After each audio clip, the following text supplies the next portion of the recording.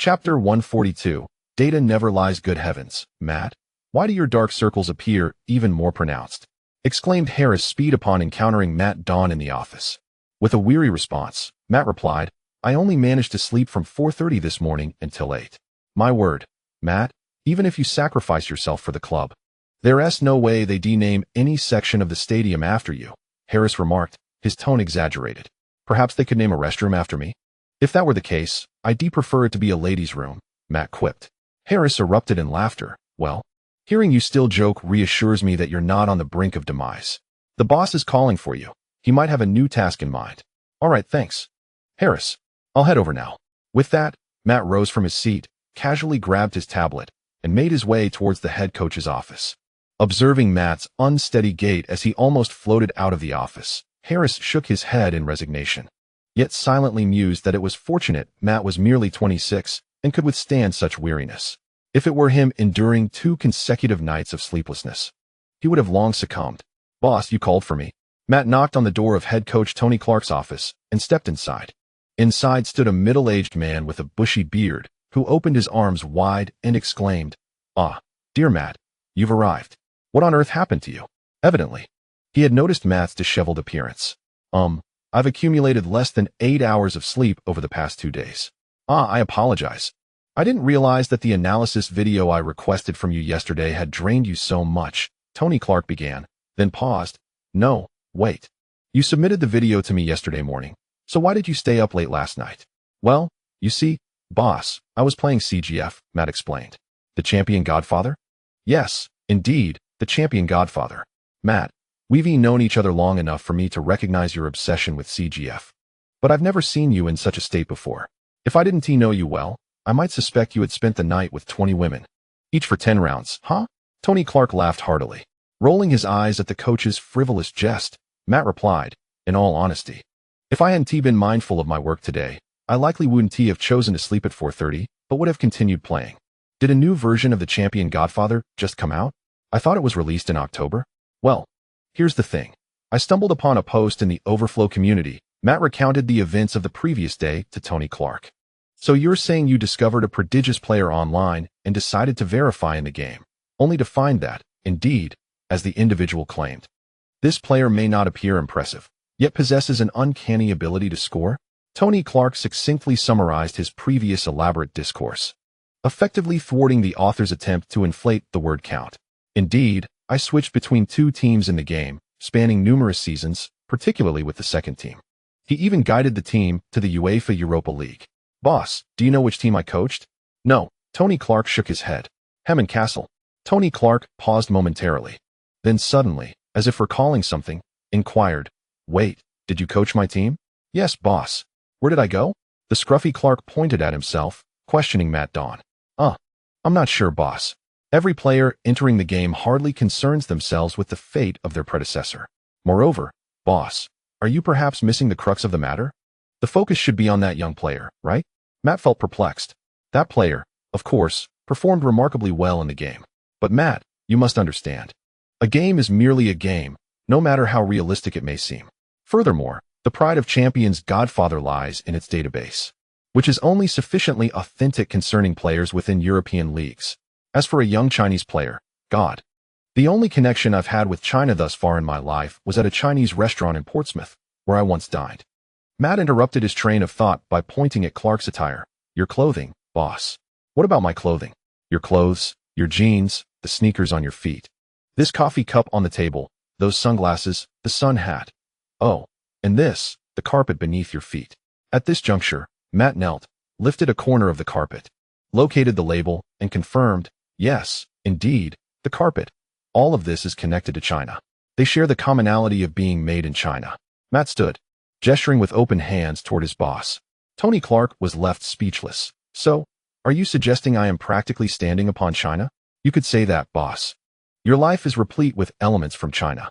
As Matt spoke, he suddenly pointed at a small figurine of a player on Clark's desk, declaring, and this too, boss. This hails from China. What nonsense are you spouting, Matt? This is a commemorative statue from my retirement at Hammond Castle, depicting me. Look at how lifelike it is. As if I were standing there in miniature. Tony Clark picked up the figurine, holding it close to his face to showcase it to Matt Dawn. Oh, That indicates the Chinese factory's modeling technology is quite impressive. Matt took the statue from Clark, flipping it over to point at the label beneath. Clark examined the label that Matt indicated, made in China. His eyes widened in astonishment. Good heavens. Old Tom told me this was custom-made, a global limited edition, and the only one of its kind. Old Tom Chester serves as the chairman of the Hammond Castle Club.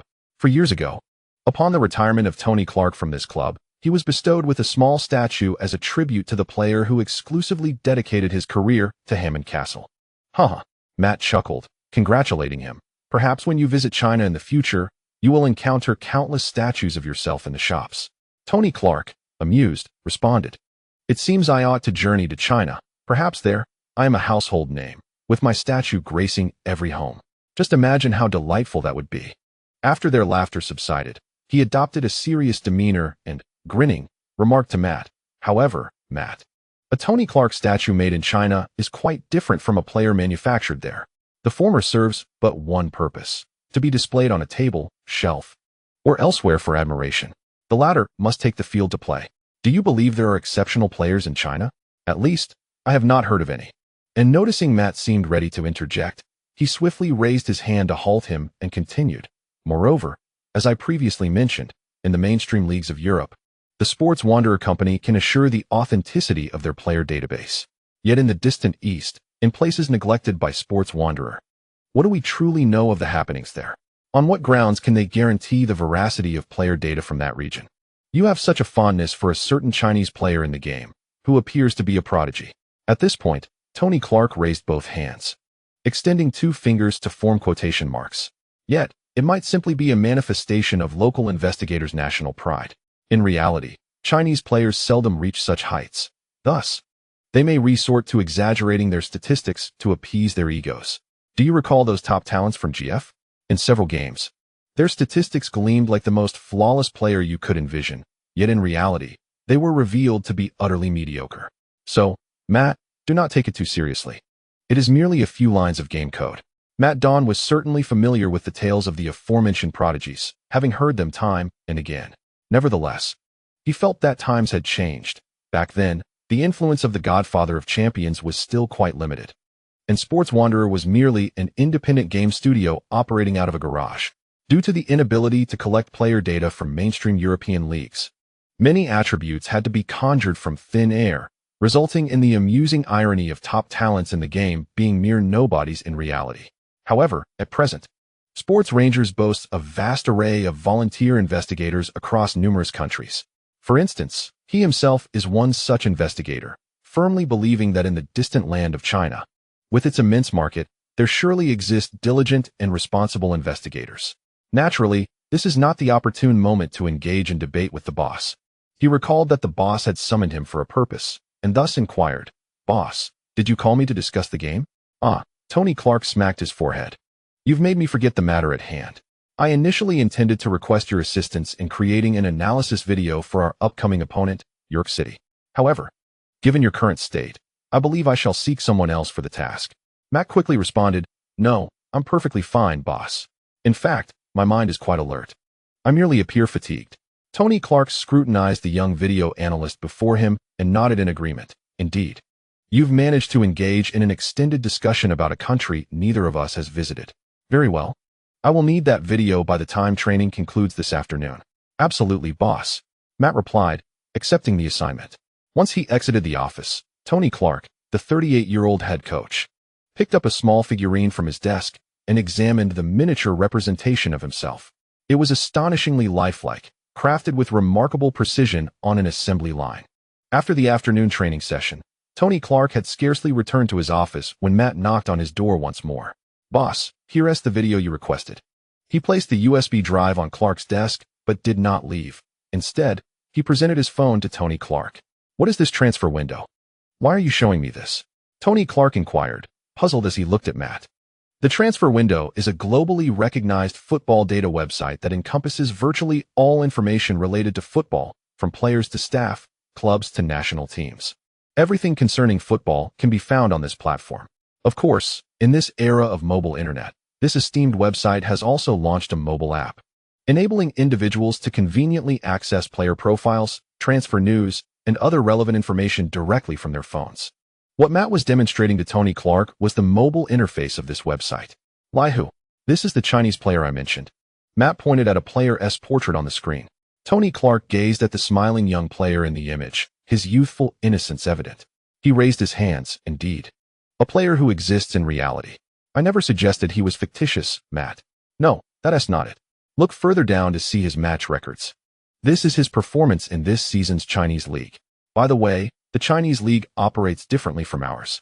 Commencing at the beginning of the year and concluding by year's end, without crossing into the next year. This year's Chinese Second Division League has witnessed 8 rounds of matches, during which Matt has scored 7 goals.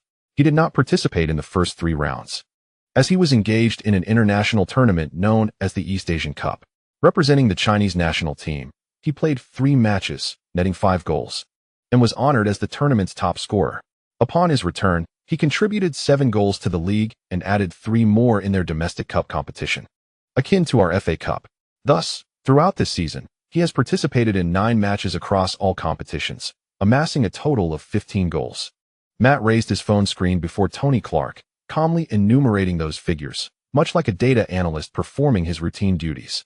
I am uncertain whether the Chinese investigators have inflated the statistics, nor do I concern myself with the potentially exaggerated claims in that bustling community post. I solely trust the data, Chief. That Lihu, merely 19 years of age, has been selected for the national team, and regardless of the international competition he partakes in, he consistently finds the net. This is the information the data conveys to us, and Chief, data does not lie. Chapter 143, Who Lie's targeted training with the sound of a whistle. Assistant coach Chun Mo delivered a diagonal pass into the penalty area.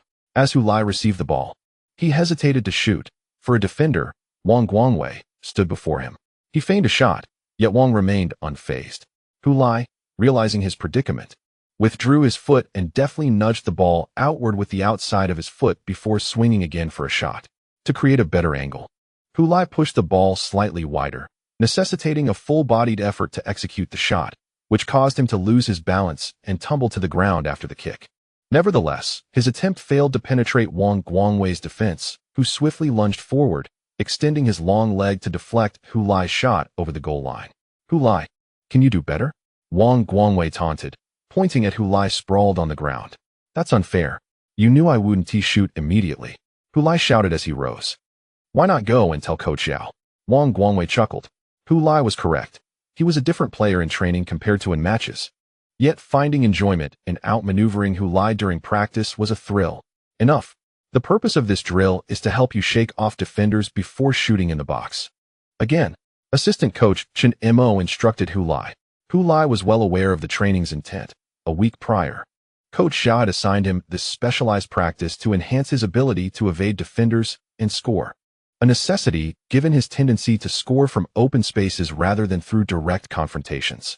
The timing of this training was crucial, as it pertained to his physical resilience in one-on-one situations.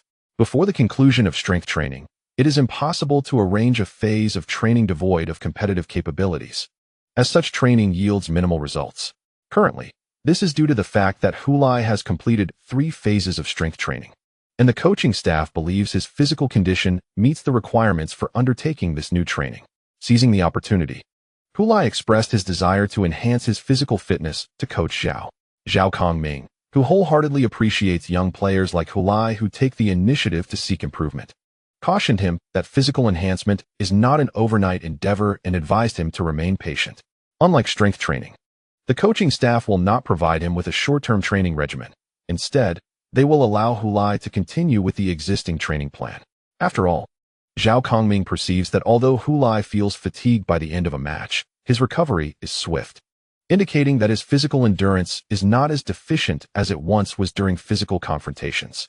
Moreover, he is concerned that subjecting players to sustained high-intensity training may overwhelm Hu Lai's body. It is essential to approach training scientifically. Merely imposing rigorous training is not beneficial.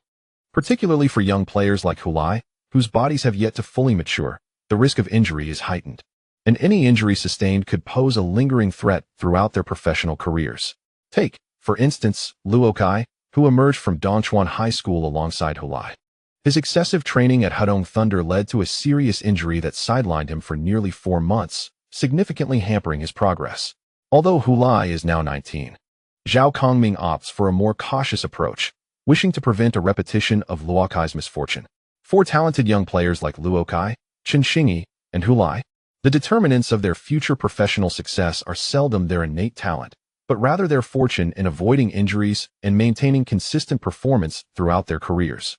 Zhao Kongming elucidated this reasoning to Hu Lai, who fully comprehended and supported his coach's strategy. After all, in his timeline, the long-standing dominance of Messi and Cristiano Ronaldo in football is closely linked to their avoidance of career-threatening injuries in their early years, as well as their ability to maintain health throughout most of their extensive careers. Conversely, the decline of Ronaldo and Kaká is inextricably tied to their own injuries. Imagine if Ronaldo had not been plagued by knee injuries. His accomplishments in professional football would have been staggering. If Kaká had maintained the health of his groin, how could he have begun his decline after 2007? Perhaps the future of football will indeed be a battleground for Kaká, Cristiano Ronaldo, and Messi. Instead, Kaká can only watch as the figures he once pursued transform into seemingly superhuman icons, leaving him uncertain whether to feel relieved or resentful. Hu Lai embraced the training regimen proposed by Coach Zhao, opting to engage in an additional specialized shooting practice following each session. The training stipulations dictated that upon receiving the ball within the penalty area, he was prohibited from taking a shot immediately. Rather, he must elude his defender first. The specifics of how to achieve this evasion were left unregulated. Whether it involved creating an angle for the shot or completely bypassing the defender was entirely up to him. Just moments ago, Hu Lai attempted to use a lateral touch to maneuver past Wang Guangwei, only to have his intentions effortlessly discerned by the latter, who then utilized his height and long legs to obstruct Hu Lai's attempt. This was, of course, partly due to Wang Guangwei's anticipation that Hu Lai would seek to evade him before shooting, leading him to prepare accordingly. In a real match scenario, Hu Lai could have seized the moment to shoot directly upon receiving the ball. This illustrates the essence of training. It introduces various constraints to foster improvement under such conditions. For instance, other forwards might be required to adjust the ball only once before shooting, or even to shoot without stopping the ball at all. In Hu Lai's case, his proficiency in shooting without halting the ball or adjusting only once is quite commendable. However, his skill in evading defenders before shooting necessitates further enhancement. Hence the necessity of this training. As Hu Lai continued to grapple with Wang Guangwei in the penalty area, the latter vented his frustrations regarding his non-existent monthly salary of 150,000 onto Hu Lai, thereby amplifying the efficacy of Hu Lai's training. "Keep it up, Hu Lai," Wang Guangwei encouraged after once again intercepting Hu Lai's ball. "Once you manage to elude me and score in practice, I believe there will be few defenders in the China League who can withstand your prowess." Panting heavily, Hu Lai rose and retorted, "Your self-praising antics remind me of a former teammate from Dongchuan High School who happens to be a fan of yours."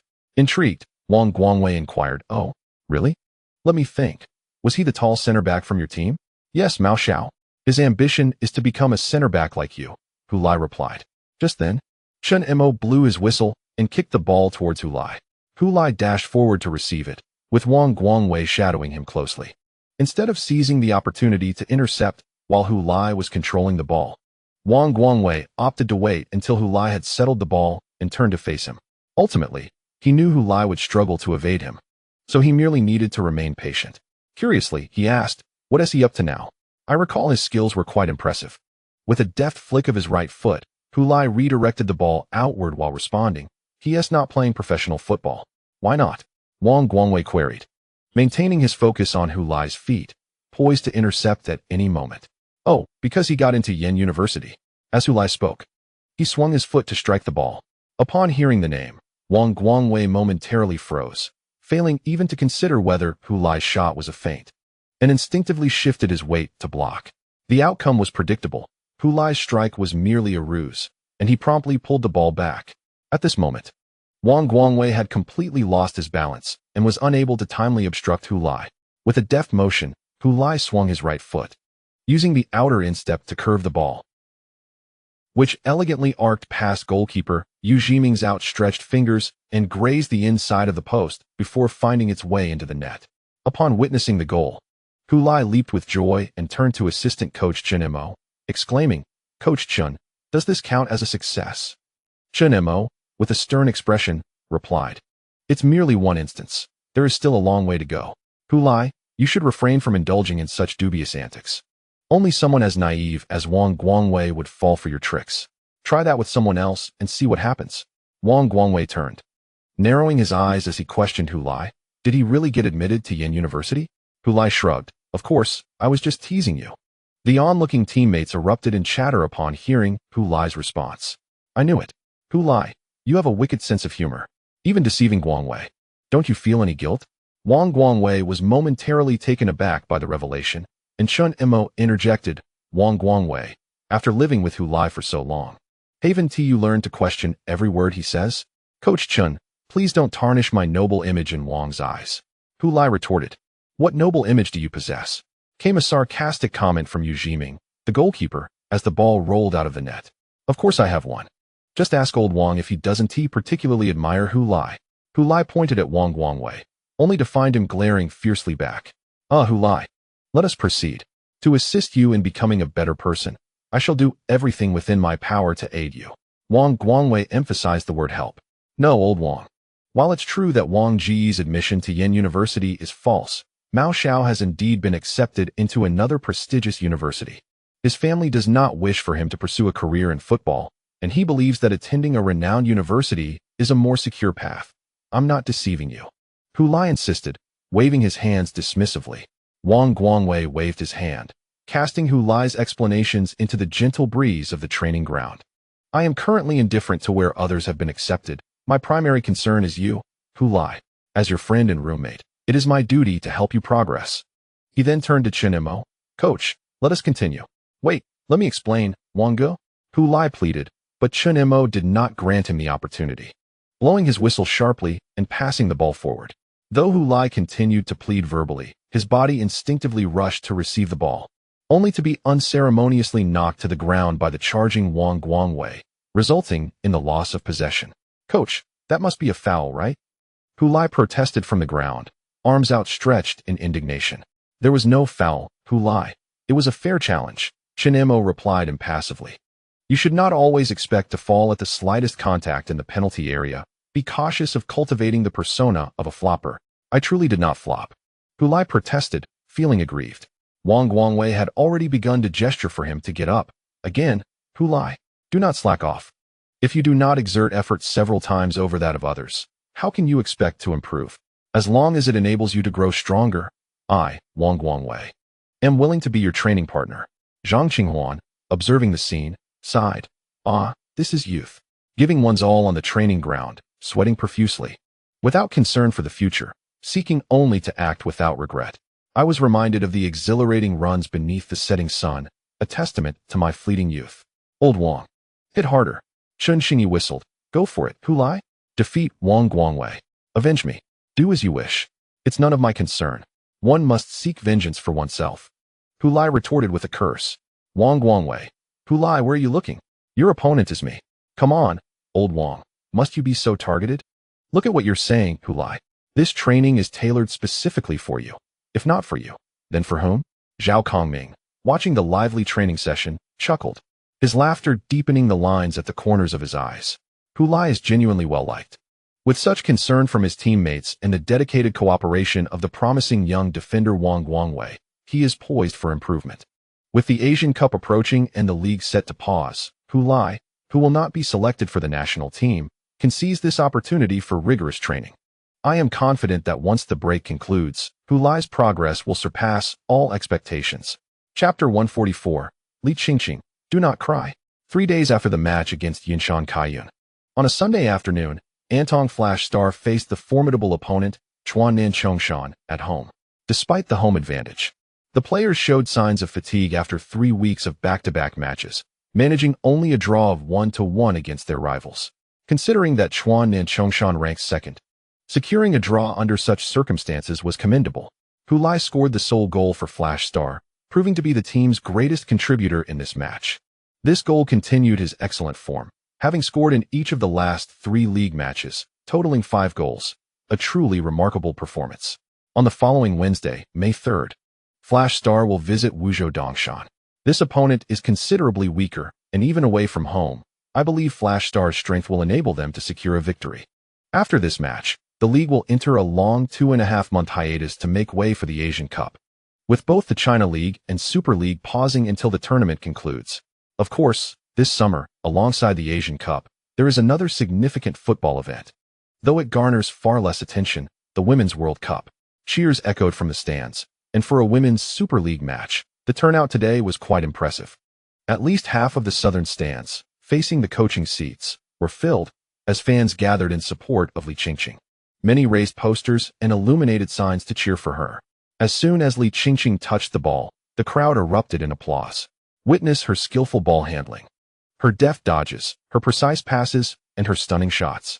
Observe as she joyfully sprints towards her teammates, embracing them in celebration. The floodlights of the field seem to instinctively track her movements, creating the illusion that she is performing under the spotlight. In this arena, she is the singular star, with everyone else fading into the shadows beyond the reach of the brilliant illumination. Yang Mingwei, seated on the sidelines, admires Li Qingqing's performance. This match marks the final round of the Women's Super League before the World Cup, and after this game, Li Qingqing will join her teammates in the capital for training, preparing for the Women's World Cup set to take place in June in England. This is Li Qingqing's inaugural appearance at the World Cup, and Yang Mingwei is confident that the world will soon witness her remarkable talent, which will leave them in awe. Once the World Cup concludes, there will be no keeping her in the country. Remaining here would serve no purpose. She must venture to a grander stage, to Europe, where women's football is more professional, allowing her to grow and unleash her talents, garnering greater attention for Chinese women's football. This is the beautiful vision Yang Mingwei has envisioned after numerous conversations with Li Ziqiang. An athlete like Li Qingqing, with her exceptional abilities, will undoubtedly elevate the profile of women's football, contributing to its further development in China. The power of an idol is boundless. In Yang Mingwei's eyes, Li Qingqing epitomizes the ideal football idol. He watches as she receives the ball, turns, and evades a defender, a smile unconsciously gracing his face. Yet, at that moment, as the flawless idol of football pushes the ball forward and prepares to sprint, she suddenly stumbles, losing her balance and falling to the ground. The goddess, unmarred in the eyes of many, rolls on the grass, her jersey and body smeared with mud and grass clippings. In front of his television, watching the Women's Super League broadcast on a paid channel, Luo Kai leaps up from his sofa as he sees Li Qingqing fall. He stares intently at the screen, where Li Qingqing's face reflects pain, completely unaware of his own shock and alarm. He yearns to rush out, but as he turns, he halts, questioning where he would go. The match is taking place in Shanghai City, while he is in Lingnan City, 1,000 miles apart, separated by towering mountains. He sinks back into his seat, praying for Li Qingqing's safety. On the television, the commentator exclaims in surprise, "Li Qingqing has fallen without any contact. It appears she may be injured." Hu Lai, returning from a football game with Wang Guangwei after visiting Zhang Qinghuan, learns of Li Qingqing's injury from Wang Guangwei, who is still engrossed in his phone. "What? Li Qingqing is injured?" Wang Guangwei exclaims in shock. Hu Lai, still joking, responds, "Old Wang, don't speak in such rapid succession. It's confusing. What did you just say?" It is only halfway through his jest that he realizes Wang Guangwei just mentioned Li Qingqing and her injury. "You were the one speaking in rapid succession," Wang Guangwei protests. Hu Lai ignored him, taking out his phone, initially intending to directly inquire with Li Qingqing via WeChat. He cast a glance at Wang Guangwei, who stood beside him, observing him intently. Thus, he opened the goal website. Indeed, as soon as he entered, he was met with the headline news, breaking: Li Qingqing has suffered a muscle strain during the match and is unable to continue. He was taken aback. "Dad, don't worry, I've been examined. It's nothing serious." Li Qingqing had not finished her sentence when she withdrew the phone from her ear, grimacing as her father's voice erupted from the receiver. "A hamstring strain, and you call it nothing? Are you injured in your muscles or your mind?" "Dad," Li Qingqing replied helplessly, "when you panic, you say the most absurd things. It's really not a big deal. At most, I'll need 1.5 months to recover. If I'm lucky, maybe just a month." As soon as she finished speaking, she pulled the phone away again, only to hear her father's furious outburst. "What nonsense. The national team training camp is coming up, followed by the World Cup. And now you've got a muscle strain, a hamstring strain at that. Are you still going to training?" What about the World Cup? As he continued to rant, Li Ziqiang gradually lowered his voice, seemingly realizing that his anger was futile, and sighed deeply. Alas. Dad, does it hurt? Li Ziqiang suddenly inquired. It doesn't hurt. Li Qingqing replied cheerfully. Doesn't hurt? Nonsense. Li Ziqiang's voice rose again. A muscle strain doesn't hurt? Do you think I know nothing? He quickly softened his tone, speaking gently. Forget about the World Cup, do you hear me?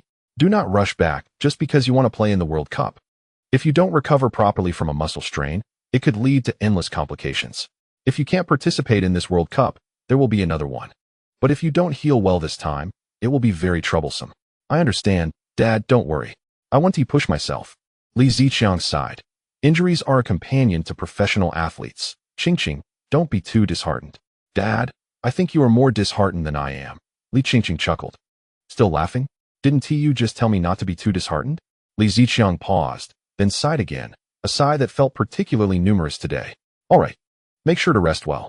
After hanging up the call with her father, Li Qingqing lay on her bed, gazing at her injured right leg, which was currently elevated as part of the treatment. Immediate cold compression and raising the injured limb were the methods prescribed. Being a professional, her father was too perceptive. She could not deceive him. It was impossible to convince him not to worry. How could a muscle strain not hurt? The area of her right leg that was injured throbbed agonizingly. The moment of injury, when she recalled it, felt as if a clasp connecting the back of her thigh had suddenly snapped open, causing her to lose her entire right leg, followed by a pain that pierced her heart. Physically, Li Qingqing had grown accustomed to pain.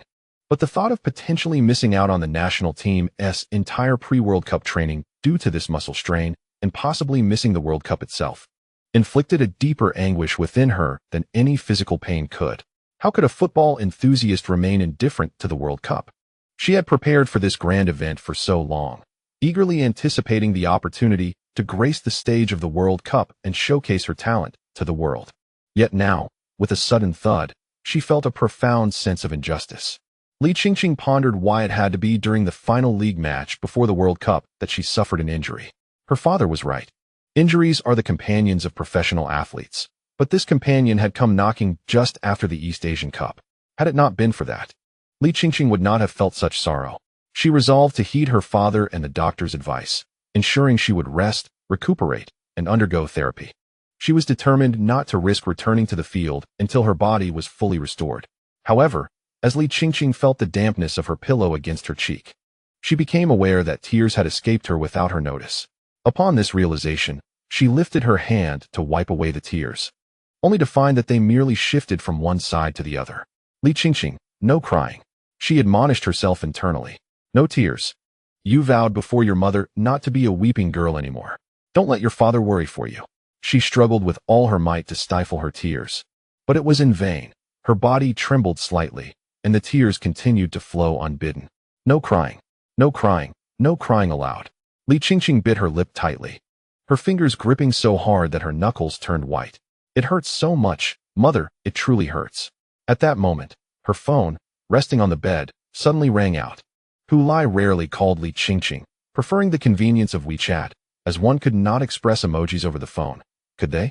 Yet now, he felt that finding her on WeChat paled in comparison to hearing her voice directly. However, when he called, Li Qingqing hung up. He stared at his phone in shock for a few seconds, bewildered. It was a rare instance of calling her, only to be met with disconnection. Just as he contemplated calling again, a new message notification from WeChat appeared. Li Qingqing, someone's here, it read. He swiftly typed, where are you now? In the hospital. Did you see the news? Almost simultaneously with her message, Hu Lai's second reply popped up. I saw the news. Then came the third. It must hurt a lot, right? Li Qingqing hesitated for a moment at the rapid-fire messages and chose a smiling emoji with a V sign from her saved WeChat expressions to send back. I'm okay. She followed up with, the doctor checked and said I just need to rest for about a month and a half. It's nothing serious, just a strain, quite common. The World Cup will have commenced in a month and a half, right? That's the worst case scenario. What if I recover in a month? Wouldn't I be able to make it to the World Cup? Li Qingqing consoled Hu Lai, while simultaneously comforting herself. After sending her message, however, Hu Lai did not respond. Li Qingqing waited for several seconds, but still, no new messages arrived. She let out a gentle sigh, realizing that such nonsense could not deceive even Hu Lai. Subsequently, She began to grumble internally. Oh, why can't you just pretend to be fooled and go along with my words?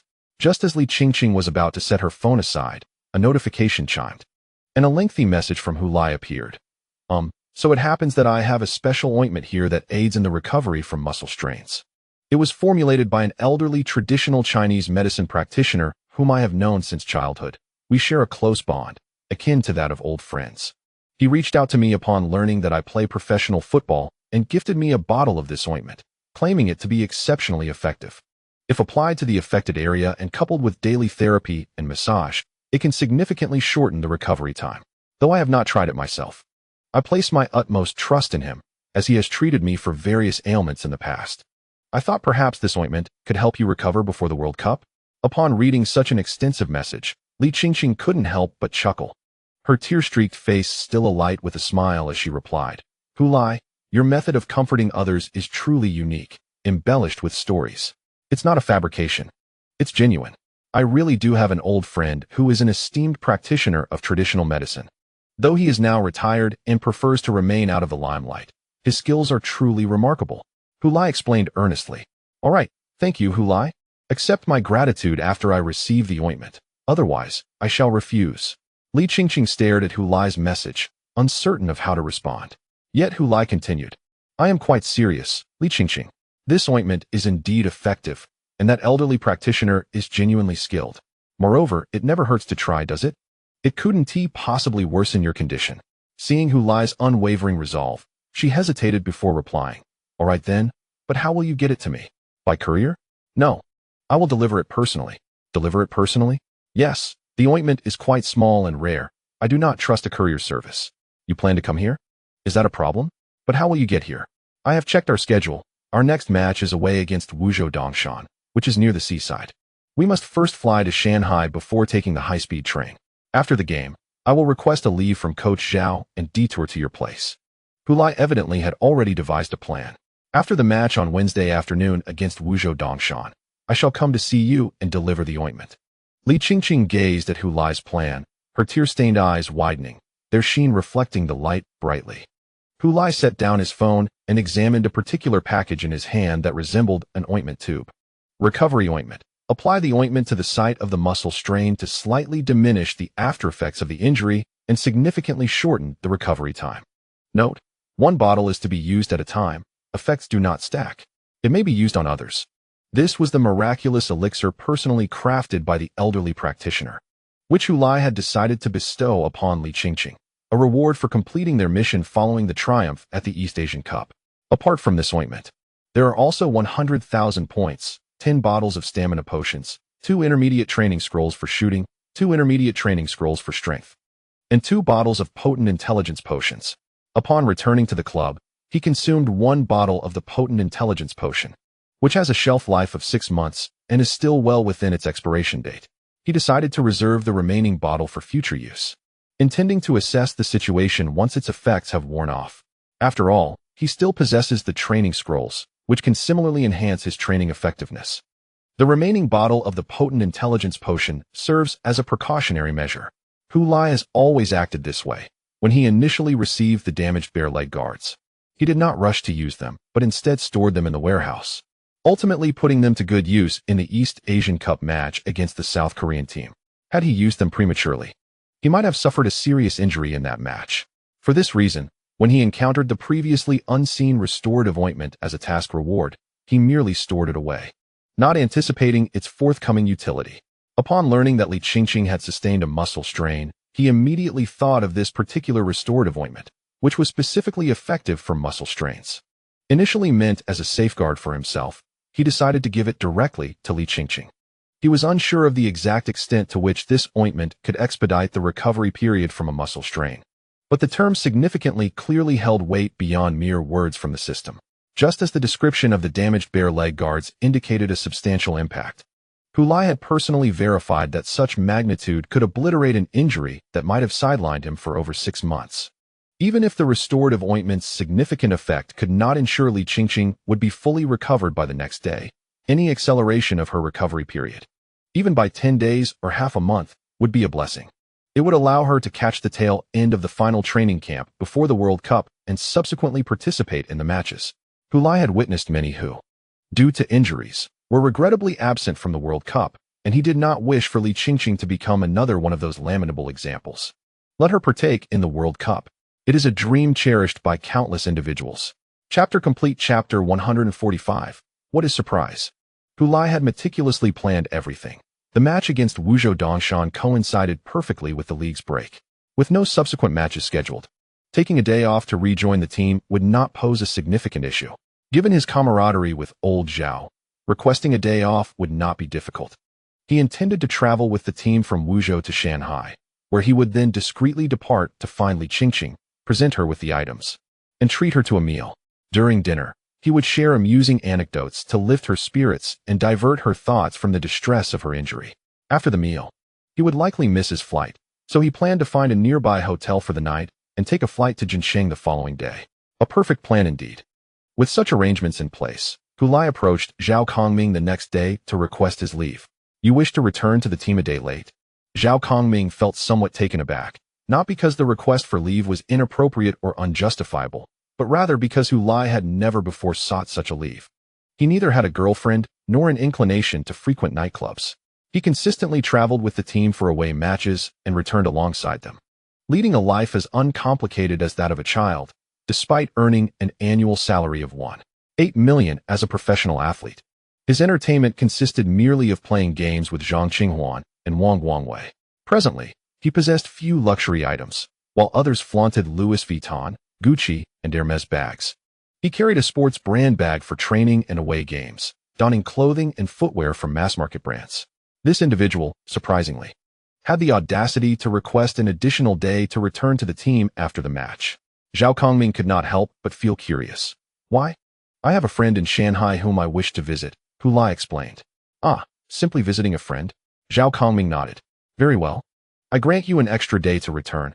Although there are no upcoming matches, the team has not been officially disbanded, so you must still return for training. Do you understand? Hu Lai nodded vigorously. Understood. Thank you, Coach Zhao. As he had anticipated, requesting leave from Coach Zhao posed no significant challenge. In fact, this was the most demanding aspect of his entire plan. The remaining elements were trivial by comparison. He had even purchased a ticket to return to Jinsheng the afternoon after the match. Everything was in place. All that remained was the game. Hey, Dad. What brings you here? Li Qingqing exclaimed, her eyes widening in surprise as she saw Li Ziqiang enter the hospital room with Uncle Yang. Should I not be here? Li Ziqiang replied sternly. Not that. Don't you have work?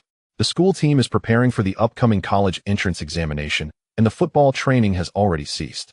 As the school team's coach, what purpose does my presence serve? Li Ziqiang approached his daughter and noticed a piece of grass stuck in her hair. He extended his hand toward her head. Li Qingqing, thinking her father was going to pat her head, flinched slightly, but he did not do so.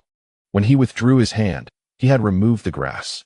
Ah, I didn't bathe after the match yesterday, Li Qingqing admitted, her cheeks flushing. She had endured a night of pain in her right thigh and had barely slept. How could she possibly bathe? Had it not been for the nurses, even using the restroom would have been a challenge. Li Ziqiang discarded the grass on the floor and bent down to examine the injury on his daughter's leg, which was already wrapped in a bandage. Compression bandaging, explained Yang Mingwei, who was nearby. There's some bruising, but fortunately, it's not too severe. After a muscle strain, some blood seeps into the skin, causing bruising due to torn muscle fibers. Despite his old friend's reassurances, Li Ziqiang's expression remained tense. He even furrowed his brow. The presence of bruising indicated muscle rupture, and even after recovery, it could affect the explosive strength of her thigh, as the severed fibers would not regenerate, leaving only the absence of pain. Although Old Yang insists that the situation is not serious, it undoubtedly carries certain ramifications. This suggests that even if his daughter recovers, her speed and explosive power may inevitably diminish. Furthermore, should her recovery falter and lead to a recurrence of her old injuries, the repeated strains could result in an increasing number of torn muscle fibers, ultimately evolving into a chronic ailment that would entirely rob Li Qingqing of her speed and explosiveness. This scenario is what Li Ziqiang fears most. Speed and explosive power have always been the key qualities that set Li Qingqing apart. Without these attributes, even if her technical skills are refined, she would merely be regarded as an accomplished female football player. while Li Ziqiang remains preoccupied with his daughter's condition. Li Qingqing contemplates whether she should inform Hu Lai of her father's arrival, as per their agreed-upon plan for him to visit her the day after tomorrow. Initially, she thought she could manage on her own. Hu Lai could come or not as he pleased. However, with her father present, she worries that Hu Lai might question whether he has arrived at the correct place upon discovering her school team coach in the vicinity. More importantly, she ponders whether revealing Hu Lai's visit to her father might provoke unnecessary thoughts. After much deliberation, there were moments when Li Qingqing considered telling Hu Lai not to come. Yet, when the words almost escaped her lips, she refrained from sending the message. She rationalizes that as high school classmates who also participated in the East Asian Cup together, and even posed for photographs in front of many others, his visit to see her during her injury is entirely reasonable. Why should she harbor any feelings of guilt? Resolving to act as if nothing is amiss, the day of the match swiftly arrives.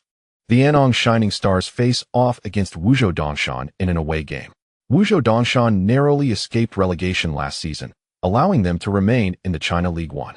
Their history with Shining Stars includes a previous encounter where a reckless foul by Wuzhou Dongshan's midfielder, Yuan Yu, resulted in Zhang Qinghuan's injury, setting off a chain of events that led to Zhang Qinghuan's return to form. Few would attribute the subsequent developments to Wuzhou Dongshan's merit. In this match, Yuan Yu is not on the starting roster due to a thigh injury sustained during a training session 2 weeks prior, and he is still in recovery. Zhang Qinghuan's fans feel a mix of delight and regret. They consider this a fitting consequence for Yuan Yu, yet lament that their beloved Qinghuan cannot showcase her prowess against him on the field. Having managed to avoid relegation last season, Wuzhou Dongshan has made significant changes during the transfer period, including a new head coach and the acquisition of new players. So far this season, they have performed reasonably well, currently sitting in 12th place in the league.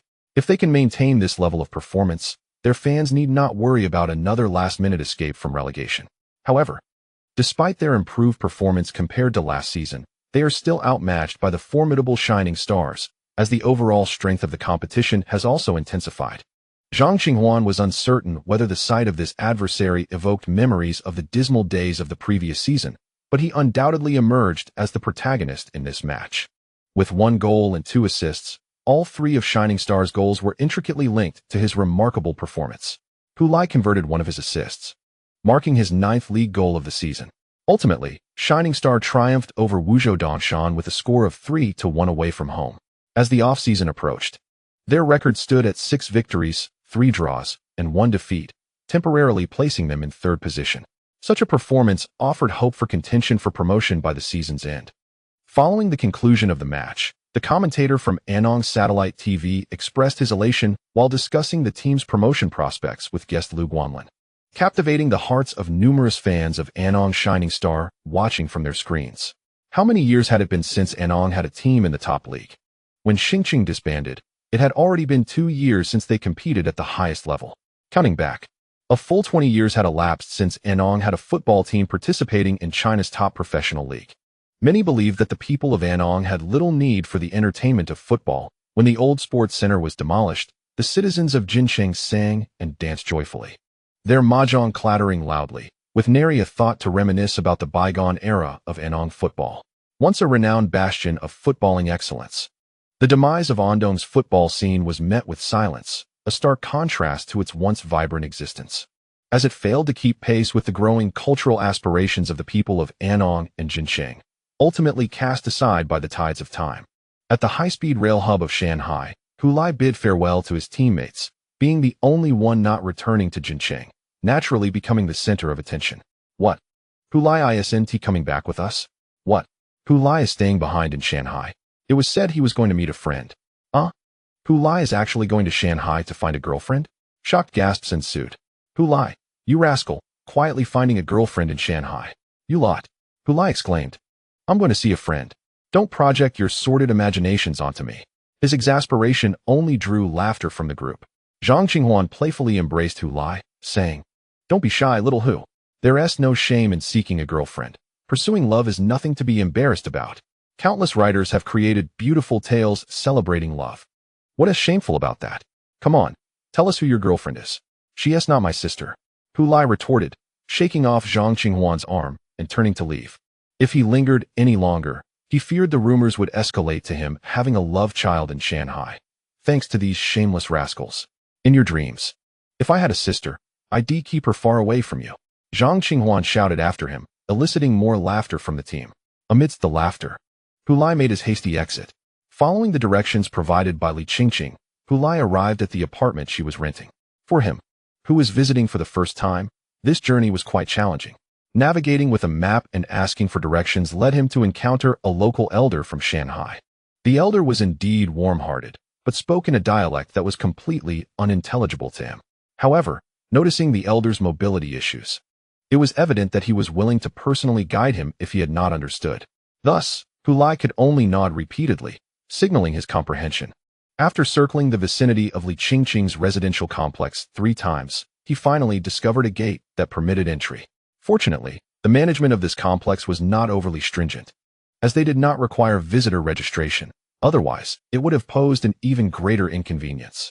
To be frank, as he gazed at this vibrant community brimming with the essence of urban life, Hulai was reminded of the neighborhood he had shared with Wang Guangwei in Luqing, which bore a striking resemblance.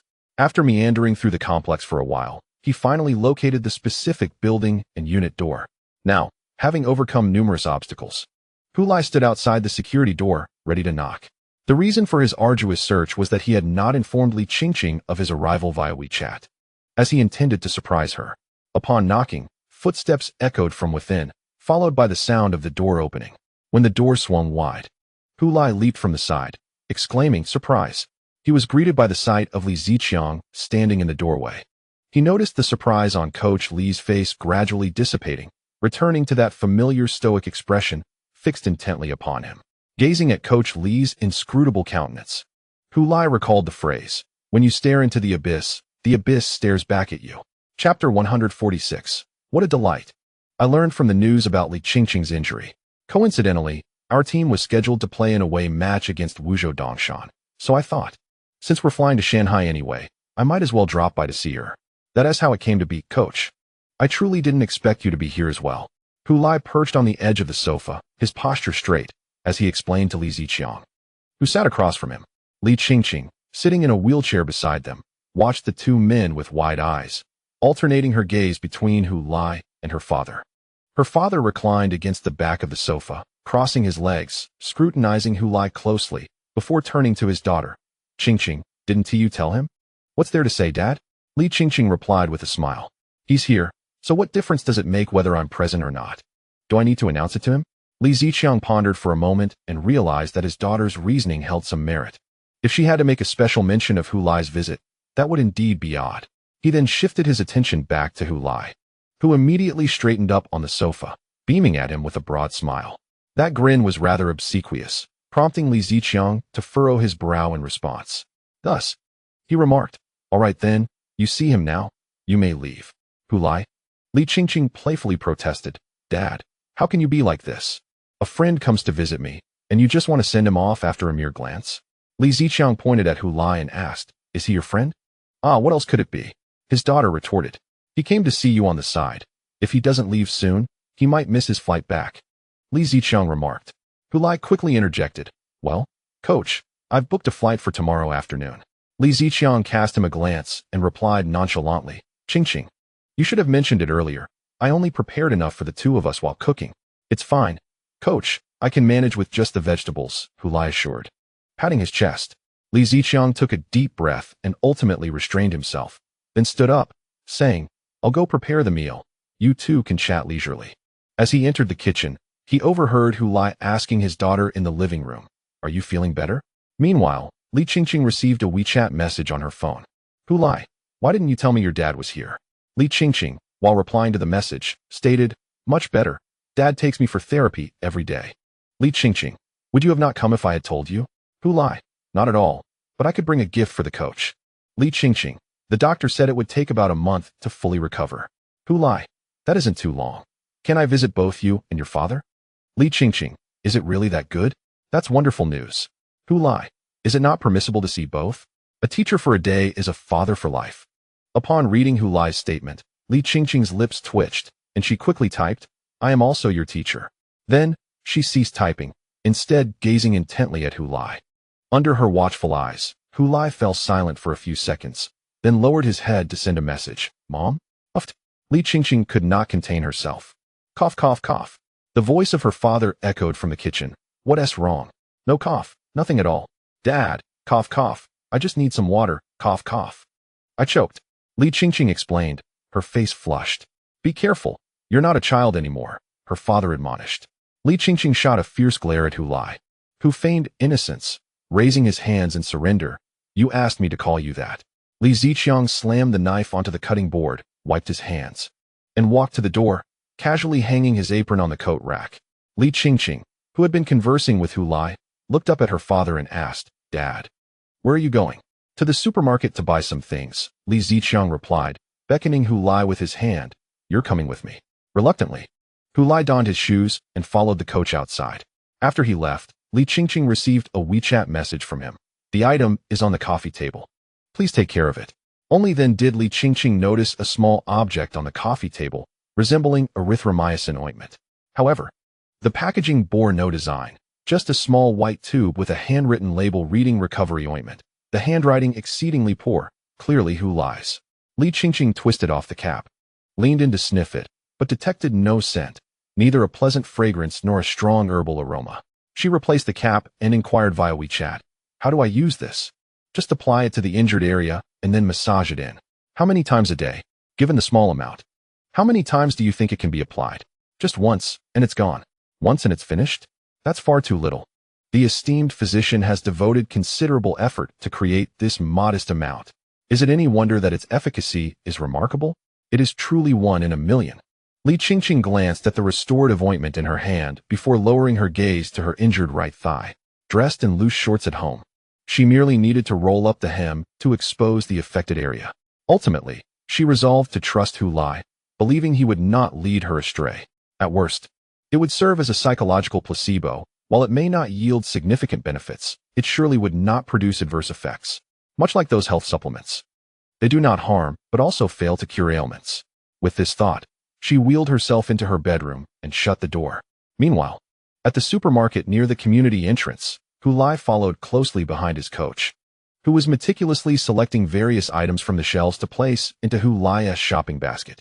Initially, they gathered ordinary condiments such as soy sauce and vinegar. However, as they approached the beer aisle, Hulai noticed that his coach did not pass directly through. Instead, he lingered in front of the shelves. Hey, coach, do you still drink? Hulai inquired with curiosity. I usually don't, but today I feel like having a drink, Li Ziqiang responded. Indeed, when friends come from afar, it is only fitting to celebrate. Hulai praised his coach. Hearing this, Li Ziqiang glanced back at him. Hulai? Here, coach, Hulai replied. Li Ziqiang bent down to lift a pack of 24 cans of beer and shoved it into Hulai's arms. Hold this. Hulai nearly dropped the shopping basket, managing to clutch it awkwardly with both hands. Wow, coach, your culinary skills are impressive. This meat is absolutely delicious. It's hard to imagine that such a fierce coach possesses such remarkable cooking talent. I believe you could thrive in a restaurant even if you weren't a football coach. Did you know that Zhang Qinghuan's agent is also quite the chef? He used to run a restaurant before becoming a football agent.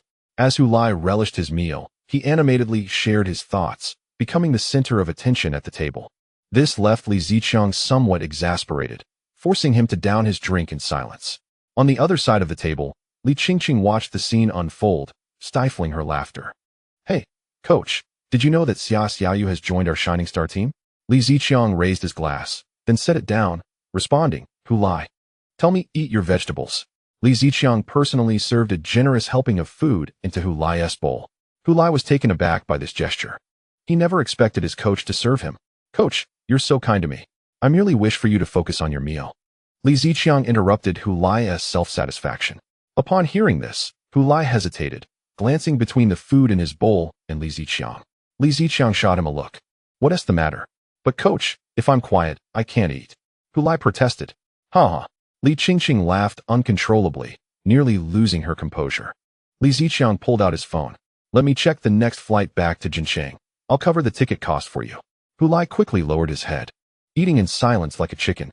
Li Qingqing was laughing so heartily that she had to lean over the table, her shoulders shaking slightly, her once bright laughter now muffled, emanating from beneath the table. This was the happiest she had been since her injury. Li Ziqiang withdrew his gaze from his daughter, set aside his phone, and lifted his wine glass once more, draining its contents in one swift motion. The beer had a bitter edge, yet its chilled refreshment was invigorating. After seeing Hu Lai off, Li Ziqiang turned back to find his daughter still wearing a smile. He remarked, "He has arrived, and you seem quite pleased." "Hu Lai is indeed quite amusing, father," Li Qingqing replied, her eyes crinkling with joy. Li Ziqiang let out a hum, choosing silence as he approached the disheveled dining table to begin tidying up. Li Qingqing offered to assist, but he gently stopped her, saying, "You should rest in your room. There's no need for you to concern yourself with this. You've worked hard, Dad," Li Qingqing said sweetly.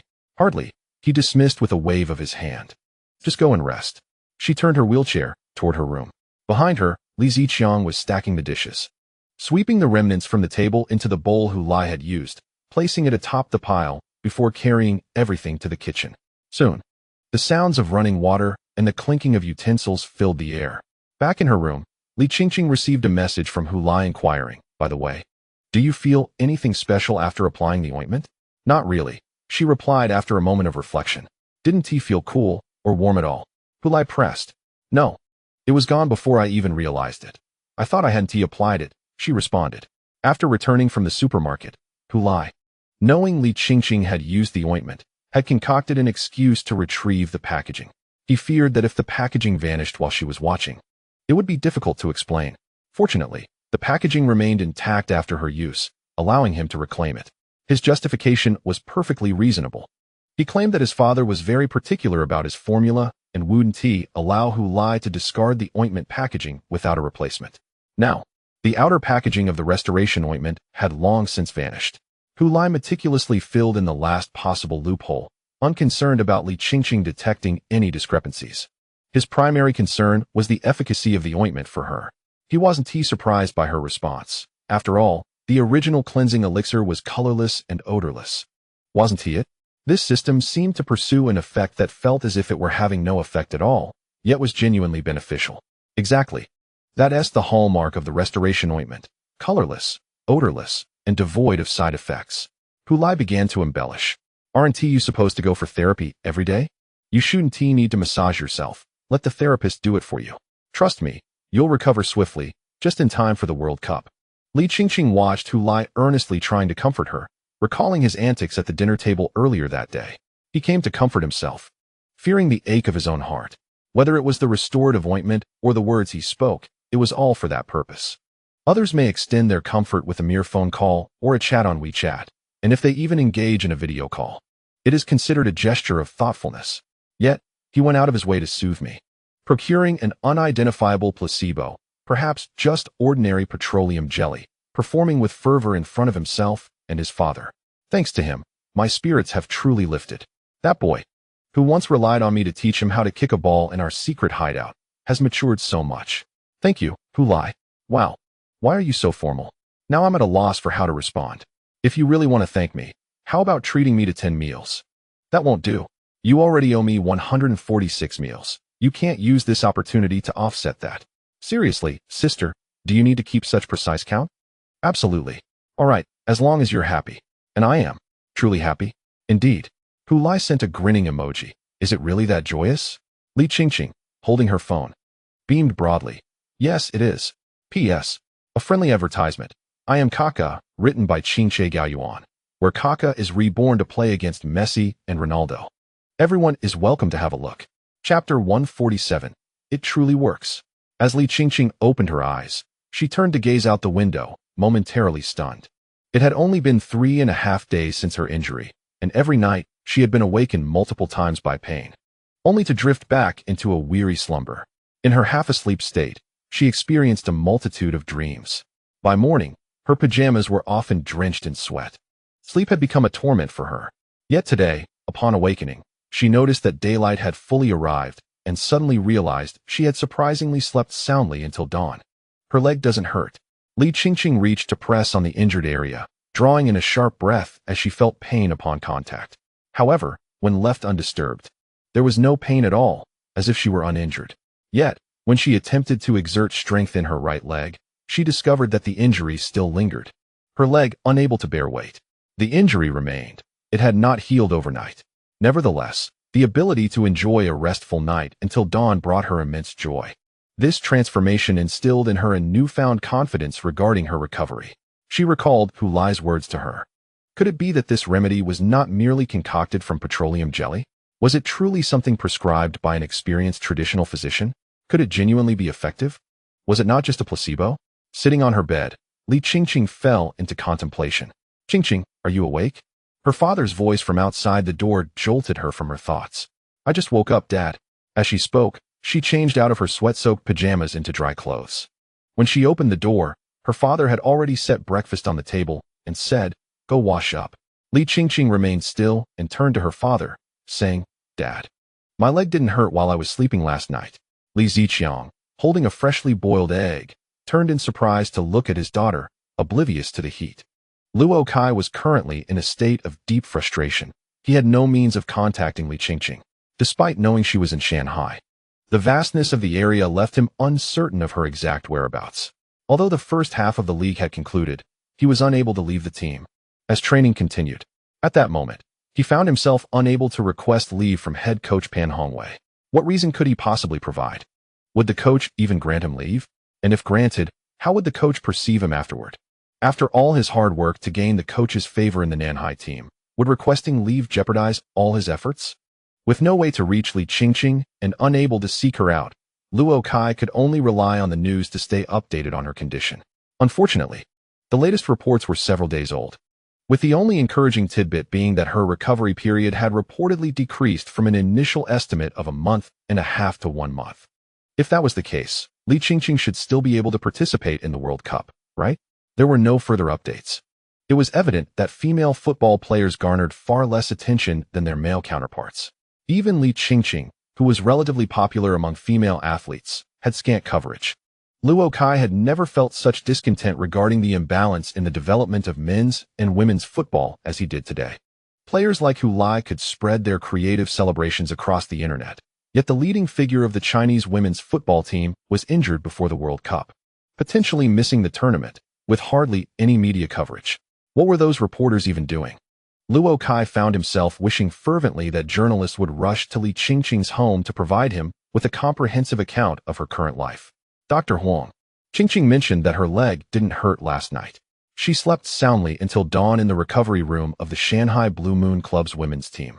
Li Ziqiang was explaining to the club's physician, Huang Yichen.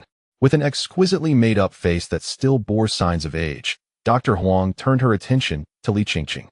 The young athlete lay on the massage table, a towel draped over her upper body, while her legs, clad only in shorts, were exposed.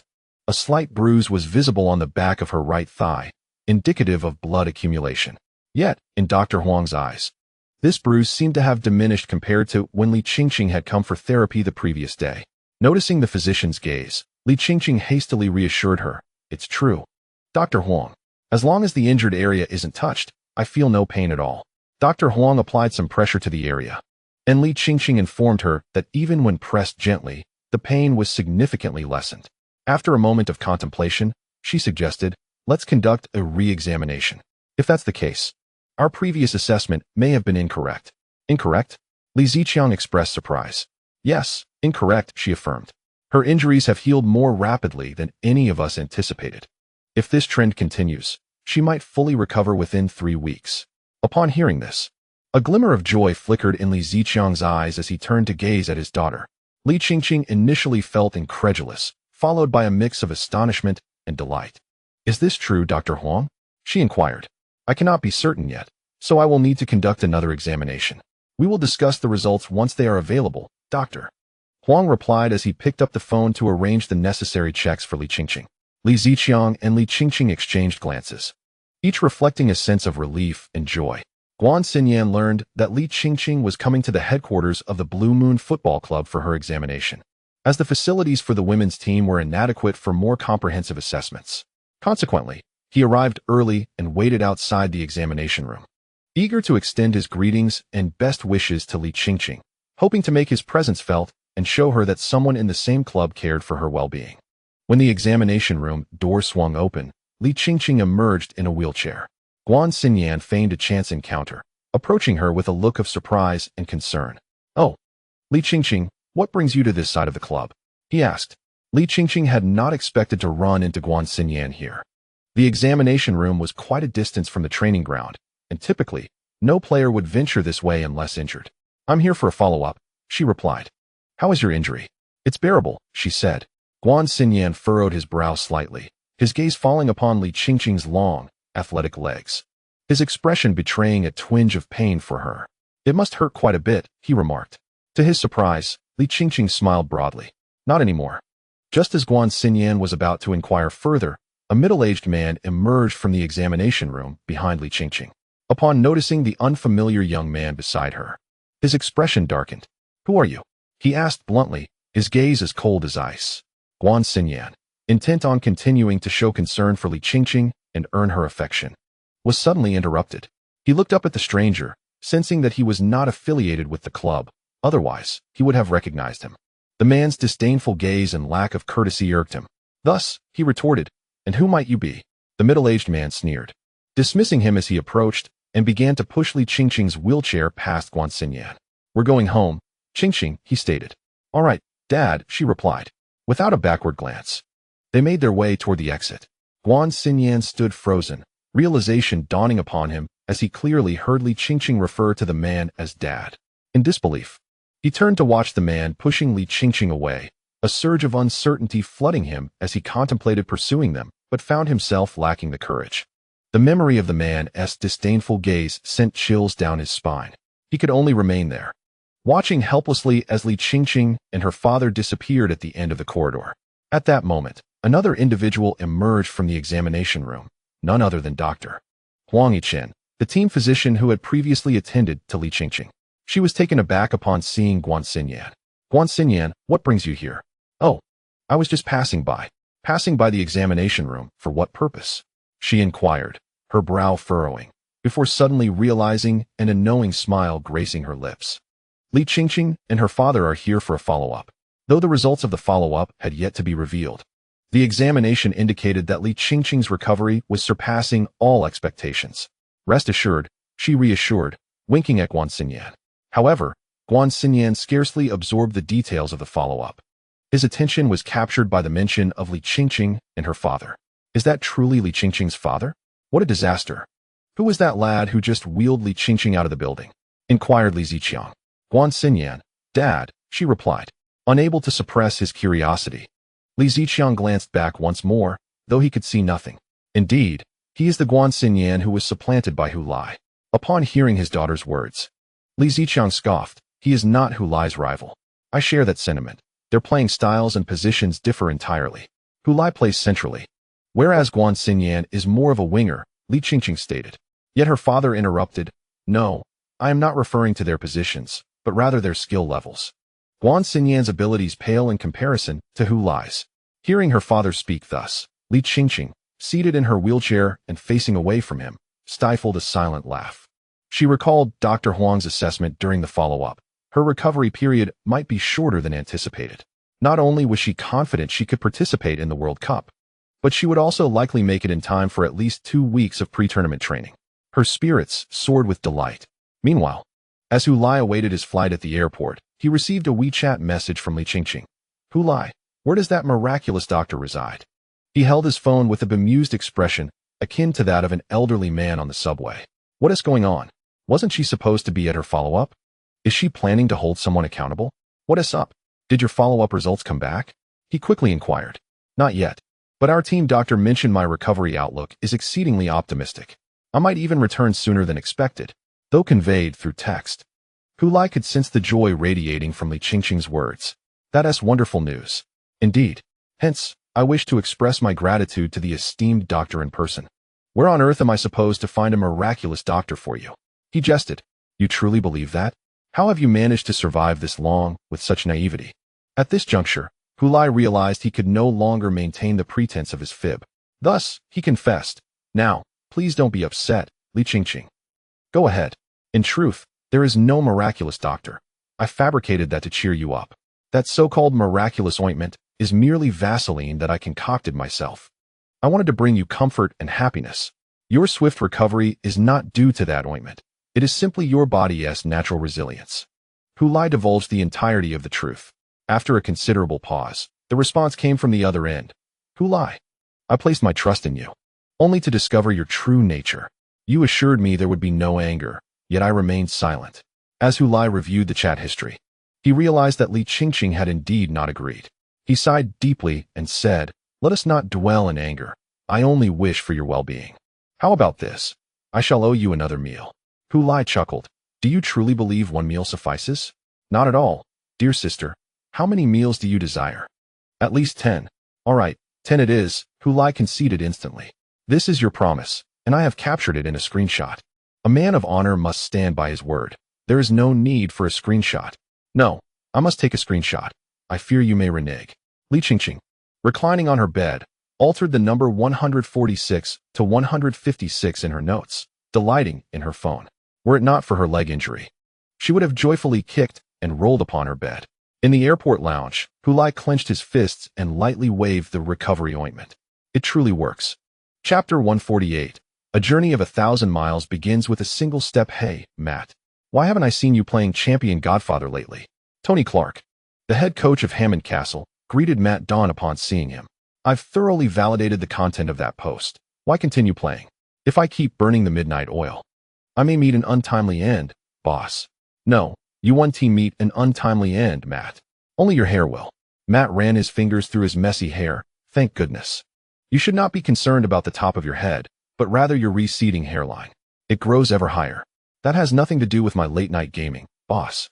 My father's hairline nearly reaches the back of his head, yet he never played Champion Godfather in his youth, Matt retorted. Clark grinned broadly, then shifted the topic. How is your Chinese boy faring? The league is on pause due to the Asian Cup. Before the break, he scored 2 more goals, bringing his total to 9. Matt spoke of Lai Hu with immense pride, as if he were a promising player under his guidance. Oh, has his remarkable performance earned him a spot on the national team for the Asian Cup? Tony Clark inquired. Of course not.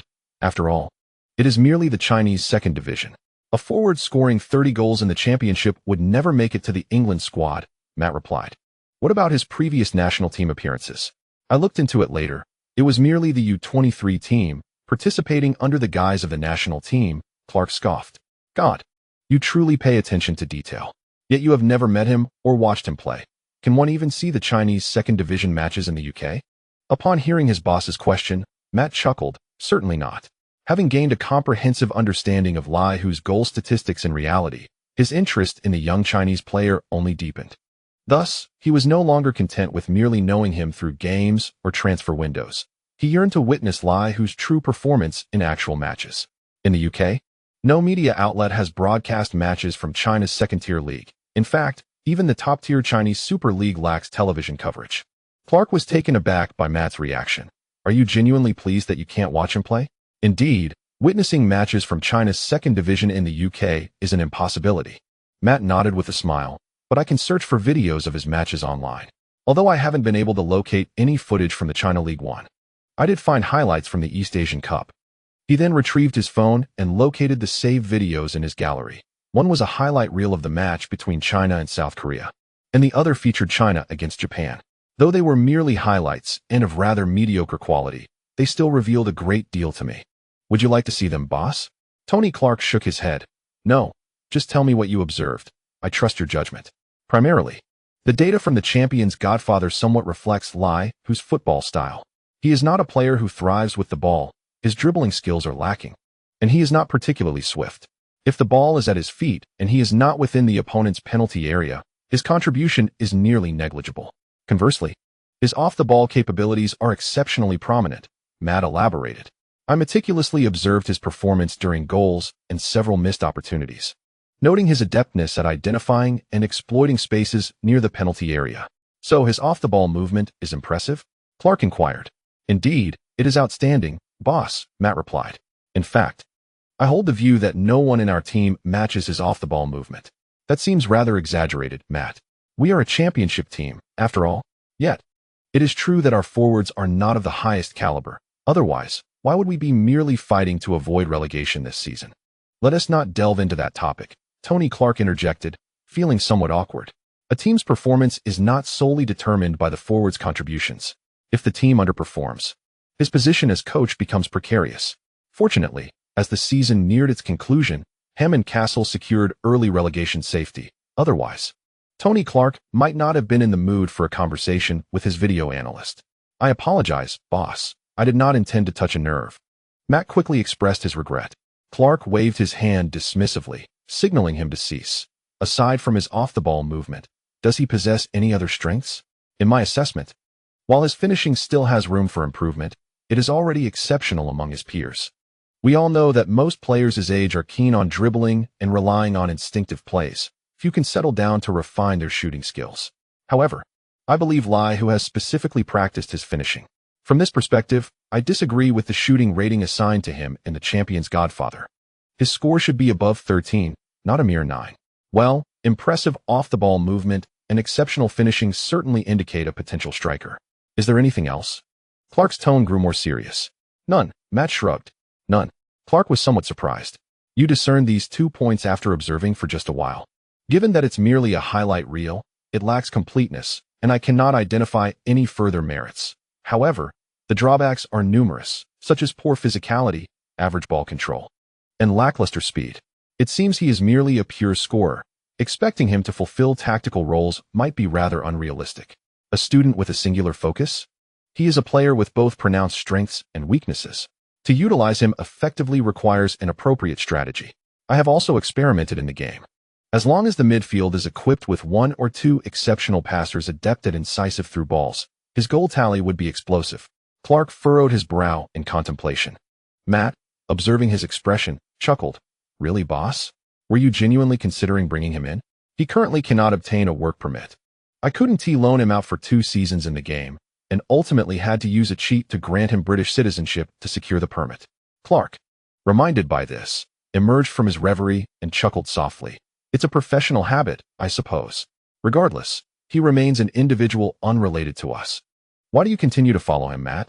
Because I got to know him through the game. And then I discovered his real-life performance mirrors that in the game quite closely. Naturally, I became interested to see how he would develop, Matt explained. What expectations do you have for him? To what extent do you hope he grows? Matt pondered seriously. He has already been selected for the Olympic team. And based on his performance, I believe it should not be a significant issue for him to enter the actual national team in the future. I hope to see him one day on the World Cup stage. I've heard that the Chinese team has never participated in the World Cup. Witnessing him, there would undoubtedly be a fascinating experience.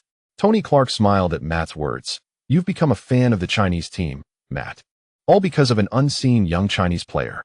That's quite cool to hear. Perhaps I should buy a Chinese team jersey? Matt laughed in agreement. Clark envisioned Matt standing before him in a Chinese team jersey and grinned. Then I must take a photo with you, huh? Although Matt was far away in England, the advanced network and timely updates from the global transfer window allowed him to stay informed about Lai, whose recent developments. However, he could only grasp this limited aspect. He was aware of Lai, whose consecutive goals and matches, but beyond that, he was entirely in the dark about many off-pitch matters. For instance, he was unaware of what Lai who was currently doing, nor did he know that Lai who had not been selected for the Chinese national team. A situation that had stirred some minor controversy prior to the Asian Cup training camp. It was not as self-evident as he had presumed. Indeed, Hu Lai's performance in the East Asian Cup has left an indelible impression on many, and since that time, the call for his inclusion in the national team has been persistent, albeit not overwhelmingly loud, yet certainly not to be overlooked.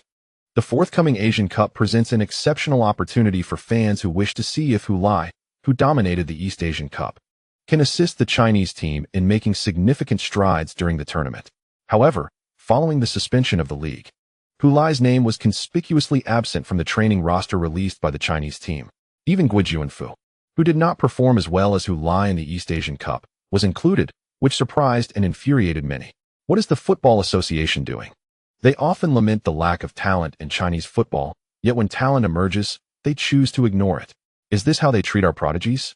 The fervent desire among Chinese fans for gifted players and their hopes for the national team's success in major tournaments like the Asian Cup combined to create significant unrest.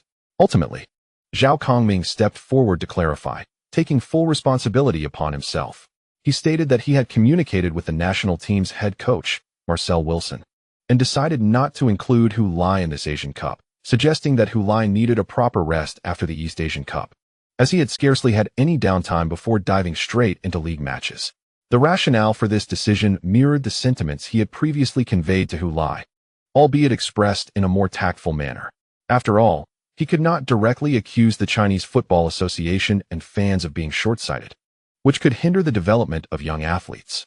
Nevertheless, Zhao Kongming faced considerable backlash from numerous fans and a segment of the media, who criticized him for prioritizing club interests over national ones and for being self-serving at the expense of Hu Lai's growth.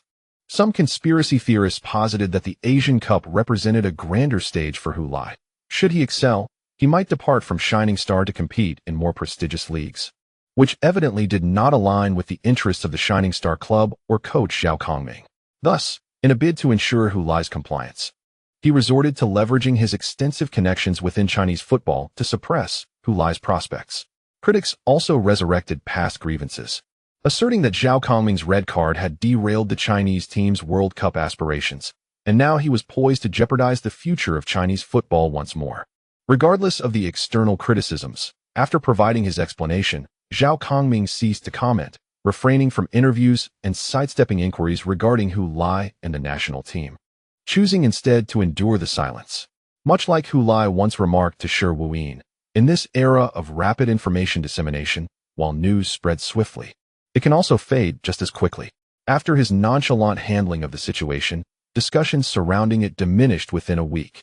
Perhaps fans found it uninteresting to berate someone who does not retaliate, or they believed the matter was settled and that further complaints would be futile. In any case, this wave of public discourse eventually subsided. Throughout the entire ordeal, Hu Lai remained silent, and reporters struggled to locate him. Where had Hu Lai gone? And what was he doing? In truth, he had not gone anywhere. After a day's delay in returning to the team, he resumed his normal training routine. At that time, both fans and journalists could easily spot him. However, as public opinion began to swell, he moved from his rented apartment to the dormitory at the team's training base, accompanied by his roommate Wang Guangwei. Meanwhile, Zhao Kongming had granted the first team a break of 20 days, allowing the players to rest before reconvening for training in preparation for the second half of the season commencing on July 5th. Yet, Hu Lai and Wang Guangwei were instructed to remain and relocate to the training base dormitory to avoid outside distractions and focus solely on their training. Hu Lai was the primary trainee, while Wang Guangwei served as his practice partner. Upon hearing this training plan, Zhang Xinghuan wished to volunteer to assist Hu Lai by being the one to pass him the ball. However, Zhao Kongming vetoed this idea. The three of them together, who could tell if they were training or merely fooling around? Initially, Zhao Kongming had felt a sense of relief upon learning that Zhang Xinghuan was residing opposite Hu Lai and Wang Guangwei, believing he finally had someone to keep an eye on the wayward youth. However, he now found himself regretting that decision, sensing that Zhang Xinghuan was veering off course under Hu Lai's influence. Thus, in the vast expanse of the first team's training ground, only Hu Lai, Wang Guangwei, and assistant coach Chen Mo remained. They were currently seated in the shade of a tree beside the training field, taking a moment to cool off and chat.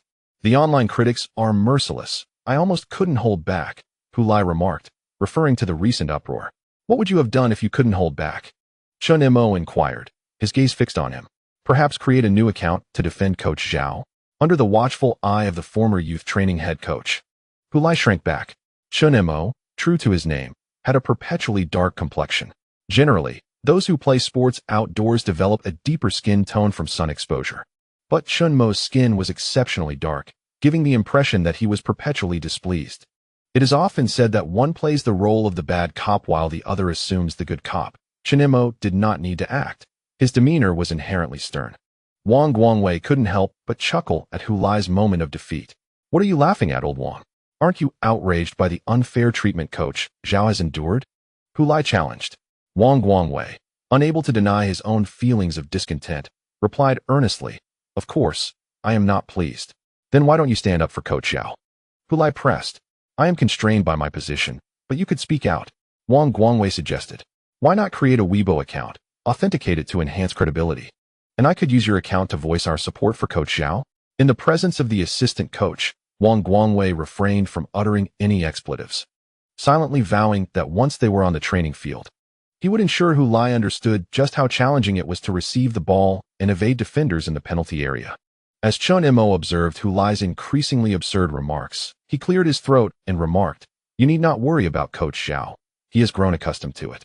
Can one truly become accustomed to such matters? Hu Lai expressed his surprise. Why not? Chen Imo replied. That red card during the World Cup qualifying round led to him being vilified for an entire year.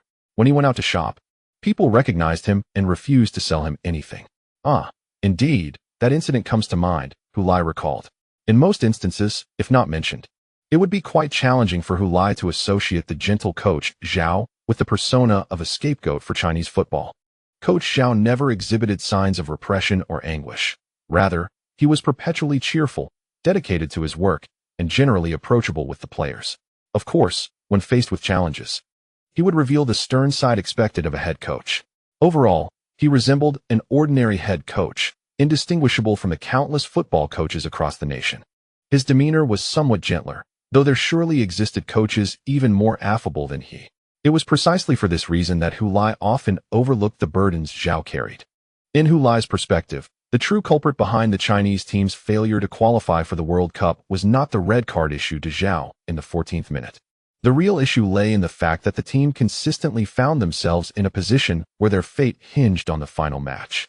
Hu Lai believed that even if Coach Zhao had not received that red card and had remained on the field with a complete squad, the Chinese team would still have been unable to reach the World Cup. After all, even if they miraculously advanced past the qualifying round, there remained the subsequent 10-team playoff. Did anyone truly believe that reaching the final 10 would guarantee a spot in the World Cup finals? Coach Zhao was merely an unfortunate figure, bearing the brunt of the accumulated woes of Chinese football during those dark times, serving as an outlet for the frustrations of many. He could have defended himself, as he did this time, for not everyone is oblivious to these truths. Yet, he chose silence, enduring a year of insults, and even now, he is occasionally subjected to further scorn. But that is unjust, Hu Lai asserted. The inability of the Chinese team to qualify for the World Cup cannot rest solely on Coach Zhao's shoulders. It may not even be his fault. Chen Imo gazed at him and chuckled. What is fair or unfair in this matter? Everyone within the realm of Chinese football bears some responsibility. This burden is shared by all. Have you not also faced criticism online due to your identity as a Chinese player? Hu Lai fell silent, reflecting on his experiences with the national under-23 team. The East Asian Cup, the Debt Repayment Cup, these were, in essence, the lingering debts accumulated by Chinese football over the years. And someone had to settle them. If neither you nor I take responsibility, the state of football in this country will remain stagnant. Noticing Hu Lai's silence, Chen Imo stood up, brushing off his pants. All right, we've rested enough. Let us resume practice. Wang Guangwei set down his water bottle and followed suit. Lastly, Hu Lai rose. Very well. This debt shall be mine to repay, he sighed. After all, with greater power comes greater responsibility. Hu Lai shook his head, tucking his hands into his shorts to adjust their fit as he followed the two ahead, swaying his body as he stepped onto the training field. A journey of 1,000 miles begins with a single step. Chapter 149. The Asian Cup. After training under the scorching summer sun for a month, Hu Lai found himself at the opening of the 18th Asian Cup held in South Korea. 24 teams, determined through the preliminary rounds, gathered in South Korea, where they would compete for nearly a month across 8 stadiums in 6 cities to crown the ultimate champion. Following the previous year's World Cup qualifiers, the Chinese team underwent a significant transition, with several aging veterans retiring and a blend of seasoned and younger players being introduced. In this Asian Cup, China's average team age stood at 27, placing them neither among the oldest nor the youngest of the 24 participating teams.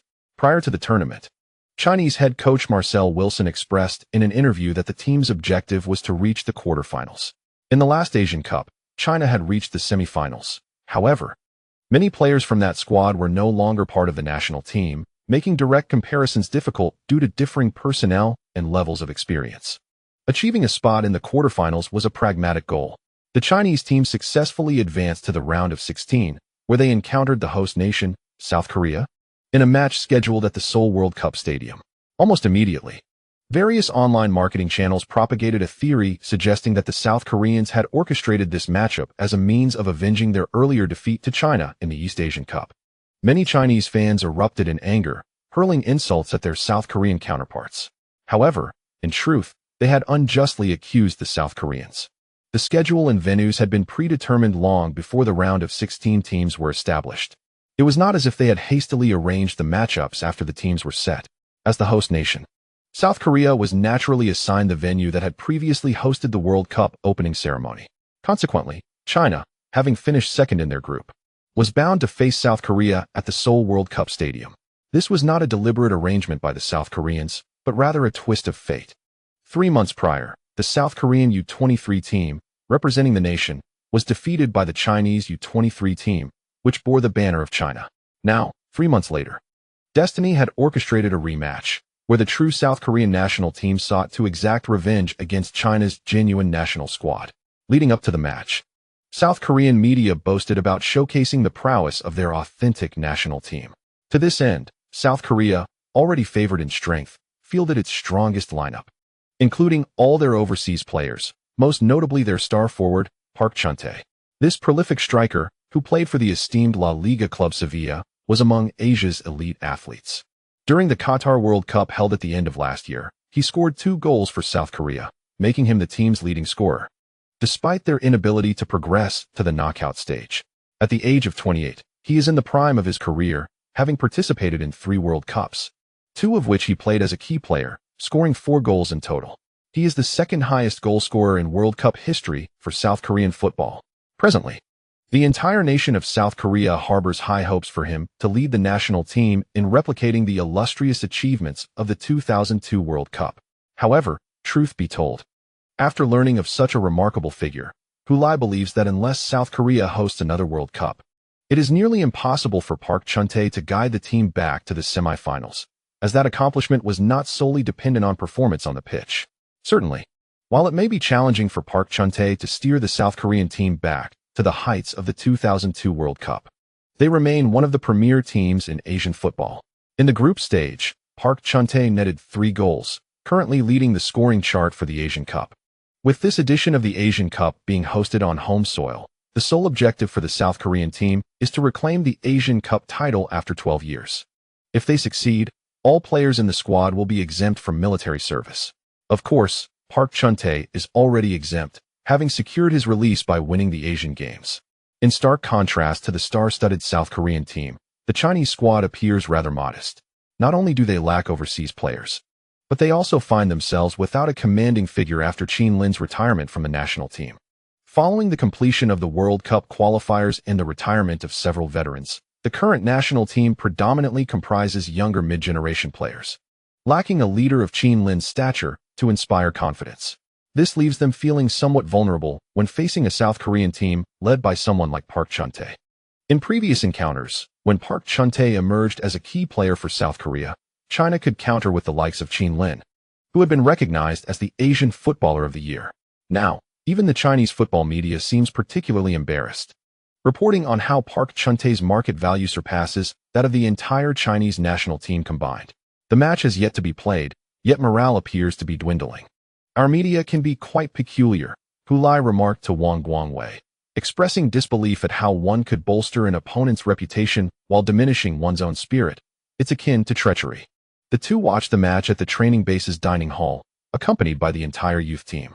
Xia Xiaoyu was among them, as the youth training director, Shi Jixing, had specifically requested that everyone remain in the dining hall after dinner to watch the live broadcast of the match, centered around Hulai and Wang Guangwei. The players gathered behind them to view this significant clash between China and South Korea through the dining hall's projector. It's just habitual banter about the national team. It may not be as dire as you suggest, Wang Guangwei shook his head. As the television broadcast panned across the Chinese team's bench, Xia Xiaoyu recognized one of the players. Hulai paused momentarily before recalling the story behind that name. He was the one who had suffered an injury at the hands of the South Koreans, after he was fouled by Sun Wamin. Domestic media had repeatedly brought up the incident. The individual who initially injured Gao Chun was known as Piao Qingxing. While Hulai searched his mind for this name, Wang Guangwei interjected, remarking that Piao Qingxing was a starting player in this match. A stir arose among the youth team players. How could he still be starting? Perhaps the Korean player intentionally aimed to provoke us, thereby undermining Gao Chen's performance. This was precisely why Wilson did not permit Gao Chen to start. Even if he had, it would have been futile. Gao Chun had long been plagued by the aftermath of that severe injury, diminishing his once promising career as a forward. Hearing the impassioned discussions around him, Wang Guangwei turned to Hulai and said, It appears you were indeed fortunate, Hu Lai. If Sun Gaoman had truly injured you, your prospects for the remainder of the season would have been utterly lost.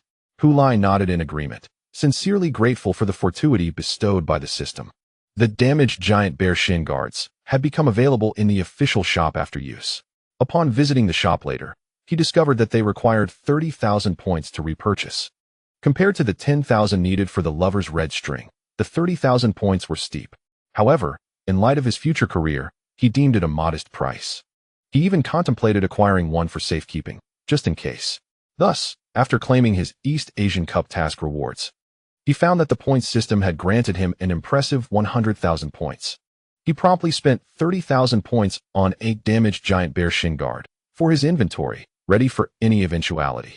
Occasionally, he would check the system space, and whenever he spotted the shin guards adorned with the bear emblem, it brought him a sense of security akin to viewing a bank account balance in the 8 figures.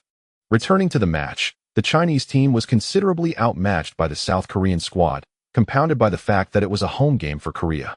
It was entirely understandable that certain operations would be skewed, despite the Chinese players' relentless efforts. This fighting spirit could not bridge the gap in footballing prowess between them and their Korean counterparts. Ultimately, amid the deafening cheers and jeers of the Korean fans, the Chinese team succumbed to a 0-2 defeat, being eliminated in the first round of the knockout stage and concluding their journey in the current Asian Cup.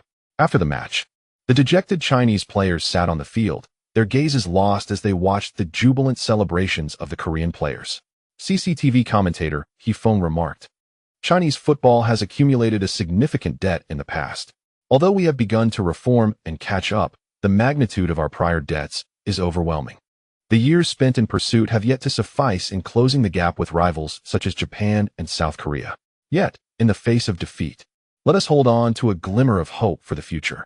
Consider the East Asian Cup in March, when our U23 team triumphed over their South Korean counterparts on this very field. These young individuals are the future of Chinese football. Their recent victory instills in me a belief that Chinese football is finally on the right path." As I listened to the commentator's voice, the players of the Rising Star youth team in the restaurant turned their gazes towards Hu Lai and Wang Guangwei, predominantly focusing on Hu Lai, the protagonist of that splendid 3-0 victory right before their eyes. While everyone was fixated on Hu Lai, Xia Xiaoyu straightened his back, puffed out his chest, and felt a swell of pride for Team Hu. The club's youth training director, Shi Jixing, stood up and clapped his hands. All right, a loss is a loss. There's nothing to discuss.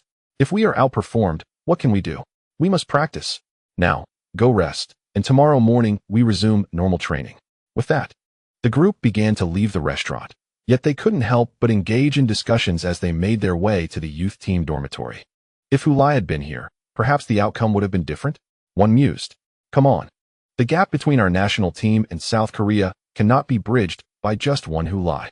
We are significantly behind in all aspects. Someone turned to Xia Xiaoyu. "Xiaoyu, you are the most familiar with Hu Lai. What do you think?" Me? I don't know," Xia Xiaoyu replied, adding that discussing this topic was futile, and they should focus on their training instead, as matters concerning the national team felt distant. Xiaoyu is right. It's already commendable that we can manage our own affairs. Another chimed in. Exactly. You all are too impatient. Didn't the commentator say it? We have a lot of debts to repay, and it will take time. It won't happen overnight, right, Xiaoyu? Indeed, Xia Xiaoyu nodded, though he clenched his fists in a place where others could not see. Only a year left. Chapter 150. The pursuers of Li Qingqing the Asian Cup for the Chinese team had concluded, and the number of people in the country paying attention to the tournament diminished significantly. The team had resumed training, but given their recent elimination, some on the internet revisited the topic, questioning why Hu Lai was not called up. Consequently, Zhao Kongming decided to have Hu Lai and Wang Guangwei stay at the training base a bit longer. It was only after the intensity of the fans' anger subsided following the team's elimination that Zhao Kongming allowed the two to move out of the training facility. When Zhang Xinghuan and her manager, Uncle Yong, arrived to pick them up, the throngs of reporters and fans outside the back gate of the training base had nearly vanished. Is the Asian Cup really over? Hu Lai gazed at the quiet back gate of the training base, somewhat surprised. Not quite, Yongjun replied as he drove. The semifinals haven't been played yet. I feel like the focus of attention has shifted away from the Asian Cup, Hu Lai remarked, looking out the window. After all, With the Chinese team eliminated, what does the remainder of the matches matter to us Chinese fans? Exactly, Yongjun responded. But every time our national team fails to qualify for the World Cup, it's still a massive event domestically, isn't it? Didn't someone say that aside from the national football team, everyone else went? Huh, who lie? Comparing the World Cup to the Asian Cup is rather unfair. Zhang Qinghuan scoffed. Wang Guanglei sighed beside him, expressing the bliss of freedom. Initially, he had volunteered to be Hu Lai's sparring partner out of a desire for revenge, but unexpectedly found himself confined alongside Hu Lai in the training base for nearly 2 months, prohibited from leaving. Meals were taken in the base's dining hall with the youth team players, and accommodations were naturally in the dormitory, which boasted 24-hour hot water, internet access, and television reception. At first, it was just the two of them and the assistant coach, Chen Mo. However, Zhao Kongming, perhaps sensing that continuous confinement would drive them to madness, especially since the first team was still on vacation, allowed the two to train with the youth team. Nonetheless, as Wang Guanglei sat in the car, exiting the training base, he felt as if he were emerging from a different realm. Why does it sound like you just got released from prison? Joked the driver, Yongjun. To his surprise, both Hu Lai and Wang Guanglei replied in unison. It's just like being in jail. Wang Guanglei turned to point at Hu Lai, saying, if it weren't for being your sparring partner, I would be on vacation too. Hu Lai, you should be grateful and treat me to 10 meals. Who told you to seek revenge on me? Let me tell you, old Wang. One must guard against others while harboring no ill will. To harm others ultimately harms oneself. Hu Lai retorted. Zhang Qinghuan, seated in the front passenger seat, turned around to applaud them. Well said. Keep it up. Hu Lai smiled slightly at Zhang Qinghuan, casually inquiring, hey, Huan Ge, why weren't you called up for the national team for the Asian Cup? Haven't you turned over a new leaf? Zhang Qinghuan's expression darkened. You scoundrel. The driver, Yongjun, listened to the playful banter between the two young men and chuckled. Ah, to be young. It was only when someone threw a neck pillow from the back seat, hitting his arm, that he realized he could not let this group continue their ruckus unchecked. He shouted, focus on driving. Settle down, Zhang Qinghuan. Hu Lai, Wang Guanglei, buckle up. Seeing the three young men comply and fasten their seatbelts, Yongjun finally smiled again and continued driving towards their rented apartment complex. The Chinese team's elimination marked the end of the Asian Cup for Chinese fans. One can only hope that one day, should the Chinese team qualify for the World Cup and subsequently be eliminated, it would signify the end of the World Cup for many who ordinarily do not follow football.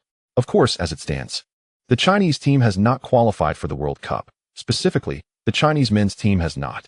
However, another team, the Chinese women's team, has indeed qualified. In this edition of the Women's World Cup held in England, the Chinese women not only made it to the finals, but also advanced to the knockout stage. The Women's World Cup commenced approximately 10 days after the Men's Asian Cup. Yet, prior to the elimination of the men's team, the Women's World Cup had not garnered much attention. A detail perhaps illustrating the disparity in focus between men's and women's football, even across different contexts, is that the Men's Asian Cup was broadcasted in its entirety on CCTV Sports Channel. The Women's World Cup is relegated to the Fengyun Football Channel, a subscription-based service under CCTV, which, while dedicated to football events, lacks the extensive reach of free-to-air national sports channels. In terms of promotion and visibility, its impact is evidently diminished. Online, some have expressed dissatisfaction with this arrangement, arguing that CCTV ought to broadcast the Women's World Cup on its free sports channel to enhance the visibility of women's football, while reserving the paid Fengyun channel for the Asian Cup, reasoning that the latter would attract a larger audience willing to pay, thus potentially yielding substantial profits for CCTV. This perspective drew ridicule from many fans, yet also garnered support from others who shared similar sentiments, igniting a heated debate online. In truth, this issue transcends gender. It merely reflects the higher spectator appeal and commercial value of men's football compared to women's. In the final round of the first half of the Chinese Women's Super League, Li Qingqing suffered an injury but remarkably returned to join the national team's training camp for the World Cup within 3 weeks. This was deemed miraculous by domestic media, as her muscle strain had been deemed serious. Both the Blue Moon women's football team and the national team dispatched doctors for assessments, concluding a recovery period of at least 1 month, potentially extending to 6 weeks. Shortly thereafter, Blue Moon announced that Li Qingqing's injury might be less severe than previously thought and that she could recover in under a month. This revelation sparked considerable media controversy, with accusations that the club was treating player injuries frivolously, as their assessments seemed inconsistent. The national team also conducted evaluations, arriving at a conclusion similar to that of Blue Moon. Consequently, the Chinese Football Association faced criticism for the perceived amateurism in managing player health, questioning why the country's football standards were low when both club and national level administrators could not accurately estimate recovery times for such common injuries. Just 1 day shy of 3 weeks post-injury, Li Qingqing was spotted at the national team's training facility at Hongfengling.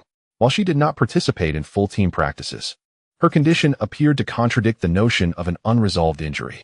National team head coach Yan Kai, in an interview, confirmed that after thorough examinations by the national medical team, Li Qingqing met the requirements to train, and they would implement a tailored training regimen to ensure her readiness for the World Cup. Subsequently, she rejoined the team's training sessions and traveled to Europe for warm-up matches, demonstrating no signs of discomfort or limitation due to her earlier injury. Her ball control on the field remains steadfast, and her speed when dribbling and breaking through is as swift as the wind. From her sudden changes of direction and abrupt stops, it is evident that her right thigh is still strong, showing no signs of hesitance due to a past injury. The reality presented before everyone compels them to believe that Li Qingqing has indeed recovered, rather than making a forced return for the World Cup. In men's football, such forced returns for the World Cup are particularly prevalent, as the tournament represents the pinnacle of honor for all players. Many would willingly endure a year of severe injury post-World Cup just to participate. Consequently, players who have sustained injuries often choose to train and compete under the influence of painkillers, postponing surgery until after the tournament. However, the further toll taken during World Cup matches exacerbates their injuries. After all, pain relief does not equate to healing. Players may not feel the pain, but it does not mean that their injuries are not worsening during physical activity. Previously, some fans of Li Qingqing expressed concern that she was hastily returning for the World Cup, even speculating that she faced pressure from above to do so. Now, witnessing her performance on the field, many are reassured. If the intensity of the warm-up matches was not convincing enough, surely her display in the official World Cup matches could not be fabricated. This World Cup marks the first time in history that 32 teams are competing in the Women's World Cup, divided into 8 groups with a round-robin format, where the top 2 teams from each group advance to the knockout stage. The format has finally brought the Women's World Cup to parity with the Men's World Cup. With Li Qingqing's exceptional performance, the Chinese women's national team successfully advanced from the group stage and eliminated the host nation, England, 2-1 in the round of 16. Securing a victory against the hosts was no easy feat, especially considering the impressive development of women's professional football in England. Nevertheless, the Chinese team triumphed, with Li Qingqing shining brightly, scoring twice and leading her team into the quarterfinals. In that match, Li Qingqing's brilliance was dazzling, and her remarkable performance and charming smile even won over English commentators. After the match, a video circulated widely online showing the English broadcaster cheering after her goal, exclaiming, "What a beauty! I mean the goal." Of course, Li Qingqing is stunning too. A beautiful person scoring a beautiful goal, simply perfect. A commentator beside him added, "Oh my, I am utterly captivated by her." Coincidentally, this occurred just after the Chinese men's team had been eliminated from the Asian Cup by their longtime rivals, South Korea. Following this match, a wave of enthusiasm for Li Qingqing surged through Chinese social media, with those who had previously shown little interest in women's football expressing their support and admiration. They fervently searched for and shared news and videos related to Li Qingqing. Hu Lai rushed to inform her of this delightful news. "The women's football team is on the rise."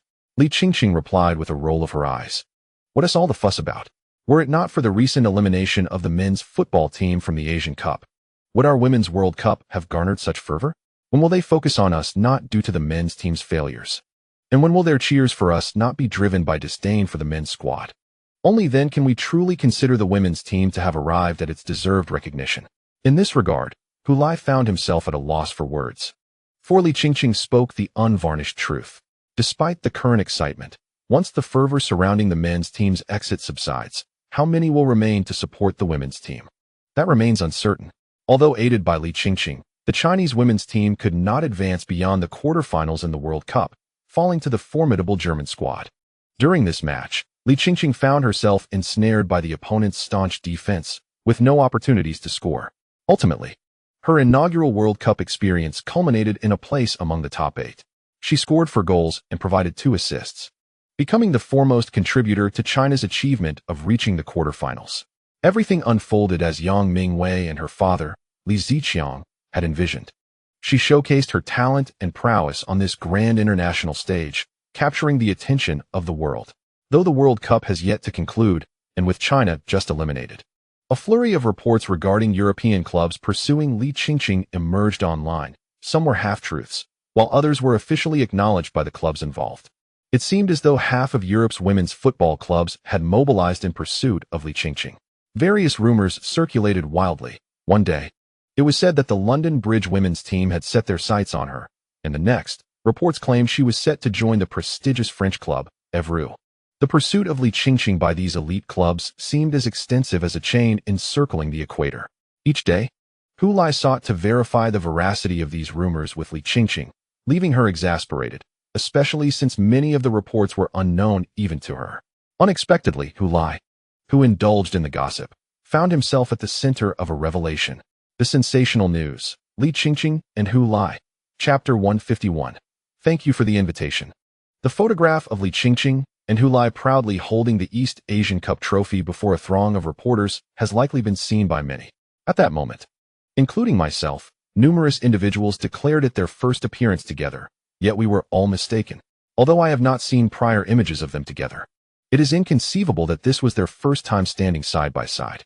A few days ago, while perusing a forum, I stumbled upon a post from someone claiming to be a classmate of Hu Lai and Li Qingqing. Indeed, a classmate of Li Qingqing. You read that correctly. She did not transition directly from Quanshun Football School to a professional team, but rather attended an ordinary high school. This experience has been intentionally downplayed, as she merely attended that school for a single semester. So, do you know the name of that school? Yes, it is Dongchuan Middle School. Does it sound a bit familiar? If unfamiliar friends are feeling anxious, please allow me to elaborate. It is widely known that Hu Lai was a student athlete before embarking on his professional football career. Which school did he attend? Indeed, it was Dongchuan Middle School. The champions of the 2021 National High School Football Championship were none other than Dongchuan Middle School. Hu Lai was the leading scorer of that team and also received the titles of Best Scorer and Best Player in that prestigious national competition. According to the calculations of the original poster, Hu Lai and Li Qingqing likely attended Dongchuan Middle School simultaneously. Some may wonder how it can be proven that these two individuals were acquainted given the multitude of students in one school. Allow me to present a compelling point. Do you know who Li Qingqing's father is? It is none other than Li Ziqiang, the head coach of the Dongchuan Middle School football team, who led the school to victory in the national competition. Hu Lai was his prized protege, having been recruited into the school team under Li Ziqiang's careful guidance, which ultimately resulted in Hu Lai becoming the top scorer in the national tournament. For further verification, I encourage you to search online for the episode of the renowned show Ren Wuji aired on August 17, 2022, on Anong Satellite TV, which features a documentary on Hu Lai, including commentary from coach Li Ziqiang. It was only after Li Qingqing's injury that I learned about the connection between her and Li Ziqiang.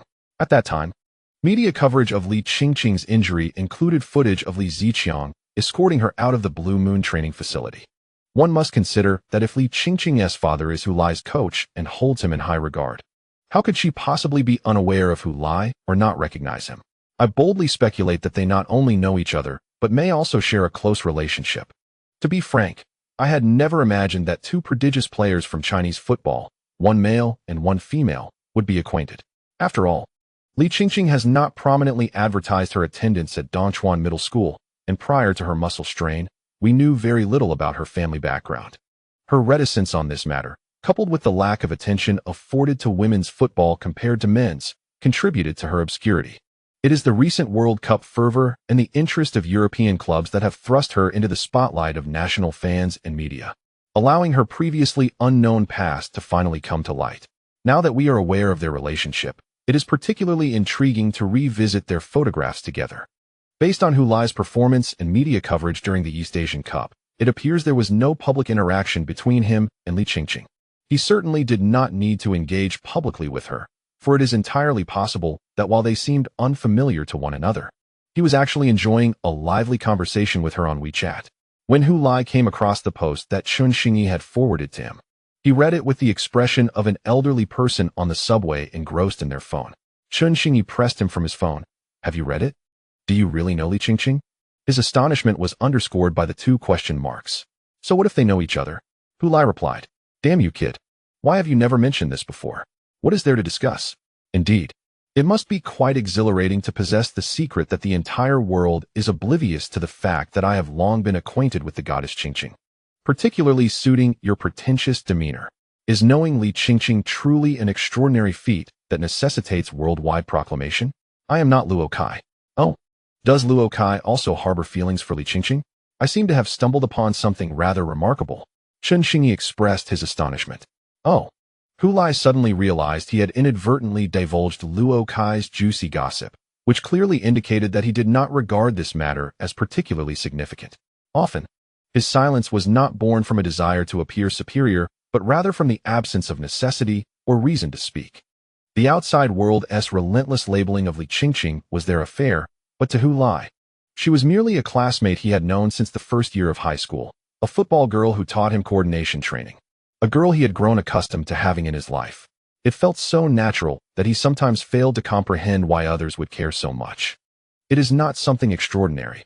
Would you believe me if I said that Luo Kai plays professional football for Li Qingqing? Hu Lai replied. I believe.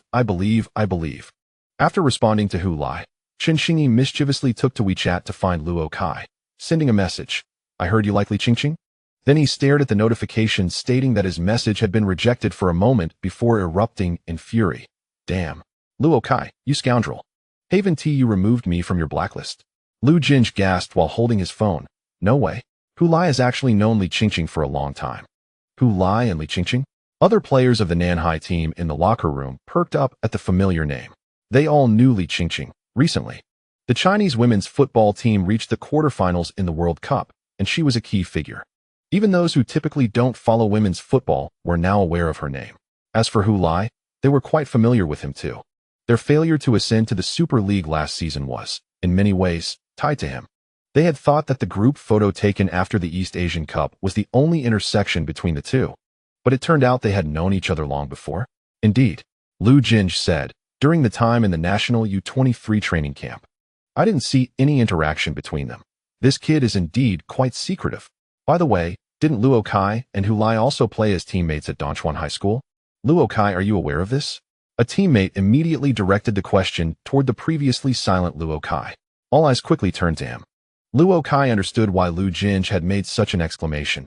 He had also read the post that Lu Jinj was referring to. I must say, although this person had never attended Dongchuan High School, he made an astute guess based on scant evidence. Under the watchful eyes of everyone, he nodded. Yes. They have known each other for quite some time. Lu Jinj exclaimed. It's actually true. No way. He suddenly recalled his first meal with the national youth team. At that time, the players in the dining hall were captivated by the unexpected appearance of Li Qingqing, while only Hu Lai maintained his composure and continued to eat. He had once wondered why Hu Lai seemed unfazed. Now, reflecting on it, he realized that was because they were already acquainted. It was not indifference, but rather familiarity. He then heard Luo Kai say, I, Hu Lai, and Li Qingqing are all classmates. What? No way. You already know Li Qingqing. The locker room erupted in commotion. Lu Jinj jumped in front of Luo Kai, exclaiming, Kai go, share Li Qingqing's WeChat with me. Luo Kai's lips twitched. I can't do that. Team leader Wang Yiru stepped in, pulling Lu Jinj back. Don't put Luo Kai in a difficult position. How could a girl agree to share her WeChat so casually? Exactly. Lu Jinj. Didn't you think about asking Li Qingqing for her WeChat when you were training at Hongfengling? I was too timid. I tell you, no one dared to ask. Whoever did would become a target. Lu Jinj defended himself.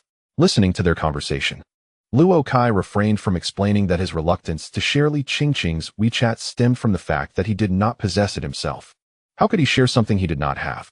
It was ironic that they were all classmates and knew Li Qingqing, yet he found himself without her WeChat. If that were to come to light, how would he face the scrutinizing gazes of others? Thus, he chose silence, unable to articulate his predicament. As for whether Hu Lai possessed Li Qingqing's WeChat and how he might have acquired it, Luo Kai had never contemplated. He simply assumed they did. He did not shy away from admitting this, for he had learned about Li Qingqing's whereabouts after leaving school from Hu Lai. Although he had failed to make a good impression when he first met Li Qingqing's father, Guan Xinyan had continued to monitor Li Qingqing's situation. He often fantasized about the day he would impress Li Qingqing's father with his performance, hoping to change the perception of himself in the latter's eyes. Recently, he had been following news of Li Qingqing being courted by several clubs in Europe, his heart swelling with ambition, determined to strive for excellence. Aspiring to play in Europe like Li Qingqing and become the first Chinese player to successfully venture abroad since Qin Lin. It was under such circumstances that he stumbled upon that post. Initially, he thought it was the work of some bored individual, crafting a sensational title and fabricating content. Akin to the popular self-media marketing accounts today, which would go to any lengths to attract attention. After reading it, despite the author's seemingly reasonable arguments, Guan Xinyan was still reluctant to believe that such coincidences could occur. The hope of Chinese women's football. Attending a certain high school for merely half a semester and encountering another future professional player? Even the wildest online fantasies wouldn't dare concoct such a tale. He scoffed at it. Fake. 100% false. The current state of self-media marketing is indeed becoming increasingly shameless. It all begins with a single image, and the content is entirely fabricated. They can concoct such nauseating stories from a mere group photo. He swiftly closed the link to that article, seemingly fearful that a delay in doing so might render the events described within it a reality. Hu Lai felt compelled to hold a press conference specifically to address the myriad questions that had arisen due to this article. Ever since its publication, his WeChat had been inundated with messages, primarily from his former teammates of the National Olympic team. The approach was remarkably similar, as they would typically share the article's link or a screenshot of its content, followed by the question, "Is this true, Hu Lai?" Hu Lai could only respond by copying and pasting his answer. When asked, he simply replied, "Thank you for the invitation. It is true." Another inquiry followed. "Why suicide?" Li Qingqing asked, her confusion evident. It was then that Hu Lai realized the person who had just reached out to him was Li Qingqing. It's nothing." Wrong response. "Did someone ask you about that post?" Li Qingqing inquired. "You saw it too?" "Of course. Didn't you see the message I just sent you?" Hu Lai scrolled up the chat history and discovered that Li Qingqing had indeed sent him the link to that very article, asking, "Hu Lai, have you seen this?" The format of sending a link followed by a question mirrored that of his National Olympic teammates, which explained his earlier miscommunication. Thus, Hu Lai could only respond with a facepalm emoji. "You know why I had to pretend not to know you at Hongfeng Ridge, right?" Li Qingqing sent a smirking emoji. "I've always known, which is why I never asked you." Hu Lai replied, "You're a star, popular wherever you go. If those people found out I had known you for a long time, they would surely tear me apart." "That's an exaggeration, Hu Lai. And why do I feel like you're mocking me?" No, don't read too much into it." Hu Lai sent a series of denial emojis. "I'm not. I didn't don't say such things." Li Qingqing initially sent a smirking emoji, then added, "I'm sorry, Hu Lai. Why apologize? Did I cause you trouble? You mean the harassment from my teammates?" "Not at all. I just need to copy and paste." "Is that sufficient?" "Yes." "They want to continue to ask you?" "If they do, I want to respond." "Not responding? Is that acceptable?" "What is unacceptable about it?" "Another question about suicide." "Look, I'm already dead. How could I possibly answer their questions?" Li Qingqing stared intently at Hu Lai's response on her phone, feeling a sense of agreement that left her at a loss for words.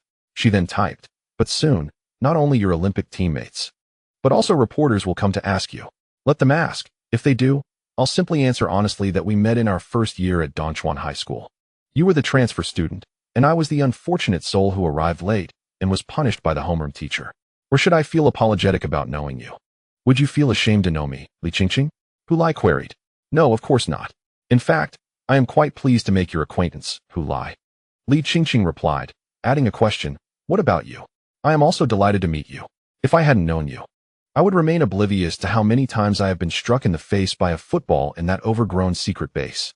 After concluding her conversation with Hu Lai, Li Qingqing gazed at the unread notifications on her WeChat, all inquiries from her national team and club teammates wondering whether she and Hu Lai were already acquainted. She had yet to respond to them. She opened Su Wen's chat box and typed, "Yes, we have known each other since high school." She then copied this message and proceeded to paste and send it to each teammate. Just as she was finishing, Su Wen's second question arrived. "Wow, really? Under what circumstances did you meet?" Faced with Su Wen and the flurry of follow-up questions from other teammates, Li Qingqing furrowed her brow. She wished she could be as carefree as Hu Lai and inquire about suicide, but alas, that was not her style. She found it difficult to be as nonchalant as he was. Having just set down his phone, Hu Lai was soon met with hurried footsteps from next door. As Wang Guangwei burst into his room, eyes wide with astonishment. What the hell, Hu Lai? He could not finish his sentence. For Hu Lai had already raised his hand to signal him to be quiet. Then, in the face of Wang Guangwei's astonishment, stated, "Thanks for the invitation. It is true. Ask again about suicide." Wang Guangwei's lips moved a few times, yet he could not muster another question. End of chapter. Chapter 152. Where is Qingqing? Oldly. The reporters are calling me. Li Ziqiang answered the phone, and the familiar voice of his old friend Yang Mingwei came through.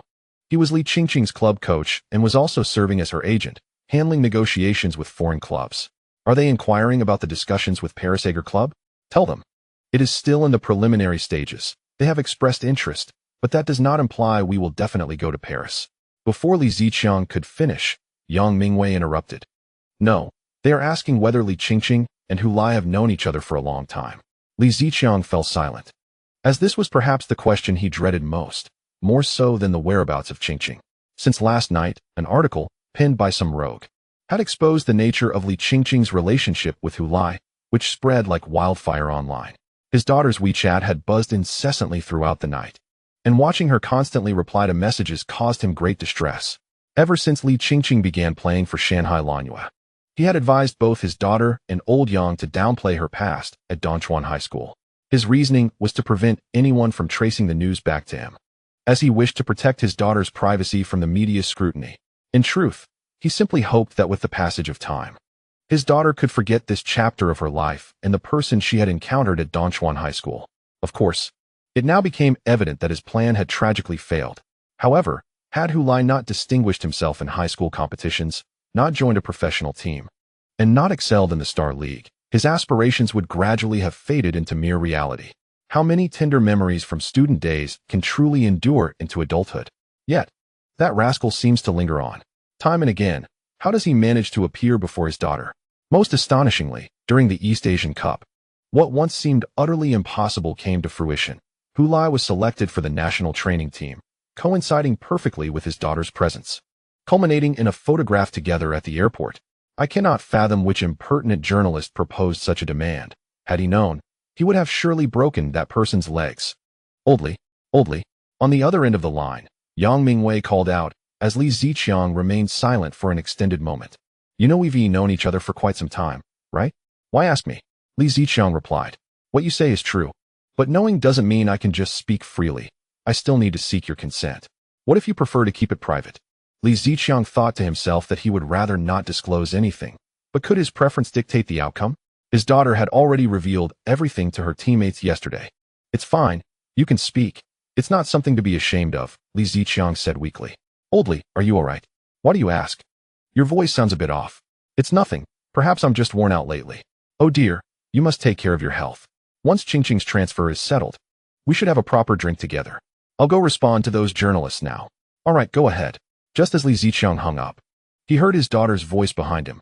Dad, did Uncle Yang call? He turned to see his daughter, freshly washed and drying her hair with a towel. Managing a faint smile, yes. Is there progress in the negotiations with Paris Saint-Germain? No. Li Ziqiang shook his head. A journalist couldn't reach you. So they contacted him regarding your situation with Hu Lai. Huh. Li Qingqing was taken aback, then cautiously scrutinized her father's expression, asking, So, Dad, what did you ask Uncle Yang to say? What else could I say? Just tell the truth. Whatever it is, it is. Li Qingqing quietly exhaled in relief. Just then, she heard her father ask, Or do you wish to keep it concealed? She hurriedly waved her hands. No need. This is just fine. I'm quite happy to know Hu Lai. I'll go finish drying my hair. With that, she turned and returned to the bathroom.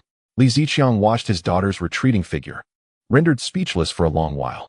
The journalists, unable to reach the vacationing Li Qingqing, could, however, find Hu Lai, who was training as usual with the team. Thus, after the training session at the Star League, reporters blocked the car driven by Wang Guangwei outside the training facility. Yes, I knew her back in high school. She was a transfer student, but at that time, I was unaware of her background, believing she was just an ordinary transfer student. What kind of relationship did we have? Just classmates and friends.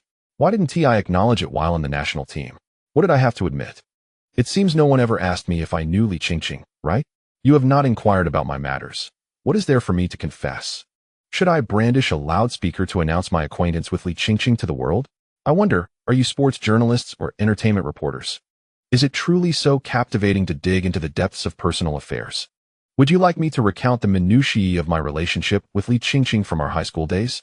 Hu Lai rolled up the car window and remarked to Wang Guangwei, "Let us go, there's nothing to discuss with the paparazzi." Zhang Qinghuan, seated in the passenger seat, chuckled, "Let me tell you, Hu Lai, even if you scored 5 goals in a match, you wouldn't garner the level of attention and interest from reporters that Li Qingqing currently does. Her popularity is undeniably formidable. I would gladly choose to score 5 goals. Hu Lai retorted, only to notice Zhang Qinghuan gazing at him, and even Wang Guangwei stole a glance through the rearview mirror. "What is the matter?" he inquired.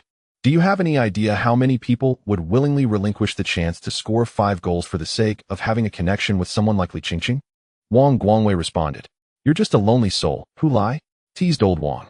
"Come on, this isn't about being a lonely soul," Hu Lai countered. "This is merely a case of a full man not understanding the hunger of the starving." Zhang Qinghuan sighed and corrected Wang Guangwei. After some reflection, Wang Guangwei acknowledged the truth in this. Damn, why not feast on meat porridge? Hearing the two banter back and forth at his expense, Hu Lai felt disgruntled. "What do you mean by full man? I am not full. Don't speak as if Li Qingqing and I are a couple. I assure you, we are innocent. We are merely classmates and friends." Wang Guangwei and Zhang Qinghuan exchanged knowing glances, choosing to ignore Hu Lai, the self-proclaimed king of bragging. Do not respond, do not respond. They thought, if we refrain from engaging, this fellow cannot flaunt his superiority in front of us. Let him stew. The fervor surrounding the revelation of Li Qingqing and Hu Lai's acquaintance soon dissipated online, as it was merely a matter of two individuals being previously acquainted, nothing more. Following the East Asian Cup, it became evident to all that they must have known each other. Now it was simply acknowledged that they had interactions during high school, which lacked significant impact. Many were aware of this fact, and with a mere "oh," it was quickly dismissed. Only those who harbored intense feelings for Li Qingqing would linger on the matter, but such individuals were scarce.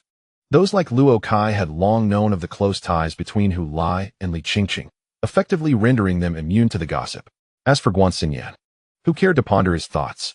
The focal point of public interest remained on which European club Li Qingqing would join to play football. Women's football in Europe has not developed as early as in China and the United States, yet its professional growth has been remarkably swift. The highest quality football leagues in the world are situated in Europe, where the organizational experience and systems established for men's leagues have fostered a thriving environment for women's professional leagues. Even the United States, currently the leading nation in women's football, boasts numerous players venturing to compete in European leagues. In contrast, China, one of the earliest nations to promote women's football, finds its women's Super League falling short when compared to European leagues. The majority of European women's football teams are established as branches of men's football clubs, meaning that these men's clubs are the ones initiating women's divisions. For instance, the London Bridge Football Club, previously rumored to be associated with Li Qingqing, is a traditional powerhouse in the English Premier League. Their men's team has clinched the UEFA Champions League title twice and has been crowned champions of the Premier League 5 times. The London Bridge Club is also among the earliest in England to establish a women's team, which has consistently performed at an elite level in the Women's Super League, ranking as one of the top teams. Currently, the Premier League is recognized as the most distinguished league in Europe. However, this accolade does not extend to women's football, where the pinnacle of professional leagues is found in France. Paris Aigle Football Club stands as a giant in Ligue 1, boasting a glorious men's team, complemented by an equally impressive women's team. The Aigle women's team has secured the UEFA Women's Champions League title 4 times, while the men's team has only achieved this feat once, and that was 3 decades ago, in a competition that has seen only 10 editions thus far. To label them as the foremost powerhouse in European women's football is not an exaggeration. In addition to these 2 clubs, there are several others vying for Li Qingqing's talent. The Football Association and the Shanghai Blue Moon Club are both ardently supportive of her aspirations to play abroad, placing no obstacles in her way. Since Qin Lin returned to China to play, no player, male or female, has emerged capable of competing in Europe. Thus, Li Qingqing's potential move abroad transcends her personal ambitions. It represents a significant moment for Chinese women's football. There are those who hope Li Qingqing will join a prestigious women's club, even if her initial playing time is limited, as this would provide her with invaluable exposure and attention beneficial for the promotion of Chinese women's football. Conversely, others advocate for her to join a mid-tier team, ensuring she secures playing time, as actual game experience is paramount over mere reputation. Both perspectives hold validity and merit. The debate raged on the website Goal until a user known as Who in the Box interjected with the comment, "Is this the extent of your aspirations? Why can't Li Qingqing compete at a top-tier club?" This comment drew fire from both sides of the argument. Competing in elite matches is no trivial matter. Even if Li Qingqing possesses exceptional talent, adapting to European football necessitates time. The competition at top clubs is fierce, and I do not believe it is the most suitable environment for her initial foray into Europe. The thread's initiator was met with disdain, as they were perceived to be looking down on others. While I support Li Qingqing's ambition to join a prestigious club, I also believe a pragmatic approach is essential. Even we, as fans, should maintain a balanced perspective and refrain from placing undue pressure on her. As the thread's initiator stated, this only complicates matters. Is it truly worthwhile for Li Qingqing to serve merely as a water-bearer at a top club? She is still young, not yet 20. And what she needs now is to join a team where she can consistently play, regardless of whether that team is a giant or not. Progress must be made step by step. What is vital is that Chinese football has representatives abroad, rather than fixating on the specific destination. Why can't Li Qingqing compete at a top-tier club? Perhaps the initiator should consider asking her directly.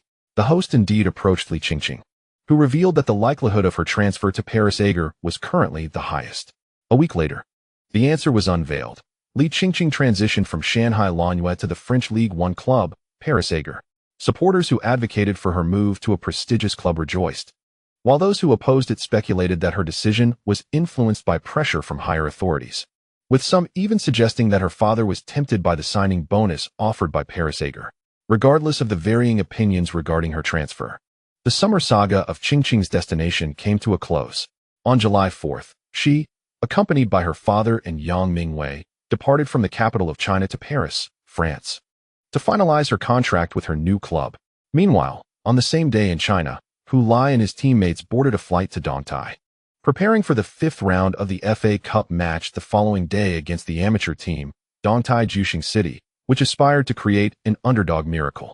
This time, he was not overlooked by head coach Zhao Kongming and was included in the roster. Although most of his main teammates were absent, he still traveled with the team, accompanied by Chen Xingyi. Chapter 153. Crossing the river with the Nanhai team. Although Dongtai Juxing City is an amateur team, they boast facilities that rival those of professional clubs. Ladies and gentlemen, please direct your attention this way to behold the expansive green fields, the training grounds of Dongtai Juxing City. Please take note. Keep your eyes wide open. These training fields are, without exception, composed of natural grass. A beautiful female host stood before the camera, microphone in hand, her tone filled with astonishment and her expression exaggerated. This is truly luxurious. Even among the Chinese Super League clubs, not every team can claim that every football field in their training base is natural grass. Next, we are fortunate to have the head coach of Dongtai Juxing City, Coach Fu, with us to introduce the team. Coach Fu. It is said that when Dongtai Juxing City was drawn against the China League 1 team, Anong Shansing, the entire team felt a sense of regret. Is this true? A slightly portly middle-aged man appeared on screen, his hair mostly gray and his skin tanned, resembling a seasoned farmer. This was Fu Bengue, the head coach of Dongtai Juxing City. Standing confidently in front of the camera, Fu, with a regional accent, affirmed, "Yes, indeed." That night, our entire team watched the live stream of the draw at the training base, and when we realized we were matched against a China League 1 team, everyone was quite disappointed.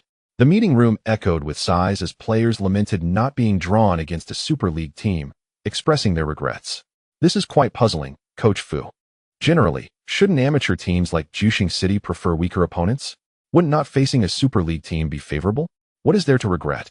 The attractive reporter blinked her large eyes and posed the question with keen interest. Yes, generally speaking, that should be the case, he replied. However, our Dongtai Juxing City is not an ordinary amateur team. We harbor lofty ambitions in terms of both infrastructure and team strength.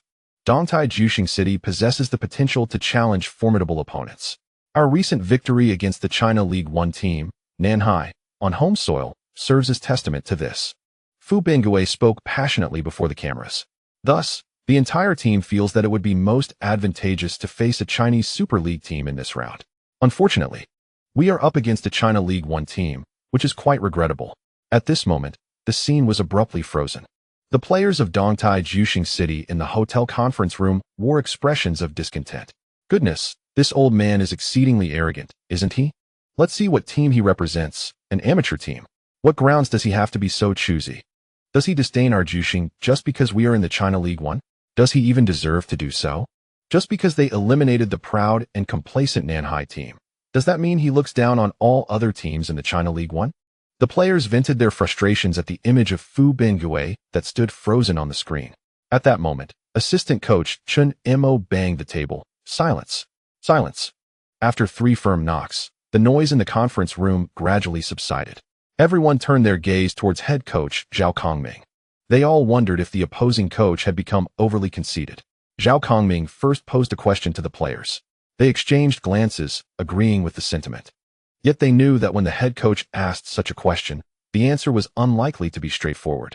We lack knowledge about this team. Currently, we only have access to the footage of their last match, where they eliminated Nanhai in the FA Cup. I believe many would assume that Nanhai's elimination by an amateur team was due to their own arrogance and complacency, which is partially true, but only half the story. Zhao Kongming then proceeded to show his team a meticulously edited video of the match between Nanhai and Dongtai Juxing City. After viewing the 12-minute clip, Zhao Kongming inquired, "Does anyone still believe that Nanhai merely stumbled?" No one held that belief any longer. The re-edit footage provided by the coaching staff had a distinctly guiding inclination, emphasizing Dongtai Juxing City's defensive strategies against Nanhai, making it abundantly clear. Players from Nanhai found themselves surrounded by at least 2, and at most 4, members of Dongtai Juxing City at every moment. Moreover, Dongtai Juxing City's defense was notably aggressive, with a fierce tenacity reminiscent of a fearless shopper navigating through a bustling market. Initially, it was indeed Nanhai's pride that led to their downfall, but as the match progressed, that was not the sole reason for their plight. Nanhai attempted to take the game seriously, but found themselves mired in a quagmire from which they could not extricate themselves. The more they struggled, the deeper they sank, ultimately losing the ability to breathe. From the match footage, it is evident that although this team is classified as amateur, their training and gameplay closely resemble that of a professional team. Their head coach also possesses experience from coaching in a professional league. In their match against the Nanhai team, they crafted a well-thought-out strategy and executed it flawlessly. To suggest that their head coach has become overly complacent is, quite frankly, something I find hard to believe. However, someone raised a hand and voiced their concerns. Why, then, would they act in such a manner? Is it an attempt to provoke us? I believe it is indeed their intention to incite our anger, replied Zhao Kongming. What advantage would provoking us yield for them? If they are inferior in strength, shouldn't they adopt a more submissive stance to deceive us into underestimating them? Given the precedent set by the Nanhai team, I am confident that the coach of Dongtai Juxing City also considers us unlikely to become arrogant or complacent. There is no need for them to appear weak, as they are already at a disadvantage. If they do not exhibit weakness, will we truly perceive them as formidable? Conversely, should they succeed in inciting our ire, leading us to lose our rationality and composure, they would find numerous opportunities to exploit during the match. Hypothetically speaking, Zhao Kongming paused for a moment. Imagine if we were to be blinded by rage, disregarding all the preparation I had instructed before the game, solely focused on delivering a harsh lesson to Dongtai Juxing City for daring to look down upon us. What if we then discovered their defense was even stronger than anticipated, rendering us ineffective and causing our mindset to falter? Would we not feel disoriented? At that juncture, if our defense were to be breached by their opportunistic counterattack, would we not crumble? The room fell into contemplative silence in response to Zhao Kongming's scenario. I believe the head coach of Dongtai Juxing City wishes to see us in such a state. After all, having learned from the Nanhai team's experience, we should not fall into the same trap of arrogance. Thus, I implore you to maintain a calm demeanor, disregarding the words of our opponents, and instead focus on their actions. I suspect that when facing us, Dongtai Juxing City will adopt a single strategy to tighten their defense, hoping to withstand our offensive onslaught. And then, when we become impatient and fail to score, they will strike back at the opportune moment. Therefore, regardless of what transpires during the match, remain composed and do not succumb to panic. We must not create chaos within our ranks as the Nanhai team did. They are merely an amateur team. As long as we avoid mistakes, they cannot prevail against us. Do you understand? We understand. The collective response echoed loudly. Noticing that Hu Lai had shouted the loudest, Zhao Kongming called upon him. Hu Lai, please summarize. Standing before the attentive crowd, Hu Lai confidently stated, in simple terms, Director Zhao, we are traversing the river by feeling our way along the stones, just as the Nanhai team did, while we follow in their footsteps. Zhao Kongming. The meeting room erupted into hearty laughter following a brief moment of silence. Realizing the humor in the situation, Zhao Kongming shot Hu Lai a glare. I should not have called upon this lad to respond. Sit down. He then cast a serious gaze over the players, who were still chuckling, intending to regain the atmosphere. But as he opened his mouth to speak, he too burst into laughter. Hu Lai is correct, to put it simply. When faced with challenges on the field, we should reflect on how the Nanhai team faltered. Very well, that will suffice. The meeting is adjourned. Old Zhao, I must say, I believe we are making a mountain out of a molehill. It is just the FA Cup, after all. It is merely an amateur team, isn't it? The pre-match meeting was conducted with such gravity that I momentarily believed our opponents were a team from the Chinese Super League, lamented assistant coach Chen Mo from the sidelines. At that moment, the fifth round of the FA Cup had commenced on the field. 15 minutes had elapsed, and facing the anticipated staunch defense of Dongtai Juxing City, Anton Shining played with great caution, refraining from recklessly bombarding the opponent's penalty area. There was no exaggeration in my approach. In truth, I hoped Dongtai Juxing City would pose some challenges for us, as this would help the players realize that every match is not easily won. Coach Zhao Kongming remarked from the bench, look at how well Dongtai Juxing City is defending. This team is quite formidable. Fu Bingui possesses notable skills. Had we not conducted thorough preparations beforehand, the players would surely have been caught off guard by the amateur team's impressive defensive display. Wasn't that the case with Nanhai team? Just then, Shining launched another offensive. After a series of long passes, the ball transitioned from the right flank to the left, arriving at Chen Xingyi's feet. This time, he opted not to continue with a lateral pass, but decisively cut in, showcasing his individual prowess. His actions triggered a chain reaction in Dongtai Juxing City's defense, and he was soon surrounded by multiple players. Despite being encircled, Chen Xingyi keenly identified a gap and passed the ball to Hu Lai, who surged forward from the center. Upon receiving the ball, Hu Lai unleashed a powerful shot.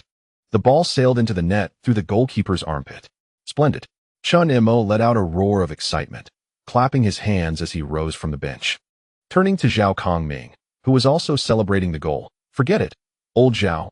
Our greatest distinction from Nanhai team is our highly efficient striker. How many opportunities did Nanhai squander after scoring just one goal? If those chances had fallen to Hu Lai, he could have converted at least one or two. If Nanhai team had a lead of 20 or 30, would they still fear Dongtai Juxing City causing an uproar?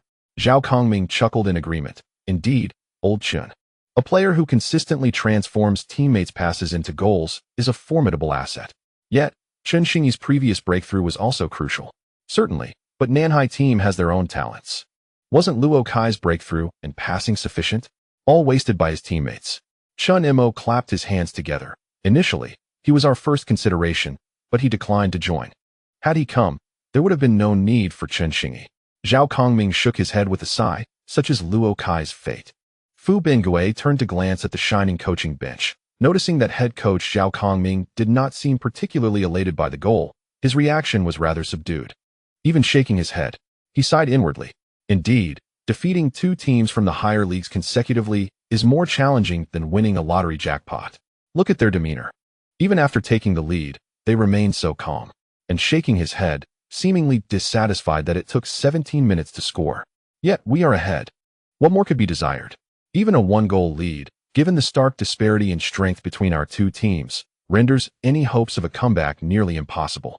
Similarly, with a solitary goal advantage, Fu Bingui cannot anticipate that his team will replicate the match process they had against Nanhai. Judging by the conduct of their head coach, Anton Shining Stars is unlikely to underestimate their opponents. The tactical framework for this match was predicated on maintaining a clean sheet and capitalizing on the adversary's complacency. Now that they have conceded a goal and the opponent is far from negligent, Dongtai Juxingqing's journey in this season's FA Cup appears to reach its conclusion. Although achieving the round of 16 matches the best performance by an amateur team in this competition, Fu Bingwei cannot help but feel a tinge of disappointment. After triumphing over Nanhai, he and the players had envisioned a fairy tale run to the finals, vanquishing dragons and securing the championship, which has now abruptly ended.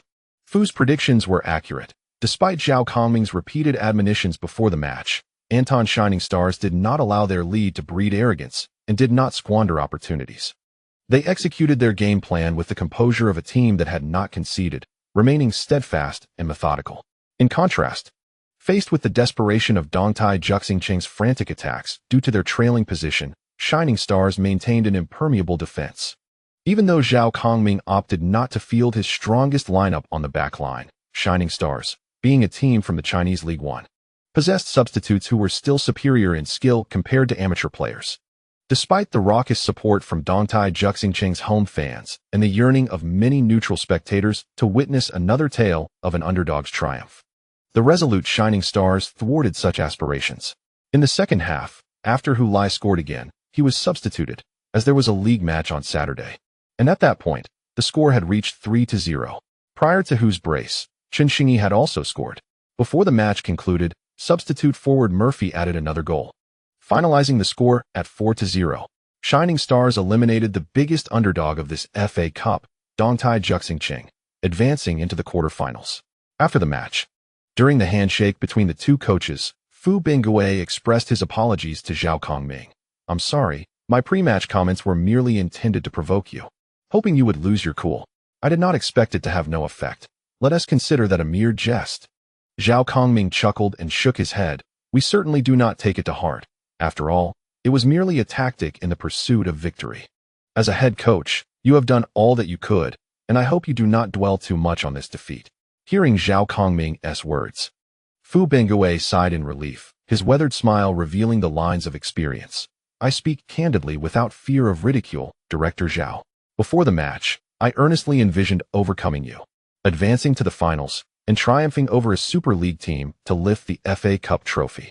"No, this is no jest," Zhao Kongming replied with a solemn expression. "The noble pursuit of victory is, after all, the ultimate goal of competitive sports."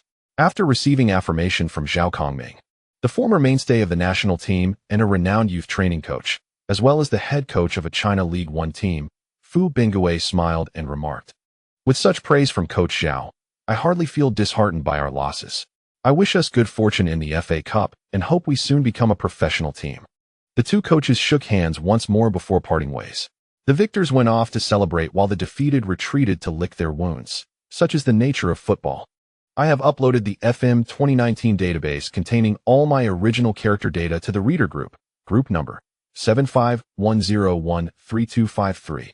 Interested friends can join the group to download it. The method of use is to place the Linhai file into the My Documents Sports Interactive Football Manager 2019 editor data folder. If the editor data folder does not exist, feel free to create one. Then, open the game and select to start a new career. You will be prompted to choose a database file. Locate the Linhai database in the drop-down menu and select it.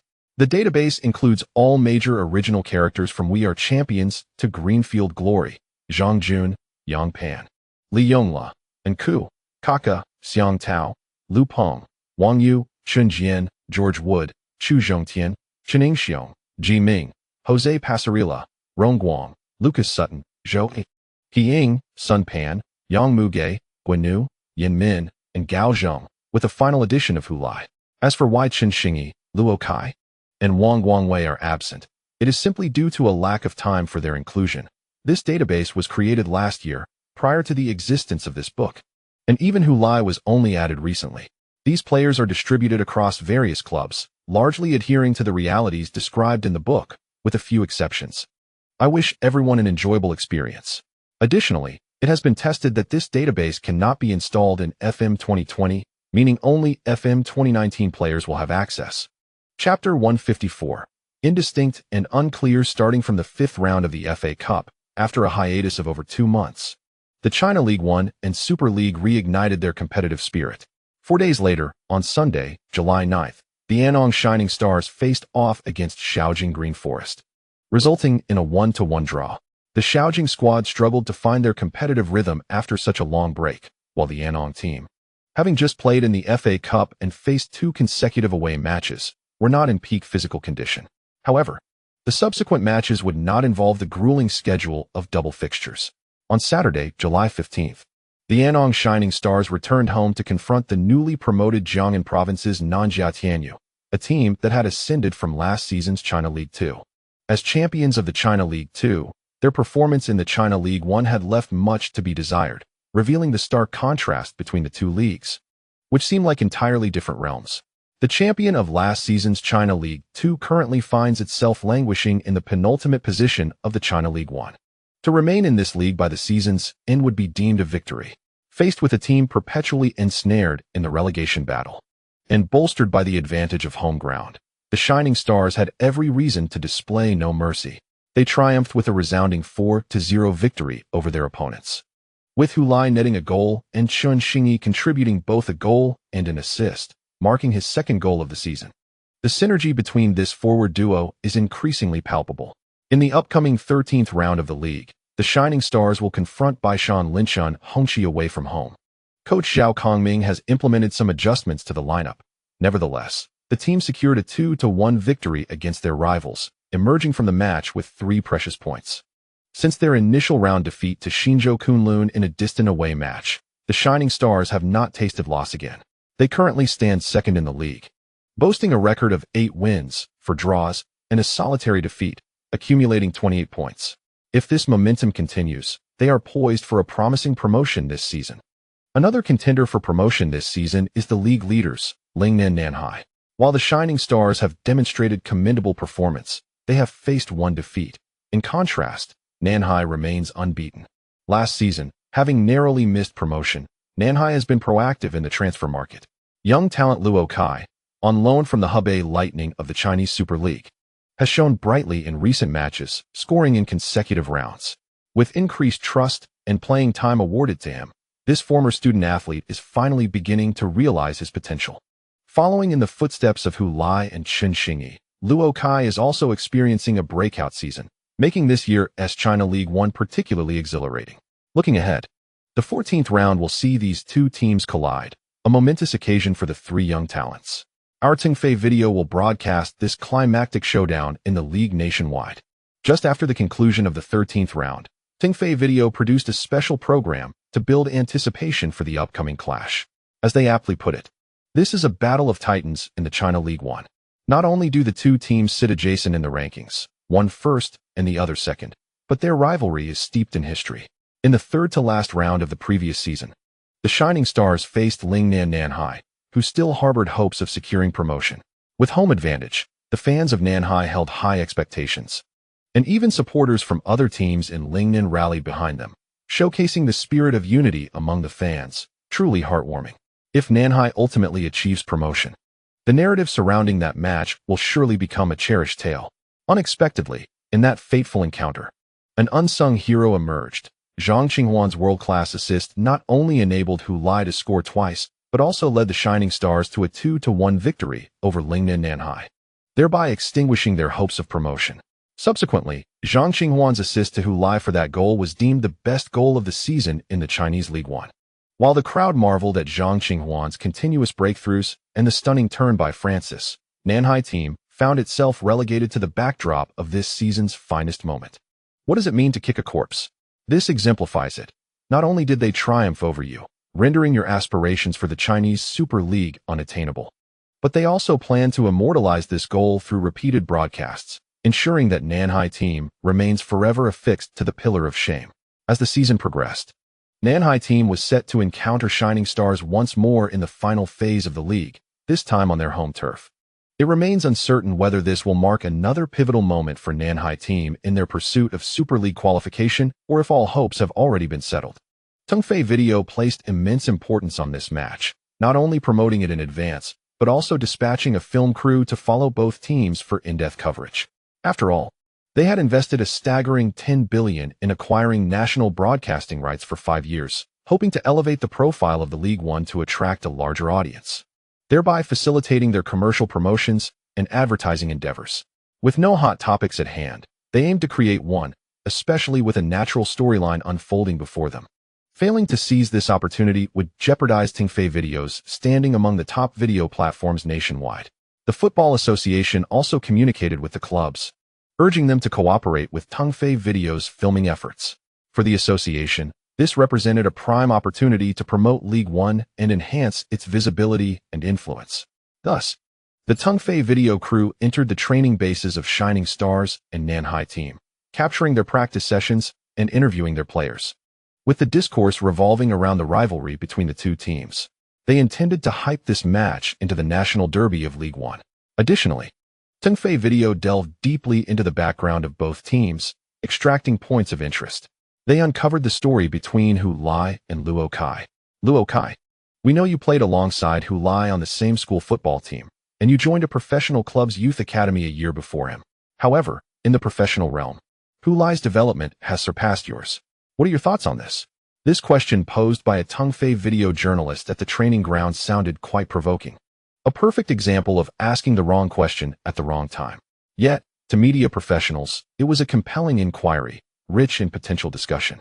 Even those from Tingfei video recognized the unfriendly nature of this question, but they deliberately opted to ask it, knowing that only such incisive inquiries could elicit the true sentiments of the interviewee. After all, what significance lies in asking pleasantries? Responses to benign questions could easily be anticipated, rendering such interviews tedious. Moreover, since Tingfei video was intent on stirring the pot, they naturally sought to pose pointed questions that would heighten the tension between Luo Kai and Hu Lai, exacerbating the rivalry between Nanhai team and Shining Stars. Such tactics would ensure ample intrigue. Indeed, before such inquiries, Luo Kai's expression shifted. After a brief silence, he remarked, "Everyone has their own path. I have chosen one that is not so easily traversed."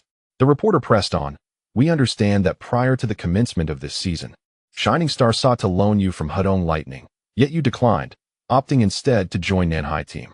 Is it true that this decision stemmed from some discord between you and Hu Lai during your high school years?" Luo Kai promptly shook his head, asserting, "There has never been any discord between us. We were merely ordinary classmates and teammates." Sensing skepticism from the reporter, he added, "In fact, during my first participation in a national competition, he and I were roommates." With that, he gestured dismissively, unwilling to continue the interview, and turned to leave. He feared that if the questioning persisted, they might delve into his relationship with Li Qingqing, a topic he was most reluctant to discuss and unsure how to address.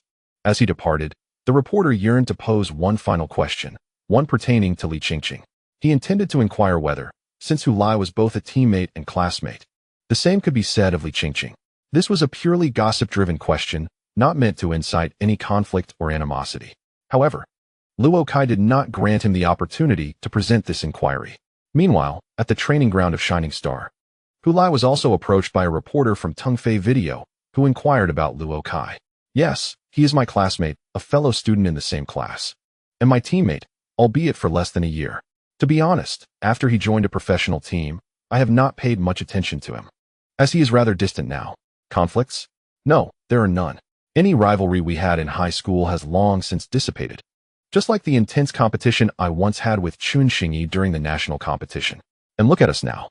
At this point, Hu Lai called over Chun Xingyi, embracing him and playfully patting his shoulder to showcase their camaraderie to the camera and the reporters. He smiled brightly, while Chun Xingyi appeared somewhat bewildered. After this display, he gently pushed Chun Xingyi out of the frame and continued addressing the reporter. "You see, we share a particularly close friendship. During matches, he assists me, and I assist him." The reporter from Tingfei video then posed another question.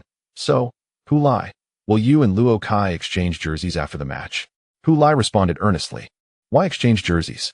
Must a good relationship be demonstrated through jersey exchanges? I can also strive to defeat him with all my might during the game as a means of expressing my respect for him. I believe this is the finest way for players to convey their friendship." As for any lingering issues between him and Luo Kai, Hu Lai spoke truthfully, there were none. The childish sentiments from their high school days had long since faded under the rigors of professional competition. However, it would be unrealistic to expect their relationship to mirror the closeness he shares with Chun Xingyi. Interpersonal dynamics depend on compatible temperaments.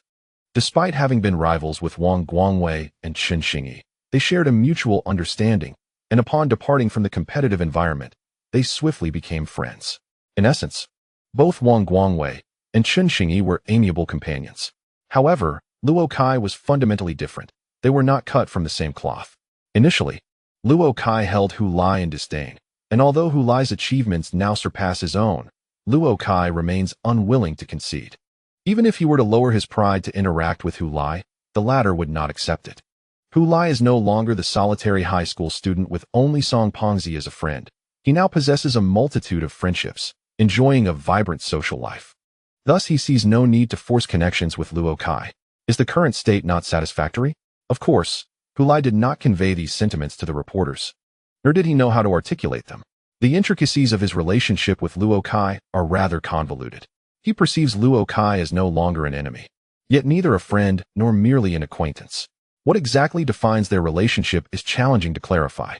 During his training at the secret base, one of his motivations was to confront Luo Kai and prove him wrong once he mastered his skills. Now, he contemplates whether he has indeed reached that mastery. Believing he could easily confront Luo Kai, yet he lacks the desire or inclination to do so. Even witnessing Luo Kai struggle to secure a match with Hedong Thunder, he feels no schadenfreude. Perhaps it is because he, too, has traversed the challenging journey from school football to professional football, understanding how arduous that path can be. In this context, he finds it impossible to mock Luo Kai, as it would be tantamount to ridiculing himself. P.S. A reader conducted a test yesterday and discovered that FM 2020 can load the database, which appears under the name 222. However, compared to FM 2019, all original character names have changed. One must seek out players with the same age, nationality, and position within their respective teams. Additionally, there are minor data fluctuations compared to FM 2019, but they are not significant. By simply renaming the characters to their previous nicknames, one can enjoy the game normally. This is excellent news, and players of FM 2020 may wish to try it out. Chapter 155. What did Hu Lai and Luo Kai discuss? Tungfei Video is fervently promoting and generating anticipation, establishing a rivalry and competition between the two young prodigies, which has indeed garnered significant attention from the fanbase regarding this match. Through meticulous editing and presentation, Hu Lai and Luo Kai are depicted in a manner reminiscent of the passionate narratives found in youth manga. Two former teammates have embarked on divergent paths in pursuit of their dreams. Luo Kai took the lead by joining a professional team, gaining an advantage in his quest for a career in football.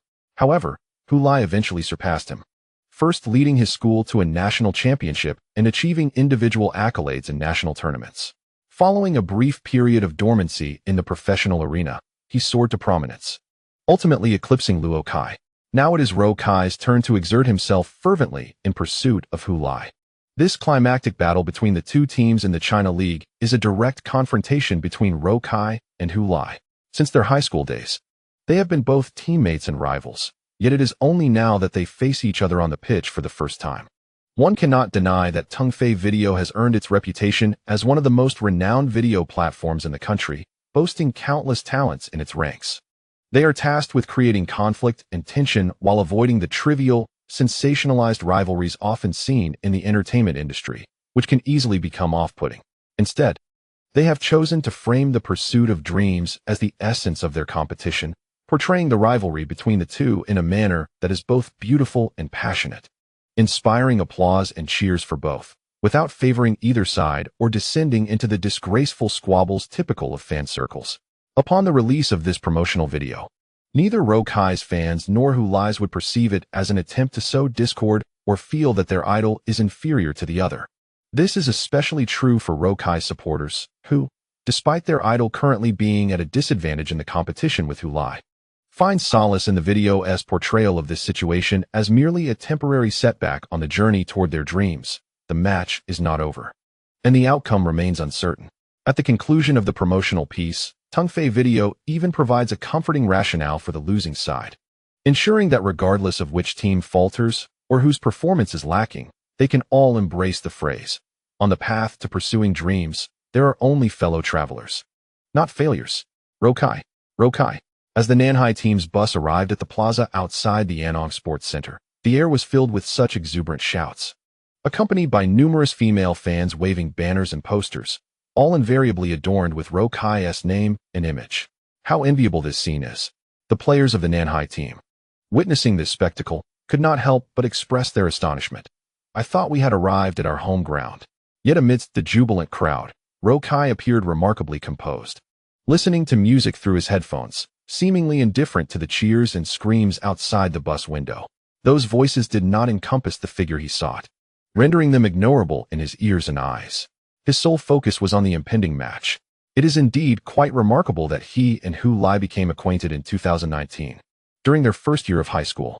Back then, he never regarded the slender figure of Hu Lai as a rival. Now, in the professional football arena, that individual has transformed into an insurmountable mountain before him, a name he cannot circumvent. After a long journey, he has finally arrived at the base of this formidable peak. Ro Kai no longer remembers precisely when he began to view Hu Lai as a competitor. However, he will forever remember the day he first encountered Hu Lai on the field. Today, July 30th, 2023. The promotional video contained a truth. It is indeed time for him to strive diligently in pursuit of Hu Lai. However, he felt no embarrassment about the situation. He acknowledged that Hu Lai's current accomplishments did not equate to his own admission of defeat. The only regret lingered in the thought that Li Qingqing might not witness this match. She was now in Paris, France. One wondered if she had adapted to the foreign land. Would she feel lonely and isolated in a place where the language was foreign? I, too, yearned to travel abroad, to tread upon the clouds and present myself before her. Then, gazing into her wide-eyed surprise, I would smile and say, "Long time no see." The mere thought of this scene caused a smile to play upon Luo Kai's lips. During warm-ups, as Luo Kai stepped onto the field, he spotted Hu Lai and strode directly toward him. The video journalist on the sidelines was exhilarated by the sight. Wow, Luo Kai is approaching Hu Lai. This marks the first encounter between these former teammates as rivals. Hu Lai appeared to be awaiting him, standing still as they drew nearer. Finally, they stood face to face. The female reporter, in her excitement, almost imagined that Hu Lai and Luo Kai were about to embrace, yet in reality, Luo Kai merely halted 1 meter away from Hu Lai and began to converse with him. Their discussion was too distant for onlookers to overhear. Were they reminiscing about the past or envisioning the future?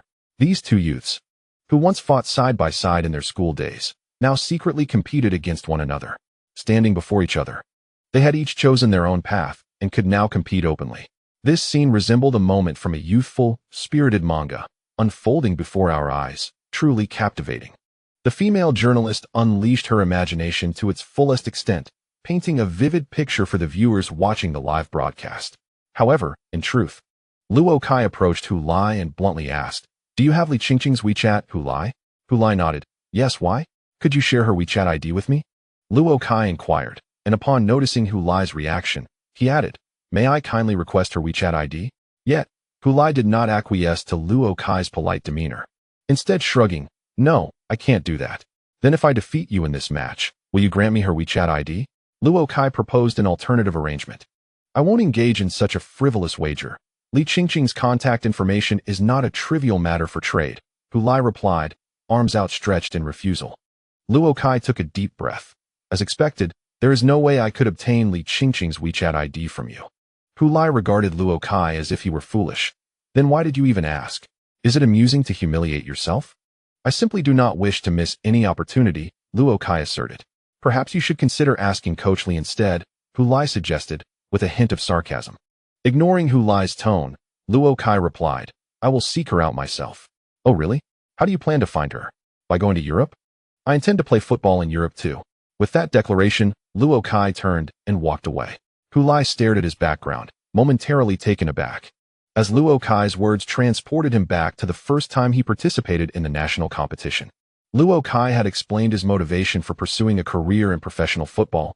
It was because Li Qingqing had chosen to play professionally, and thus he felt compelled to follow suit. Now, with Li Qingqing heading to Europe, Luo Kai too was determined to play there. At this thought, Hu Lai felt an urge to call out to Luo Kai, to share a few words with him. Yet, Luo Kai had already walked far away. Inwardly, he couldn't help but scoff, playing professional football for Li Qingqing and moving to Europe for her as well. "Come on, you big guy. Is football merely a means to attract women? How disappointing. No wonder Li Qingqing looks down on you. But I, Hu Lai, am different. I pursue professional football because it has always been my aspiration. I too intend to play in Europe, for it has always been my desire. Coincidentally, Li Qingqing has also experienced both of these journeys. Shaking his head, Hu Lai turned back to continue his warm-up. Hey, where did you go just now? A curious teammate asked as Luo Kai returned to his team. Can't you tell? I went to greet Hu Lai. After all, he was once my teammate.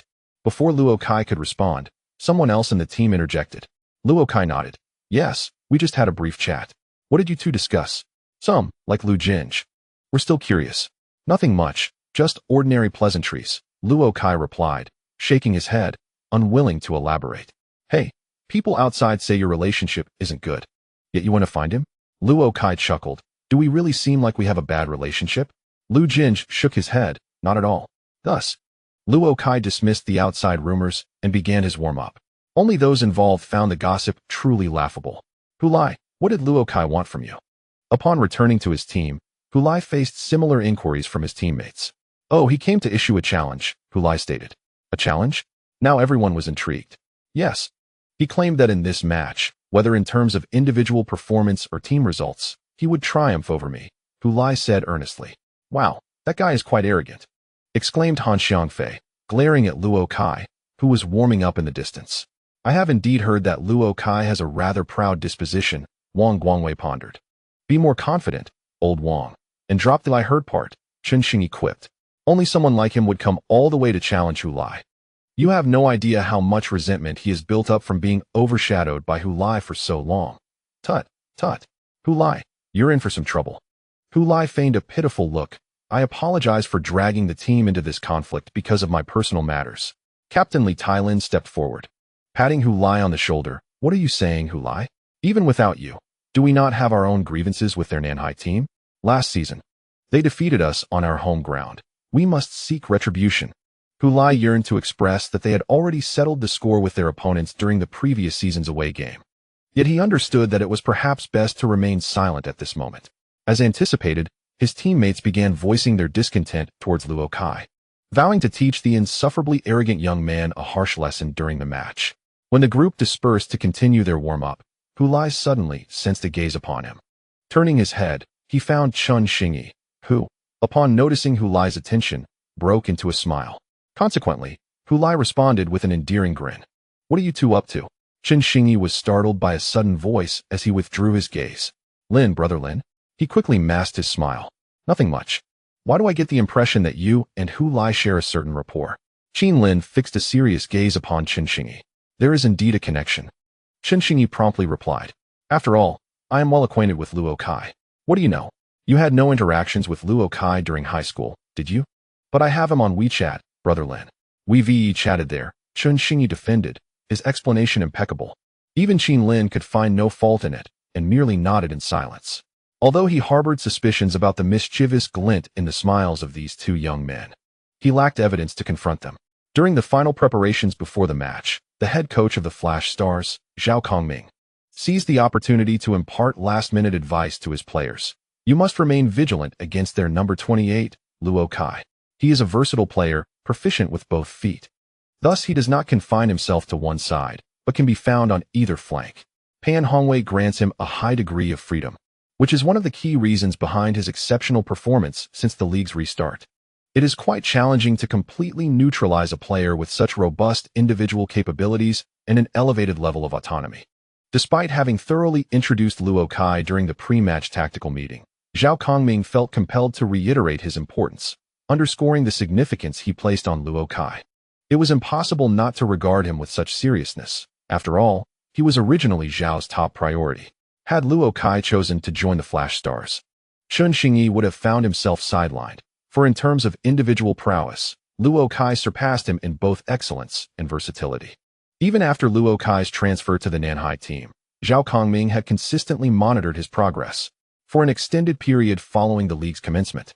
Luo Kai's performance with the Nanhai team was rather lackluster, with only sporadic moments of brilliance. However, in Zhao Kongming's view, those were not indicative of Luo Kai's true potential. The Nanhai's head coach, Pan Hongwei, had yet to discover the optimal method of utilizing him.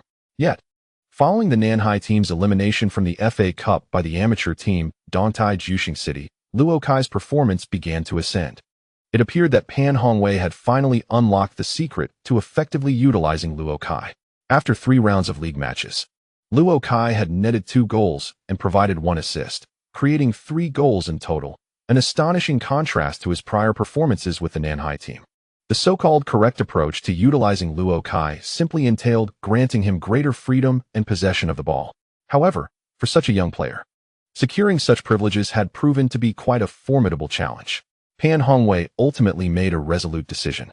Perhaps inspired by Luo Kai's performance during the team's defeat against Dongtai Juxing City. Although the team suffered a loss, Luo Kai fought valiantly until the very end. Perhaps it was this unwavering attitude that moved Pan Hongwei and captivated the players of Nanhai's first team, instilling in them a belief that this young player possessed the ability and merit to be entrusted with a more significant tactical role. During the more than 2 months of hiatus, Pan Hongwei undoubtedly made new tactical adjustments for the team and utilized this period for targeted training. Rest assured, Coach Xiao, Captain Li Tailin stood up to represent the team, declaring, "We will not give that kid any opportunities. This match will ensure he is utterly crushed into the mud." Indeed, Coach Zhao Kongming observed that the team's level of seriousness did not seem to be mere pretense, and he nodded in satisfaction.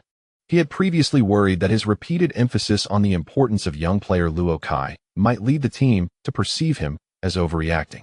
However, it seemed the players were attentive to his guidance, taking his words to heart rather than dismissing them. As for the FM database issues, it was previously mentioned that only FM 2019 could be played without complications, while FM 2020 would result in name discrepancies.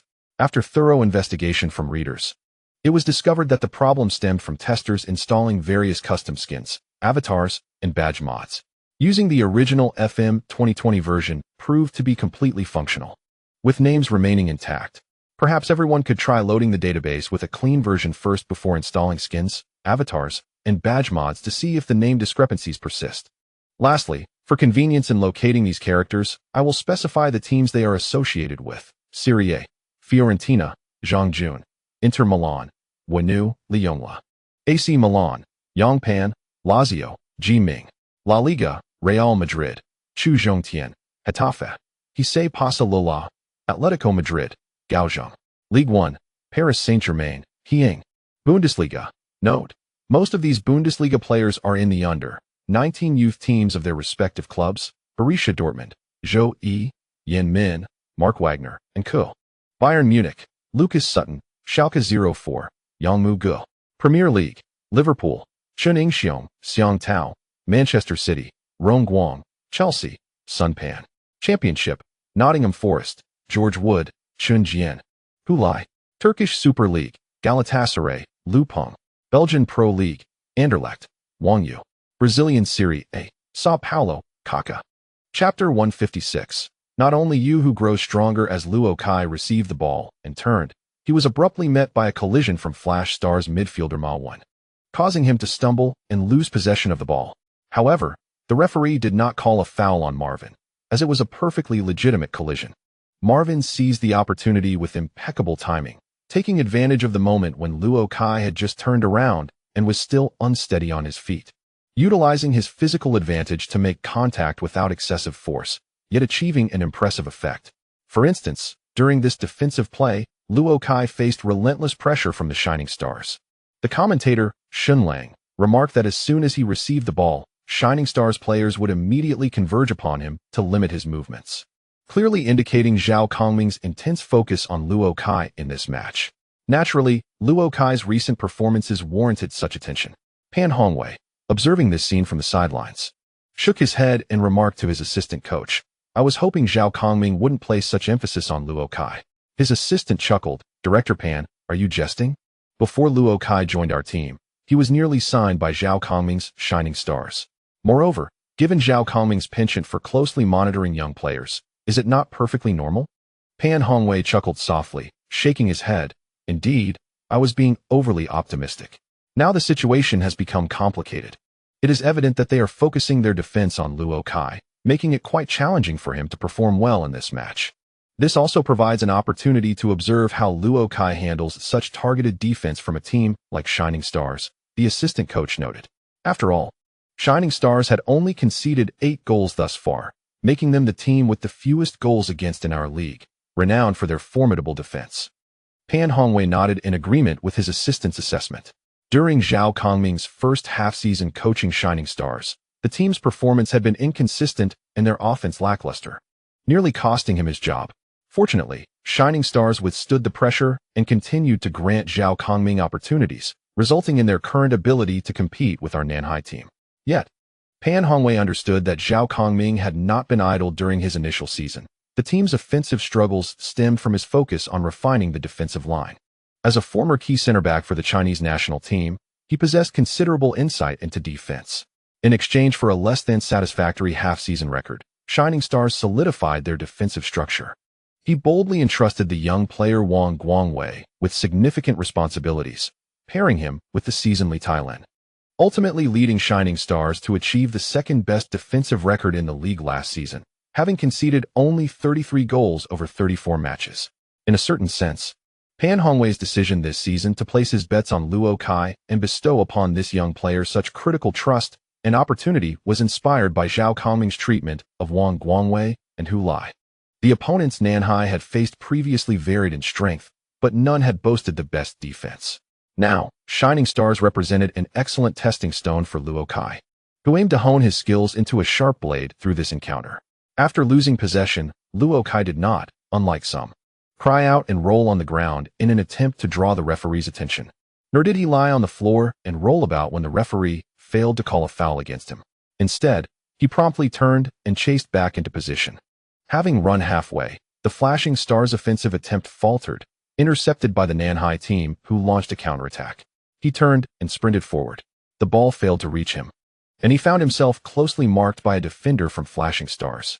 There was no need for speculation or intuition. The reality was clear. Flashing Stars were defending him with utmost rigor.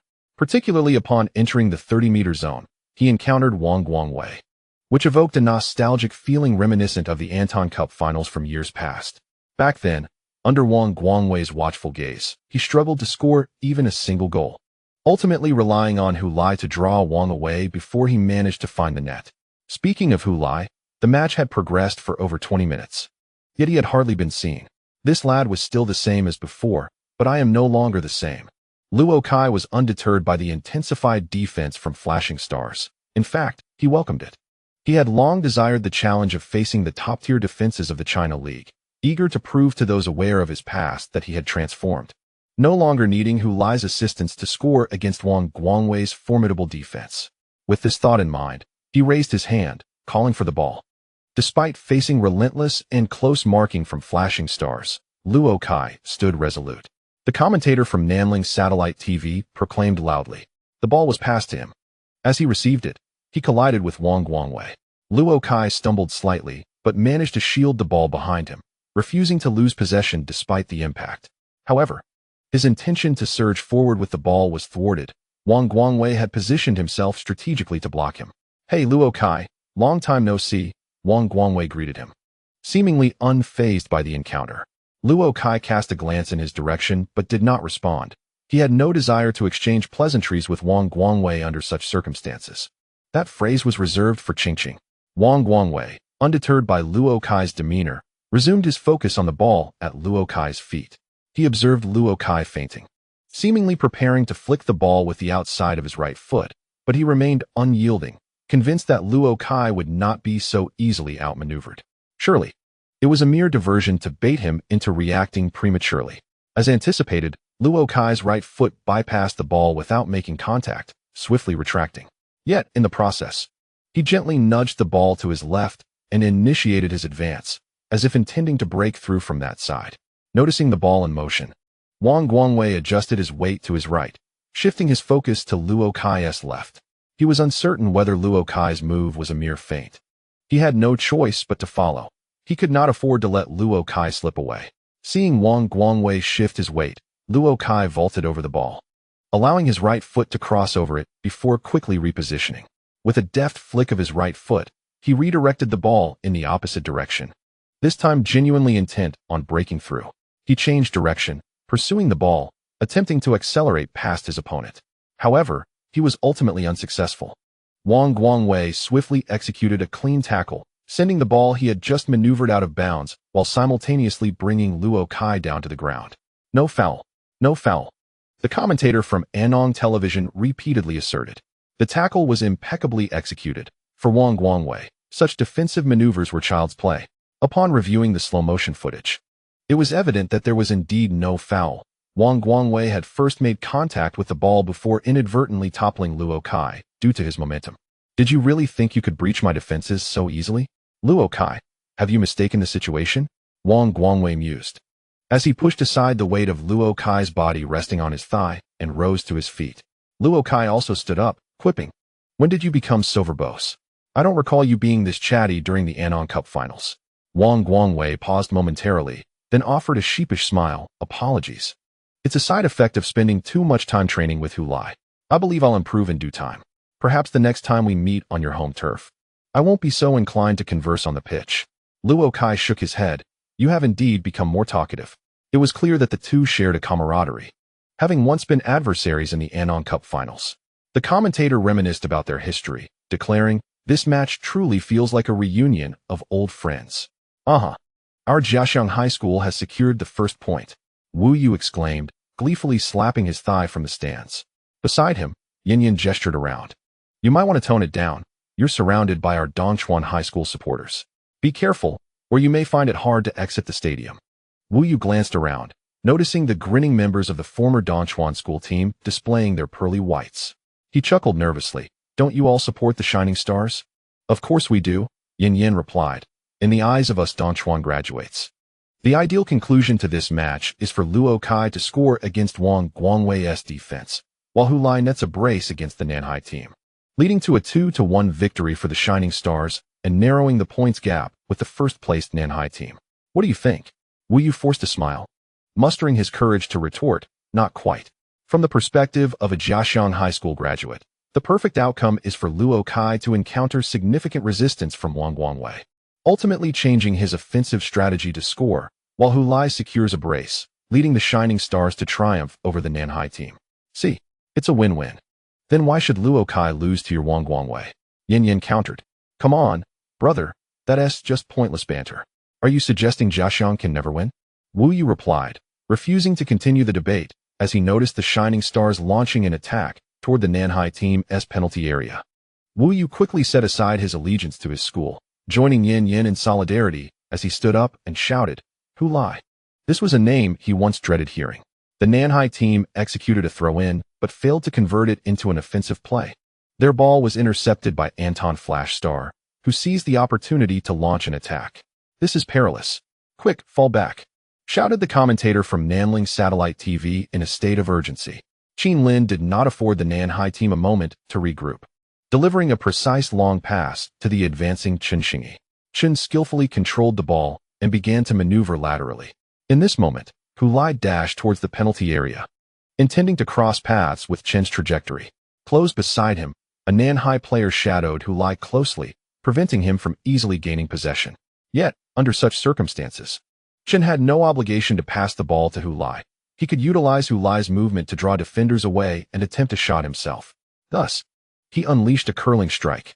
However, the Nanhai defense was resolute. Their number 5 center back, Zhou Zhongxue, intercepted the shot with his leg, sending the ball ricocheting away.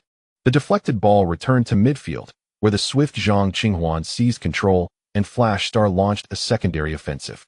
Noticing the situation, Hu Lai, who had previously drawn defenders away for Chen, refrained from immediately supporting Zhang Qinghuan, as that would have been too conspicuous. He needed to wait for more players to join him to distract the defense. Meanwhile, Qin Lin advanced, and Flash Star's 2 fullbacks surged forward, one on each flank. Yet, the Nanhai players were also retreating, indicating that Flash Star was transitioning from a fast break to a set-piece formation.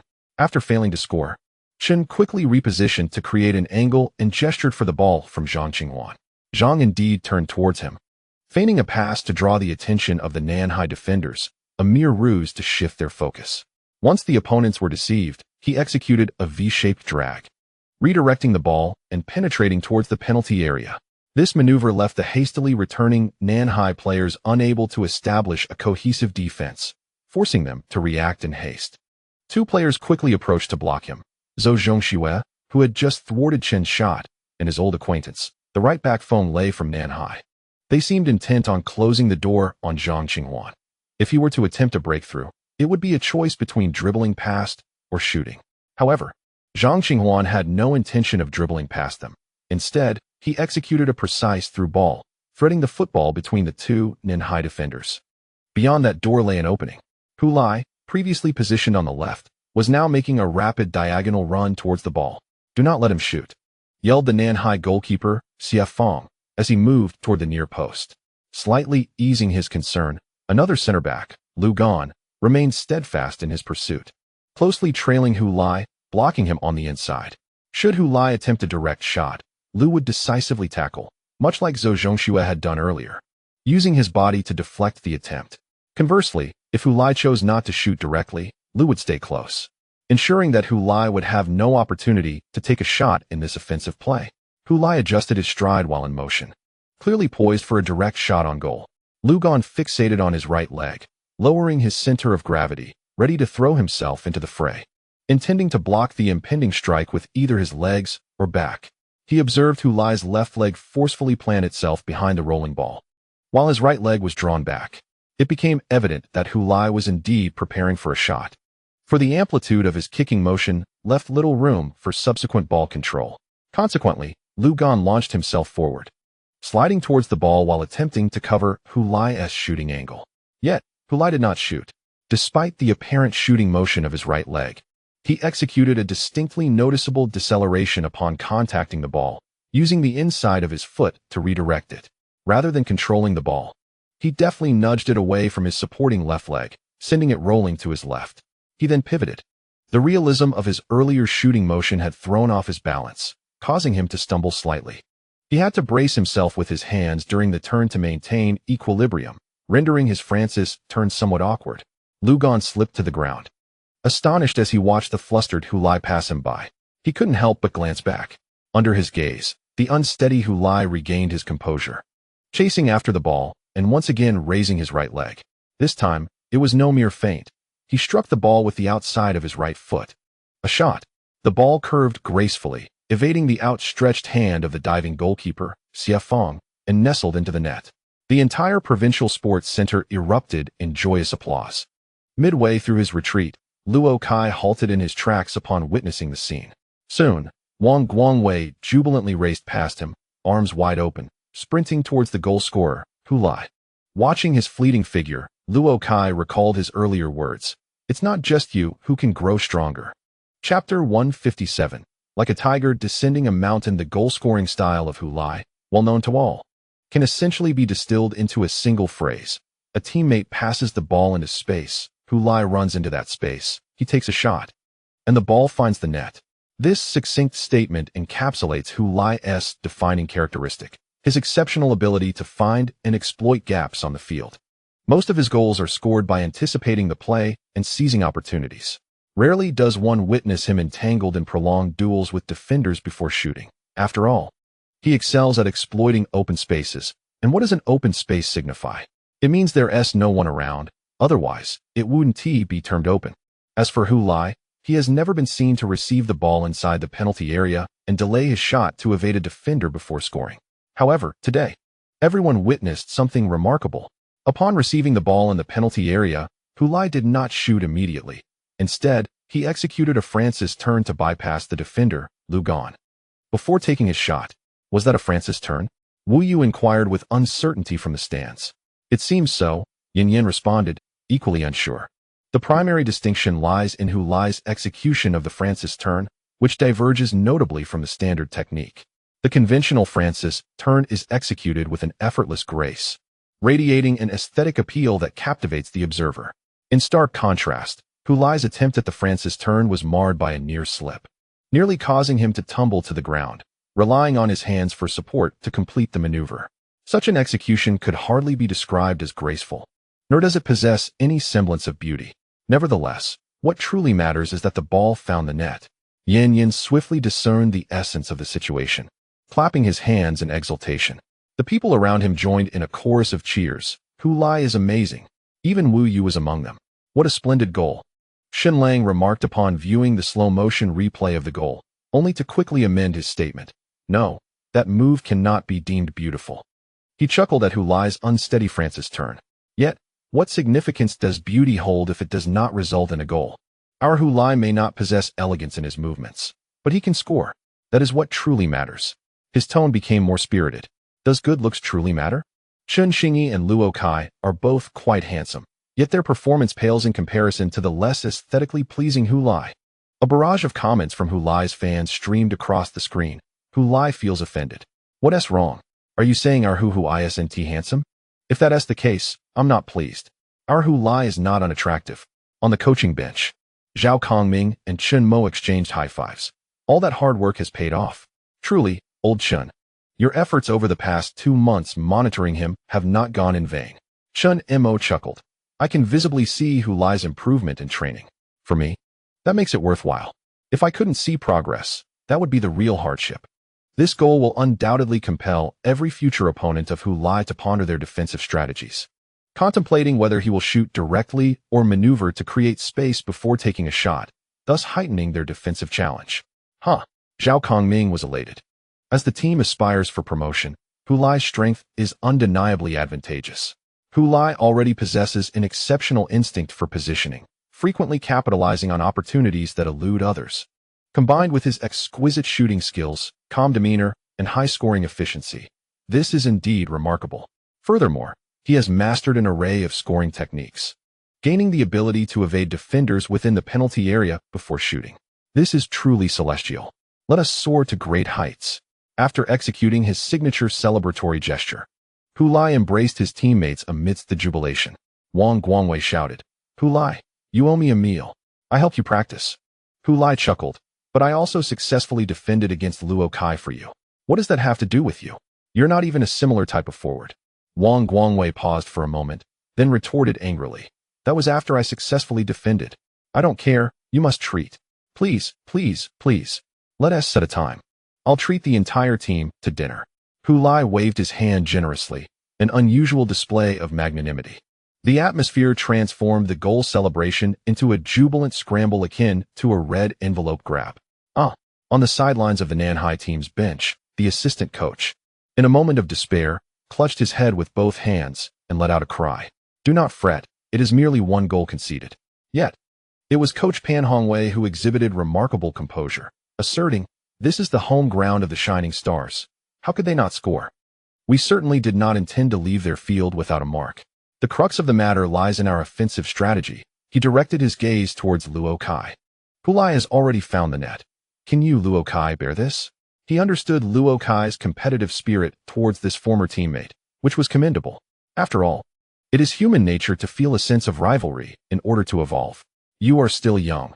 Do not allow this fire within you to be extinguished. Under Pan Hongwei's watchful eyes, Luo Kai clenched his fists, fixated on the direction of Hu Lai, who had become obscured by a multitude of Shining Stars players. Wang Guangwei is right. We are all maturing. It's not just me becoming stronger. Yet, does this not add to the excitement?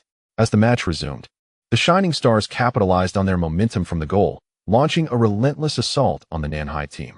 Meanwhile, Pan Hongwei instructed his squad to tighten their defense and counterattack. To the untrained eye, it appeared that the Nanhai team had succumbed to the pressure of the Shining Stars' offensive onslaught.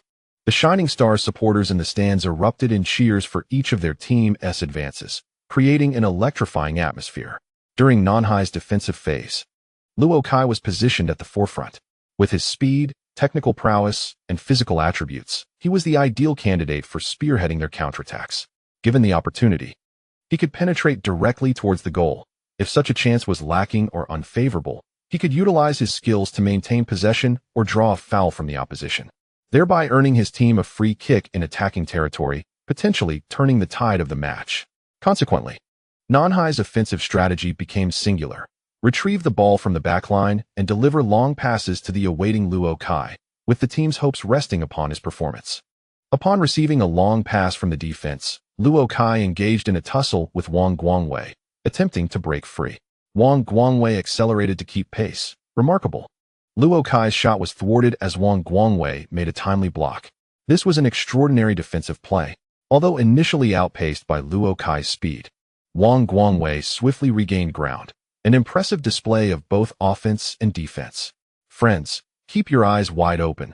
Behold our nation's young talents. They embody the future of our football, exclaimed Xin Lang with fervor. Their performance will determine the destiny of football in our country. Perhaps some in the commentary would deem his assertions exaggerated. Yet Xin Lang remained steadfast in his conviction. From a certain perspective, this match serves as a microcosm of the future of Chinese football. Alongside the 22-year-old Wang Guangwei and 20-year-old Luo Kai, the match also featured 19-year-old Hu Lai, 23-year-old Zhang Qinghuan, 21-year-old Chen Xingyi, and 22-year-old Lu Jinch. These individuals represent the future of Chinese football, and their current performances in the professional league will undoubtedly determine the achievements of the national team they will eventually comprise. Xin Lang even suggested that Tung Fei Video should highlight this aspect as a promotional focal point for the match, rather than the rivalry between Hu Lai and Luo Kai.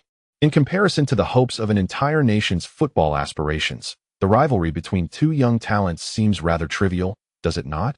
After all the contention, will they not ultimately don the Chinese team jersey and battle side by side? Is that not a more beautiful image, one more worthy of anticipation?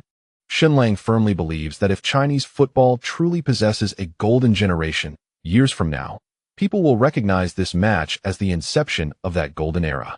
However, at present, neither the spectators in the stands, nor those watching on television, nor even the players on the field, seem to share this awareness. For Luo Kai, thoughts of fighting alongside Wang Guangwei to bring glory to the nation have not crossed his mind. His sole focus is on scoring against Wang Guangwei. Meanwhile, Wang Guangwei feels the mounting pressure in his contest against Luo Kai. The lad is no liar. He has indeed become more formidable than before. Had it not been for his quick reflexes and preemptive judgment, he might have been outmaneuvered. He gazes at Luo Kai, whose expression exudes fierce determination. Reminiscent of a descending tiger, his charge instills a profound psychological pressure. The Nanhai team once again launched a counterattack with a long pass from their defensive line. This time, the ball was directed to the flanks, where Luo Kai received it. Instead of Wang Guangwei, he faced Zhang Hao, the right back of the Flash Stars. Unfazed by the challenge, Luo Kai controlled the ball and deftly flicked it to the left with the outside of his left foot, drawing Zhang Hao to follow. As Zhang Hao turned, Luo Kai lowered his right shoulder and feigned a touch on the ball with his right foot, without actually making contact, causing Zhang Hao to overreact and retreat. It was at this moment that Luo Kai pushed the ball forward with the inside of his right foot, making a direct run into the penalty area. By the time Zhang Hao realized he had been deceived and attempted to recover, he found himself trailing behind. Even if he managed to catch up, facing Luo Kai, who was now within the penalty area, he could only raise his hands in a bid to slow down, cautiously approaching Luo Kai, fearful that any contact would send his opponent tumbling and result in a penalty for the Nanhai team. With the commentator from Nanling Sports channel vociferously narrating the action, Luo Kai surged towards the goal. Despite the narrow angle, he seemed determined to take the shot. Wang Guangwei entered his line of sight, having positioned himself to block Luo Kai's attempt as he breached the defense. As Luo Kai's right foot descended after his shot, he merely nudged the ball gently to the left. Subsequently, just as the ball was about to roll out of bounds, his left foot intercepted it. Performing an exquisite deep-fried meatball maneuver, he deftly bypassed the approaching Wang Guangwei, gliding along the edge and penetrating into the small penalty area. The stands at the Anong Sports Center erupted with jeers. Yet, this did not deter Luo Kai. After evading Wang Guangwei, he found himself face-to-face with goalkeeper Yu Jiming. Despite the acute angle, he resolutely took another shot. The ball slipped through Yu Jiming's legs, rolling into the net. Luo Kai scored. Luo Kai. A shot through the legs. Magnificent. Xin Lang raised his arms in exultation, his voice hoarse from the excitement, as he celebrated a splendid solo goal. Amazing. He single-handedly dismantled half of the Shining Stars' defense. Zhang Hao, Wang Guangwei, and Yu Jiming lay sprawled behind him in disarray. This is our young player. This is our star of tomorrow. This is Luo Kai. The derisive sounds from the stands seemed to diminish significantly as Luo Kai, an Anong native, silenced the crowd with a breathtaking goal. After scoring, he spread his arms and sprinted across the field, the wind tousling his hair and caressing his face. He closed his eyes, tilted his head back, and then collapsed onto the grass, choosing to remain there. His teammates rushed from behind, piling onto him in a frenzy of excitement. What a swift blade! Pan Hongwei exclaimed, leaping from the coach's seat, slapping his thigh. Wang Guangwei is a standout among the country's young defenders, yet Luo Kai managed to score against him. This illustrates that Shining Star has truly honed a fine blade. On the adjacent Shining Star bench, Coach Zhao Kongming sighed deeply. This goal is quintessentially Luo Kai. Why trouble teammates with what one can accomplish alone? It is no wonder Pan Hongwei dared to instruct the entire team to retreat, leaving only Luo Kai at the forefront. He fully trusted Luo Kai to fulfill his expectations. In the stands, Wu Yu felt a mix of embarrassment and anguish, having hoped that Captain Wang would dominate against Luo Kai. Instead, he became merely a backdrop for such a stunning goal. Who could have anticipated that Luo Kai would execute a deep-fried meatball in such a confined space? Captain Wang's defense was commendable, yet it was no match for Luo Kai's slippery finesse. He maneuvered as if gliding on ice. Beside him, Yin Yin patted his shoulder. Offering consolation, "Look on the bright side, old Wu. This is just Luo Kai's playing style. Scoring a goal may require immense effort, but once it's in, it's nothing short of spectacular. However, such goals are rare, so I don't think you need to worry about Wang facing further humiliation anytime soon." Wu Yu opened his mouth, then closed it again, unable to articulate a single word. What more could he say? In their Jiaxiang High School, whether it was Wang or himself as captain, they ultimately fell prey to those two players from Dongchuan Middle School. A fateful entanglement. Chapter 158. If there were a golden generation, although Anong Shining Star conceded a goal before the end of the first half, resulting in a tie. However, upon returning to the locker room during halftime, Zhao Kongming refrained from criticizing the players' performance. Instead, he urged them to adjust their tactics for the second half, emphasizing the need to be cautious against Nanhai's counterattacks, particularly regarding Luo Kai. He reiterated the significance of strengthening their defense against Luo Kai, whose recent stunning goal lent considerable weight to his words. No one in the locker room expressed dissatisfaction or skepticism towards his repeated emphasis. Listening to the coach, Chen Sini lowered his head, not wishing Zhao to perceive his expression, fearing it might lead to complications. What if Zhao were to confront him, asking, "Chen Sini, what is with that defiant look?" How could he respond? Would he dare to voice his discontent with the coach's high regard for Luo Kai? Even if he did, it was unlikely his teammates would side with him. After all, Luo Kai had just scored an exquisite goal. What grounds did Chen Sini have for dissatisfaction? Yet, he felt deeply aggrieved. Everyone hailed Luo Kai as a prodigy. Was Chen Sini not one as well? Back in high school, during the national competition, his performance had eclipsed that of Luo Kai. Accepting defeat to Hulai was one thing, but losing to Luo Kai stirred resentment within him. Their playing styles were markedly different from Hulai's, yet somewhat akin to Luo Kai's. Both had transitioned from the Super League to the China League, and now, merely because Luo Kai had dazzled with a goal, he had gained undue acclaim? Was Chen Sini to forego his pride? Zhao Kongming noticed Chen Sini sitting beside Qin Lin, head bowed. While it was commonplace for many to lower their heads in the locker room, he discerned that Chen Sini was tightly clenching his fists. Such a gesture was not unusual. However, the whiteness of his knuckles indicated he was exerting considerable force. Why so forcefully? Zhao Kongming needed no further contemplation to understand it was due to Luo Kai's performance, which had provoked this once more renowned young talent. Reflecting on this, Zhao Kongming chose not to confront the situation directly. It was natural for the youth to possess a competitive spirit and a refusal to be overshadowed. Some might argue that such ambition in young individuals is arrogance, a lack of self-awareness, or an overestimation of their abilities. Zhao Kongming, however, held a different perspective. His years of experience in youth training had taught him that nurturing the competitive spirit in gifted young players was paramount. It was the key to their continual improvement. Being audacious on the field was acceptable, and inciting dislike was inconsequential, but one must not lack passion. Without it, one would be doomed. Even someone as honest as Wang Guangwei harbored a temper, albeit not expressed through impulsive outbursts during matches. As a central defender, his frustration manifested in relentless training after games, channeling his emotions into his efforts on the practice field.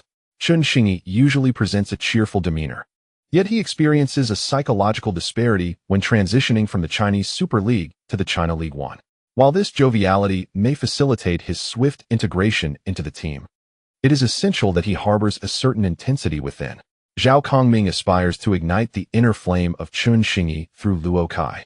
It is imperative that he does not merely focus on assisting Hulai, My intention in acquiring your services is not solely for you to play a supporting role for Hu Lai, providing assists. With his head bowed, Chen Xingyi was taken aback when he heard Coach Zhao call his name.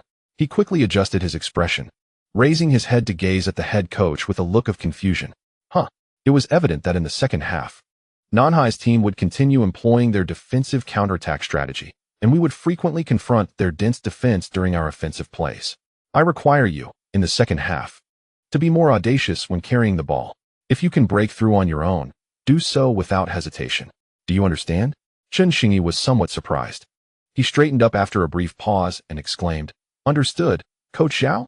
Hu Lai also perked up, pointing to himself and inquiring of Zhao Kongming. "What about me, Coach? Do I have any special tasks?" Zhao Kongming glanced at him and replied, "Just play normally." As the second half commenced, just as Zhao Kongming had anticipated, after leveling the score, Nanhai did not seize the opportunity to launch a fierce attack. Instead, they continued their tactical approach from the first half following the conceded goal, defensive counterattacks. After all, this was Flash Star's home ground, and it was reasonable for the visiting Nanhai team to adopt this strategy. Moreover, they had already reaped rewards from this tactical approach. Luo Kai's goal had bolstered his confidence and form. There was no need for tactical adjustments. Simply continue as is. Whenever the ball is available, let it go to Luo Kai to challenge Flash Star's defense. Regardless, as Nanhai was the visiting team for Pan Hongwei. Even if Luo Kai failed to score, it was acceptable as long as the team did not concede. A final score of 1-1 would be entirely satisfactory for Pan Hongwei. Speaking of defense, Pan Hongwei had garnered some insights. Hu Lai is a player who heavily relies on support from the midfield and forward lines. Flash Star's midfield boasts two proficient passers, Qin Lin and Zhang Qinghuan, both of whom possess exceptional passing skills. However, passing is generally easier to defend against as it leaves traces to follow. Individual breakthroughs pose a more significant challenge to defense, as one cannot predict when an opponent might suddenly unleash their prowess, reminiscent of Luo Kai's goal in the first half. Flash Star also has a player endowed with a certain degree of breakthrough capability, Chen Xingyi. His attributes are similar to those of Luo Kai, though he is slightly less robust in physical confrontations, excelling instead in agility and finesse. Chen Xingyi is the most crucial offensive player for Flash Star in the midfield and forward areas, and Pan Hongwei could not afford to overlook him.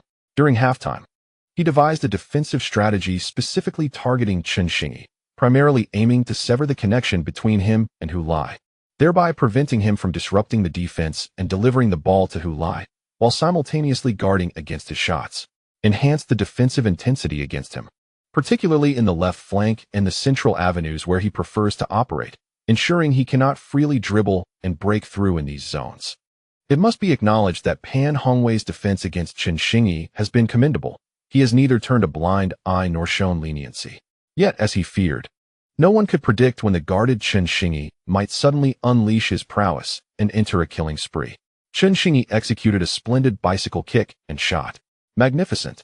Xie Feng made a remarkable save. He accurately anticipated the trajectory, deflecting Chen Xingyi's shot near the near post. Shen Lang exclaimed that, since the onset of the second half, it was evident that Chen Xingyi from the Shining Stars had erupted, perhaps inspired by Luo Kai's performance in the first half. He too was ignited. In high school football, Chen Xingyi was the star player. What was Luo Kai? Merely a younger brother. Shen Lang once again showcased his audacious commentary style, previously elevating Luo Kai to great heights, now inciting the fans of Luo Kai to seethe in frustration at their screens, expressing their ire through the barrage of comments. Who do you call a younger brother? Fans of Chen Xingyi promptly rose to defend Shen Lang. In terms of both age and accomplishments, Luo Kai is undeniably Chen Xingyi's younger brother. Is there any issue with that? The fans on both sides erupted in a verbal skirmish. Consequently, many spectators opted to mute the comments, allowing the two factions to bicker in solitude. Before the halftime break, after breaching the defense, Chen Xingyi would instinctively seek out Hu Lai. However, in the second half, with the coach's approval, upon receiving the ball, his singular intention was to break through. He aimed to disrupt the Nanhai team's defensive line, turning it into utter chaos. When an individual's purpose becomes pure, their personal abilities can be maximized. Following Chen Xingyi's shot being parried, Hu Lai turned to Lu Gan, who had been marking him closely, and said, "Big brother, I'm just saying this to warn you. Chen Xingyi has clearly gone berserk. If you don't assist, Be wary of conceding a goal. Lugan shot him a glance and scoffed. Don't think you can deceive me. Oh, so I should go mark Chunxinyi? And who will mark you? You can just slip away to receive Chunxinyi's pass and shoot, right? Hulai shook his head. How can you say that about me? I'm genuinely looking out for you. Our coach said at halftime to ensure Chunxinyi doesn't T-pass to me, focusing solely on breaking through your defense. You can verify with our coach Zhao. Lugan was amused by Hulai's retort. And you claim to be well-meaning? We aren't even on the same team. What good intentions could you possibly have?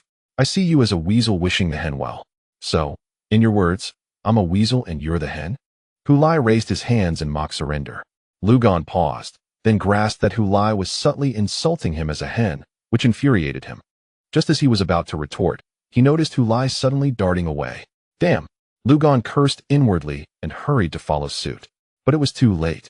Hulai had already intercepted the ball. The Shining Stars took the corner kick. Hulai. A header flick on. Lugan observed Hulai leaping up behind him. A surge of anger igniting within him, compelling him to impulsively confront Hulai. Yet, the remnants of his rationality prevailed, leading him to instead leap towards Hulai, using his body to obstruct and impede Hulai's attempt to score. He understood that if he dared to physically engage, this mischievous lad would undoubtedly scream to attract the referee's attention and roll dramatically to the ground. He refused to fall for such a trick, opting instead to risk being directly challenged by Hulai. After all, Xiefang was stationed at the goal to safeguard it. Indeed, Hulai's header was deftly deflected by Xiefang, striking the crossbar. The Flashing Stars earned a corner kick, but for Nanhai, particularly for Lugan, the threat was averted. Had his previous oversight allowed Hulai to score, he would have become a laughingstock. When reporters would later inquire how he had let Hulai slip away, what could he possibly say? That he had been too engrossed in conversation with the lad to remember they were in a match? Absurd. Lugan regarded Hulai with a disapproving expression. Yet, under his scrutinizing gaze, Hulai appeared blissfully unaware that Lugan harbored ill feelings towards him. And he earnestly suggested, Brother, truly, you should focus on defending Chunxinyi and leave me be. Lugan scoffed, choosing to ignore the boy, fearful that engaging him in conversation would lead to yet another oversight during the corner kick defense. He could not guarantee that fortune would favor him again. This time, he resolutely shadowed Hulai during the corner, preventing him from leaping to contest the header, successfully executing his defensive duty against Hulai. Wang Guangwei's header sailed over the crossbar, and the Flashing Stars did not secure another corner. Their players retreated like a receding tide, and Hulai was among them.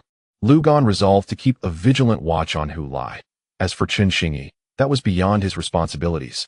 And since Coach Pan had not instructed him to assist in that regard, he would disregard it. He would not heed Hulai's nonsensical chatter. Before long, the Flashing Stars launched another fierce assault. This was their home ground, and with the score at 1-1, their desire for victory was undoubtedly more fervent than that of the visiting Nanhai team, resulting in a more aggressive offensive display. Thus, after the team equalized, Pan Hongwei instructed them to maintain their defensive counterattack. In his strategy, as long as the team could withstand the Flashing Stars' onslaught, opportunities for Nanhai would eventually arise as their opponent's mentality shifted. At that point, Nanhai would seek not merely a draw but a complete triumph, departing the Flashing Stars' territory with all 3 points, just as they had accomplished in the previous season at this very venue. Observing the formidable offensive from the Flashing Stars, Pan Hongwei remained composed in the coach's seat, exhibiting no signs of urgency. However, merely 10 seconds later, he sprang from his seat, eyes wide with astonishment. Under his watchful gaze, Chunxinyi had just executed a splendid series of feints, leaving Nanhai's captain, Wang Yiru, sprawled on the ground. The entire Enong Sports Center erupted with exuberant cheers. Although the Flashing Stars had yet to score, this singular maneuver was exhilarating beyond measure. Go on, big brother. As Chunxinyi charged towards the penalty area with the ball, Hulai anxiously remarked to his sidekick Lugan, as if he were genuinely concerned for the Nanhai team. This left Lugan somewhat puzzled, questioning whether this lad truly had the opponent's interests at heart. However, despite his intrigue, Lugan did not abandon Hulai to confront Chunxinyi. Although he was profoundly astonished and worried by the recent feat of Chunxinyi outmaneuvering their captain, he resolutely remained by Hulai's side. Then, he observed Chunxinyi penetrating the penalty area, while his central defender partner, Zhou Zhongxue, rushed to block him. Accompanied by left-back He Hongjun. Together, they formed a 90-degree encirclement, attempting to thwart Chen Xingyi's advance. Yet, they failed to completely encircle him, as a gap remained on Chen Xingyi's right side, where Lu Gan was positioned. However, since Hu Lai did not join the fray, Lu Gan chose to stay close to Hu Lai rather than attempt to block. Chen Xingyi deftly nudged the ball in Lu Gan's direction and then unleashed a strike.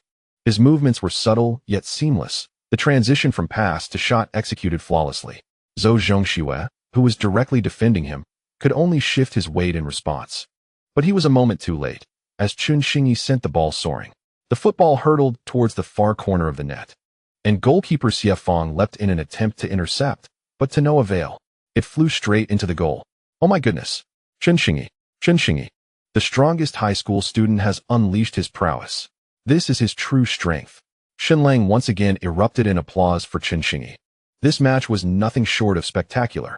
First, there was Hu Lai's goal, followed by Luo Kai's dazzling solo effort, and now Chen Xingyi, unwilling to be outdone, joined the trio of youthful talents, each showcasing their skills in a vibrant exchange of goals. What did I say earlier? If there is a golden generation in Chinese football, then this match is the one to behold. The cheers from the Anong Sports Center roared like thunder, providing a fitting commentary to his words. Chapter 159. Ignoring Hu Lai's words, suffering consequences before one's eyes years later, Shenlang would take pride in his foresight. He firmly believed that the golden generation of Chinese football began with an ordinary match in the China League on July 30th, 2023. Yet on that day, few were aware of this significance. Only Shenlang contemplated it and voiced it aloud. This led to a future where any institution, organization, or individual reflecting on this history could not overlook that day, that match, and his proclamation. Chinese football indeed possesses a golden generation, commencing from this moment. However, at this very instant, amidst the jubilant uproar of the Anong Sports Center, no one considered these thoughts or cared about them.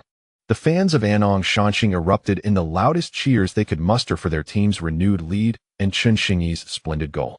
Seemingly eager to dispel the gloom and discontent brought on by Luo Kai's earlier strike. In stark contrast, the few Nanhai supporters stood silently before their seats, heads in their hands, speechless. After much anticipation, their team managed to equalize in the first half. During halftime, they indulged in dreams of how the Nanhai team would respond in the second half. However, little did they expect that merely 10 minutes into the second half, Chen Xingyi would help Shining Stars regain the lead. What exacerbated their frustration was the manner in which Chen scored. The outstanding goal by Luo Kai in the first half had thrilled them immensely. Yet, in the second half, Chen Xingyi retaliated spectacularly, dazzlingly maneuvering to leave Nanhai's captain and defensive midfielder, Wang Yiru, in his wake before scoring. It was utterly electrifying. In that fleeting moment when Wang Yiru collapsed, a tremendous cheer erupted over the in-province sports center, while the Nanhai fans could only close their eyes in anguish, turning their gaze away from the unfolding spectacle on the field. On the sidelines, before the home team's coaching bench, Zhao Kongming and Chen Mo exchanged high fives and embraced, only to separate and slap hands once more. Zhao Kongming wore a broad smile, exclaiming his gratitude towards Luo Kai and the Nanhai team. He had successfully ignited an even more formidable Chen Xingyi through Luo Kai, and the indomitable spirit of Chen Xingyi now promised an even brighter future. Crucially, this competitive spirit of Chen had not been stifled. Rather, it had garnered enthusiastic applause from the entire crowd during the match. Zhao Kongming believed that this positive reinforcement was vital for Chen Xingyi. In times of future adversity, when he seeks to rise again, he would undoubtedly recall the scene from today at the Provincial Sports Center, the cacophony of applause and cheers echoing in his mind. Meanwhile, at the adjacent Nanhai coaching bench, Pan Hongwei stomped his foot and sighed deeply, lamenting, "Alas, I was careless." However, there was no need for him to berate himself. None could have anticipated that Chen Xingyi would erupt in such a manner, as the assistant coach advised. Yet, Pan Hongwei shook his head, stating, "No, I should have foreseen this. If we can use Shining Stars as a sharpening stone, then Zhao Kongming can certainly utilize us to provoke Chen Xingyi." Our defensive strategy against Chen during halftime was insufficient. Upon uttering this, he even cursed under his breath. With their counterattacks faltering, the team needed to enhance their offensive firepower to hope for another equalizer. In the stands, Xia Xiaoyu and his youth team teammates occupied a designated area reserved for their squad. As long as there were no scheduling conflicts, The youth team was always arranged to watch the first team's matches. This was a new regulation introduced by Zhao Kongming since he took charge of Shining Stars. On one hand, it aimed to provide the youth players with a deeper understanding of the first team style of play, and on the other, to foster their emotional investment in the first team, nurturing their aspirations to one day play at that level. After all, Zhao Kongming is a coach who values youth training. He hopes that the youth team can genuinely cultivate talent for the first team, rather than merely serving as a facade for the association's requirements. Now, as these youth players sat in the stands, they appeared to be engulfed in a storm. They gazed in awe at the field below, where, in less than 60 minutes of play, 3 goals had already been scored. In terms of the number of goals, this certainly was not the highest scoring match within the first 60 minutes. However, for the young players seated in the stands, this match was the most impactful and astonishing experience.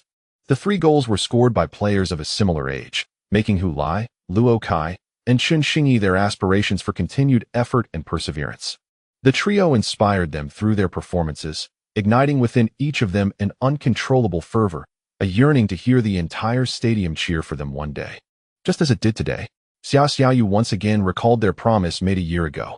Observing such an intense match, he initially felt a twinge of anxiety and doubt, uncertain if he could meet Coach Zhao's requirements for the first team a year later. Yet, he quickly dispelled that notion in his mind. How could I think such thoughts? I shall devote myself entirely this year to grow into a player worthy of the first team. I must join the fray on the pitch and partake in such matches. After scoring, Chen Xingyi exuberantly raced to the corner flag to celebrate.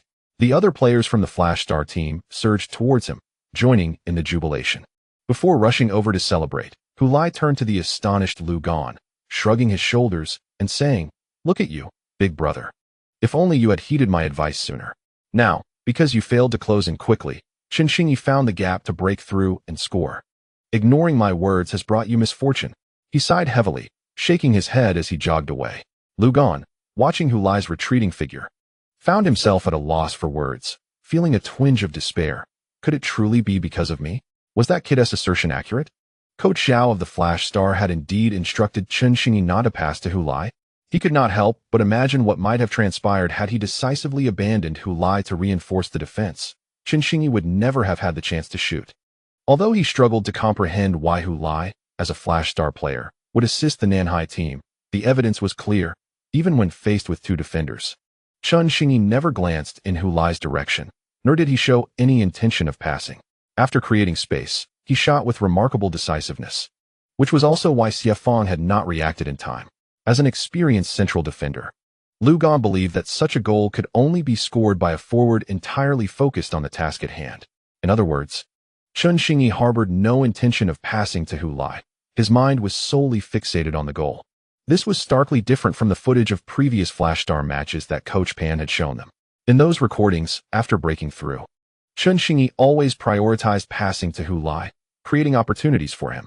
Consequently, everyone believed Chen Xingyi was a provider for Hu Lai rather than a consumer of opportunities himself, likely orchestrated by Coach Zhao Kongming. Yet in this match, Chen Xingyi's performance diverged completely from his previous displays, prompting Lu Gan to ponder Hu Lai's earlier words.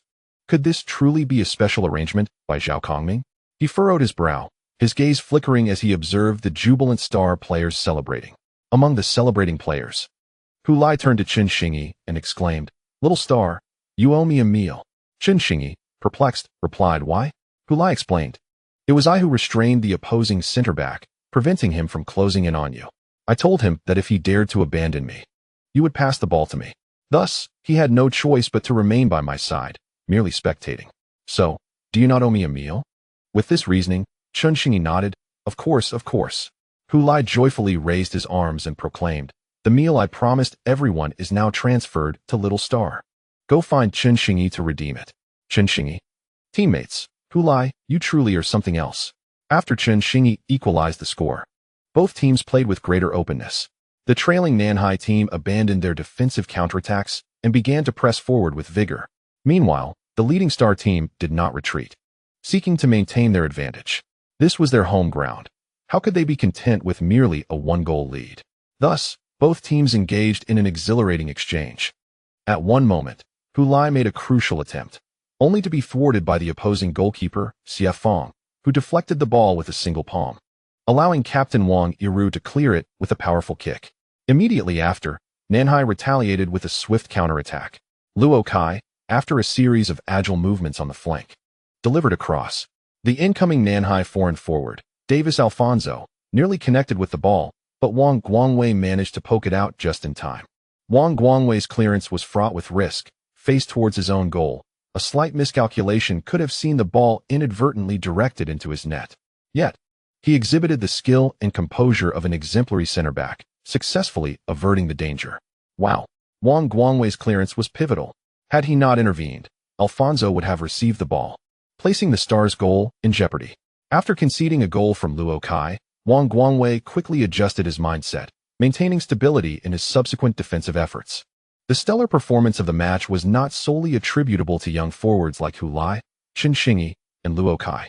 It also included the impressive contributions of young defenders like Wang Guangwei. Shen Lang was genuinely delighted, as commentating on this match filled him with immense joy. He truly saw the future of Chinese football unfolding before his eyes, and this was no exaggeration nor pretentiousness. Captain Li Tailin of the Star team patted Wang Guangwei on the shoulder, commending his recent defensive display. Yu Jiming also approached, giving Wang Guangwei a high five in gratitude for his timely intervention. Had that ball slipped past, he would have faced immense pressure, potentially leading to another goal conceded. Yet, despite the praise and gratitude from his senior teammates, Wang Guangwei wore a stoic expression, feeling no joy from his successful clearance. He was still dissatisfied with his earlier defensive lapse that had resulted in a goal. Thus, he remained unmoved by the commendations. Even if he makes numerous successful defensive plays now, they cannot compensate for the earlier goal conceded. However, this is the pressure that defenders must endure. In a match where no goals are conceded, defenders are seldom praised for their efforts.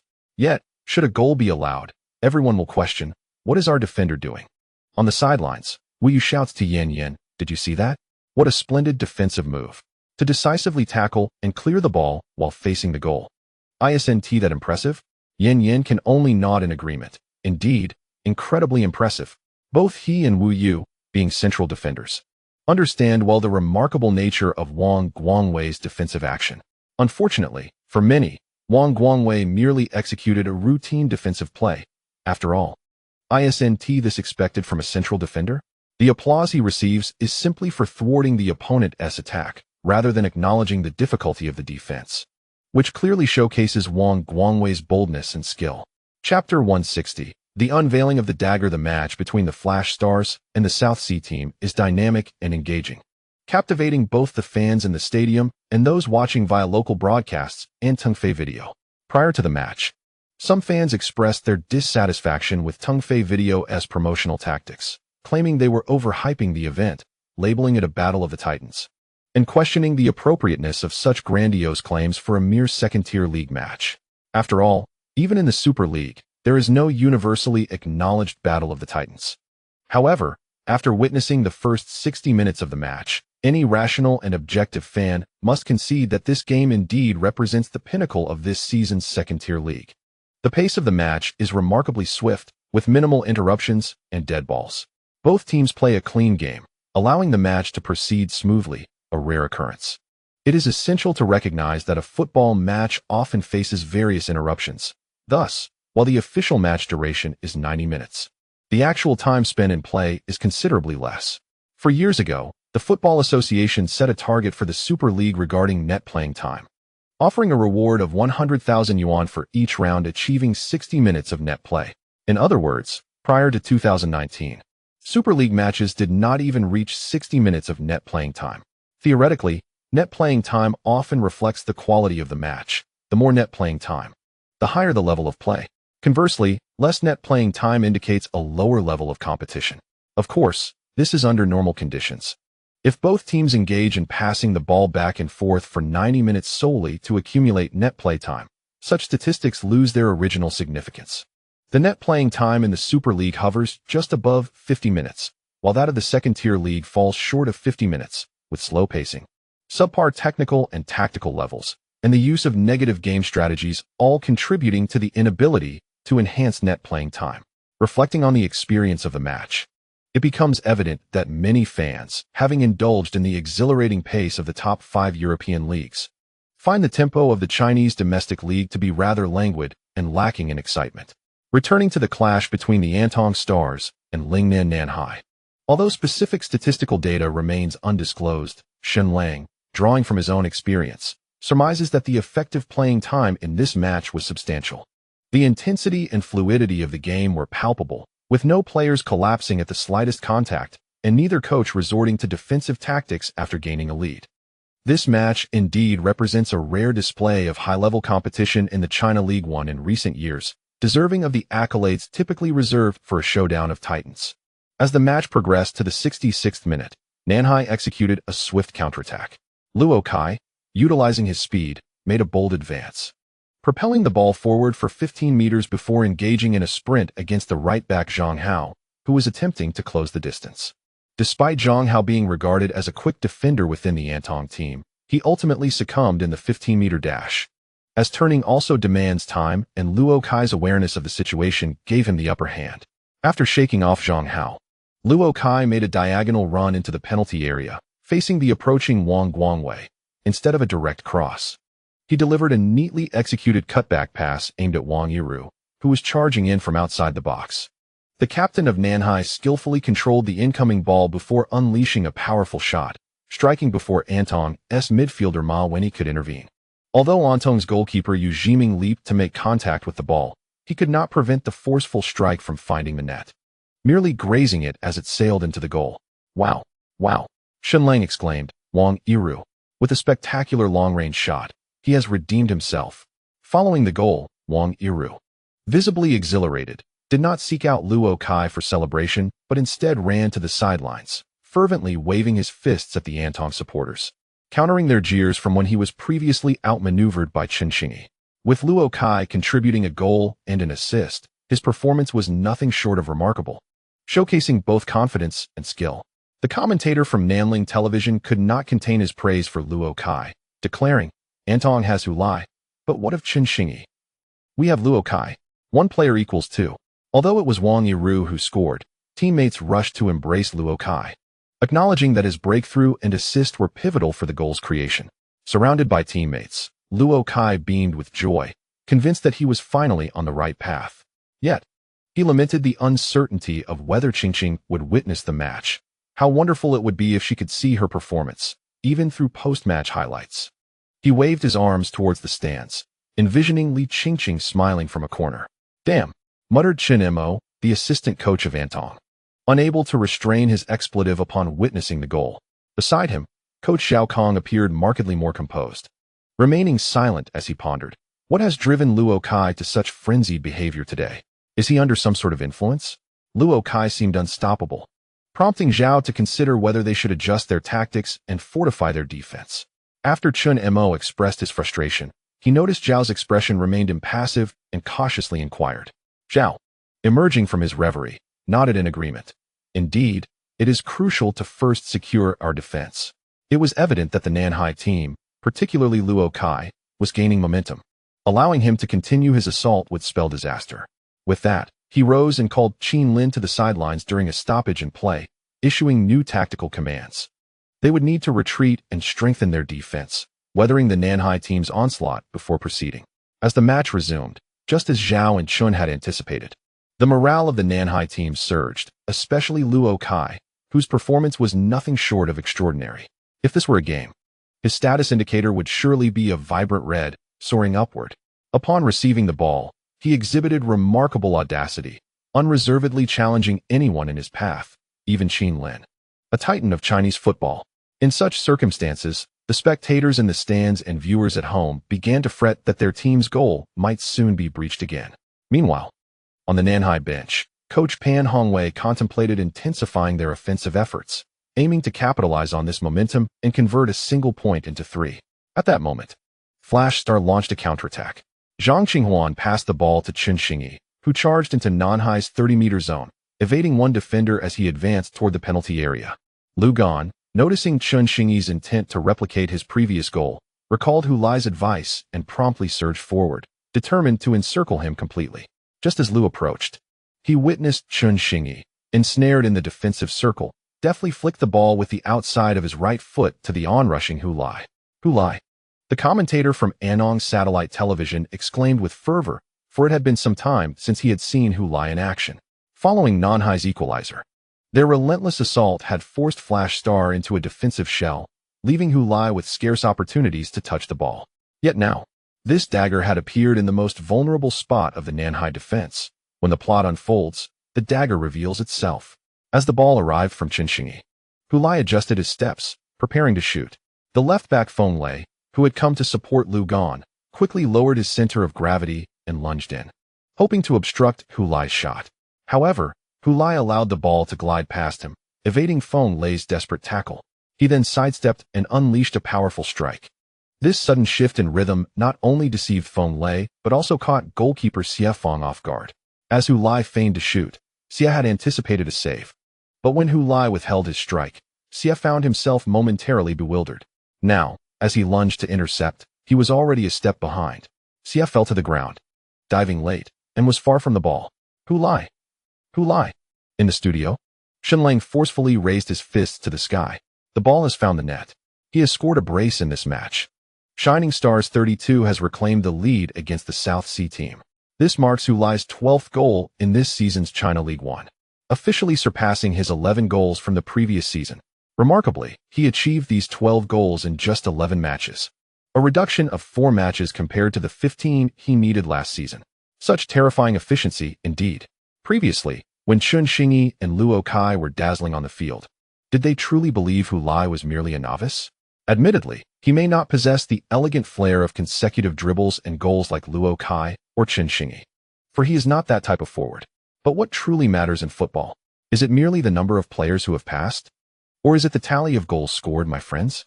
The one who nets more goals emerges victorious. And apologies, all, in terms of scoring. Hulai is not singling anyone out. He asserts that everyone present is beneath him. Fans of Hulai in the comment section rejoiced. Basic skills, no need for showboating.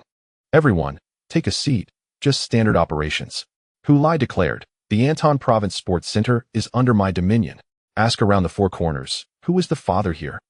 When Chun Xingyi and Luo Kai previously excelled, the comment section was filled with their fans flaunting their prowess, making it seem as though the fates of the two teams rested solely on these individuals, even declaring Chun Xingyi and Luo Kai as destined rivals, which greatly displeased Hulai's supporters. Now, they finally had the opportunity to make it known who truly was the star of the match.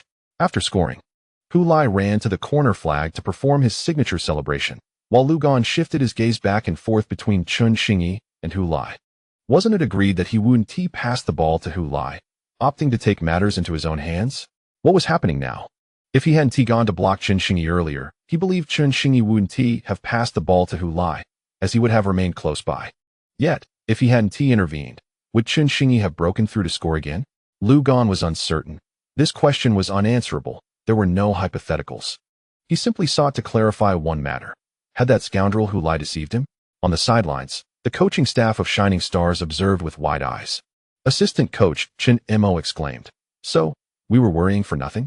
Statistically, wouldn't it have been more likely for the South Sea team to score?" Nearby, Zhao Kongming clapped and laughed. "This is Hulai, old Chun.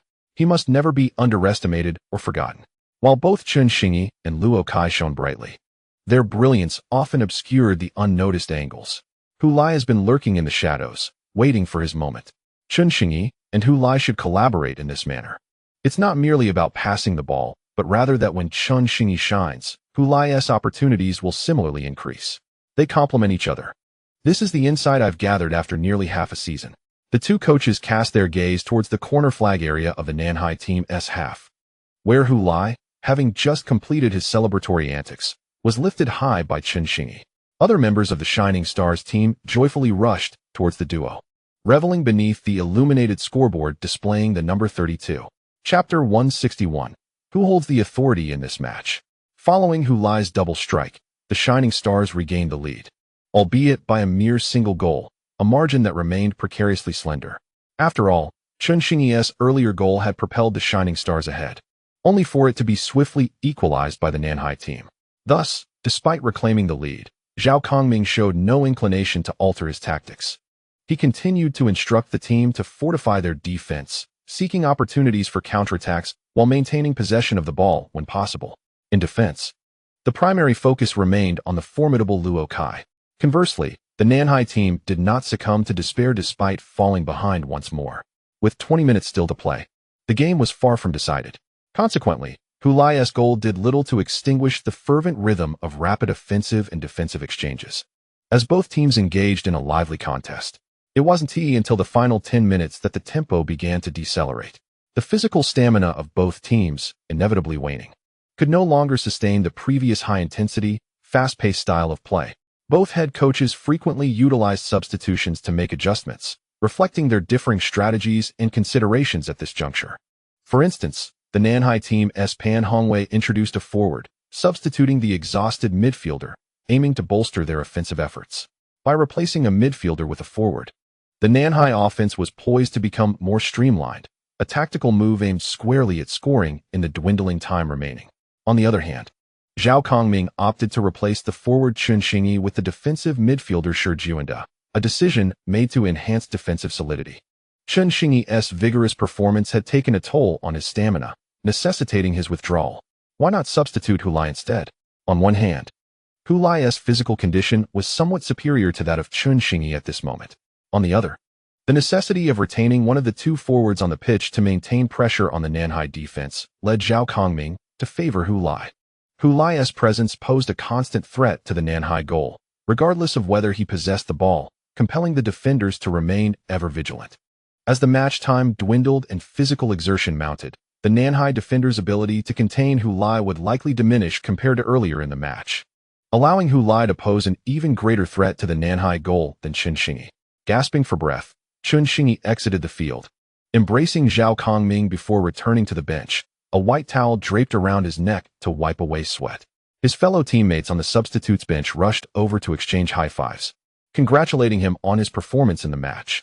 This match can be deemed the finest performance he has delivered since joining the Star of Flash. With both goals and assists, he posed several threats to the South Sea team's goal, showcasing his footballing style in its entirety. In the VIP box, Chen Hantang, watching his son play, mused that if the Golden Arrow scouts were to pay attention to his son's performance at the Star of Flash, then based on his display in this match, he would surely return to Golden Arrow and would no longer be relegated to the sidelines as a mere water boy. Previously, he believed that as long as his son could play in the China League, he would have ample opportunities for development. However, it has become clear that not every team among the 18 in the league is suitable. The choice ultimately hinges on the coach. Opting for the Star of Flash, under the guidance of Zhao Kongming, who is willing to grant opportunities to young players, was indeed the wisest decision. As Chun Xingyi departed the field, the Star of Flash's tactics shifted towards a more conservative approach, with Zhao Kongming seemingly intent on preserving their lead. Yet, this did not imply a reduction in offensive opportunities for the Star of Flash. With the South Sea team pushing forward, gaps appeared behind them, providing the Star of Flash with chances to counterattack. Furthermore, they possessed the exceptional Hulai, who excelled at exploiting and infiltrating these spaces. In the 84th minute, the Star of Flash advanced their attack. Zhang Qinghuan, in the attacking third, seized the ball and noticed the South Sea team's hurried retreat, which had yet to organize their defense. Seizing the moment, he deftly lofted the ball into the right flank of the South Sea team's penalty area. His choice of pass was informed by the sight of Hulai making a run in that direction, while Lu Gan was closely trailing him. Unsure of how Hulai would handle the ball upon receiving it, Zhang Qinghuan decided to deliver the pass, recognizing it as an opportunity, one larger than any other. Zhang Qinghuan's lofted pass sailed over the heads of the South Sea defenders, landing within the penalty area. Hulai sprinted from behind them, with the relentless Lu Gan in close pursuit. The announcer from Nanling Satellite TV commented, "Lu Gan is tailing Hulai closely, not allowing him to receive the ball comfortably." Lu Gan remained focused, not relaxing his vigilance against Hulai as the match neared its conclusion. His sentence trailed off as he noticed Hulai, having reached the position, did not pause to control the ball. Instead, he swung his right foot and struck the airborne pass from Zhang Qinghuan directly towards the goal. "An unhalted strike," exclaimed the commentator from Anong Satellite TV. Hulai managed to send the ball toward the goal before Lu Gan could intervene. A resounding thud echoed in Lu Gan's ears as he watched the ball whip through the air, accelerating towards the near corner of the goal. Suddenly, the goalkeeper, Xie Feng, appeared in his line of sight, gritting his teeth as he leapt towards the ball, seemingly attempting to extend his reach as far as possible. Yet, he was unable to make contact. Neither the distance nor the timing was in his favor. By the time Xie Feng soared into the air, the ball had already found its way into the net. "Oh my goodness!" Shen Lang exclaimed, unable to contain his disbelief. "Hu Lai. He has completed a hat trick in this match. His second hat trick of the season and the fourth across all competitions. My word, what a terrifying efficiency. He is on fire. Such a display from Hu Lai. Are you not afraid?" Lu Gan watched as the football fell from the net, then directed his gaze towards Hu Lai. The goal scorer, Hu Lai, had already dashed past him, heading straight for the corner flag. It was unnecessary to speculate on his next move. In a moment of sheer astonishment, Lu Gan observed as Hu Lai leaped high into the air, executing a mid-air turn, his hands crossed over his chest before forcefully descending, legs apart. Landing firmly on the grass before the corner flag, his body leaning slightly forward to maintain balance. This was Hu Lai's signature celebration, each instance signifying yet another team vanquished beneath his feet. The entire provincial sports center erupted with thunderous applause and jubilant cheers. The hearts of the Shining Star fans, previously suspended in suspense, could finally return to their chests. Chen Xingyi and Luo Kai both delivered outstanding performances during the match, arguably showcasing their best since joining their respective teams, yet it was ultimately Hu Lai, the one who often remained unnoticed throughout the game, who decided the outcome and extinguished the suspense. Chen Xingyi, Luo Kai, and the others had merely set the stage for Hu Lai's grand entrance. Shen Lang continued speaking. The red carpet had been laid out, with reporters and cheering crowds positioned on either side, eagerly awaiting the guests of honor. And the broadcast signal was ready. Now the true protagonist could take the stage. Under the dazzling lights that sparkled like a galaxy, the sole star on the red carpet approached us. The Mount Tai had finally welcomed its rightful master. Before his teammates could rush over to join in the celebration, Hu Lai stood tall and proud by the corner flag, having completed his celebratory act. He then raised his hand to press down on the corner flag, a seemingly casual gesture that, to many observers at that moment, exuded an indescribable grandeur. "This space belongs to me. The game, I command it." On the coaching bench, Zhao Kongming and Chun Mo did not embrace in celebration this time. They merely exchanged a glance, each reflecting shock in the other's eyes. Zhao Kongming then raised his hands to clutch his head, the only way he could articulate his feelings at that moment. As the leaders of this season's China League, the Nanhai team naturally boasted a formidable defense.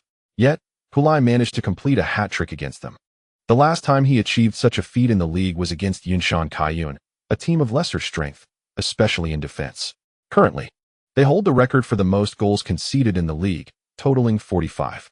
Therefore, Zhao Kongming was not particularly surprised by Hu Lai's hat trick against Yunshan Kaiyun. However, the significance of this latest hat trick was entirely different. Could it be that Hu Lai was spurred on by the performances of Chen Xingyi and Luo Kai? Chen Mo inquired after the initial shock wore off. Zhao Kongming shook his head. "I do not know. I let him play normally."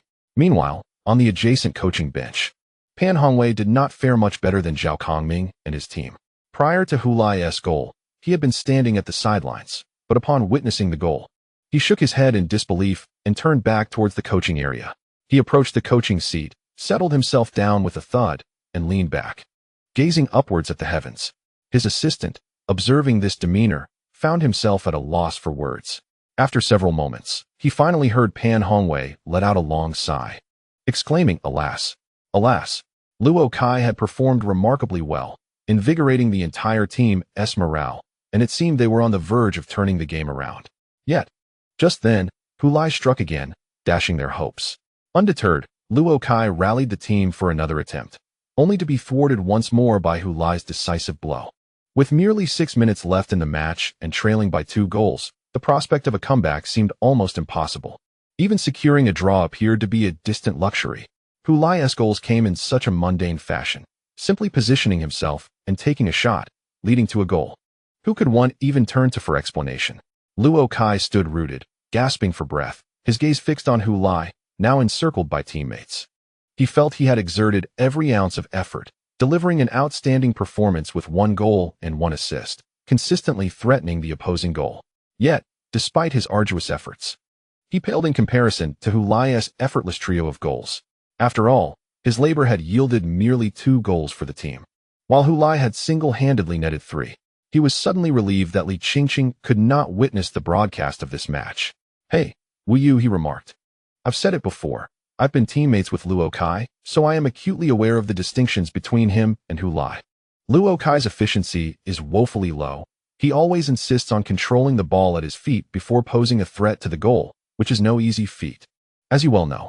Thus, despite his vigorous efforts, he only managed to score once. It was indeed a splendid goal, but what does that matter? Even the most exquisite goal counts for just a single point." Yan Yan, seated comfortably, crossed his legs and gestured towards Wu Yu. This, too, is why Hu Lai serves as the offensive linchpin for the Flash Stars, rather than the more technically adept and versatile Chen Xingyi. Chen Xingyi is quite similar to Luo Kai, but he is fortunate enough to partner with Hu Lai, who is sufficiently efficient to convert Chen Xingyi's passes into goals, thereby enhancing Chen Xingyi's apparent performance. Wu Yu nodded vigorously in agreement, as he understood all too well the disdain for Hu Lai that lingered in the hearts of those who had faced him, like himself, a former defender. After being substituted, Chen Xingyi leaped from the bench to join Hu Lai in celebration, prompting many to observe the camaraderie between them with admiration. Chen Xingyi jumped beside Hu Lai, wrapping his arms around his neck, exclaiming, "Wow, a hat trick. You're incredible, Hu Lai." Hu Lai, puffing out his chest with pride, replied, "Of course. Just look at who I am." Chen Xingyi seized the moment, saying, "Now that you've achieved a hat trick, we must celebrate post-match. You should treat everyone to dinner. I'll graciously relinquish this honor to you." "It's settled then." Hu Lai, snapping back to reality, retorted, "What nonsense are you spouting, Chen Xingyi?" At that moment, Zhang Xinghuan and other teammates rallied behind Chen Xingyi. "We all agreed, so you might as well not refuse, Hu Lai. Let it be you who treats the entire team to a meal. The base cafeteria does not count." Chen Xingyi has discovered a familial atmosphere at Shining Star, where everyone shares a bond of love, united against the scoundrel Hu Lai. Chapter 162. Those who cannot keep up will be eliminated. Hu Lai's hat trick in the 84th minute essentially signaled the end of any suspense regarding the outcome of this match. Prior to this moment, the Nanhai team had been brimming with enthusiasm, launching relentless assaults on the Shining Stars penalty area. However, after conceding the goal, their spirits plummeted. Once the game resumed, their attacking momentum dissipated entirely. Luo Kai remained active, yet his fervor morphed into impatience, resulting in frequent errors and outbursts of frustration following the conceded goal. He was deeply dissatisfied, but his discontent only led to chaos within his team. On the other hand, Shining Star capitalized on the midfield arrangement of Qin Lin and Zhang Xinghuan, firmly establishing control over the center and dictating the pace of the game. In the remaining minutes, they adopted a more conservative and cautious approach, striving to maintain possession. Gradually, the Nanhai team lost their fighting spirit. Although this would mark their first defeat of the season, one would expect them to feel a sense of grievance. Yet, faced with the dwindling time and a 2-goal deficit, what could their dissatisfaction possibly change? Luo Kai was indeed discontented, but what did his discontent achieve? Only further disarray. When the referee blew the final whistle, the stadium erupted into deafening cheers. Hu Lai and his teammates embraced in celebration of their victory. The commentator from Anton TV exuberantly announced, "The match is over." After a thrilling and intense encounter, Shining Star has triumphed 4-2 over the league leaders, Nanhai of the China League 1. They have now equalized on points with Nanhai, with both teams at 31 points. But Shining Star has ascended to first place due to a superior goal difference. Shin Lang from Tungfei Video was more focused on Hu Lai's individual performance. The best player of the match, Hu Lai, undoubtedly deserving. Although Chen Xingyi, Luo Kai, and even Wang Guangwei and Zhang Xinghuan all delivered commendable performances, none could rival Hu Lai's contribution to Shining Star's victory. His display in this match has established him as a top-tier player in the China League 1. I believe that continuing to play in this league offers little room for his growth. This should be his final season in the China League 1. And next season, he should transition to the Super League. It would be ideal if Shining Star could accompany him to the Super League, but if not, he should bravely step out of his comfort zone. The broadcast cameras lingered on Hu Lai, capturing him in close-up for an extended 20 seconds.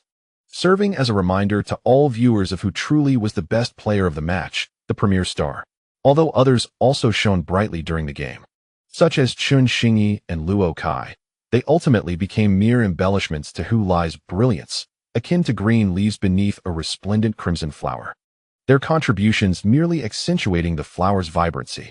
After an impressive debut season, many have speculated whether Hu Lai would encounter the so-called rookie wall, fearing that increased scrutiny from opponents might lead to a decline in his performance. However, after witnessing his remarkable display upon returning from the East Asian Cup, it seems that doubts regarding the existence of such a wall in front of Hu Lai have dissipated. The commentator from Anton Television is undoubtedly one of the most elated individuals, the better Hu Lai performs in his second season, the brighter the prospects for the Shining Stars promotion this season. Last season, he netted 11 goals in 15 matches, while this season, after just 11 league appearances, he has already scored 13. If he continues on this trajectory, he may very well emerge as the top scorer in the China League One. Guest analyst Lu Guanlin remarked, "That would be remarkable. He could be the first Chinese player to win the Golden Boot in the China League One in nearly a decade. Such a future seems almost unimaginable," the commentator mused, considering it has only been a year since he transferred to our Shining Stars last July, and now, this July, he stands a chance at claiming the league's top scorer title, reflecting on the fact that just 2 years ago, he was merely a sophomore in high school. "One cannot help but be astounded," Lu Guanlin chuckled. During the post-match press conference, Hu Lai became the focal point of the journalists' attention. Both Pan Hongwei and Zhao Kongming provided their insights on Hu Lai's performance at the behest of the reporters. Zhao Kongming, naturally, offered praise, though as Hu Lai's head coach, his commendations lacked novelty. Conversely, Pan Hongwei, as an opponent, presented a more intriguing perspective on Hu Lai's accolades. He stated, "There were moments in the match where I believed we could have triumphed, and I still hold that belief. Without Hu Lai's goals, we surely would have won. Had the Shining Stars not had Hu Lai, the match would have unfolded differently, and we would have emerged victorious. However, I must admit that for much of the match, I overlooked him, focusing instead on Chen Xingyi, whom I deemed the greatest threat to our defense. Yet, it has become evident that I was mistaken. Do not assume that because Hu Lai had been relatively quiet in previous matches, he requires no attention," Pan Hongwei concluded, shaking his head repeatedly. "I must congratulate the Shining Stars for defeating us on their home turf. I especially commend Hu Lai. He played a splendid match, and I believe it was his finest performance of the season thus far, given that the opponent was us." The season coach appeared somewhat reluctant to accept defeat, yet he acknowledged Hu Lai's prowess. How does Hu Lai perceive his performance in this match? In a post-match media interview, he shared a glimpse into the locker room secrets. "During halftime, I asked Coach Zhao if I had any special tasks, and he told me to just play my normal game. So, I did just that," he shrugged, eliciting reactions from those who were unaware of his lightheartedness. In the China League One showdown, Hu Lai's hat trick stole the spotlight. When Guan Xinyan came across this news, he felt a bit flustered. He remembered that after the East Asia Cup, he would still have to compete with Hu Lai to see who could score more goals in the league. However, at present, Hu Lai had already claimed the top position in the China League with 13 league goals, while he had managed a mere solitary goal in the Chinese Super League. Although both leagues were far from finished, this disparity meant that Guan Xinyan would need to score in every upcoming match, while simultaneously preventing Hu Lai from adding to his tally. But how could that be possible? If he could truly achieve such feats, he wouldn't just be a candidate for the Olympic team. He would be a main striker for the national team. He pondered for a long time, perplexed as to why he felt the need to compare himself to Hu Lai. How foolish of me. Scoring in the China League is undoubtedly easier than in the Super League. Now, he felt fortunate that he had not spoken to anyone about this matter, for he feared it would make him the subject of ridicule. He resolved to disregard Hu Lai and his achievements in the China League. What do those goals matter? The past is best left forgotten. Regardless of how many goals he scored in the China League, it would not influence his selection for the Olympic team. The forward line of the Olympic team was not limited to just him and Hu Lai. Xiao Shi, did you watch the match between Shining Stars and Nanhai in the China League yesterday? Li Zhifei inquired as he entered Shi Wuyin's office. Of course I did. Oldly. It was exhilarating, and I nearly considered returning to the pitch myself. Shi Wuyin replied with a smile. The commentator was right. If you want to understand the future of Chinese football, you should watch this match. As for Hu Lai, let us not dwell on him. Why shouldn't we mention Hu Lai? He was the best player on the pitch, scoring a hat-trick. Li Zhifei interjected.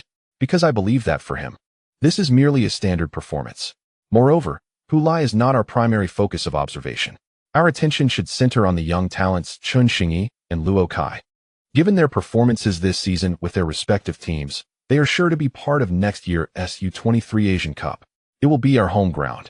and we must deliver results," Li Zhifei asserted. Shi Wuyin nodded. "You are absolutely correct, Old Li. Chen Xingyi and Luo Kai were not selected during our training camp before the East Asia Cup because we felt they lacked match experience to demonstrate their abilities. Now, one is with Shining Stars, and the other with Nanhai, both performing commendably. In the second half of the year, the Olympic team has several friendly matches scheduled, and I plan to invite both of them for evaluation. However, there are two issues to consider." Li Zhifei replied. "What is the first issue? How do you plan to address the fact that Chen Xingyi and Luo Kai have similar playing styles and overlapping positions? This match has given me some inspiration, Old Li. Why can't we switch to a formation with 3 forwards? Hu Lai in the center, with Chen Xingyi and Luo Kai positioned on either side. Hu Lai does not require the ball, so there is no chance of conflict with the other two. Furthermore, with Chen Xingyi and Luo Kai flanking Hu Lai on the field, each would be responsible for half of the pitch. They can also interchange positions, being capable on both wings. This way, we would truly have our flanks operating in tandem," Shi Wuyin explained, casually grabbing a piece of paper from the table to sketch his ideas. "And who would be the focal point of the attack?" Li Zhifei asked. "Of course, that would still be Hu Lai. No matter how two individuals engage in the game, they invariably revolve around Hu Lai, who occupies a central position." Shi Wuyin continues to draft, asserting that we do not require Chen Xingyi and Luo Kai to be the focal points. They are incapable of fulfilling such a role. Their performance should simply be adequate. Whether they opt to shoot themselves or pass to their 2 forward teammates, the decision rests entirely upon the immediate needs of the trio on the field. The combination of Chen Xingyi and Luo Kai's ball handling skills, alongside Hu Lai's off-the-ball capabilities, ensures that our team will not suffer from a crippling disadvantage. Previously, the national U23 team relied solely on Guan Xinyan as a scoring outlet. As a player who favors cutting in from the right with his left foot, Guan Xinyan was perceived by the media as the sole driving force behind the team's offense. Li Zhifei observed the movement and passing route diagrams that Shi Wuyin had sketched, pondering for a moment before nodding. "I find this approach feasible. Guo Juanfu, positioned centrally, now has 3 options for distribution, regardless of which flank we engage. We can create threats. Furthermore, Chen Xingyi and Luo Kai can interchange their positions, complicating defensive strategies for our opponents. Even if the opposing team strictly confines them to the penalty area, they can drift wide and deliver crosses, allowing Hu Lai to seize opportunities in the center." Excellent. Encouraged by his partner's approval of his vision, Shi Wuyin smiled. "But there remains one question, Lao Li." Li Zhifei paused momentarily, his expression turning peculiar as he waved his hand dismissively. That's no longer an issue." Shi Wuyin's curiosity piqued. What exactly was the issue? "It was regarding my earlier inquiry about bringing both Luo Kai and Chen Xingyi into the team. What about Guan Xinyan? However, after contemplating your tactical approach, I realized there truly isn't a position for Guan Xinyan in the lineup." Shi Wuyin belatedly recognized that he had overlooked the national youth teams and national U23 team's primary forward. Yet, how could he admit to forgetting Guan Xinyan? Thus, he waved his hand. "There's no conflict, Lao Li. Our lineup cannot be rigidly confined to just these 3 players. What if someone gets injured or is in poor form? Moreover, substitutions will inevitably occur during matches. Therefore, Guan Xinyan must still be brought in. He should adapt to this new tactical scheme and serve as a complement to Luo Kai and Chen Xingyi." Li Zhifei, however, let out a cold laugh. "Little sure. That is a rather naive assumption." "What do you mean? Do you believe that Guan Xinyan, who has always played as a core player in various national youth teams, would accept a new role? Not to mention that the current tactics are not in line with his strengths or preferences." Shi Wuyin pondered for a moment before shaking his head. He must accept it, whether he likes it or not. The team is not his to dictate. I previously suggested not including him in the East Asia Cup so that he could properly prepare for the upcoming season with his club. At that time, he agreed. Yet, have you seen his performance at the club lately? It pales in comparison to last season. I now suspect he may have genuinely believed the rumors circulating during the East Asia Cup. Li Zhifei remained silent, but nodded in agreement. He wholeheartedly concurred with Shi Wuyin's perspective, even taking a more extreme stance. He believed that the U23 national team should undoubtedly assemble the nation's most exceptional young talents. Previous experiences with various national teams held no significance in the U23 squad. If one failed to perform adequately, could not meet the team's demands, and was unwilling to adapt, then regrettably, there would be no place for them in the U23 team. After all, the upcoming U23 Asian Cup loomed large for both Shi Wuyin and Li Jifei, creating immense pressure. Since the sweeping reforms in Chinese football began in 2015, 8 years have elapsed, during which 9 national middle school football competitions have been held, yielding outstanding young players such as Hu Lai, Luo Kai, Chen Xingyi, and Wang Guangwei, who serve as excellent supplements to the talents cultivated through the previous professional tiers. With such promising players emerging, it is only natural for ordinary fans, media reporters, and higher authorities to desire tangible achievements. While winning an international championship may seem a distant goal, at the very least, one should aspire to qualify for the world competitions. We managed to qualify for the U17 World Cup, yet fell short of the U20 World Cup, and the Olympics, which garners the most attention, must not be missed. Under Shi Wuyin's leadership, the U22 training squad clinched the East Asian Cup title, further solidifying his trust with the authorities and elevating expectations for this team, thus intensifying the pressure. Should they fail to qualify for the Madrid Olympics next year, both he and Shi Wuyin would face dismissal, leaving the future of these young talents uncertain. They need to showcase their abilities on the international stage, gain confidence through Olympic participation, acquire experience, and create more opportunities for future growth. In light of such aspirations, personal sentiments and trivial thoughts hold no value. Li Jifei hoped that Guan Xinyan could adjust his mindset and not assume that the U23 team would halt its progress for his sake. As everyone surged forward, those who lagged behind would inevitably be left further behind, facing total elimination. Having coached Guan Xinyan for the past 2 years, he sincerely wished to avert such a fate for this young man, though ultimately, the decision was not his to make. Chapter 163. Zhao Kongming's bold idea. With a resounding victory of 4-2 against Nanhai, the team surged to the top of the league standings. 4 days later, on Thursday, August 3rd, Flash Star traveled north to face Capital Athletics. Despite being away from home, contending with a packed schedule, and Zhao Kongming rotating the lineup, Flash Star delivered an impressive performance, defeating Capital Athletics 2-0. 3 days later, on Sunday, Flash Star returned home to welcome Tongdu Jiulong, currently ranked 16th. This team, having ascended from the second tier last season, has experienced inconsistent results, currently battling to avoid relegation. Interestingly, this team is also from the hometown of Chen Xingyi, who hails from Tongdu in Nanxi Province. Perhaps it was the connection of fellow townsfolk, but Chen Xingyi exhibited remarkable vitality during this match. He accomplished his first double since joining Flash Star, marking the inaugural double of his professional career. The commentators from Nanha Television expressed their frustration, remarking on the familiar sentiment among compatriots. No wonder, they say, when fellow villagers meet, tears well up. It turns out it's because they are being outperformed by their own. Hu Lai also netted a goal in this match, bringing his season tally to 14, maintaining his position atop the league's scoring chart. Currently, in second place is the foreign forward from Ning Tianyong Un Ivalmos, a 28-year-old Frenchman who previously played in the Chinese Super League, albeit with a rather lackluster performance. Despite his unimpressive stint in the Super League, his experience as a striker provided him with a certain advantage upon arriving in the China League One, where he initially enjoyed a sense of superiority. Indeed, prior to Hu Lai's surge, he consistently ranked as the leading scorer. However, this favorable sensation dissipated as Hu Lai continued to score. In the match against Nanhai, Hu Lai showcased his prowess by achieving a hat trick, thereby surpassing Moses, who had netted 10 goals, and establishing a 3-goal lead at the top of the scoring chart, which has now extended to 4 goals.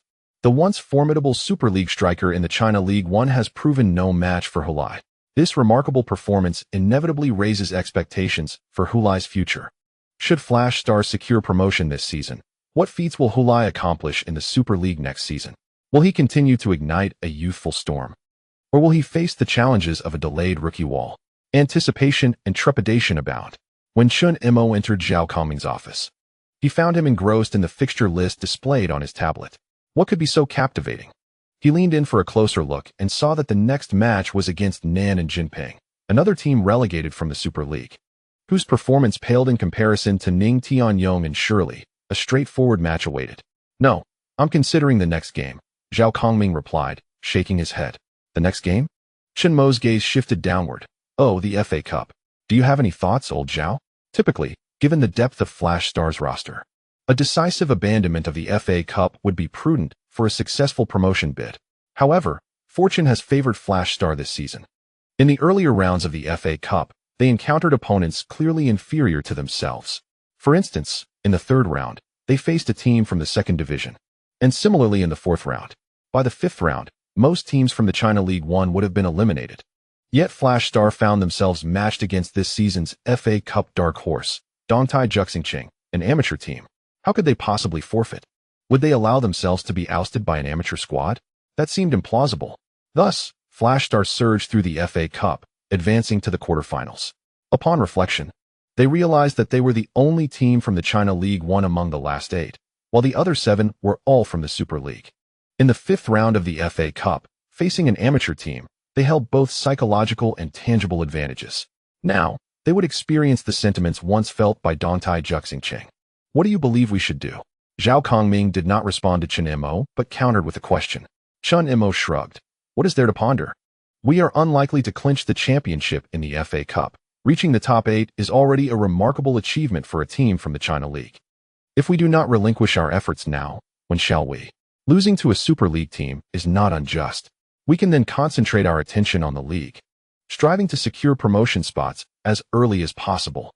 After listening, Zhao Kongming nodded in agreement. That makes sense. Chen Mo smiled. Isn't this a choice that any rational person would make?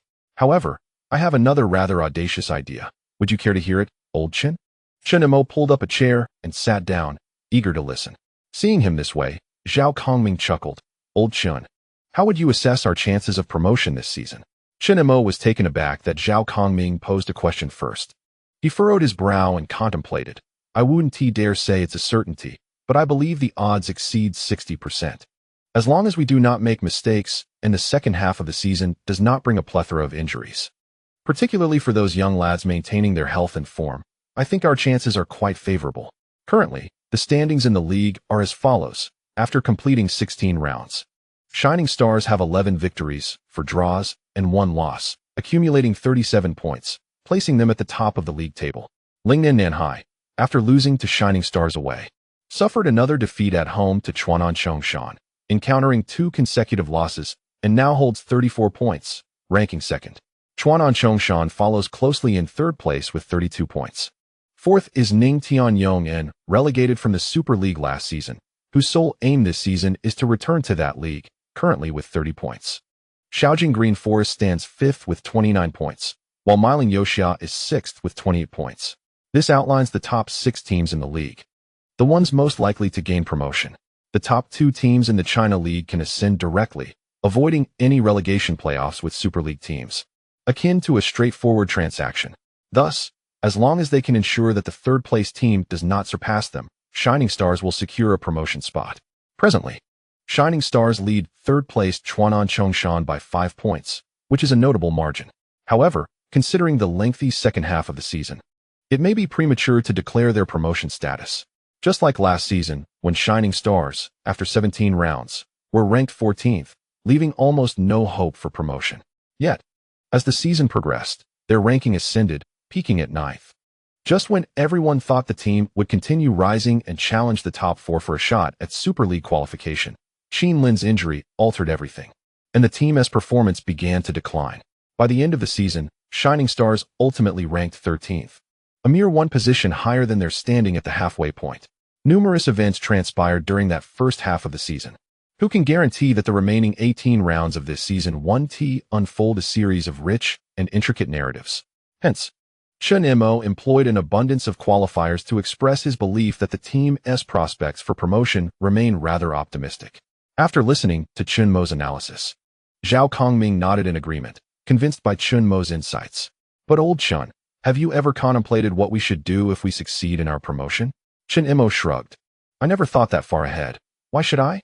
I have, Zhao Kongming replied, especially after witnessing the performances of the Hushidachin and Capital Shanyun teams since their promotions. He noted that Hushidachin was still grappling with the relegation zone, while he felt Capital Shanyun had already secured their place in next season's China League 1.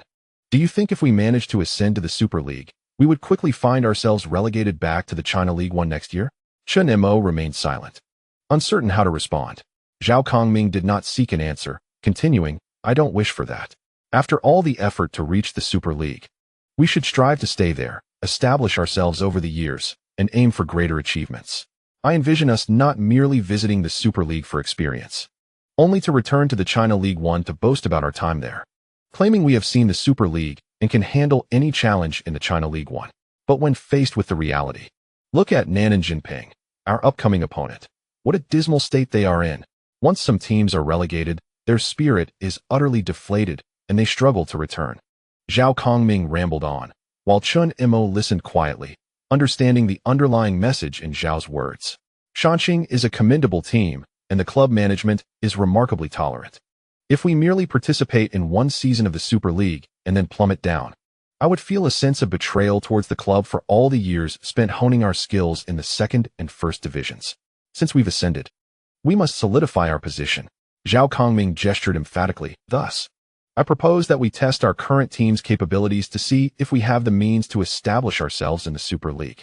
Old partner Chen Mo anticipated Zhao Kongming's intentions and asked directly, "Are you planning to use the FA Cup for this trial?" Zhao Kongming nodded. Indeed. This is our sole opportunity to compete against Super League teams. Nan'an Jinping and Ning Tianyongan no longer qualify as Super League teams. A featherless phoenix is no better than a chicken. The true Super League team we face in the FA Cup quarterfinals is Haihe Shuanggang, currently mid-table in the Super League. They are an appropriate opponent. If we lose, we will pinpoint our weaknesses, enabling us to make targeted training adjustments and more purposeful recruitment after the season. What if we win? What if we reach the semifinals? Chen Mo inquired. Then we continue to test our limits. The Super League teams we encounter in the semifinals are typically the stronger, top-ranked teams. Even if we are eliminated at that stage, it would not matter. What do you think, old Chen? How do you find my audacious idea? Chen Mo shook his head. I believe you have already arrived at your conclusion. Even if I express reservations, you would likely proceed regardless. That's not acceptable. We are partners, and we must align our thoughts. Concerning the strategy of using the FA Cup to experiment against Super League teams, I have no objections. However, I am merely concerned about the potential impact on our league performance.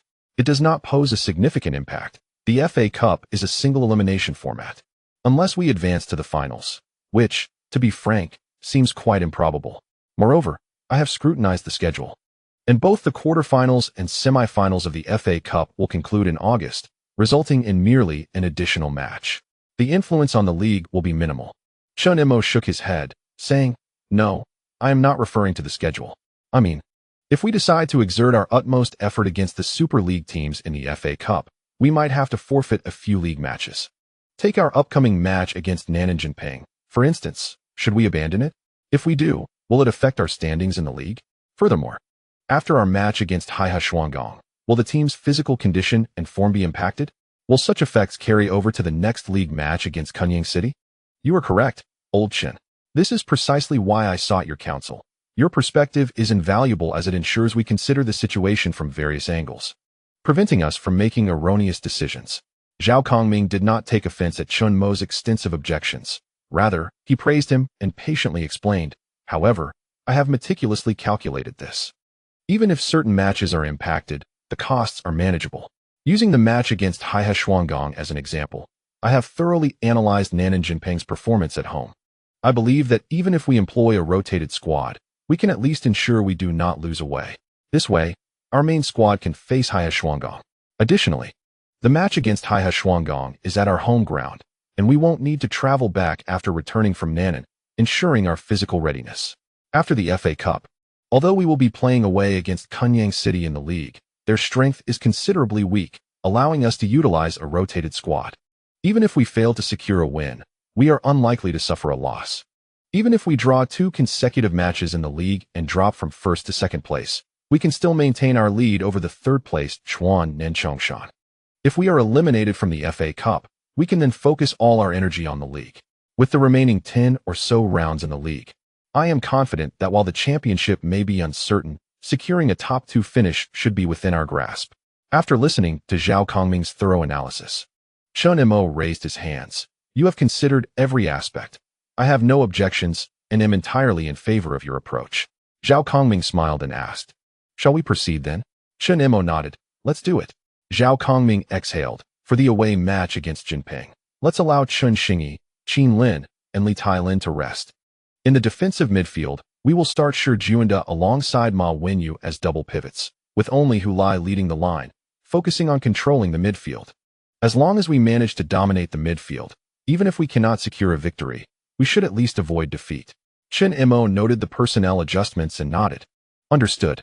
3 days later, at Nanan Jinping's home ground, the South City Sports Stadium, boos erupted from the crowd.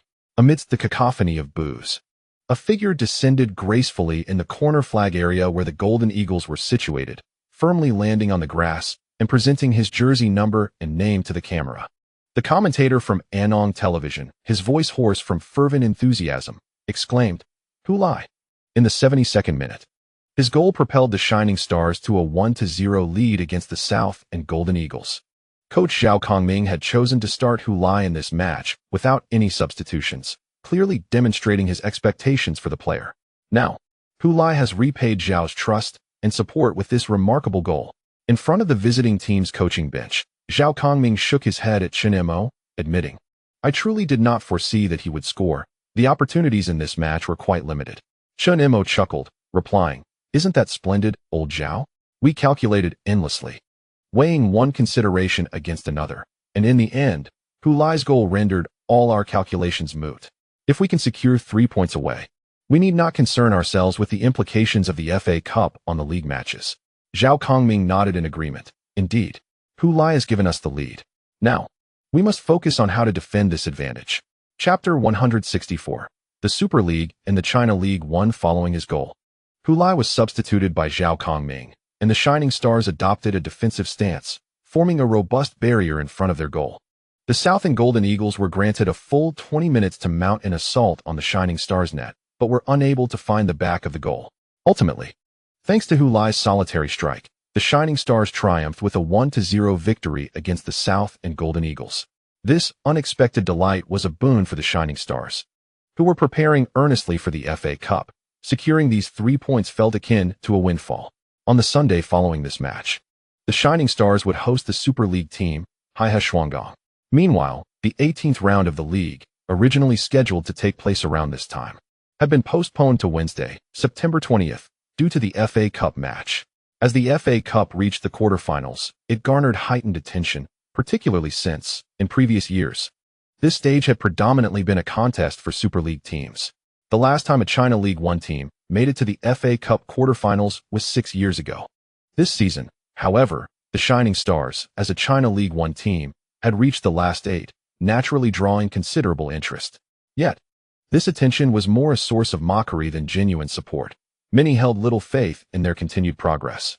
A fan on Weibo even edited an image depicting a first-person perspective of someone waking from a coma, surrounded by onlookers, each adorned with the emblem of a Super League team that had reached the quarterfinals.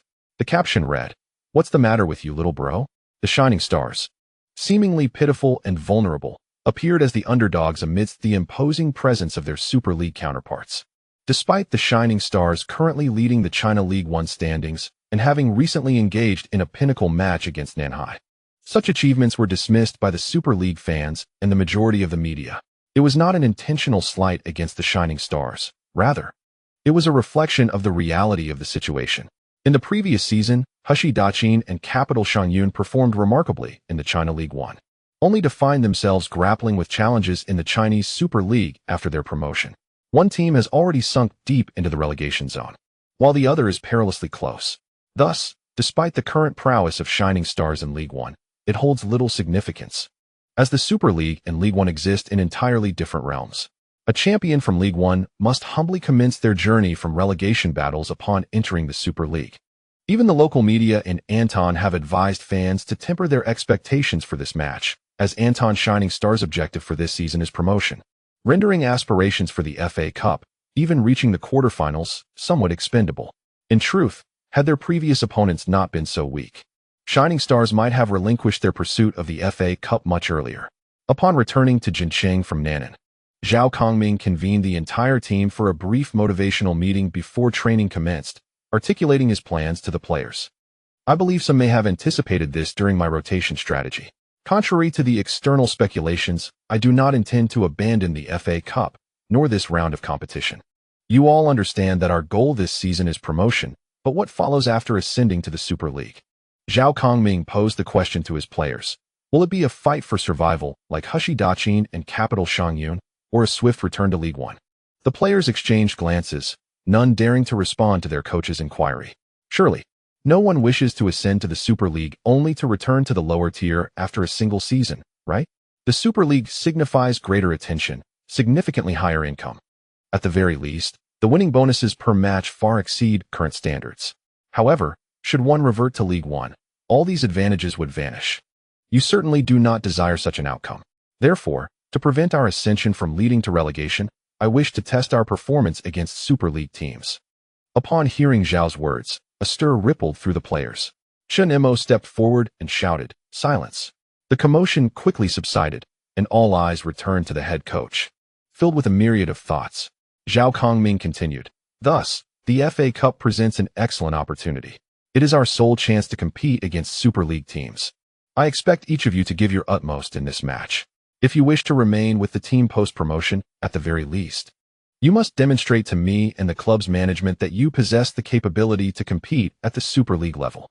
At this juncture, Zhao's expression was grave, conveying a sense of seriousness rather than jest. In truth, Zhao genuinely believes that if these players fail to showcase their skills worthy of the Super League's demands, it would be best to part ways amicably. Following promotion, the team will undoubtedly undergo a transformation. Just as Shining Stars revamped their squad significantly after ascending from League 2 to League 1, a similar, albeit less drastic, evolution will occur upon reaching the Super League. Nevertheless, the principle of survival of the fittest will still apply. The players remained silent, keenly aware of the harsh realities of professional football. Thus, for the reasons articulated above, as we prepare to face Haihe Shuanggang, regardless of the outcome, I implore each of you to exert your utmost effort. Remember, if we fall short, it must solely be attributed to our lack of skill and never to any other cause. After concluding our training, the team reconvened in the locker room, reflecting on the serious words spoken by Coach Zhao prior to practice. It is rare to witness such gravity from Coach Zhao, indicating his genuine commitment. He is not merely jesting. I wholeheartedly agree with Coach Zhao. I am equally curious to discern the specific disparities between our team and those in the Chinese Super League. At last, we have the opportunity to witness a Super League team firsthand. Among the Shining Stars, few possess experience in the Super League. And when it comes to expertise in this regard, all eyes turn to Qin Lin. Acknowledging this, Qin Lin stood and addressed the team. The standards demanded by Super League teams surpass those of the China League One, yet they are not insurmountable. Otherwise, we would be competing in the Premier League instead. Specifically, Super League teams maintain higher expectations for discipline and training, as many are guided by foreign coaching staff, who indeed exhibit a greater level of professionalism. Brother Lin, I have heard that if Super League teams do not field foreign players, they are comparable to our China League One teams. Is that truly the case? Inquired Han Xiangfei. It depends on the team. The top 4 teams in China League One could indeed hold their ground against the lower-tier teams in the Super League if neither fielded foreign players. However, facing the top 4 Super League teams, even without foreign players, would still pose a significant challenge for us, Qin Lin elucidated. In our recent match against Nanhai, wasn't it touted by the media as a clash of top-tier China League One teams? Yet, had we faced a top 4 Super League team in that match, we would have undoubtedly lost. Competing against Super League giants entails heightened intensity and pace. While we may be able to match their rhythm temporarily, sustaining such a pace throughout the entire match could lead to our downfall. Realizing he may have sounded overly severe, Qin Lin feared he might dampen his teammates' spirits. So he added, "Of course, I speak under normal circumstances. If we devote ourselves fully and our opponents do not regard us with utmost seriousness, the outcome could be unpredictable. After all, our team's training level is commendable. Presently, we find ourselves in a fortuitous position, as nearly everyone presumes that as a China League One team, we are destined to lose against Super League teams. Some even speculate that we might seize this opportunity to forego the FA Cup and concentrate solely on the league. I believe that if Haihe Shuanggang shares this sentiment, we may indeed have the chance to triumph over them, particularly as they are not a formidable force in the Super League, currently ranked 10th, and their level is not significantly superior to ours." Captain Li Tailin also interjected, stating, "In summary, the upcoming match against Haihe Shuanggang will undoubtedly be the most challenging we have faced thus far, but that does not mean we are destined to lose. If we train diligently and give our all during the match, we still possess a glimmer of hope to topple a Super League team. Meanwhile, Hu Li-sin, who was dining, heard his wife suddenly sigh. He looked up, puzzled, at his wife sitting across the table. What is the matter? Today, I perused numerous articles, including one where the dedicated reporter Chun Jinyu confidently asserted that Shining Star would undoubtedly abandon the FA Cup this time. Hu Li-sin rolled his eyes, as his wife was troubled by this matter. Isn't it rather advantageous? Being eliminated from the FA Cup allows for singular focus on the league, and next season, you can enjoy watching the Super League. Your reasoning is sound, but I simply wish for our son to triumph, she replied. How could victory come so easily? Their opponents are a Super League team. Do you truly understand what that means? Hu Li-sin waved his hand dismissively. Then how did that amateur team manage to win consecutively, even defeating the top team in the China League 1? Xiaolong countered. That was merely the Nanhai team underestimating their opponents. Look, Shining Star subsequently defeated them quite effortlessly. Didn't they? Then why wouldn't Taihe Shuanggang also underestimate their rivals? Hu Li-sin felt his wife was merely arguing for the sake of it. He frowned and asked, Do you understand the game better than I do? Unexpectedly, Xiaolong let out a scoff. How dare you say that, Hu Li-sin? Remember when you confidently claimed our son would hit some rookie wall in the second season? Can you honestly say you weren't misleading me? Hu Li-sin was taken aback that his wife would bring up such a point. He braced himself and replied, Of course, I wasn't misleading you. Generally, that is indeed the case, but there are always exceptions, like Hu Lai. Xiaolong had been waiting for this very statement. She clapped her hands and exclaimed, Exactly. You already acknowledge there are exceptions. If our son is an exception on the rookie wall, then why couldn't he also be an exception in the FA Cup? While I may not understand the game as well as you, I believe the allure of football lies precisely in the underdog triumphing over the favored team. Just like in the East Asian Cup when we faced the South Korean team, prior to the match, everyone expected China to lose, citing statistics to support their claim. And what happened? We emerged victorious. Everyone was elated. Why couldn't the same happen in the FA Cup? Hu Li-sin opened his mouth but found himself unable to counter his wife's argument. Realizing that she was indeed correct, he could only shake his head and say, Why are you worrying so much? We'll see the match when the time comes. Besides, this FA Cup match is on Sunday, and there's no work. All this pre-match talk about winning or losing is futile. Chapter 165. Not taking it seriously the following day, upon returning home from work, Hu Li-sin found his wife excitedly waving her phone at him. Old Hu, do you remember what I said before? Hu Li-sin was perplexed. What did you say? Xiaolong appeared disappointed. You've forgotten? He replied, feeling somewhat wronged. It's just that you talk so much every day. How can I possibly remember which specific thing you're referring to? I mentioned why Taihe Shuanggang wouldn't underestimate their opponents. Xiaolong handed her phone to her husband, displaying news about the FA Cup. Hu Li-sin glanced at it. Taihe Shuanggang has announced their traveling squad for the match in Jincheng, and nearly half of their lineup has been rotated. He even took the time to cross-reference the names, and indeed found that some key players were absent. Isn't this indicative of underestimating their opponents? Xiaolong beamed with delight. Hu Li-sin stared at the news in a daze. Underestimating the situation, indeed. It is quite common for a goalkeeper to be substituted with a backup. It seems that in the FA Cup matches, Taihe Shuanggang has consistently fielded their substitute goalkeeper, providing him with valuable experience. In the head coach's office at the Flashing Stars training base, assistant coach Chen Mo and Zhao Kongming are meticulously analyzing the freshly released squad list of Taihe Shuanggang. Although it is not a starting lineup, it still reveals certain clues. For instance, the team's primary goalkeeper, Liu Yu, is conspicuously absent from the away match, indicating that the starting goalkeeper for the game will undoubtedly be the backup, Huang Anjia. This aligns with the previous arrangements in the two FA Cup matches. Furthermore, their midfield linchpin, Green, is also absent. It is reported that after the last league match, he experienced some discomfort in his groin, prompting Kwang Mingjian to leave him behind for precautionary reasons, as Chun Mo explains. Notably, the main center-back Wei Dakin and leading forward Yi Zhongping are also missing from this list, which shows a total of 5 players not present compared to the squad from recent Super League matches. Upon reviewing the upcoming Super League schedule for Taihe Shuanggang, they are set to play at home against Heshi Daqin. Zhao Kongming furrows his brow, questioning the need for such extensive rotation against an opponent that hardly warrants it. Chun Mo scoffs, stating, Stop analyzing. It's glaringly obvious they are underestimating us. They believe they need not exert themselves playing away against us. If that is the case, why bring all the starters to Jincheng? Wouldn't it be wiser to let them rest and recover at home?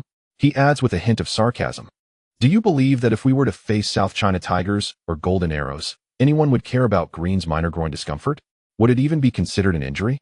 I genuinely wanted to engage in a serious match with a Super League team, yet it seems they look down upon us. Zhao Kongming shakes his head and lets out a resigned sigh. Thus, I assert, old Zhao, your perspective is somewhat naive. If we achieve promotion, next season we will compete as a Super League team against those clubs. Their attitude will certainly differ from their approach in the current FA Cup. After all, we are merely a China League team at this moment. It is natural for them to dismiss us, just as Nanhai team once underestimated Dongtai Juxing City. Theoretically, they have valid reasons to look down upon us. Chen Mo gestures with open hands. After pondering for a moment, Zhao Kongming declares, all right then, let us seize this match to earn the respect of Super League teams. As the players of Haihe Shuanggang disembark from the bus and approach the entrance of their hotel, one of them takes a deep breath and exclaims, they say the air in Jincheng smells of hot pot, and I can indeed smell it. His teammate pats him on the shoulder and points across the street. Did you see that? Jianghu Wei, one of the most popular hot pot places in Jincheng in recent years. What you are smelling is the aroma emanating from there. Delicious. Jincheng's hot pot truly has its own charm. Another player inhales deeply. Alas, the absence of a Jincheng team in the Super League is a tremendous loss for the entire league. Otherwise, at the very least, we could enjoy hot pot once a year. Shall we go for hot pot later tonight? Huh? Eating hot pot before the match? You must be joking. With your delicate stomach, if you end up with a stomachache, who will take responsibility? Well, let us wait until after the match to go eat then. We are still waiting for the match to conclude. And it seems that immediately afterward, we will head straight to the airport. But why is that? We have no match midweek. What is the rush to return? After all, it is not every day we visit Jincheng. It would be wonderful to grant the team a day off post-match to explore and see the pandas. Why don't you suggest this to Coach Kwong? I have no intention of going. Why don't you? Didn't you want to enjoy hot pot and see the pandas? The players of Haihe Shuanggang chatted and laughed as they entered the lobby of their hotel. The club had designated personnel to handle the check-in process, and once completed, they would return with identification and room keys to distribute to the players. Meanwhile, the players gathered, eagerly awaiting while also taking in their surroundings. This was a 5-star hotel in the city center of Jincheng, with guests frequently coming and going. The players scrutinized these guests and quickly identified their targets. Indeed, the beauty of Jincheng is truly legendary. Look at her, and her, stunning and graceful. I now understand why Zhang Qinghuan was willing to be loaned to Shishing, as the abundance of beautiful women here is astonishing. The average quality is far superior. Laughter erupted once again among them. Their joviality caught the attention of many onlookers, including ordinary hotel guests, fans, and reporters. To those observing, it was evident that the players of Haihe Shuanggang were quite at ease. However, some perceived a deeper implication. In the hotel lobby, Chun Jinyu couldn't help but smirk at the scene. The players of Haihe Shuanggang appeared to be enjoying a leisurely trip to Jincheng rather than preparing for a serious match. This is good, very good. Jincheng, as an excellent tourist city, welcomes you, and we hope you enjoy your time here. The situation is as follows. We aspire to challenge a Super League team to adequately assess our current level. However, it is clear that our opponents do not share this sentiment. They have not even brought their full roster to Jincheng. Thus, we are up against a diminished squad. But do not presume that this will make victory easy. Temper those bold thoughts. Zhao Kongming spoke sternly to his players. At present, they were in the home team's locker room at the sports center of Annong province. In 10 minutes, they would face off against the Super League team, Haihe Shuanggang. They are confident that even without their full strength, they can prevail against us. And indeed, that is the reality. Therefore, I urge you not to underestimate them simply because they are not at full strength. We must approach this match with the same intensity and determination as we have prepared. Contesting every ball, Zhao Kongming declared with fervor, raising his arms. As a Super League team, Haihe Shuanggang is entitled to make such adjustments.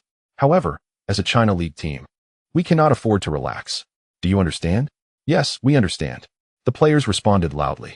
Yet, Zhao Kongming shook his head, while the assistant coach, Chen Mo, bellowed, louder. Haven't you eaten? At this, the entire squad shouted at the top of their lungs. We understand. Zhao Kongming nodded in approval. Excellent. Full of spirit.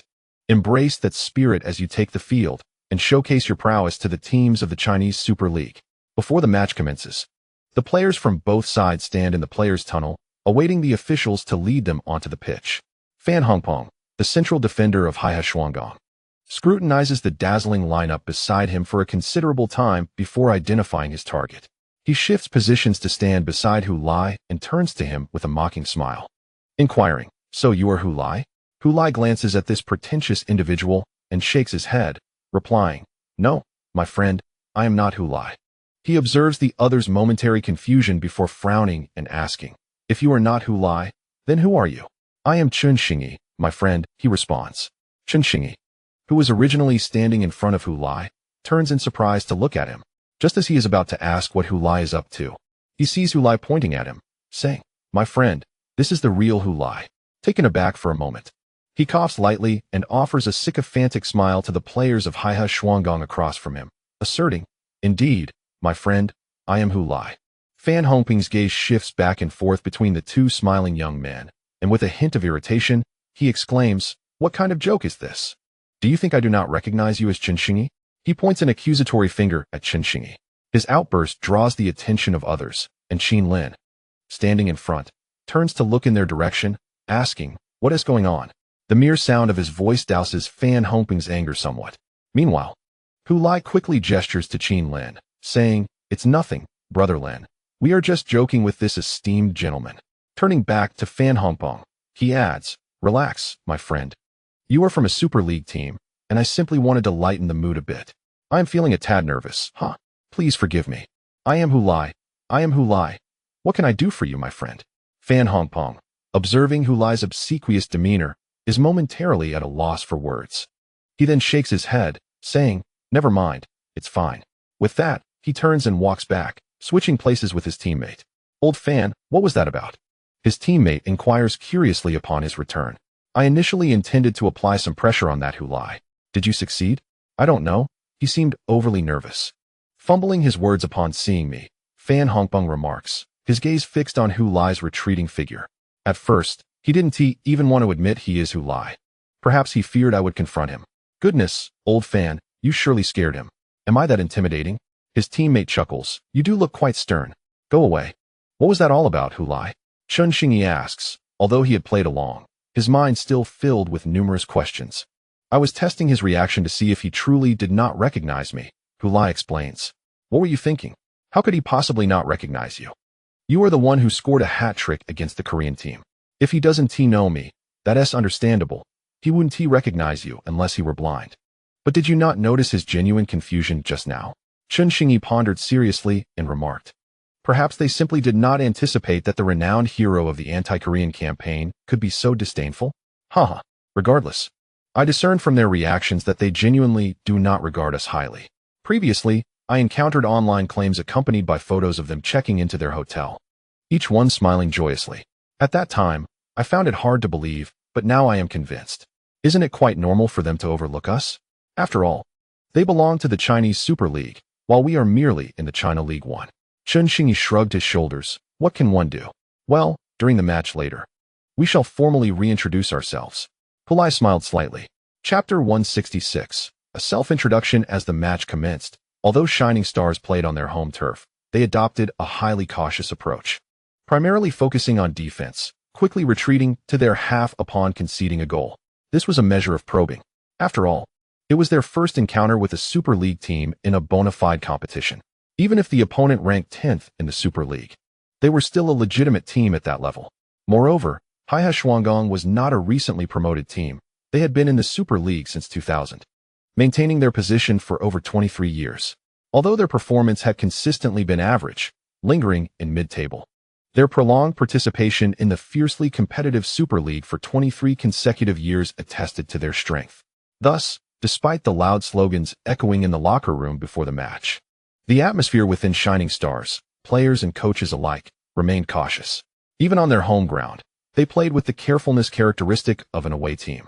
This tentative play persisted for 20 minutes. Gradually, Shining Stars discerned that the offensive onslaught from Haihai was not as formidable as they had imagined. If this level of attack continued, their defense could withstand it, a realization shared among the defenders. On the offensive front, in the 21st minute, Chen Xingyi utilized his speed on the left flank, evading Haihe Shuangong's right back, Jiang Rong, as he successfully accelerated past him. A tremendous cheer erupted from the stands at the Provincial Sports Center.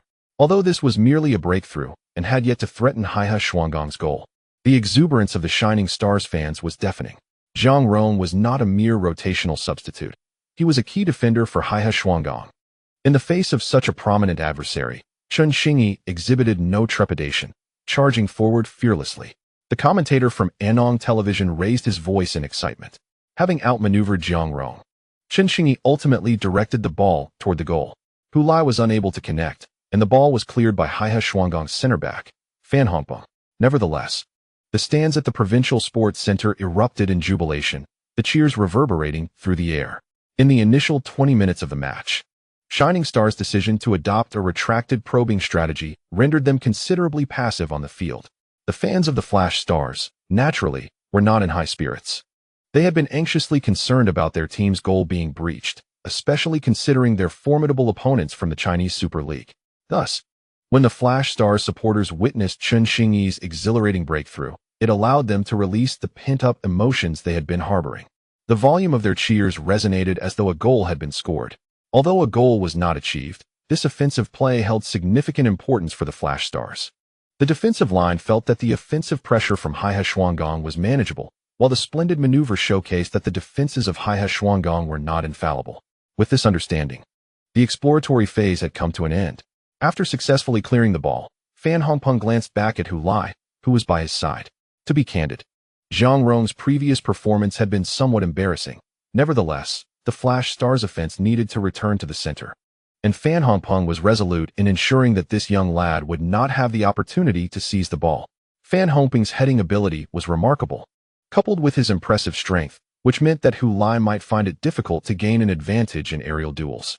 Meanwhile, on the Flash Stars bench, Chen Mo was engaged in a discussion with Zhao Kongming.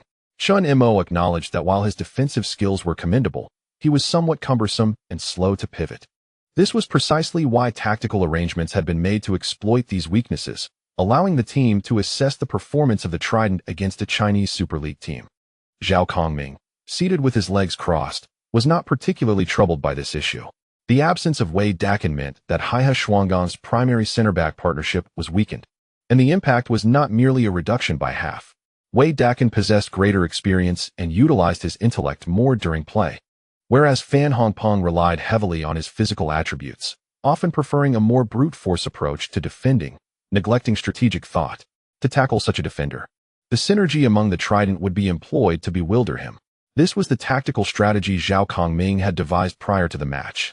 Hu Lai, Chen Xingyi, and Zhang Qinghuan would not adhere to rigid roles. Chen Xingyi would not solely focus on attacks. Hu Lai would not merely wait for passes in front of the goal, and Zhang Qinghuan would not be confined to providing support from the back. At opportune moments, their distances would close, forming a tighter connection, with Fan Hongpeng becoming the focal point of their offensive pressure, compelling him to juggle multiple threats. Zhao Kongming was acutely aware of Fan Hongpeng's robust defensive capabilities and physical strength. Hence, he had no intention of allowing Hu Lai to engage in a one-on-one confrontation with him. Football is not akin to a medieval knightly duel. It necessitates strategic thinking. Truth be told, had Kwang Mingjian brought Wei Dakin instead of Fan Hongpeng, Zhao Kongming would have abandoned this tactical approach, as it would have been less effective against the astute Wei Dakin, who was adept at orchestrating the defense. However, Kwang Mingjian opted to rest Wei Dakin and fielded Fan Hongpeng instead. Perhaps Kwang Mingjian had also scrutinized Hu Lai's abilities and concluded that Fan Hongpeng's physical prowess would undoubtedly dominate Hu Lai. Fan Hongpeng soon realized that his responsibilities extended beyond merely defending against Hu Lai. At times, Hu Lai would not be in his vicinity, but would seek out the young center-back Han Yan, who was starting in place of Wei Dakin for this match. Han Yan, a 25-year-old substitute defender, was no longer considered young in the realm of professional athletes. However, compared to the 29-year-old Fan Hongpeng and the 31-year-old Wei Dakin, he still retained the label of a young player. Due to the age of his partners and his own surpassing of the 23-year threshold, he was ineligible for the U-23 policy, resulting in limited playing opportunities. For a player of his status, the FA Cup represented one of the rare chances to start. In this particular FA Cup match, he had been called upon by Coach Kwang. When Hu Lai sought out Han Yin, Chen Xingyi would engage with Fan Hongpeng. Occasionally, Zhang Qinghuan would also penetrate the penalty area, resembling a center forward. Yet, whether it was Hu Lai, Chen Xingyi, or Zhang Qinghuan, Fan Hongpeng remained indifferent. In his eyes, they were merely three insignificant figures. The tallest among them, Chen Xingyi, stood at 184 centimeters, but was too slender to withstand his pressure. Zhang Qinghuan, at 182 centimeters, was also not particularly physically imposing. As for Hu Lai, who barely reached 180 centimeters, he seemed like a younger brother to Fan Hongpeng. Any of these three, in Fan Hongpeng's perspective, appeared as easy targets. However, it didn't take long for Fan Hongpeng to sense the shift in dynamics. These three were not merely engaging him in one-on-one confrontations. They were attacking as a unit. When Zhang Qinghuan appeared in the center, Fan Hongpeng prepared to intercept him directly, only for Zhang Qinghuan to pivot and pass the ball to Chen Xingyi, who unleashed a long-range shot from outside the box, narrowly missing the crossbar. On the next offensive play, it was Chen Xingyi who faced him. As Chen Xingyi executed quick directional changes that left Fan Hongpeng somewhat unsteady, he suddenly sent the ball into the gap, where Hu Lai was positioned to take a shot that, although slightly on target, was comfortably caught by their goalkeeper, Huang Anjia. Despite the lack of goals, Fan Hongpeng perceived each attack as a significant threat to his goal. It was evident that he was in trouble. On the sidelines of Haihe Shuanggang, Coach Kwang Mingjian observed this unfolding scenario with regret, pondering why he had chosen to bring Fan Hongpeng instead of Wei Dakin. He had not anticipated the seamless coordination of the attacking trio from Shanqing. Fan Hongpeng was not adept at directing the defensive line. That responsibility typically fell to Wei Dakin, allowing him to focus solely on defense. Now, as he became the focal point of the trio's offensive strategy, he found himself unable to command the defense effectively, which naturally led to vulnerabilities around him. Kwang Mingjian began to silently strategize potential adjustments, lowering his head to retrieve a magnetic tactical board, moving the magnetic pieces back and forth as he contemplated his response. Just then, he heard a sudden surge of cheers from the stands. Simultaneously, his assistant coach shouted, "Damn it, Chen Xingyi." He swiftly raised his head to gaze towards his team's penalty area. There, he beheld the silhouette of Chen Xingyi, with the ball at his feet, suddenly cut in from the flank, weaving laterally just outside the penalty box. The captain of Haihe Shuanggang, defensive midfielder Tong Xian, advanced in an attempt to intercept Chen Xingyi, only to be deftly evaded by a clever feint. The cheers grew even louder. At this moment, Chen Xingyi had brought the football to the edge of the penalty arc, poised to take a direct shot. However, he chose not to do so. Instead, he deftly passed the ball with the outside of his right foot to Hu Lai, who was positioned centrally in the box, with his back to the goal. Hu Lai received the ball, and before Fan Hongpeng could close in, he swiftly redirected it towards the left flank of the penalty area. There, Zhang Qinghuan was making a timely run from outside the box. Moreover, a vast space lay before him, as Zhang Rong had failed to retreat in time. Perhaps Chen Xingyi's earlier maneuver down the left side had lulled Zhang Rong into a false sense of security, leading him to believe the attack would not shift toward his side, leaving him in a state of passive observation. As Chen Xingyi advanced into the center, Zhang Rong thought he should reposition himself, but after just a couple of steps, the ball was swiftly passed from Chen Xingyi to Hu Lai, who then slotted it into the vacant space on the flank. Fan Hongpeng was fortunate that his movements had not been rapid enough to intercept Hu Lai initially, granting him a second chance to remedy the situation. He quickly pivoted toward Zhang Qinghuan, taking a decisive step forward in an attempt to block the shot. As for Hu Lai, was there not another center back, Han Yin, to assist? Yet, as Fan Hongpeng turned to confront Zhang Qinghuan, he failed to notice the unfolding scene behind him. After delivering the pass, Chen Xingyi did not linger outside the box, but resolutely surged into the penalty area, instantly capturing Han Yin's attention. Consequently, Han Yin refrained from marking Hu Lai and positioned himself in front of Chen Xingyi, genuinely concerned that Chen Xingyi might engage in a 1-2 combination with Hu Lai. Meanwhile, was Fan Hongpeng not there to cover Hu Lai? In an unexpected twist, Hu Lai turned and passed the ball to Zhang Qinghuan on the opposite side. The Haihe Shuanggang captain, Tong Xian, who had failed to defend against Chen Xingyi, turned to see Hu Lai delivering the ball to Zhang Qinghuan, and thus his focus shifted along with the ball. He observed Zhang Qinghuan receive it, pause momentarily, enticing Fan Hongpeng to advance, only for Zhang to return the pass with his left foot. At that moment, Tong Xian realized the gravity of the situation. While Fan Hongpeng was occupied defending Zhang Qinghuan, what of Hu Lai? He immediately dashed into the penalty area. But it was too late. He witnessed Hu Lai, positioned near the penalty spot, swinging his right leg to meet the rolling ball. Not a single defender was nearby. Han Yan, who should have been covering Fan Hongpeng's position, was tangled up with Chen Xingyi. An opportunity had arisen. Hu Lai, the commentator from Anton TV, exclaimed with fervor. The cheers from the stands at the provincial sports center crescendoed, drowning out all other sounds. The excitement from Chen Xingyi's breakthrough and evasion of Tong Xian paled in comparison to the current uproar. For Hu Lai, this presented an unparalleled opportunity. Some individuals anxiously fixated on the figure at the center of the penalty area, fearing he might squander the finest opportunity since the commencement of the match. However, to be candid, those capable of such thoughts must be few and far between, as they likely seldom observe Hu Lai's games. As the football transitioned towards Zhang Qinghuan, the goalkeeper of Haihe Shuanggang, Huang Anjia, retraced his steps. During this retreat, he glimpsed Hu Lai poised to strike with his right leg, prompting him to instinctively dive. Despite being somewhat out of position, Hu Lai's rigid right foot made contact with the ball. Bang! The football surged forth like a cannonball, soaring towards the upper netting. Huang Anjia, who had already committed to a low dive, could only hope and pray that Hu Lai's shot would veer off course. But this was Hu Lai. The ball struck the underside of the crossbar, producing a crisp sound, before bouncing into the net. Splendid! Splendid! Splendid! The sports commentator from Anong television channel exclaimed passionately from the commentary box, his voice hoarse with excitement. Hu Lai had opened the scoring in the 33rd minute, putting Flash Star ahead of the Chinese Super League team, Haihe Shuanggang. His seamless cooperation with Chen Xingyi and Zhang Qinghuan had effortlessly dismantled the defense of Haihe Shuanggang. Neither Fan Hongpeng, nor Han Yan, Tong Xian, or even goalkeeper Huang Anjia could match their swift interplay. He continued to speak, but his words became indistinct, drowned out by the cheers that enveloped the provincial sports center like a torrential thunderstorm. Every Flash Star supporter in the stands leapt to their feet, and when they landed, the ground seemed to tremble. The goal scorer, Hu Lai, sprinted towards the corner flag.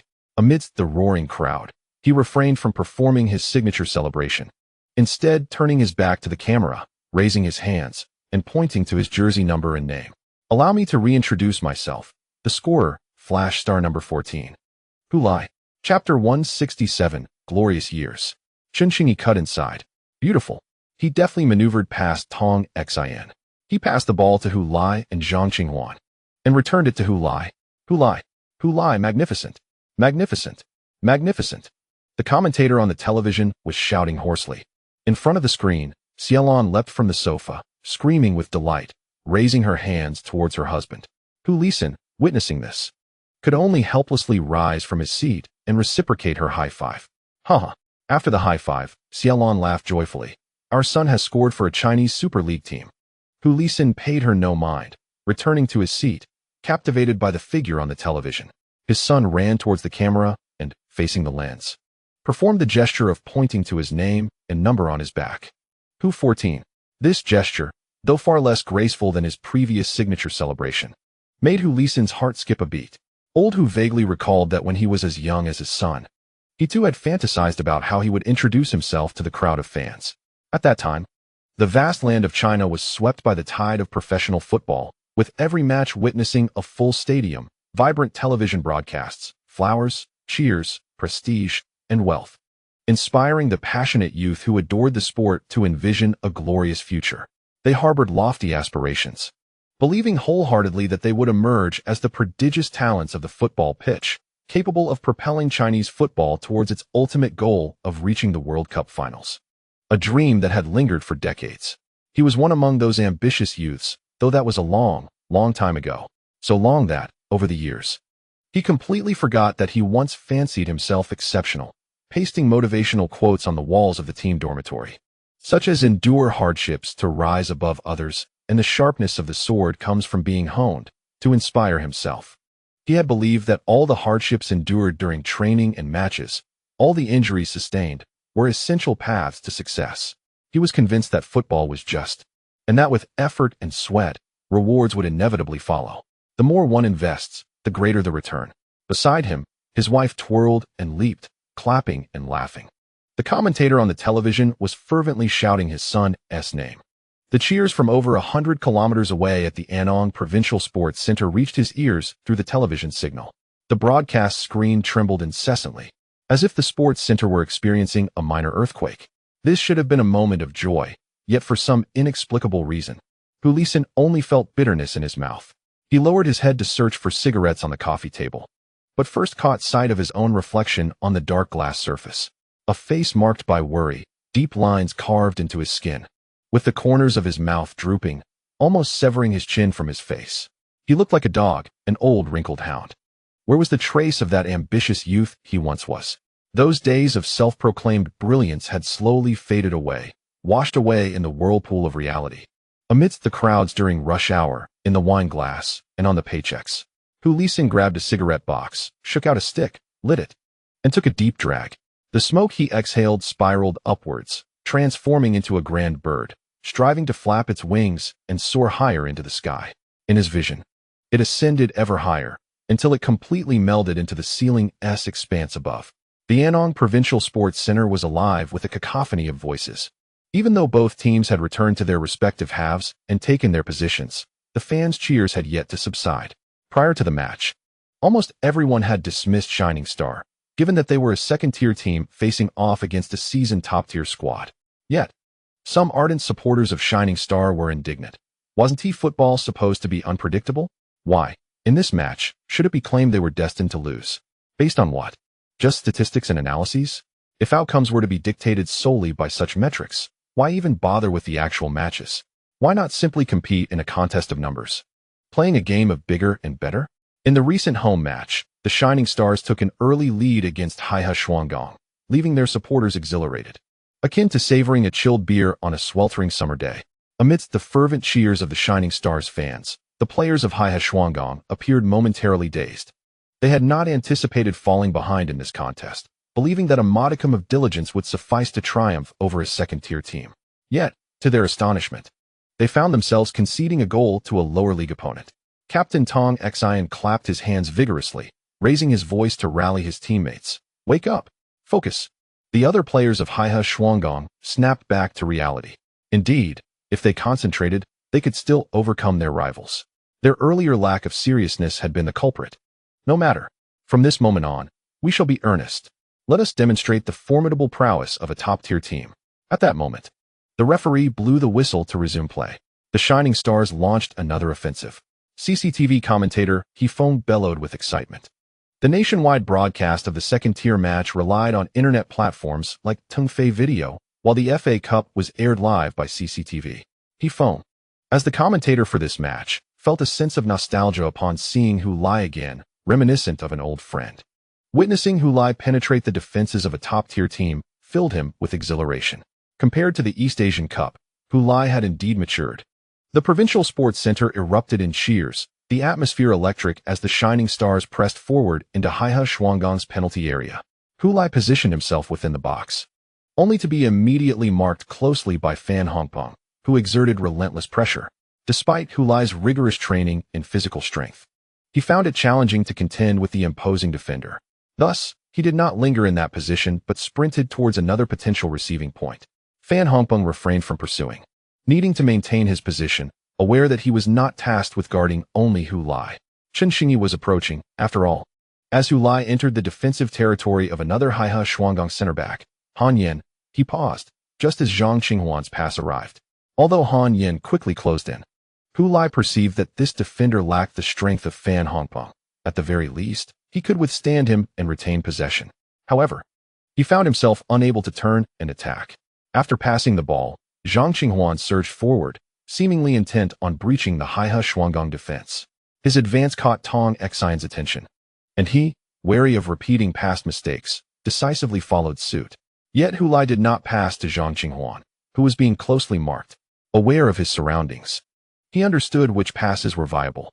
He shielded the ball from Han Yen and noticed Lin Gu positioned in the central area, just outside the box. With the opposing defensive midfielder drawn away by Zhang Qinghuan, Hulai acted without hesitation, sending the ball back with precision. As Qin Lin observed the football rolling towards him, he quickly glanced at the goal ahead, adjusting his stance before unleashing a powerful strike with his right leg in response to Hu Lai's pass. Qinlin, a direct shot. What a remarkable goal. Accompanied by He Feng's thunderous shout, Qinlin launched the ball towards the net. Instead of soaring into the air, the ball hurtled along the grass, weaving through the crowd of players in the penalty area. Such low, ground-hugging shots are the least favored by goalkeepers, as the difficulty of saving them far exceeds that of high shots.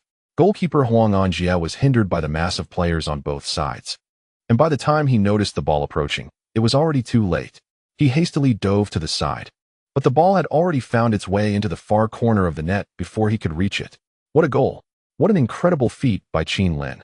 In a mere 6 minutes, the Shining Stars had scored twice. A team from the China League had taken a 2-goal lead over a Super League team in such a short span, a scenario that many had not anticipated prior to the match. This is the essence of football, where anything can happen. This unpredictability is the charm of the game. While Haihe Shuanggang was supposed to be serious, they were caught off guard by the already focused Shining Stars, who netted 2 goals. The head coach of Haihe Shuanggang, Huang Mingjian, abruptly rose from his seat, oblivious to the tactical board that fell at his feet. Meanwhile, Zhao Kongming, on the home team's bench, leaped from his chair, raising a fist skyward with fervor. Behind him, Chun Imo bounced out of his seat like a jubilant fawn, leaping in excitement. The exhilaration from the previous goal had barely subsided when another goal erupted, sending the Shining Stars fans at the Provincial Sports Center into a frenzy, their cheers reaching a deafening crescendo. After the goal, Qinlin turned to celebrate at the sidelines, pointing at Hu Lai among his approaching teammates and executing a playful back turn. As Hu Lai reached Qinlin, he leapt onto his back. With a swift motion, Qinlin caught Hu Lai, hoisting him onto his shoulders. Hu Lai, perched atop Qinlin, raised his fists in jubilant celebration towards the ecstatic Shining Stars supporters. What a sight! Qinlin had lifted Hu Lai. This was a moment where the last great figure of Chinese football elevated the young Hu Lai. The commentator from Anong Sports Channel discerned a deeper meaning in this celebration. Football should be a continuum, with the old guiding the new, ensuring the growth of the sport. The baton of Anong football has now been passed from Qinlin to Hu Lai. Go Hu Lai, go Shining Stars, go Anong football. In the end, the veteran commentator, who had witnessed the glorious era of Anong football, even found his voice wavering with emotion. Perhaps he reminisced about the days of former glory and decline.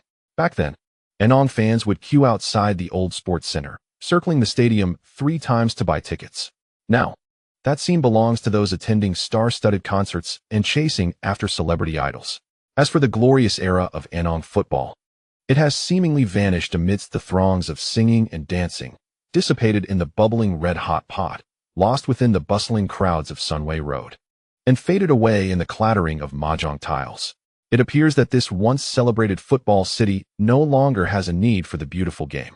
Yet, listen to the resounding cheers emanating from the Provincial Sports Center at this very moment. Observe the vast swathes of red in the stands.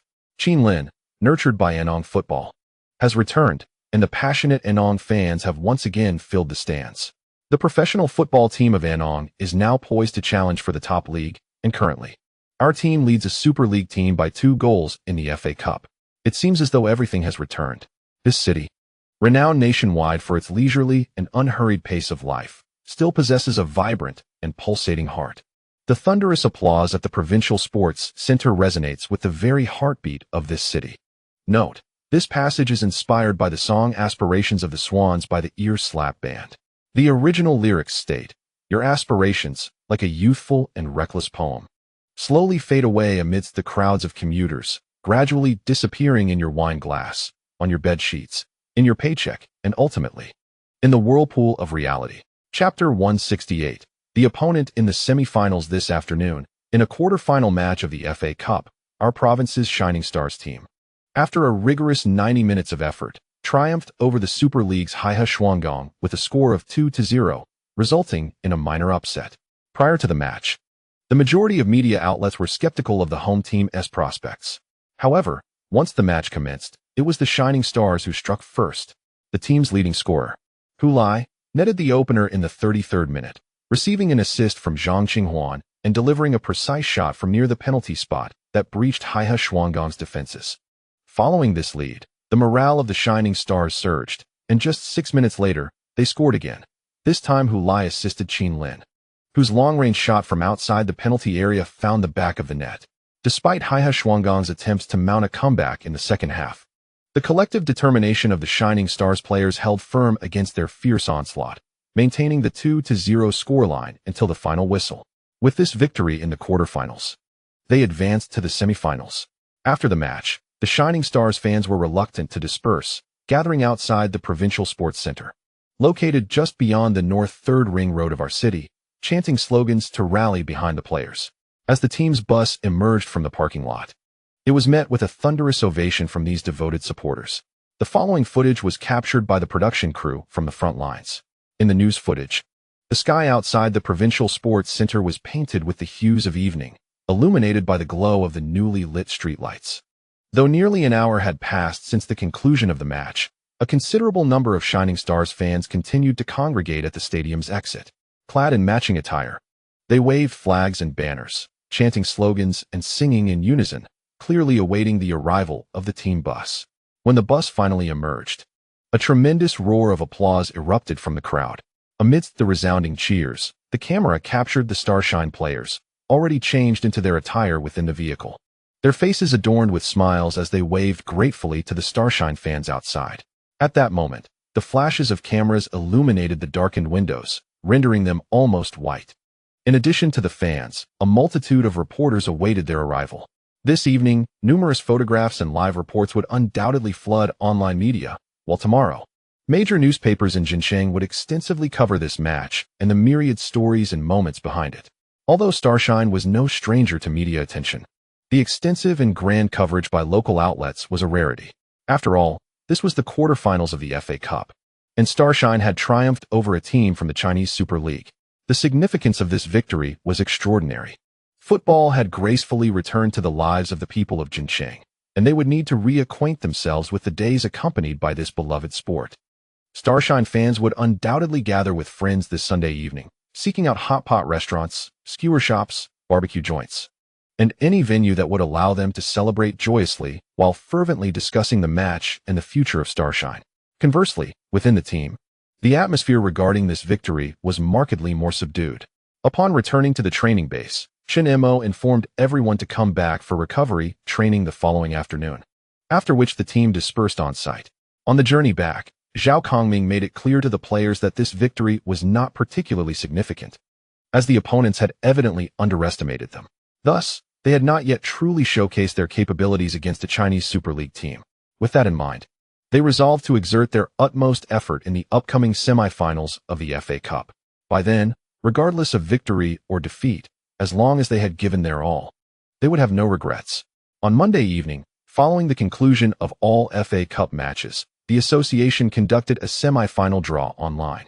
In truth, this draw was merely a formality, as no matter whom Starshine faced, it would likely signify the end of their FA Cup journey for this season. Conversely, any team that drew them would effectively be assured a place in the finals.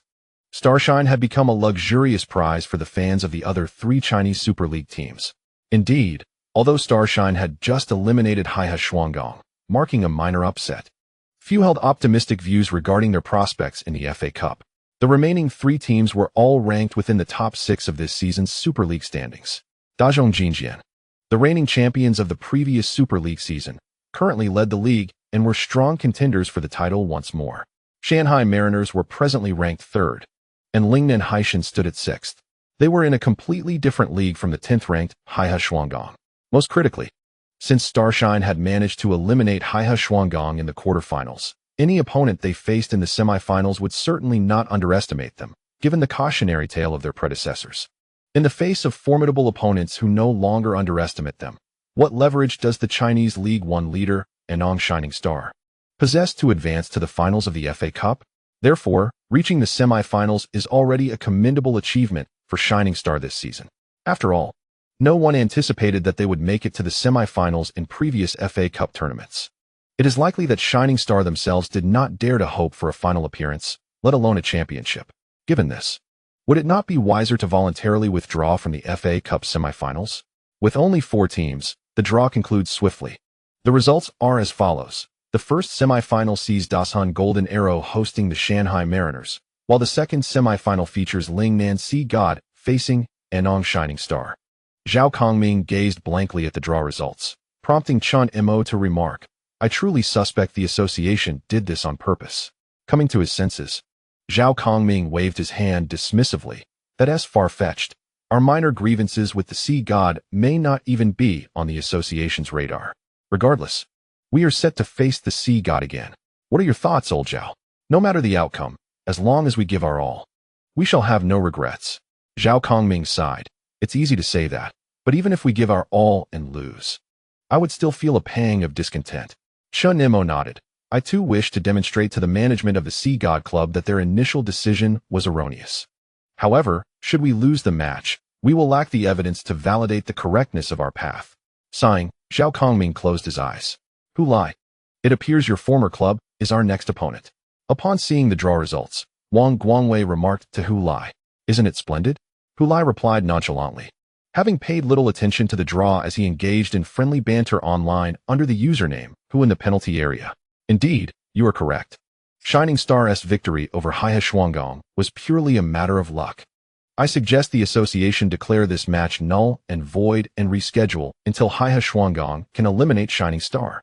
"Hey, aren't I just echoing your sentiments? Why does it sound so sarcastic?"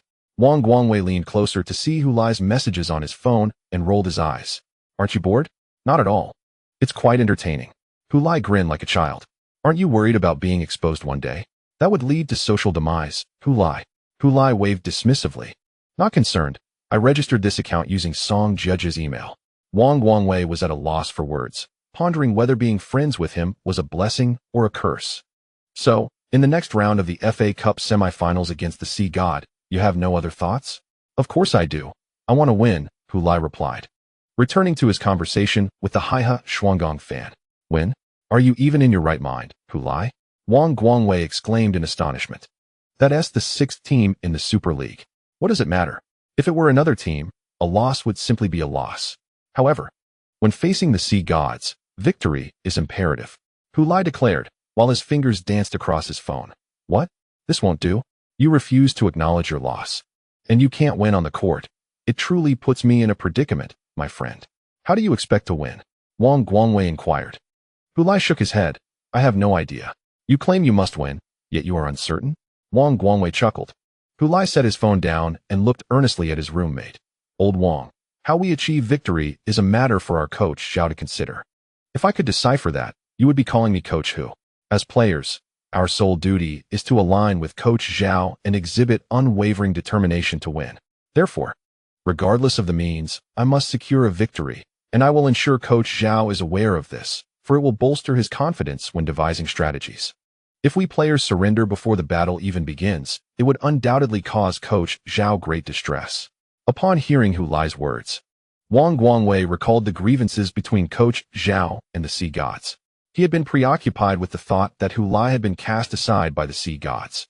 However, in a strict sense, Hu Lai had not been discarded but had undergone a standard transfer, with the Sea Gods profiting from a transfer fee of 500,000 RMB, having initially acquired him without any expenditure.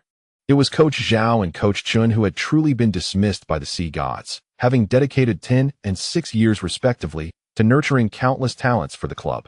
Ultimately, due to ideological differences, the higher-ups of the club had ousted them, publicly claiming the coaches had resigned voluntarily, a mere facade to preserve their dignity. Thus, if anyone within the Flashing Stars yearned to defeat the Sea Gods, it would undoubtedly be Coach Zhao and Coach Chun. They had ample justification for such a desire. Yet if the players were unwilling to exert themselves for a match deemed unwinnable, the coach's aspirations would often prove futile. They too must contemplate whether their insistence would incite discontent within the team. Contemplating this, Wang Guangwei nodded. "Hu Lai, you are right. I too wish to win this match." Hu Lai smiled at him, picked up his phone again, and resumed fervently engaging online. Chapter 169. A charismatic presence, Chen Xingyi attempted to evade Wang Guangwei. But just as he abruptly halted and pivoted, preparing to dribble the ball, he witnessed Wang Guangwei unceremoniously slide in, sending the ball careening out of bounds.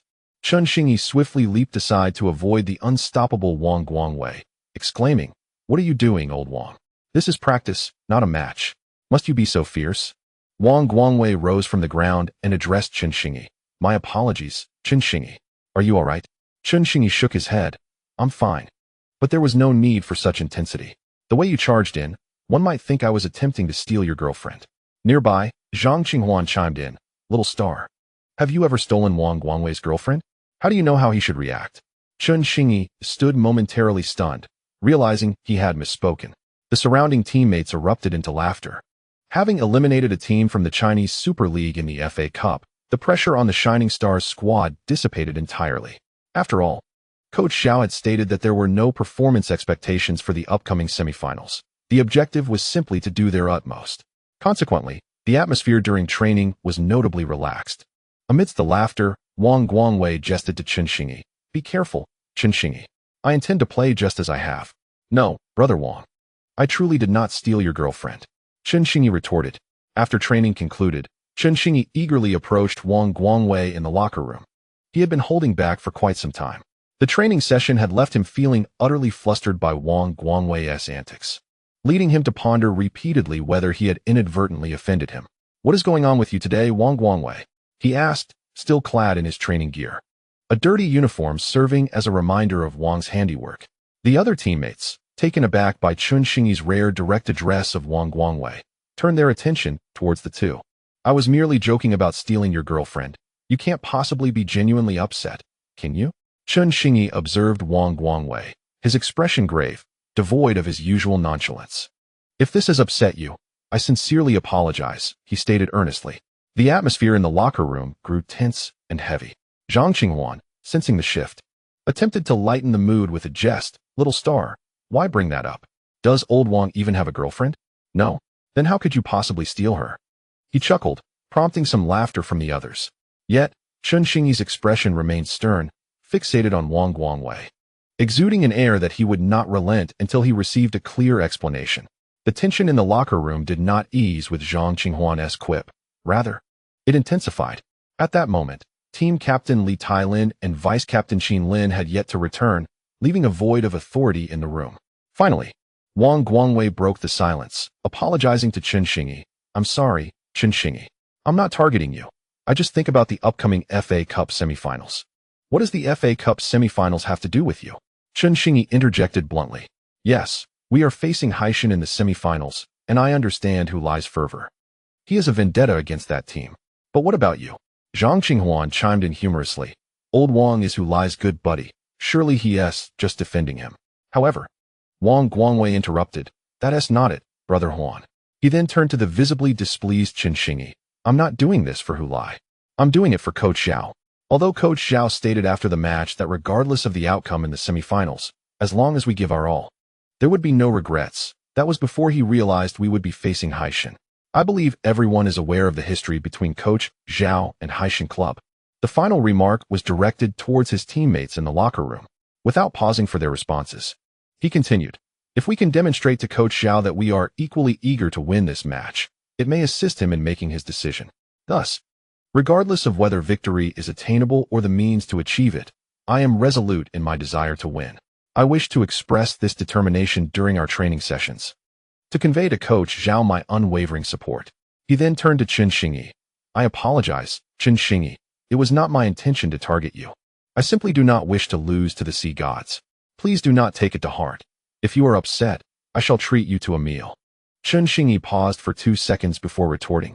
You speak as if you alone desire victory. I, too, do not wish to succumb to the sea gods.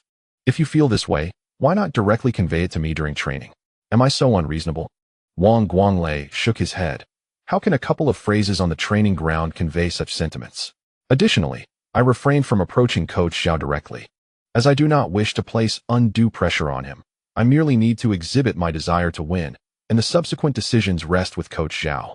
Well said. Guanglei. A voice suddenly resonated from the doorway.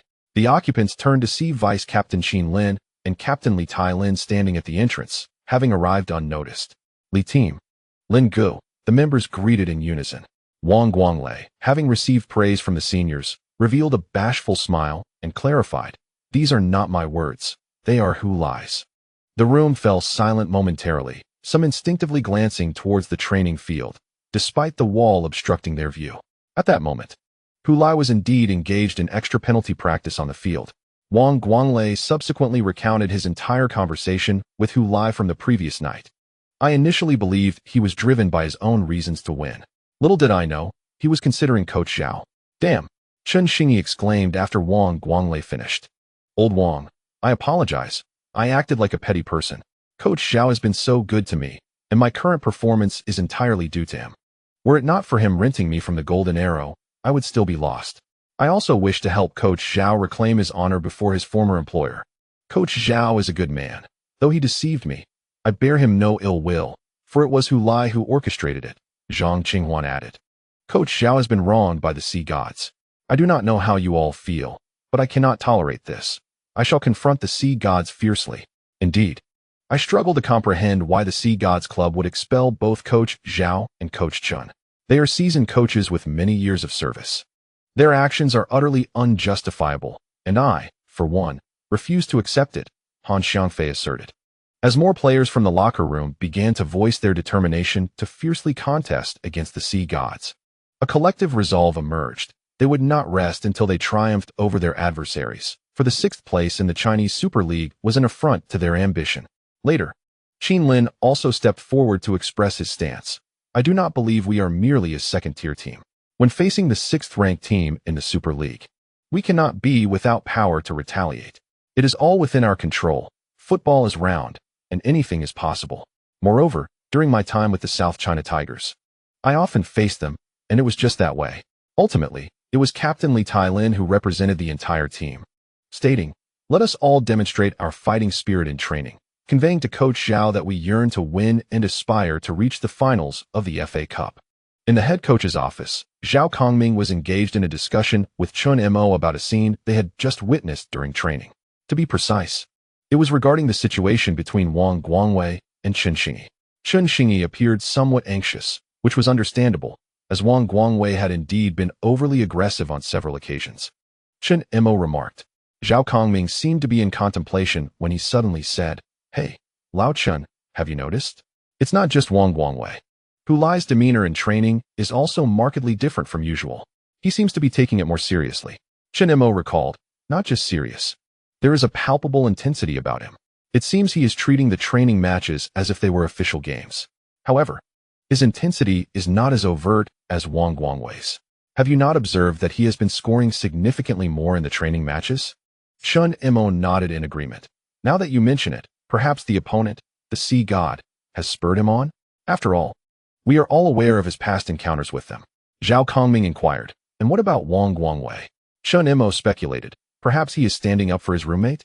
Given their close relationship, how could Wang Guanglei remain indifferent while his friend seeks vengeance against the Sea God? Zhao Kongming pondered this possibility, acknowledging that it could not be dismissed.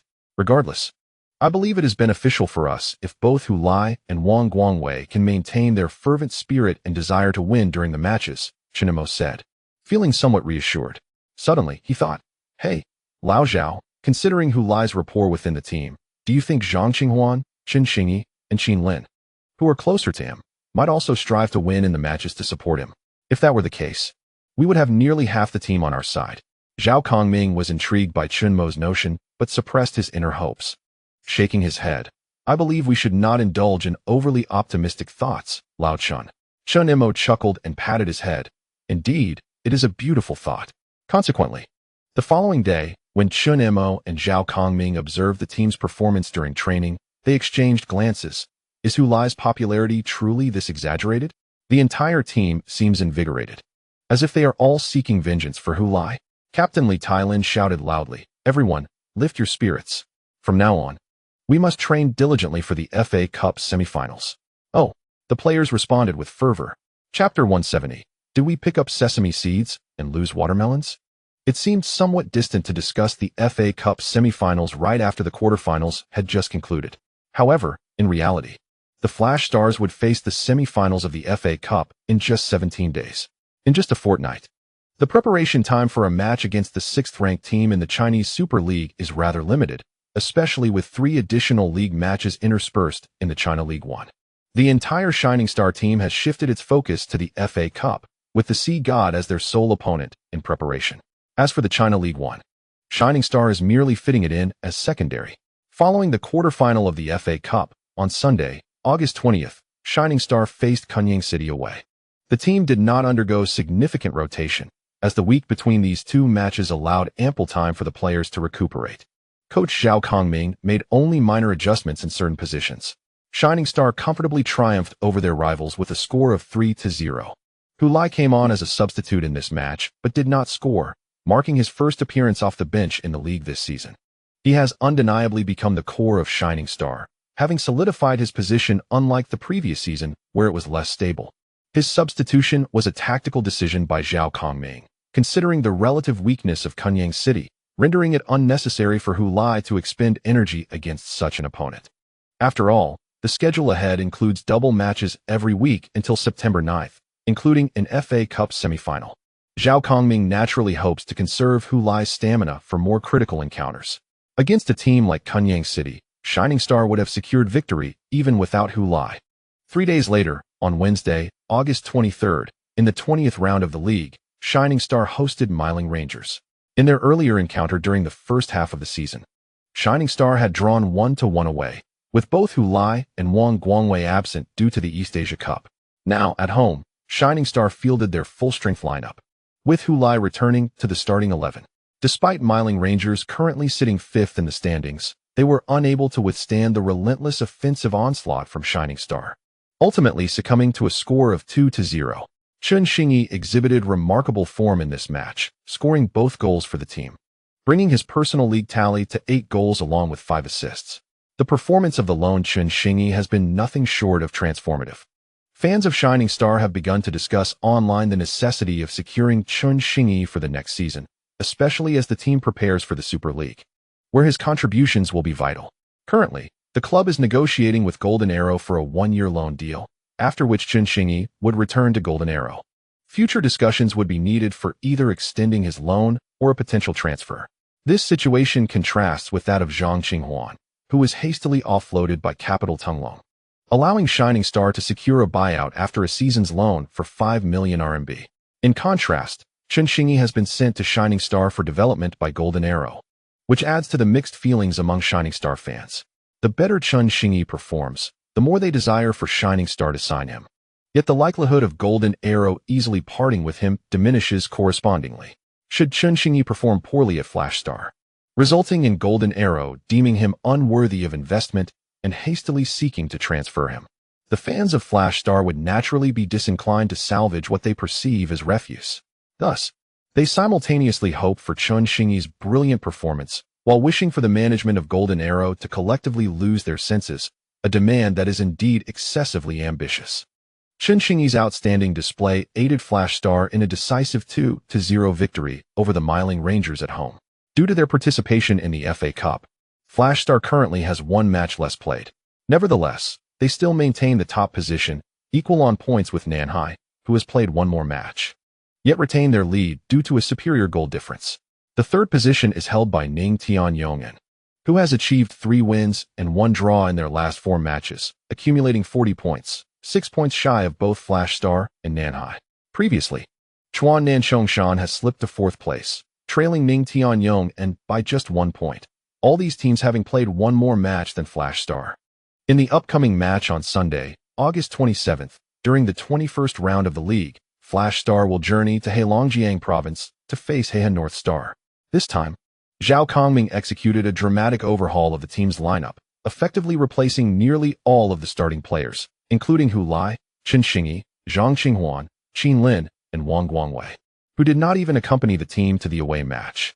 Flash Star, fielding a team comprised entirely of substitutes and even including several reserve players on the bench, suffered a disappointing defeat, losing 1-2 to Heian North Star, marking their 2nd loss of the season. Post-match, both Zhao Kongming's tactical decisions and the team's approach to the game sparked considerable controversy. While it is widely acknowledged that Zhao Kongming's strategy was to prepare for the impending FA Cup semifinals, the pressing question remains: does Flash Star possess the capacity to eliminate the 6th-ranked club, Haishan, from the FA Cup? Even with the known grievances between Zhao Kongming and the Haishan club, his actions remain perplexing.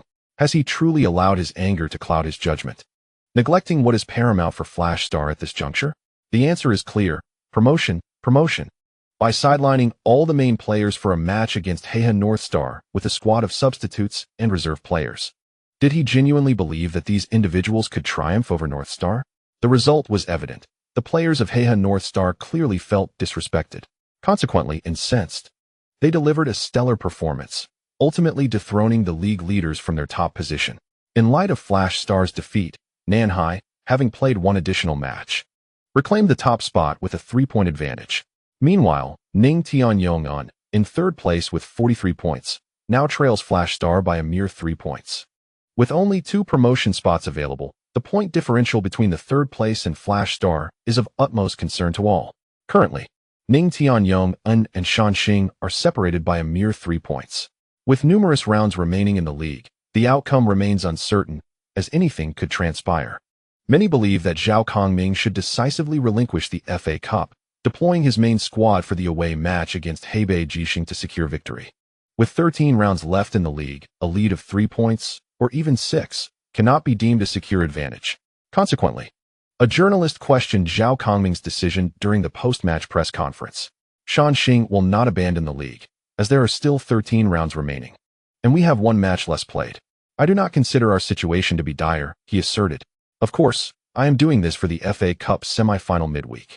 Contrary to popular belief, I harbor no animosity towards the Haishan club. Having played and coached there for many years, I have forged numerous friendships, some of which endure to this day. My family still resides in Lingnan, and I am grateful to the Haishan club for granting me the opportunity to coach. My feelings towards the club are solely of gratitude, with absolutely no discord. Despite his words, no journalist in attendance seemed to believe his claims. While it is indeed true that he has made many acquaintances during his tenure at the Haishan club, to assert that he feels only gratitude and no grievances is sheer nonsense. However, as a public figure, what else could he possibly articulate? It would be inappropriate to candidly express his dissatisfaction with the club's past decisions, let alone publicly criticize the upper management of Haishan in front of so many reporters. We are all adults here, and a basic sense of decorum and diplomacy prevails. Even if he were to express his frustrations vehemently in private, he would never voice such sentiments publicly. As for whether Zhao Kongming truly harbors discontent towards the Haishan club, his choices reveal the answer quite clearly. If he had genuinely moved on, why would he exert himself in the FA Cup semi-final? Zhao Kongming likely senses the thoughts of the audience and continued. Our team has worked hard to reach the semi-finals of the FA Cup. Whether for the sake of broadening our horizons and gaining experience or out of respect for this match and our opponent, the Haishan team, we must give our utmost in this contest. He paused momentarily before adding, moreover, I have informed my players that for the FA Cup match midweek, the outcome is not my primary concern. As long as we give our all, there will be no regrets. What if we lose to Haishan? Inquired a journalist from Nanling province. As long as we exerted our utmost effort, we can accept a loss, Zhao Kongming reflected after a few seconds of contemplation. Thus, the focus lies on the process rather than the outcome, a reporter interjected. Indeed, as a team in the second tier, reaching the semi-finals of the FA Cup is an extraordinary achievement, Zhao Kongming affirmed. Then, if that is the case, why not field the main players in this league match and utilize the rotated squad for the FA Cup? The outcome resulted in a defeat in the league. I previously mentioned that it was to show respect for the FA Cup. I believe no one wishes to see a prestigious FA Cup semi-final where the illustrious Flash Star faces a Super League team with a rotated squad, Zhao Kongming patiently explained. The journalists exchanged glances, each coming to their own understanding of Zhao Kongming's demeanor. It was evident that he was not being entirely truthful. His choice of lineup revealed his true intentions. He was willing to forfeit 3 points in the league to reserve his main players for the FA Cup semifinal. This was certainly not a reflection of his supposed indifference towards the Sea God Club. He could utter falsehoods, yet his personnel decisions betrayed his genuine thoughts. As such matters cannot be fabricated. If he truly did not care about the grievances with the Sea God, how could he justify sending a full squad of substitutes and reserve players to face the Black River Polaris? He could have easily rested half of his main players at home, thereby ensuring a favorable outcome against the Black River Polaris while also mitigating any potential humiliating defeat in the midweek FA Cup match. Moreover, in the event of a loss, he would have had the perfect excuse. Half of his key players had embarked on a taxing expedition to Black River just 3 days prior, resulting in fatigue. However, He chose otherwise, which indicates that he was immensely concerned about this match against the Sea God, hoping to field his strongest lineup. He desired victory, albeit with little hope. Yet he still wished to win. Unfortunately, he could not articulate this directly. Thus his response to the journalists lacked honesty, as it was the only answer he could provide. What else could he say? Should he express his dissatisfaction regarding the actions of the Sea God Club from years past, now that the 3-year period had elapsed, and demand recompense? Even though Flash Star had eliminated the same Super League team, Haihe Shuanggang, in the quarterfinals, could a team currently ranked 11th in the Super League truly be compared to the 6th-ranked Lingnan Sea God? Clearly, Zhao Kongming understood that his team's capabilities were insufficient to conquer the Sea God. Hence, despite harboring a multitude of grievances towards his former club, he could not let them surface. Otherwise, if he spoke freely and was then taught a lesson by the Sea God during the match, it would result in both a loss on the field and a loss of face. Thus, due to the disparity in team strength, Zhao Kongming could only suppress his frustrations and grievances while maintaining a facade of camaraderie with the club, insisting that he bore no resentment over being cast aside by the club in the past. He could only express his discontent towards the Sea God Club by keeping all his main players in Jincheng to prepare for the FA Cup semifinal. Yet, many viewed this approach as both poignant and helpless, ultimately rendering it meaningless and potentially jeopardizing Flash Star's promotion prospects. Following the match, Zhao Kongming's words were disseminated through media reports. As the journalists had anticipated, the majority of fans, upon hearing his responses, perceived that Zhao Kongming was compelled to say such things, doubting that he had truly reconciled with the Sea God Club. However, they remained skeptical about Zhao Kongming's schemes against the Sea God Club, as the disparity in strength between the two teams was exceedingly vast. This left the fans of the Shining Stars in a state of helplessness. Their head coach had faced unjust treatment at the Sea God Club, and they were acutely aware of the grievances Zhao Kongming endured, hoping he could seek justice from the Sea God Club. Yet, given the considerable gap in strength between the two teams, how could they possibly triumph over their opponents, even with their utmost efforts? Furthermore, the players might not be inclined to exert themselves in what was bound to be a losing battle, despite Zhao Kongming's exhortations. In reality, after eliminating a team from the Chinese Super League in the quarterfinals, many Shining Stars fans felt that the team had already accomplished their mission in the FA Cup. The upcoming semifinal seemed like a mere formality. They could neither compete nor afford to expend energy, all while risking injury. Fans were far more focused on their league performance, as promotion to the Super League was the sole objective this season. Everything else was merely superfluous. They were well aware that the team had no chance of claiming the FA Cup title. Winning the championship would allow participation in the next season's AFC Champions League, whereas failing to secure the title rendered their efforts nearly futile. Emotionally, the Shining Stars fans supported Zhao Kongming's quest for vengeance against the Sea God Club, yet rationally, they deemed such an endeavor impractical. Some fans even worried whether this semi-final, which represented the team's best achievement in FA Cup history, might become a turning point on their path to promotion. Would it be a case of losing sight of the bigger picture for the sake of a trivial pursuit? Chapter 171. Who Lie's small idea in the locker room. Prior to training, the players of the Shining Stars engaged in casual conversation while changing, naturally focusing on the impending FA Cup semifinal. Given the recent buzz surrounding the match, the players privately discussed these various opinions. They unanimously disagreed with the external pessimism regarding their prospects and the misunderstandings directed at Coach Zhao. After all, the outside world had no inkling of what the team had been working on for the past fortnight. However, Zhao Kongming had imposed a strict discipline. No internal matters were to be disclosed to outsiders. Everyone adhered to this rule diligently, knowing that if their opponents remained oblivious to their strategies, their chances of victory would increase. Some online commentators questioned Zhao Kongming's obsession with revenge, pondering how exactly he planned to execute it. Given the Shining Stars' current capabilities, what could they possibly utilize to overcome the Sea God team, placed 6th in the Super League? The entire squad was aware of their course of action, yet they were prohibited from sharing details externally. It was quite evident that Coach Zhao intended for them to adopt a defensive strategy against the Sea God team during the away match. With merely 2 days until the game, and after a period of training, everyone understood the tactics that would be employed. Would the match ultimately hinge on a penalty shootout? Speaking of penalties, all eyes turned to Hu Lai, since he had become the team's primary penalty taker. The Shining Stars had not been awarded a penalty in any match. Nevertheless, Hu Lai remained committed, diligently practicing penalty kicks for an additional half-hour after each training session. Clearly, if the Flash Stars can secure a draw against the Sea Gods in a 90-minute away match, it is time for Hu Lai's penalty expertise to shine. However, under scrutiny, Hu Lai expressed a differing opinion. It need not be solely about penalties. Set pieces can also come into play. Certainly, set pieces are one of our primary scoring tools. Yet they carry inherent risks. If our center backs venture forward to contest the aerial ball and the Sea Gods launch a swift counterattack, we could find ourselves in a precarious situation, Zhang Qinghuan remarked. Then let us utilize set pieces to find the back of the net, Hu Lai asserted with great enthusiasm. Chen Xingyi, however, scoffed from the sidelines. It's easy for you to say, Hu Lai, with your slight frame. You might not even make contact with the ball amidst the Sea Gods players in the box. Who says so? The crafty always have their strategies, Hu Lai replied, brimming with confidence. The others observed Hu Lai's demeanor. It seems you have some ideas brewing, Hu Lai. With a grin, Hu Lai admitted, indeed.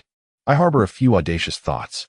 Goodness, I can almost hear the scheming in your mind, Hu Lai, Chen Xingyi exaggeratedly exclaimed. The others, intrigued, pressed for details. What ideas? Do share.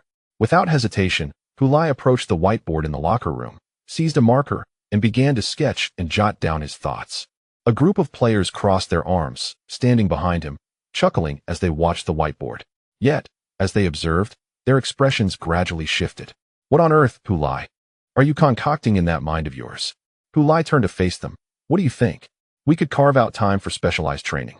Qin Lin interjected. I believe Hu Lai should propose these ideas to Coach Zhao, seeking his approval for us to practice such set-piece tactics. We cannot train in secrecy. We must have the coaching staff's consent. But will Coach Zhao agree? Hu Lai pondered. If it were you, I believe he would, Zhang Qinghuan replied. You share a special rapport with Coach Zhao. Qin Lin nodded in agreement. Zhang Qinghuan is right. Thus, the responsibility of communicating with Coach Zhao fell to Hu Lai, his godson.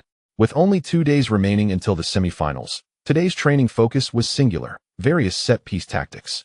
If we aim to triumph against the Sea Gods, we must devote ourselves diligently to mastering set pieces.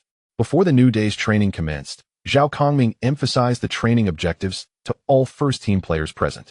At that moment, Hu Lai raised his hand. Do you have something to say, Hu Lai? Zhao Kongming inquired. Coach Zhao, I have some thoughts that could be applied to our set-piece strategy, Hu Lai stated, noticing a change in Zhao Kongming's expression and quickly elaborating.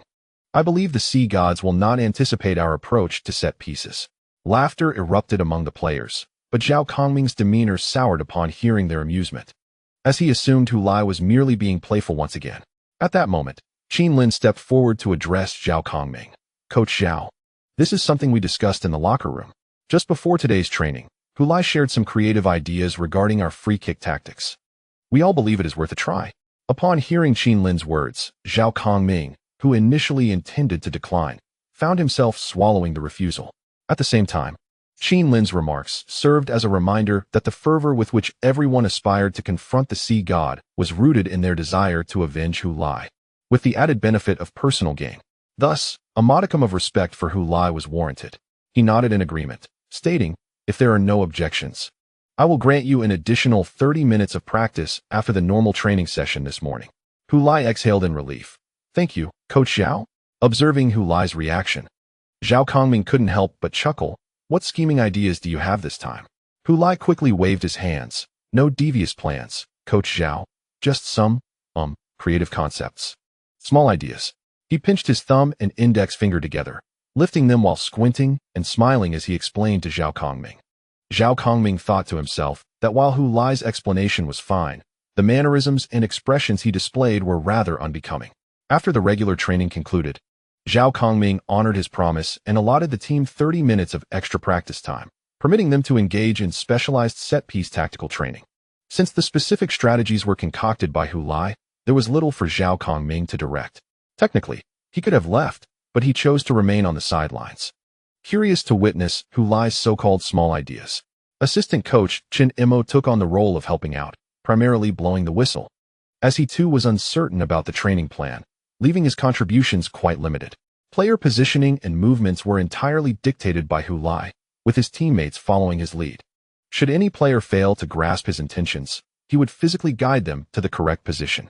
From the sidelines, Zhao Kongming felt an odd sense of déjà vu as he observed Hu Lai directing his teammates' positioning, resembling a coach in his own right. Once everyone was properly positioned, Hu Lai proceeded to explain how they should run, pulling out Chun Xingyi and Zhang Qinghuan to demonstrate the coordination for the others. Watching intently, Zhao Kongming's eyes widened in astonishment. Is this truly a small idea? The 30 minutes of specialized training concluded amidst laughter and joy. One might mistake the scene for a game rather than a training session. Although the atmosphere seemed rather lighthearted, the training did yield some results, as they had effectively practiced Hu Lai's corner kick tactics. As they wrapped up, the players jovially made their way to the locker room, showered, changed clothes, and headed to the base cafeteria for a meal before retreating to their dormitories for a midday rest in preparation for the afternoon's training. Today featured 2 training sessions, one in the morning and one in the afternoon. While Hu Lai walked among his teammates towards the locker room, he was called back by Zhao Kongming, who stood on the sidelines. Hu Lai, please stay for a moment. Hu Lai stepped out from the group and approached the head coach. Coach Zhao, what do you need? Observing his eager demeanor, Zhao Kongming couldn't help but smile. What do you call your corner kick offensive strategy? Heavenly maidens scatter flowers. Zhao Kongming pondered over what he had observed during training and nodded in agreement. Quite apt indeed, hee. Hu Lai scratched his head, and noticing this, Zhao Kongming inquired, honestly, do you have any similar set-piece tactics? Well, I do. Hu Lai hesitated, uncertain of the implication behind Coach Zhao's question and unsure how to respond appropriately. Utilize your break time to pour out those dubious ideas of yours, organize them, and present them to me before afternoon training, Zhao Kongming instructed. Hu Lai was taken aback. Coach Zhao, what do you intend to do? You didn't even refute the notion of dubious ideas? Zhao Kongming raised his eyebrows slightly. Not at all, coach. These are the fruits of my intellect. How could they be deemed dubious? Hu Lai replied. Moreover, my tree of wisdom is rather large, and it bears an abundance of fruits. I want to be able to organize them all during a single break. Zhao Kongming disregarded Hu Lai's ramblings. Then let's aim for 5 corner kicks and 5 free kicks. Once organized, we will dedicate the entire afternoon to practicing these set-piece tactics. Hu Lai stared incredulously at the coach, surprised that Zhao Kongming acknowledged his imaginative ideas and intended to replace regular set-piece training with them. He straightened his posture, rest assured. Coach Zhao, I promise to present 10 sets of tactics before the afternoon training. Zhao Kongming smiled and nodded. All right, hurry and change your clothes for lunch. Watching Hu Lai dash away, Chun Mo approached, shaking his head. This kid is growing in every aspect. He can even act as a coach now. Though I think he's merely being whimsical. Zhao Kongming chuckled joyfully. He always surprises us, old Chun, both on and off the field.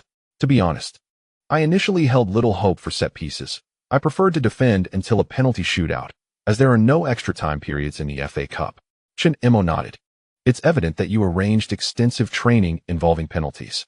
However, I am now inclined to experiment with set pieces, he continued. Isn't it said that no matter how hard they try, they can't fathom how Flashing Star will defeat the Sea God? Indeed, they wouldn't be able to conceive such a bewildering corner kick tactic. At first glance, it may appear frivolous, but as I observed their training from the sidelines, I increasingly sensed that this was no mere game, despite its whimsical appearance. You're right, I share that sentiment. Initially, I thought Hu Lai was being nonsensical again, but there is indeed a method to his seemingly absurd approach. Suddenly dispersing everyone like that leaves the opponent bewildered and significantly harder to defend against. Chun Mo agreed with a nod. Moreover, the positioning itself can confuse the opponent, distracting them during defense. Zhao Kongming turned with a smile. Let us go, old Chun. We should have our meal, and then await the surprises Hu Lai has in store for us. Chapter 172. Big news. As the youth training supervisor of the Sea God Club, one might assume that the FA Cup, a first-team competition, would not concern Sun He. Yet, he had been closely monitoring all related information regarding the match, including the happenings on the Flashing Star side. It cannot be said that he was overreacting or overly anxious. As the semifinal approaches, there has been an increase in media reports detailing the long-standing grievances between Zhao Kongming and the Haishan Club. Although much of the discourse centers on the tensions between Zhao Kongming and the current club general manager, Zhang Chong, there are occasional references to Sun He, as he is indeed an ally of Zhang Chong. While mainstream media maintains a semblance of decorum, sensationalist outlets and self-proclaimed influencers are unrestrained in their commentary. If one were to suggest that he owes his position as the youth training director of a Super League club to his association with manager Zhang, how would he reconcile that perception? Fortunately, during his recent observations, he has not encountered such insinuations, at most. Discussions of Zhao Kongming and Zhang Chang's discord merely mention him as Zhao's successor. The harshest criticisms merely highlight that since he took charge of the Haishan youth training camp, the club's youth training results have not been exemplary. However, what of it? He has only been with the Haishan club for just over a year, while Zhao Kongming toiled here for an extensive period. It is only natural that Zhao's achievements in youth training would surpass his own. Given equal time, it would be only fair to assess his outcomes. Unlike Zhao Kongming, he is not foolish enough to remain at a single club for an extended duration solely to manage youth training. Such gossip poses no real threat to He. The paramount concern is that no one has broached the subject of his past with Hu Lai. This is a source of relief. His greatest fear is the resurfacing of that old issue. After all, given Hu Lai's current performance, it is evident to all that the Haishan club foolishly let him go for a mere 500,000. While a youth training director is not typically accountable for the club's transfer dealings, any departure of a youth player must have received his approval. In other words, with the current lackluster results of the Haishan youth training, he has a reasonable defense. He has not been in charge for long, and the club's upper management has altered the youth training strategy, leading to these outcomes. If blame is to be assigned, it should fall first on general manager Zhang Chang. However, if his past dealings with Hu Lai were to be exposed, he would find it difficult to justify himself to Zhang Chang, and the poor performance of the Haishan youth training would inevitably be attributed to him. Fortunately, it appears that the outside world remains unaware of the story behind that transfer, granting him a sense of security and rendering him indifferent to the dynamics between Zhao Kongming and Zhang Chang. Since departing from Quanshun Football School, he harbors no grand ambitions. His sole desire is to linger at the Haishan club for a few more years, enhancing his resume. This way, even if he decides to leave the Haishan club, he need not worry about future opportunities. As for the past grievances between Zhao Kongming and Zhang Chang, let them sort it out themselves. He is merely an uninformed successor who wishes to remain unassociated with their conflicts. During this period, Zhang Chang has not sought him out, which has further alleviated his worries. Ideally, he would prefer that Zhang does not contact him until after the match concludes. Guys, I've secured the tickets. Chu Yifan burst into a dormitory at Nanshan University, excitedly announcing to his 3 roommates. Upon hearing the news, the roommates, who were originally lounging on their beds, sprang up in excitement. Really? Wow, Chu is incredible. Even scalp tickets are hard to come by now. How much, Chu? No money required, replied Chu Yifan. No money? Are you kidding us? The roommates lay back down again. I'm serious. I asked Hu Lai for help. Chu Yifan continued. The roommates sat up once more, astonished. It can be done like that? I asked him for assistance. They allocate tickets specifically for away fans, so I inquired if he could secure 4 for us. He managed to get it sorted. Chu Yifan exclaimed, his excitement palpable.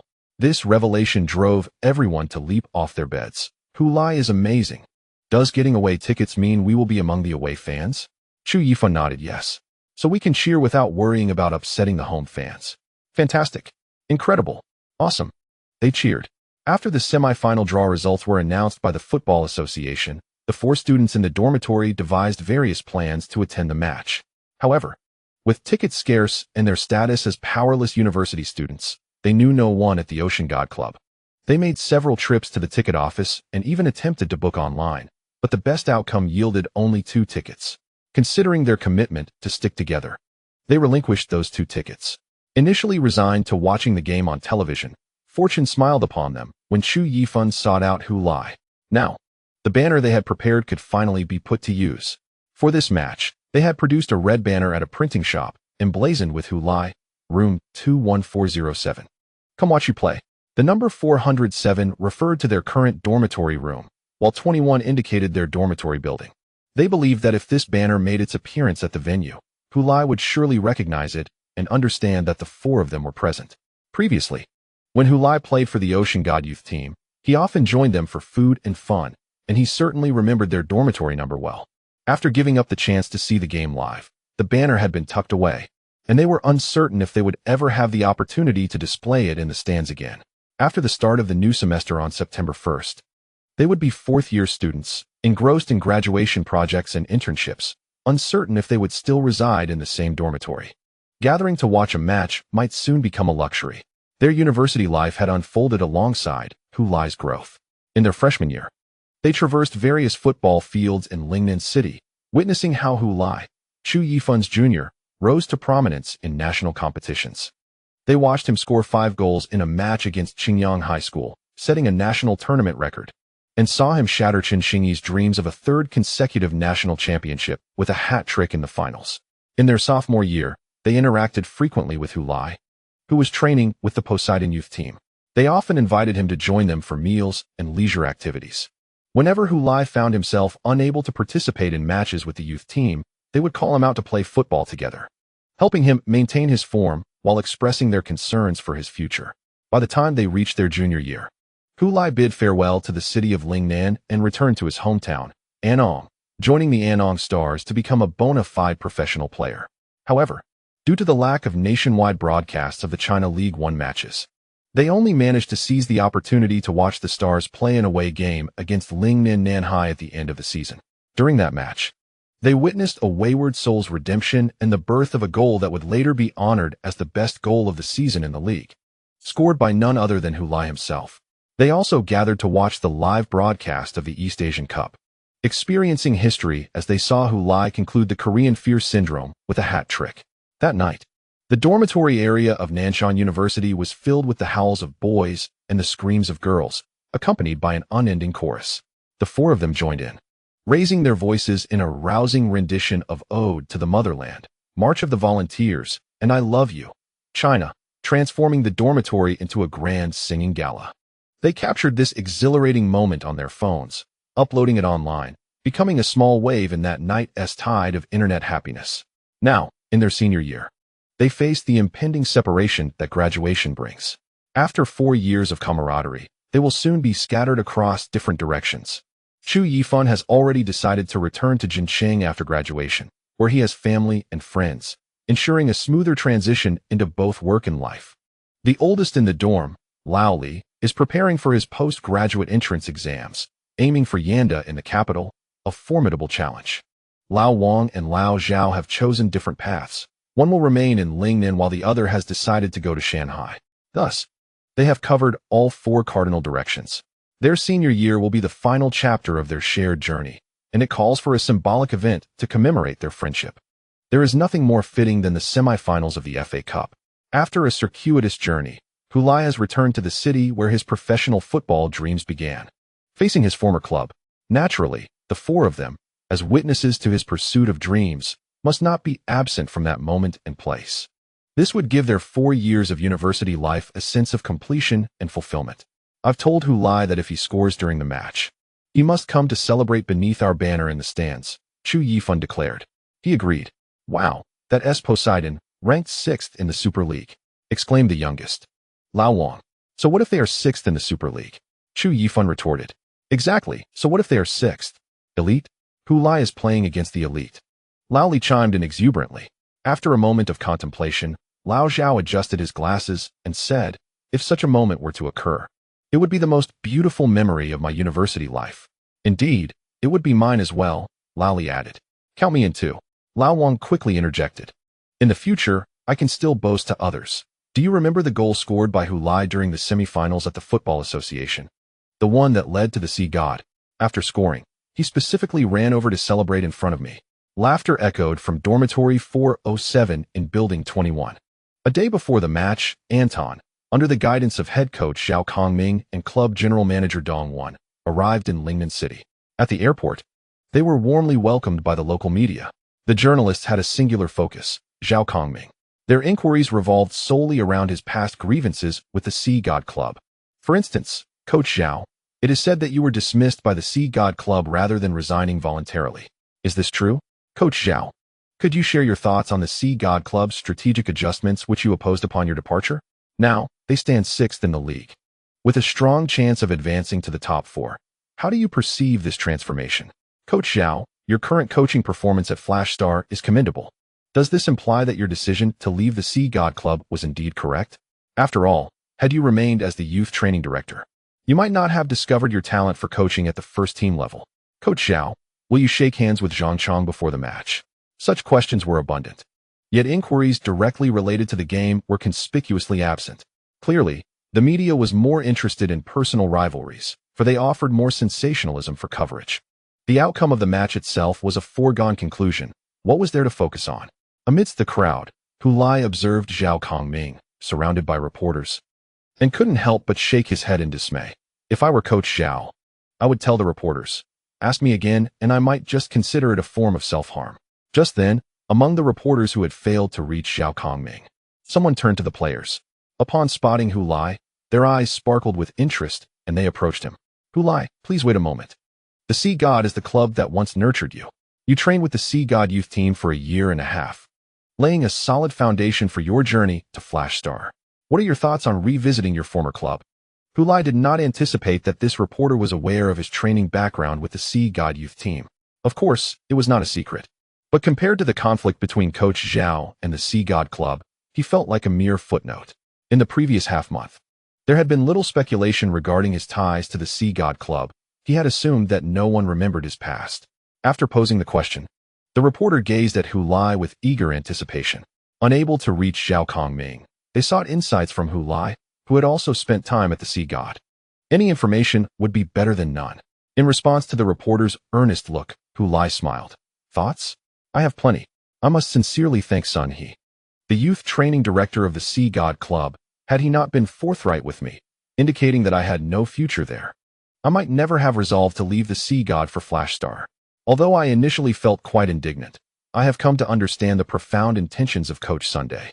He must have foreseen the issues within the Haitian youth training system after Coach Zhao's departure, which is why he employed such provocative methods to spur me into making the resolute decision to leave Haitian. It is important to recognize that I hold a deep affection for Haitian, as they transformed me from a student player into a professional athlete. Were it not for Coach Sun, how would I have joined the Shining Stars and achieved success there? I am profoundly grateful to Coach Sunday. The reporter stared in astonishment at Hulai, as he had completely missed the latter part of the conversation, relieved that he was recording the interview on his phone, which would faithfully capture everything Hulai had said. He could simply review the footage later. At that moment, a single thought raced through the reporter's mind. What monumental scoop have I uncovered? Chapter 173. Ignite the Fire. Gao Yujun initially considered himself fortunate, but that sentiment has since waned.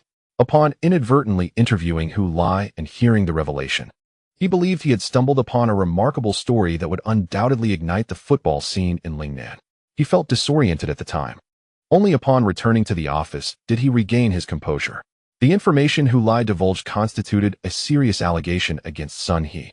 As the saying goes, one may eat haphazardly, but must speak with caution. Now that Hulai has spoken out, should he choose to disclose further, the repercussions would fall squarely on both Hulai and himself. As the youth training director of the Haitian club, Sun He, despite his infrequent appearances in the news, is undeniably a prominent figure in Lingnan football, possessing both social standing and influential connections. Recklessly divulging this information could undoubtedly incite the ire of certain individuals. If the claims hold true, then it is one matter.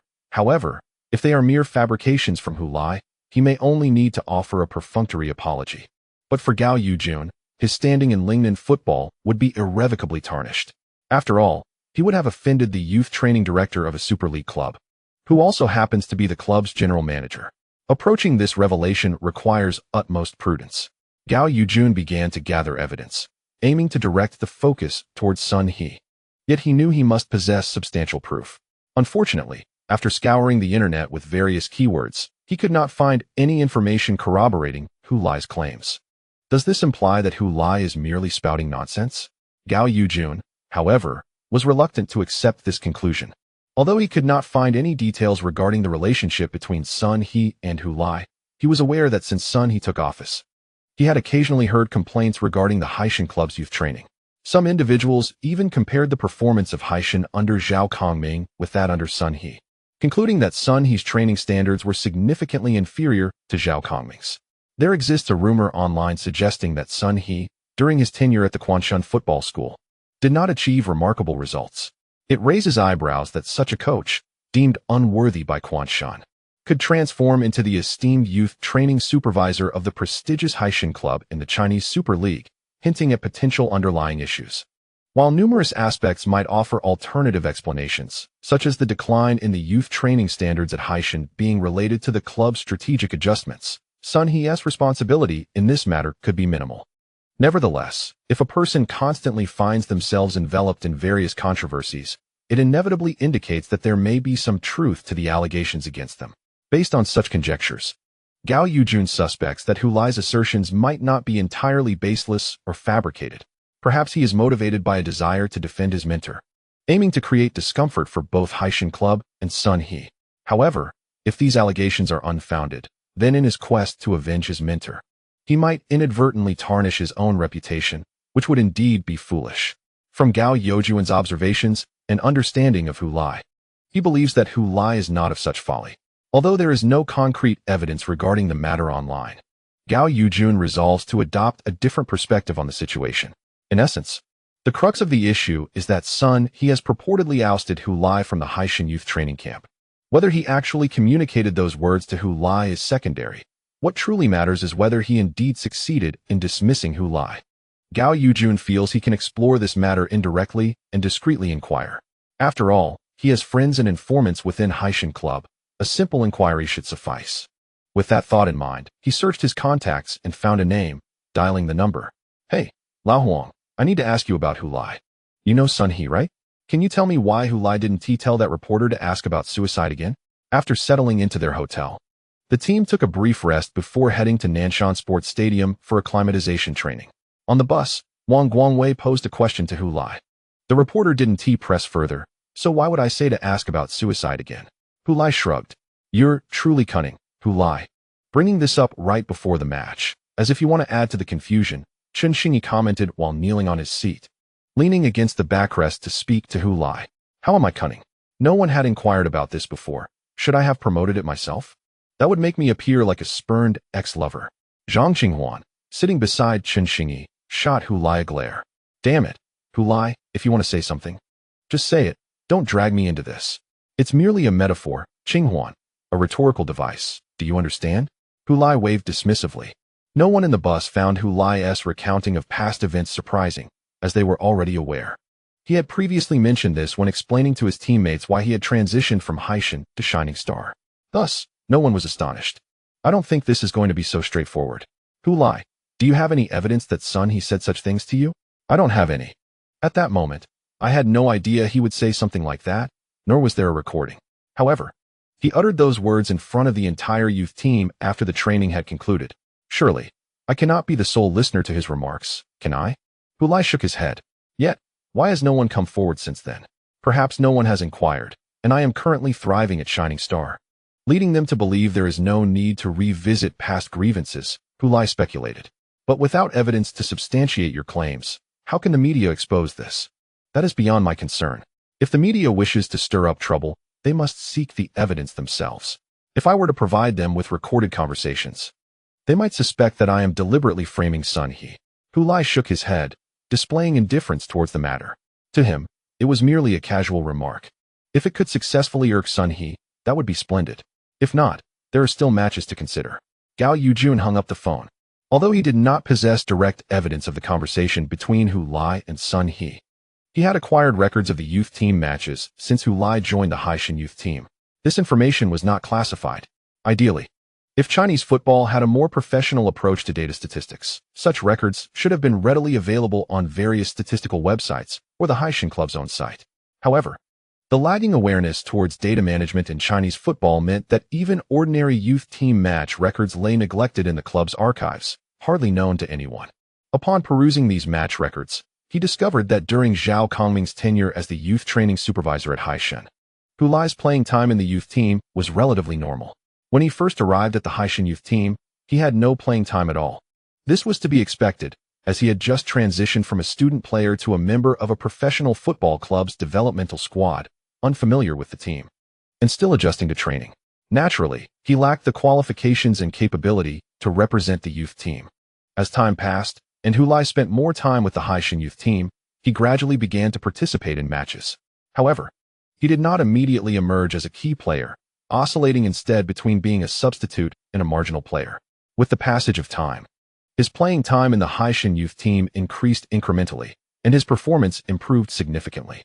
Hulai's pinnacle performance in the youth team occurred in December 2021, during which the Haitian youth team played 3 matches.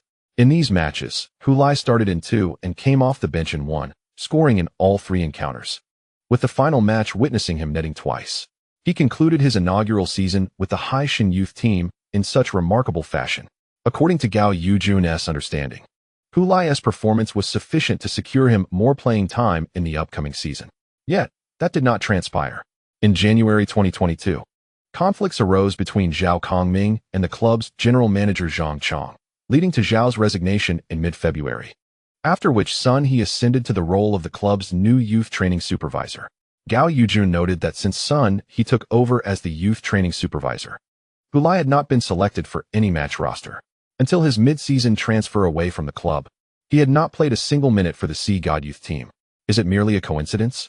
After Zhao Kongming's resignation and before Sun He's arrival, Hulai had still made appearances for the Sea God youth team.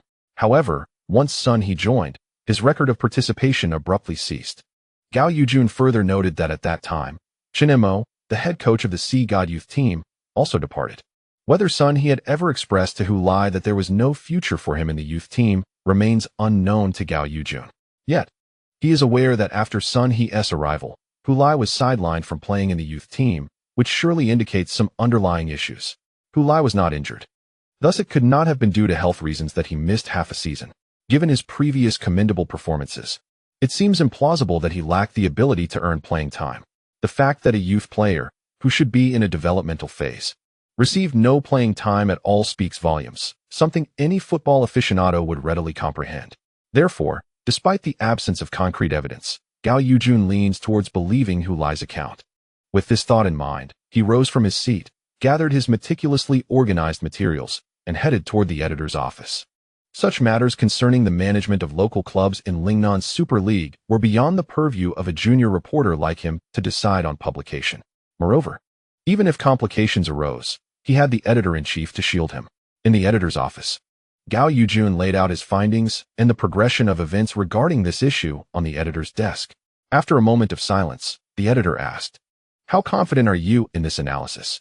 Gao Yujun responded cautiously, I'm not sure, boss. I merely based my logical reasoning on the information I have." Concluding that Hulai's transfer was likely significantly related to Sun He, he had already resolved that if the editor disagreed with publishing, he would refrain from doing so and continue his research. At most, he would miss the fervor surrounding the upcoming FA Cup semifinal. However, he believed that if he verified the matter, its revelation would create a stir in the Lingnan football circle, irrespective of the FA Cup semifinal. Perhaps you should avoid definitive statements. Use questions instead. Refrain from jumping to conclusions. Present your findings and articulate your reasonable inferences without delivering a conclusion. Those who see it will draw their own conclusions, the editor advised, tapping on the desk. Gao Yojun's eyes brightened. "You're brilliant, boss. Truly brilliant." The editor, unimpressed by his flattery, inquired again, "When do you intend to publish this?"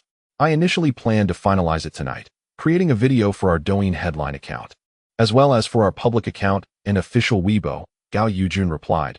"But then I realized the semi-final against Shanxing is imminent, and I feared that publishing this might disrupt the Sea God's preparations." "You're not being truthful," the editor chuckled, pointing at Gao Yujun.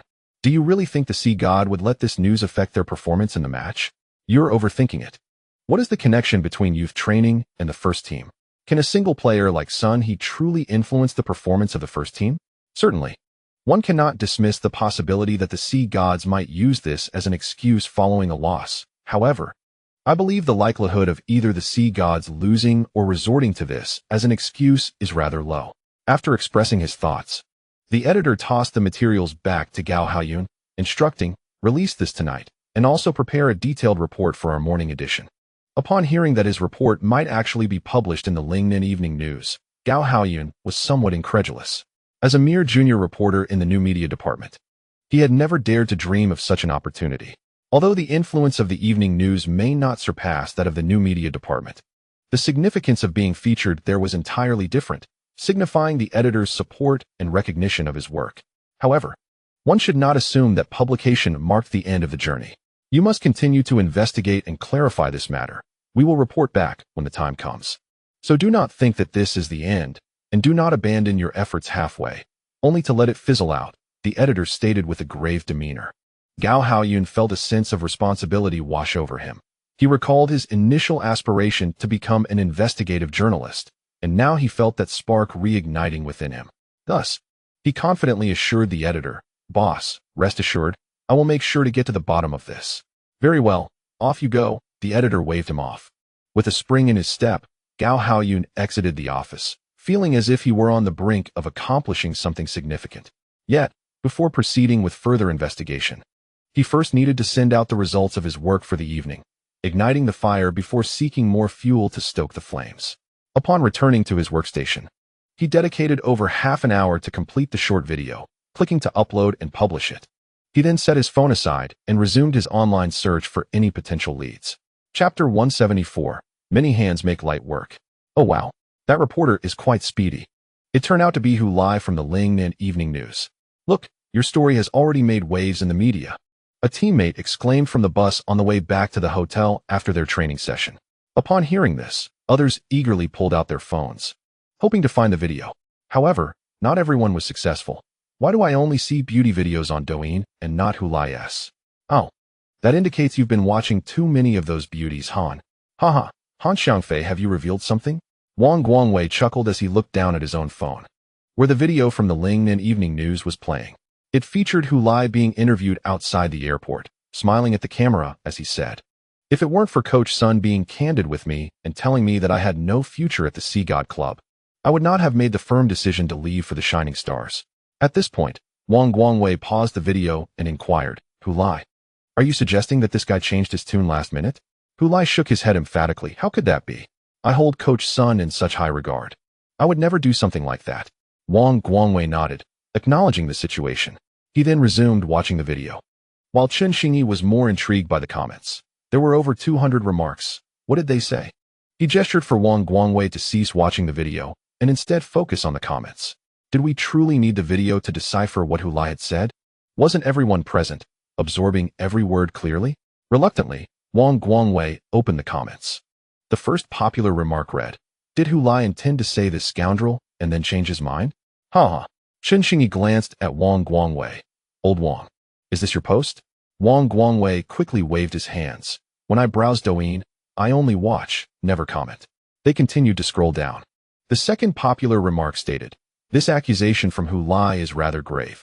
If he lacks evidence, he should be cautious of being sued for defamation by Sun He." Wang Guangwei and Chen Xingyi turned their gazes back to Hu Lai, who shrugged. "If I don't sue him, I must be his grandson." The third popular remark exclaimed, "This is the truth. I can testify. That Sun He is truly despicable. If it weren't for him, Hu Lai would now be a player on the Haitian first team, playing in the Chinese Super League." Chen Xingyi and Wang Guangwei exchanged astonished glances with Hu Lai, who was equally surprised. "Wow, someone is actually vouching for me." Gao Yujun had been tirelessly scouring the internet for hours, yet found nothing.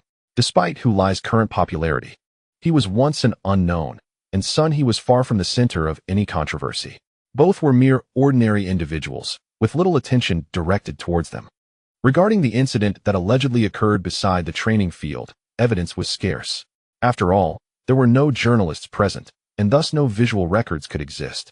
Now that Hu Lai had gained fame, some sought to delve into his past and understand his journey, yet none had unearthed the conversation between Hu Lai and Sun He. Leaning back in his chair, Gao Yujun closed his eyes to rest for half a minute before picking up his phone to check the feedback on the short video he had posted. The view count had surpassed 50,000, a decent outcome, he mused. He then glanced at the 400 comments below and clicked in. The first popular remark widened his eyes. "This is the truth. I can testify. That Sun He is truly despicable. If it weren't for him, Hu Lai would now be a player on the Haitian first team, playing in the Chinese Super League. Ha ha ha, the Douyin account of Lingnan Evening News has contacted me. In room 407 of the dormitory building 21 at Nanshan University," Old Wang shouted. "What happened?" Everyone inquired with curiosity. "I told them in a message that I can attest to Hu Lai's truthfulness." Old Wang replied proudly. The title of that Douyin post is framed as a question, indicating the journalist's uncertainty about the veracity of this matter. "I've already seen someone defending that scoundrel Sun He in the comments, and it infuriates me. The remarks defending Sun He were well known in the dormitory, suggesting that Hu Lai had once been obscure, so why would Sun He target him? It must be that Hu Lai was suffering from a persecution complex. Some have suggested that Hu Lai's comments were deliberately made to disrupt the morale of the Haitian team before the semifinals of the FA Cup, indicating a heartless intent rather than a mere lapse of judgment. Numerous similar justifications have surfaced. Additionally, there are those who, with an air of objectivity, have urged Hu Lai to provide evidence. Yet, how could Hu Lai possibly possess such evidence? In this context, the fourth resident of room 407, known as Lao Wang, could not restrain himself from leaving a comment on Douyin. As the first to claim he could testify for Hu Lai, his comment quickly garnered a multitude of replies, ultimately rising to the top of the trending discussions. Curiosity drew others in, eager to see what Lao Wang had to say. Hello, I am Gao Yujun, a reporter from Lingnan Evening News. May I have your contact information? We wish to conduct a detailed interview regarding this matter. What should we do, Chu? Lao Wang turned to look at Chu Yifan standing behind him. Of course, we should provide it. Why wouldn't we? I'm not sure if others are aware of this, but we certainly are. We have been inquiring about this matter. And it was only after our persistent questioning that Hu Lai informed us. Since we are aware, we cannot allow Hu Lai to suffer this injustice, Chu Yifan asserted. All right then, let us have a good conversation with this evening reporter. Ayan, have you seen this video? Captain Chen Farron of the Haitian team shared a Douyin video with Lu Yin via WeChat, inquiring. Lu Yin, without needing to open it, already understood the captain's question.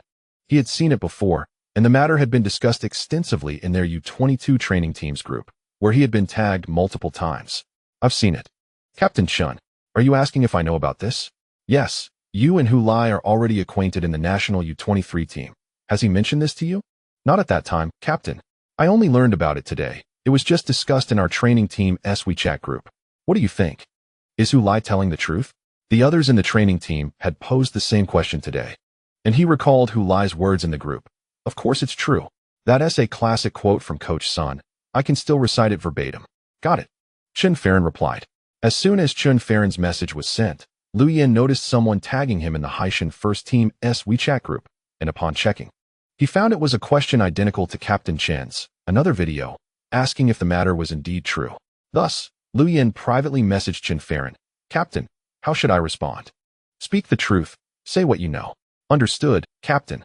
Lu Yin then reiterated his earlier conversation with Captain Chen in the group, sparking a fervent discussion among the members. If this turns out to be true, someone is in for a rough time. I've heard the club sold Hu Lai for a mere 500,000. That's an absurdly low price. I've always said Sun He lacks vision. See, I was right. I think that's a bit exaggerated. Sun He is undoubtedly a fool, but letting go of Hu Lai might not be as regrettable as some online have claimed. I am not implying that Hu Lai is incapable. I merely suggest that his departure to Flash Star does not guarantee that he would have thrived equally well at Sea God. Sometimes, a change of environment can indeed lead to remarkable achievements. Observing the ongoing discussions, Lu Yin chose to remain silent. Yet he could not help but ponder what the present would look like had both Coach Zhao and Hu Lai not left the club. After spending some time as teammates with Hu Lai in the U-22 training camp, Lu Yin increasingly felt that being his rival was both a fortunate and daunting experience. For one could never predict his next move. Given Hu Lai's abilities, it seems reasonable to surmise that he should secure a position in the first team of Sea God. While Lu Yin was uncertain of the performance Hu Lai would deliver in the Chinese Super League, he believed it would at least be on par with Guan Xinyan's from the previous season, if not superior. Certainly, it would surpass Guan Xinyan's current form this season. Gao Yujun gazed at the screenshots of chat records on his phone, which his interviewee had just sent him. The individual claimed to be Hu Lai's senior from high school and the captain of the football team at Dongchuan High School, Chu Yifan. The screenshot captured a dialogue between Chu Yifan and Hu Lai on WeChat concerning Sun He. Chu Yifan pressed Hu Lai about his unusual demeanor, and after persistent inquiry, Hu Lai finally revealed the truth to his senior. It stemmed from the fact that after training for an extended period in the Sea God youth team, all his efforts were dismissed by the new youth training director, Sun He, with just a few words.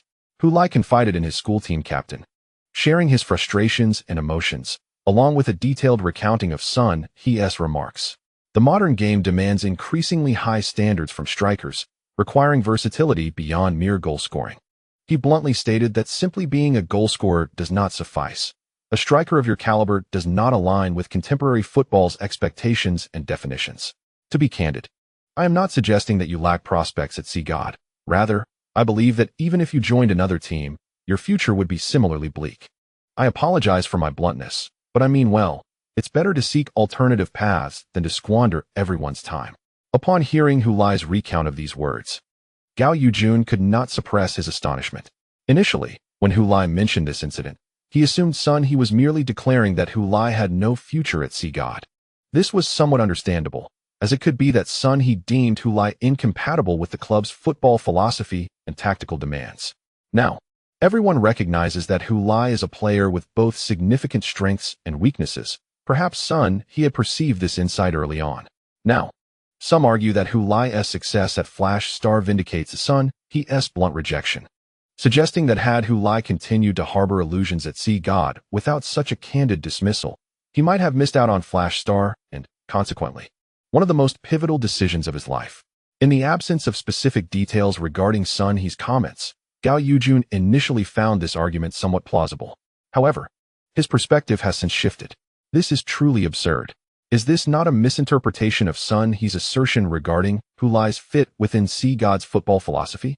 This utterly negates the value of Hu Lai as a professional player. He has made his stance quite clear, not only within the ranks of the CGOD, but in any other team, Hu Lai would find no opportunity for ascendance. Ultimately, he even insinuated that Hu Lai should abandon football altogether and seek an alternative path. One can easily envision that had Hu Lai lacked conviction and succumbed to this individual's insidious counsel during his lowest moments, forsaking football in search of another avenue. Then on the evening of March 13, 2023, Chinese football might have been deprived of that exhilarating 30, and the shadow of fear towards Korea would have continued to loom, prolonging the struggles of Chinese fans in their dark quest for hope. From this chat record screenshot, Gao Yujun could palpably sense Hu Lai's distress and confusion at that time. Who could have anticipated that the prodigious Hu Lai, who had netted 5 goals to become the top scorer in the East Asian Cup and was leading the scoring charts in the China League One, would express such despair, stating, "I truly felt that the path I had chosen might be one I could not traverse even on my knees." Fortunately, he did not linger in that self-pity for long. Soon after, Hu Lai mentioned to Chu Yifan that he had received a call from Zhao Kongming, intending to transfer back to Anong and join the Shining Stars. He believed that light would emerge from the darkness and that the boat would reach the bridge when the time came. Upon reading this, Gao Yujun exhaled a sigh of relief, akin to an audience member at the climax of a suspenseful drama, finally witnessing the resolution of all mysteries. He knew what transpired after Hu Lai joined the Shining Stars. The future of Chinese football was preserved. After releasing that breath, Gao Yujun grew increasingly irritated with Sun He. With this in mind, he plunged energetically into his work, determined to complete the short video and article regarding the matter scheduled for release the following day. He was neither a fan of the CGOD nor of their local rivals, the South China Tigers. He had previously held no bias against the CGOD. Yet now, he found himself entangled in a personal grudge against this fool named Sun He. Sun He had already viewed the video on Douyin. When he heard Hu Lai utter those words, he was genuinely taken aback that Hu Lai would expose such matters himself. Enraged, his hands trembled as he held his phone. Has this idiot lost his mind? You pursue your football genius while I continue as the youth training supervisor for the CGOD. We're both living well enough. Let us not dwell on the past. He had always believed that as long as General Manager Zhang Chong refrained from mentioning Hu Lai in his presence, he could pretend the past had never occurred. What he never anticipated was that while Zhang Chong remained silent, Hu Lai would bring it up himself. To his astonishment, Hu Lai would lay bare his wounds and reveal the humiliation he had once endured, sharing it with the reporters. Damn it, this kid is too shameless. Just as Sun He was mentally berating Hu Lai, his phone rang. Upon seeing the caller's name, his heart raced. "Hello, Zhang, Mr. Zhang," he stammered, feeling parched. "Is it finally happening? Has this day truly arrived? Xiao Sun, if you have no plans tomorrow, come to Nanshan Sports Stadium to watch the match with me. I've reserved a seat for you at the VIP stand," Zhang Chong said, his tone warm over the phone. Sun He was taken aback. Was this not an opportunity for Zhang to confront him? "So what do you say, Xiao Sun? Can you make it?" "Of course. Absolutely, Mr. Zhang. I will be there on time," Sun He hastily replied. Generally speaking, the first team matches were not directly related to his role as the youth training supervisor. and he was not entitled to sit in the VIP stand. If he wished to watch, it would typically be from a private box. However, Sun He usually refrained from joining such gatherings. To his surprise, Mr. Zhang had personally invited him to the VIP stand for the match. Sun He pondered this invitation and concluded that Zhang Chong had likely not seen the video on Douyin, and thus remained unaware of the unfolding events. Otherwise, had he watched the video, it would be improbable for him to address Sun He in such a gentle manner or extend an invitation to the VIP area. This is good, very good. Tomorrow, when the Flash stars are eliminated and that brat Hu Lai is out of everyone's sight, even if Mr. Zhang learns about my situation with Hu Lai, I will have my say. Just observe Hu Lai's performance in the semifinals of the FA Cup. One cannot assert that my initial judgment was erroneous simply because he is thriving in the China League. After all, Haishan is a top-tier team. Hu Lai is merely a player of the China League. He is not worthy of playing for Haishan. Sun He exhaled, feeling that his crisis had been temporarily averted.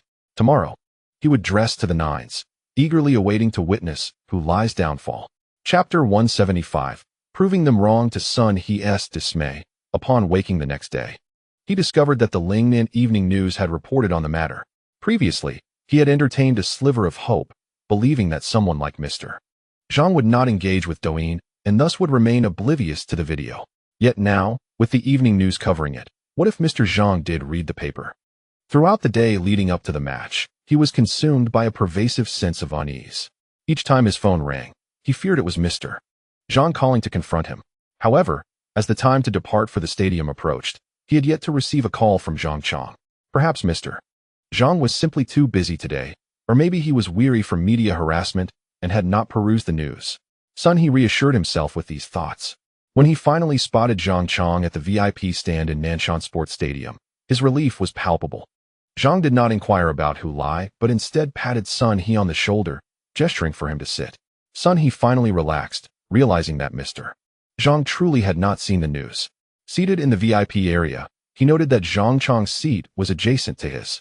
However, Zhang had stepped away to converse with others, leaving Sun He momentarily alone. This arrangement was unexpected, while Sun He knew he was regarded as Zhang Chong's protege. He had not anticipated being positioned so closely beside him. This left Sun He somewhat taken aback, yet simultaneously, a hint of unease lingered within him. With the troubles that General Zhang was currently facing, he couldn't help but wonder if his close association with Zhang might inadvertently lead to his own entanglement in the ensuing turmoil. However, upon reflection, what troubles could Zhang truly be encountering? Merely a few rumors circulating in the media. The discord between Zhao Kongming and General Zhang was not news to anyone. It was only because Zhao Kongming was far away in Anong Jincheng at that time that it hadn't been highlighted. Now, with Zhao leading the Flash Stars in a challenge against the Sea God, their conflict had resurfaced in the public eye. The media always sought sensational stories to exploit. Sun He believed that once the match concluded, those matters would be swiftly forgotten. Naturally, General Zhang could rest easy, as one of his closest aides. Sun He felt it was imperative to lend unwavering support during this time. He was confident that once the storm had passed, General Zhang would not overlook his loyalty.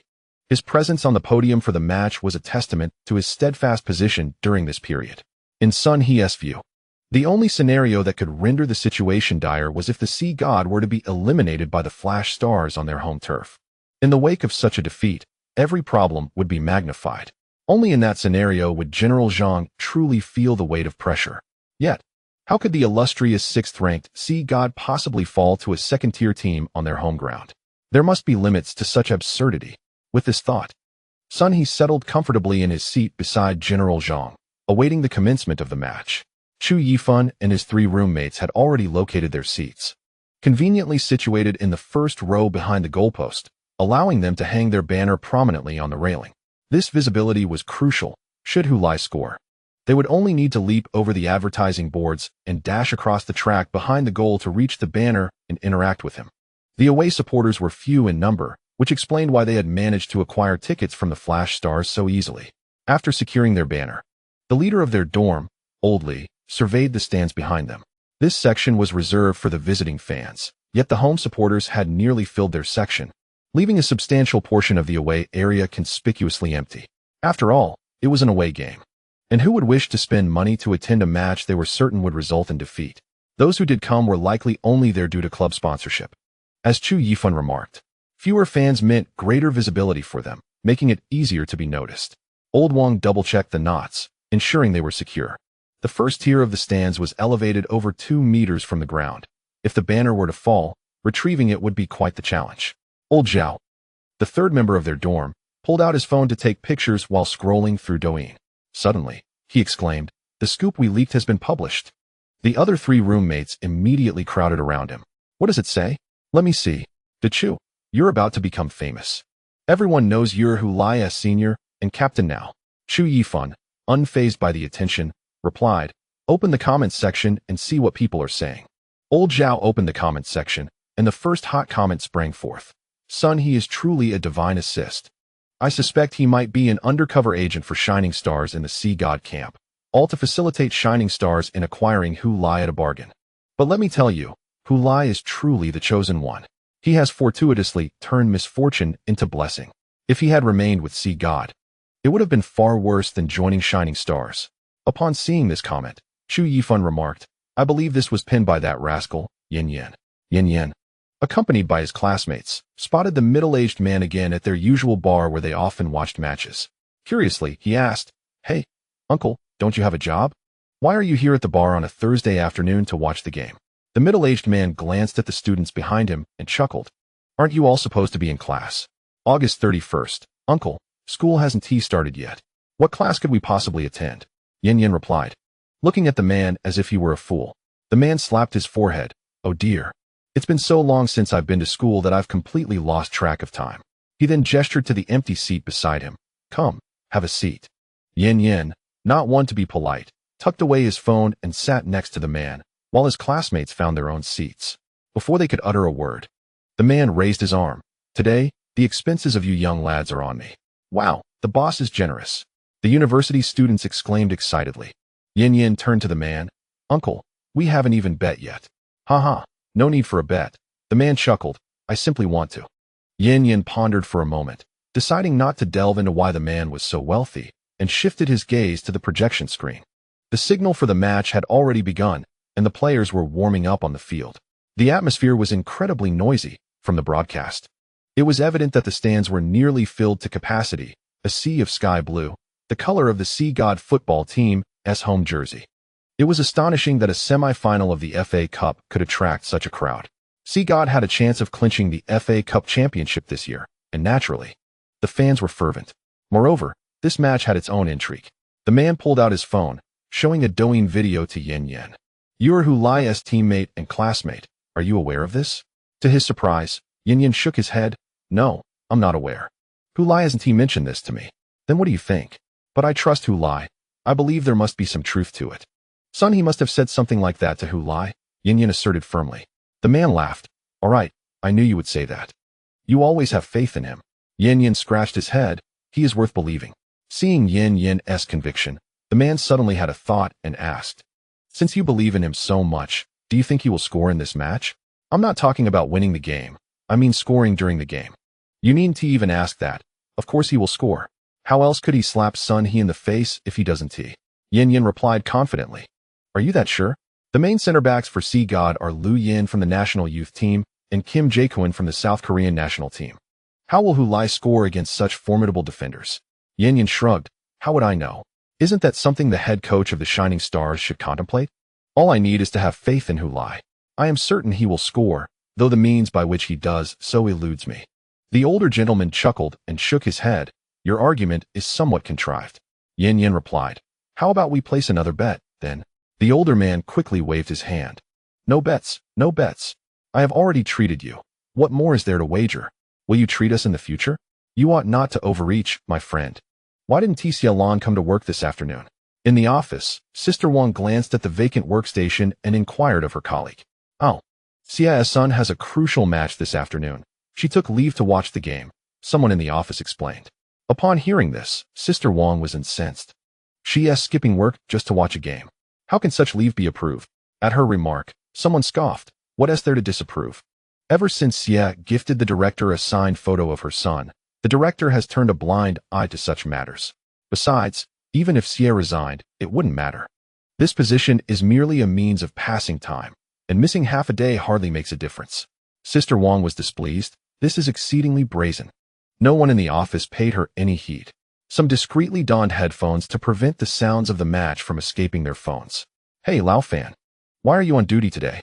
A colleague arrived at the security booth and noticed Lao Fan, clad in his uniform, standing outside, perplexed. Isn't it supposed to be Lao Hu's turn? I swapped shifts with him. He is off today, and I will take my day off tomorrow. Lao Fan replied without turning around. Why is that? His son has a match today. What match? The semifinals of the FA Cup, against a Super League team. Isn't it a foregone conclusion that they will lose? Even so, it's his son's match. True enough, but what do you think Lao Hu hopes to gain? His son is so accomplished, yet he stands guard here like us, earning so little while enduring such grievances, a colleague lamented. Indeed, the security profession is not easy. Faced with the caprices of certain residents, one can only endure the insults, or be prepared to resign. Who can argue with that? Didn't you try to dissuade him? Could I possibly persuade him? Let me tell you, the water margin isn't merely about 108 heroes. It actually features 109, with Hu Lisan being the notorious 109th. Lao Fan vented, seemingly agitated. His colleagues erupted in laughter. Xiaolon sat in front of the television, her husband Hu Lisan beside her. On the coffee table before them lay peanuts, sunflower seeds, candies, 2 cups of tea, and a pack of cigarettes. The voice of commentator He Feng resonated from the television. In another semi-final of the FA Cup concluded yesterday, Wang Xinka's Golden Arrow triumphed over the team he previously coached, the Shanghai Mariners, securing a place in the finals. This season, it seems the Golden Arrow is steadfastly pursuing the goal of double crowns. Lao Hu, do you think our son will reach the finals? Today, Hu Lisan appeared somewhat distracted, evidently going through the motions. Xiaolon sensed her husband's indifference and expressed her dissatisfaction, asking him to analyze the situation. How can I analyze this? Hu Lisan replied, attempting to engage with his wife. To speak frankly, in terms of strength comparison, it is nearly impossible for Flash Star to defeat Sea God. You are surely going to say that football is round. Don't you wish for Flash Star to reach the finals? Is that not a good thing? This is not merely a matter of whether they can advance. The previous round saw Haihe Shuanggang lose to Flash Star due to underestimating them. Now, look at Sea God's starting lineup today. Does that suggest they are underestimating their opponents? Hu Lisan's tone was tinged with impatience. Xiaolon acknowledged the truth in her husband's words, yet his tone seemed to suggest he was reluctant to converse with her. Could you not speak more kindly? She inquired. Have I not been speaking kindly? Hu Lisan retorted. Fine, fine, I shall say no more. Xiaolon rolled her eyes and muttered, talking to you is truly dull. Hu Lisan longed to ask her who was truly dull, but he was not in the mood to argue with his wife. So he chose to feign ignorance and gazed intently at the television screen. The match was about to commence, but first, a word from our sponsors. I know that leading up to this match, there have been numerous voices and controversies. However, regardless of how the media sensationalizes it or what others may say, I implore you all to forget those distractions and focus solely on the match itself. Indeed, our opponents are the 6th in the Super League. But that is all there is to it, Zhao Kongming remarked, spreading his hands. League standings do not prove anything, especially not that they are guaranteed to win. We have dedicated half a month to prepare for this match, even sacrificing our league standings, all while bearing immense pressure. For what purpose? Is it merely to come here and tell others that a second-tier team cannot triumph over a first-tier team? No. The players in the locker room responded loudly in unison. Certainly not. Hu Lai exclaimed, rising to his feet with fervor. It is to demonstrate to others that what has been lost must be reclaimed with our own hands. He spoke with a playful tone, yet this time, no one laughed. For he had articulated the sentiments of all the players. When Coach Zhao was unceremoniously dismissed from Sea God Club, who considered the depth of his resentment. He had played and coached here for nearly 2 decades, investing tremendous effort into the youth training program, establishing a premier training camp in the nation. Yet, due to a clash of philosophies with the club, he was expelled without mercy, as if he were a mere dog. In light of this, did Hu Lai speak incorrectly regarding Coach Zhao? Absolutely not. We must demonstrate through our actions to Sea God Club that their decision was misguided, and they should regret their initial choice. Zhao Kongming observed Hu Lai, contemplating how difficult it must have been for this young man to keep such feelings bottled up until now. He surely yearned to excel in this match and prove to Sun He that he was grievously mistaken. With this thought, he waved his hand decisively, Others claim we cannot win. Let us prove them wrong. The Flash Star players erupted with enthusiasm, surging out of the locker room. P.S. I bring forth delightful news. Tomorrow and the day after will witness consecutive matches, culminating in the completion of this thrilling competition. Furthermore, starting the day after tomorrow, the 28th, we will enter a period of double monthly votes. I earnestly hope that everyone will conserve their monthly votes, reserving them for the moment of this doubled opportunity. This month's aspiration remains to ascend into the top 50 of the monthly vote leaderboard.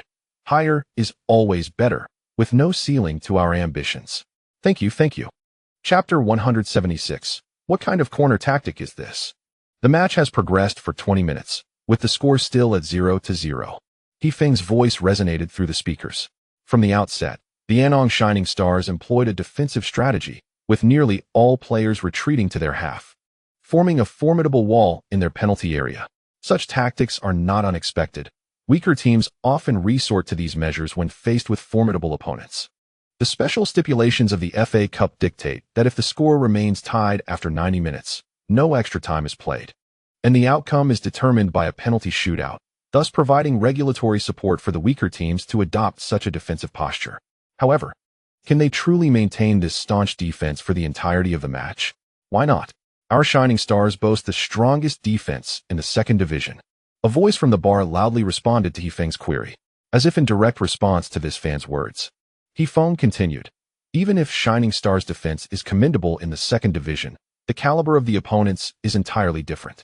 The recent attack from the Sea Gods posed a significant threat, had it not been for Wang Guangwei's decisive tackle at a critical moment, deflecting the ball out of bounds. Wang Guotsai's shot could have endangered Yu Jiming's goal. Commentator Yin Kong remarked, Wang Guangwei is indeed a rare talent among defenders. He left a profound impression during the East Asia Cup, while his physical attributes may not be the most outstanding. He excels at employing his intellect in the game and remains composed under pressure. Regardless of the outcome of this match, it will undoubtedly serve as a valuable experience for Wang Guangwei, greatly aiding his future development. This is indeed the case. A defender's true capabilities are revealed only in such high-pressure environments. Up to this point, Shining Stars have yet to concede a goal, a testament to Wang Guangwei's exceptional performance. Yet, at this very moment, Wang Guangwei is far from the calm and poised demeanor the commentators have described. Rather, he is acutely aware of his rapid heartbeat and overwhelming nervousness. After thwarting the Sea God's recent offensive foray, he gasped for breath, his mouth agape. It is worth noting that Wang Guangwei is not one to tire easily during a match. His stamina is commendable. Yet, with just over 20 minutes elapsed in the game, he is already feeling fatigued. This serves to illustrate the intense pace of the match. At this juncture, Wang Guangwei fully comprehends why the esteemed Qin Lin once remarked that if the Shining Stars were to face one of the top 4 teams in the Super League instead of the Nanhai team, they would undoubtedly fall short. While the Shining Stars might keep pace with their opponents for a brief period, sustaining such a performance throughout the entire match would ultimately lead to their exhaustion. Indeed, Wang Guangwei mused, this intensity is too great for stamina to withstand. This is not a team in the top 4 of the Chinese Super League, but rather a determined 6th place. Although Qin Lin does not wear the captain's armband, he fervently claps his hands and shouts, concentrate. Focus on defending the corner kick. Mark your man tightly. Do not let anyone slip through. As an experienced player, he understands that in such high-intensity confrontations, players are prone to mental lapses due to fatigue, which can lead to a lack of focus. In such moments, it is imperative for players to vocally remind one another to minimize errors. The Sea Gods executed their corner kick, yet it was poorly taken, landing in an unoccupied area devoid of their teammates. However, Li Tailin, the captain and central defender of the Flashing Stars, leaped high and headed the ball out of play. The commentator from Anton Television lamented this turn of events, expressing disappointment that Li Tailin mishandled the situation. He could have cleared the ball out of the penalty area, potentially setting up a quick counterattack. Instead, he inadvertently granted the Sea Gods another corner kick. Commentator Lu Guanlin offered an explanation for Li Tailin's decision. He couldn't see the situation behind him while jumping, and no teammate advised him. Thus, he prudently chose to head the ball out of bounds. Nonetheless, this incident highlights the immense pressure the entire Flashing Stars team is under, as even their seasoned captain is exhibiting signs of impatience. Time feels like an eternity. Merely 23 minutes have elapsed. Yet the Flashing Stars have not taken a single shot on goal, while the Sea Gods have already made 9 attempts. Indeed, the challenge of competing against a formidable team in the Chinese Super League is daunting. It is no wonder that there are voices online questioning Zhao Kongming's decisions. Lu Guanlin remarked, "However, I empathize with Zhao Kongming. On a personal level, this might be a lingering emotional issue for him. If he cannot let go, he may struggle to move forward. Some suggest that next season, when he joins the Super League, he could seek revenge against the Sea Gods. Yet, I believe that if Zhao Kongming relinquishes this opportunity for revenge now, he may find it difficult to muster the resolve to face the Sea Gods in the future.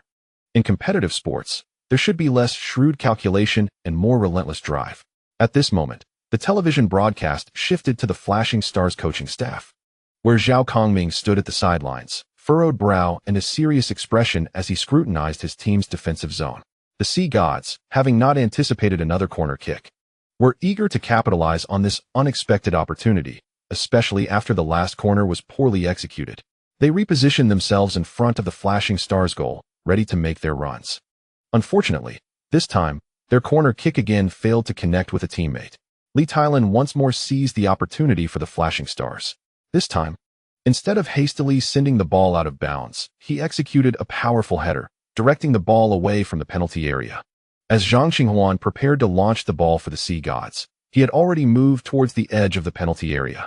Indeed, he noticed Li Tailan directing the ball towards him.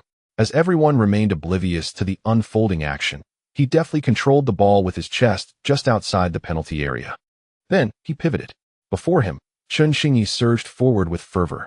Without a moment's hesitation, he executed a long pass, directing the ball towards Chen Xingyi. This was a counterattack strategy that Shining Star had meticulously practiced over the past fortnight. When the opponent took a free kick in their half, if Shining Star gained possession, Chen Xingyi was to sprint forward without concern for whether he would receive the ball. Even if it meant exhausting himself in vain, it mattered not. The crucial point was that he had to advance. "A counterattack from Shining Star," exclaimed the sports commentator from Anong Sports Channel. Chen Xingyi received the through ball delivered by Zhang Qinghuan. Faced with the Sea God midfielder Zhang Bing, who was sprinting from the center field to intercept him, he slightly lowered his right shoulder and deftly flicked the ball with the outside of his left foot to the other side, accelerating past Zhang Bing. "Splendid. The wind chaser." Witnessing this, Hifeng couldn't help but exclaim in admiration. Chen Xingyi propelled the ball several meters forward, continuing his sprint to pursue it. He recalled the words of Coach Zhao before the match: "Maximize your speed advantage. Do not concern yourself with whether your teammates can keep up. Just move forward. Only move forward." Chen Xingyi did not glance back to check Hu Lai's position. His focus was solely on the ball and the Sea God fullback, who was retreating ahead.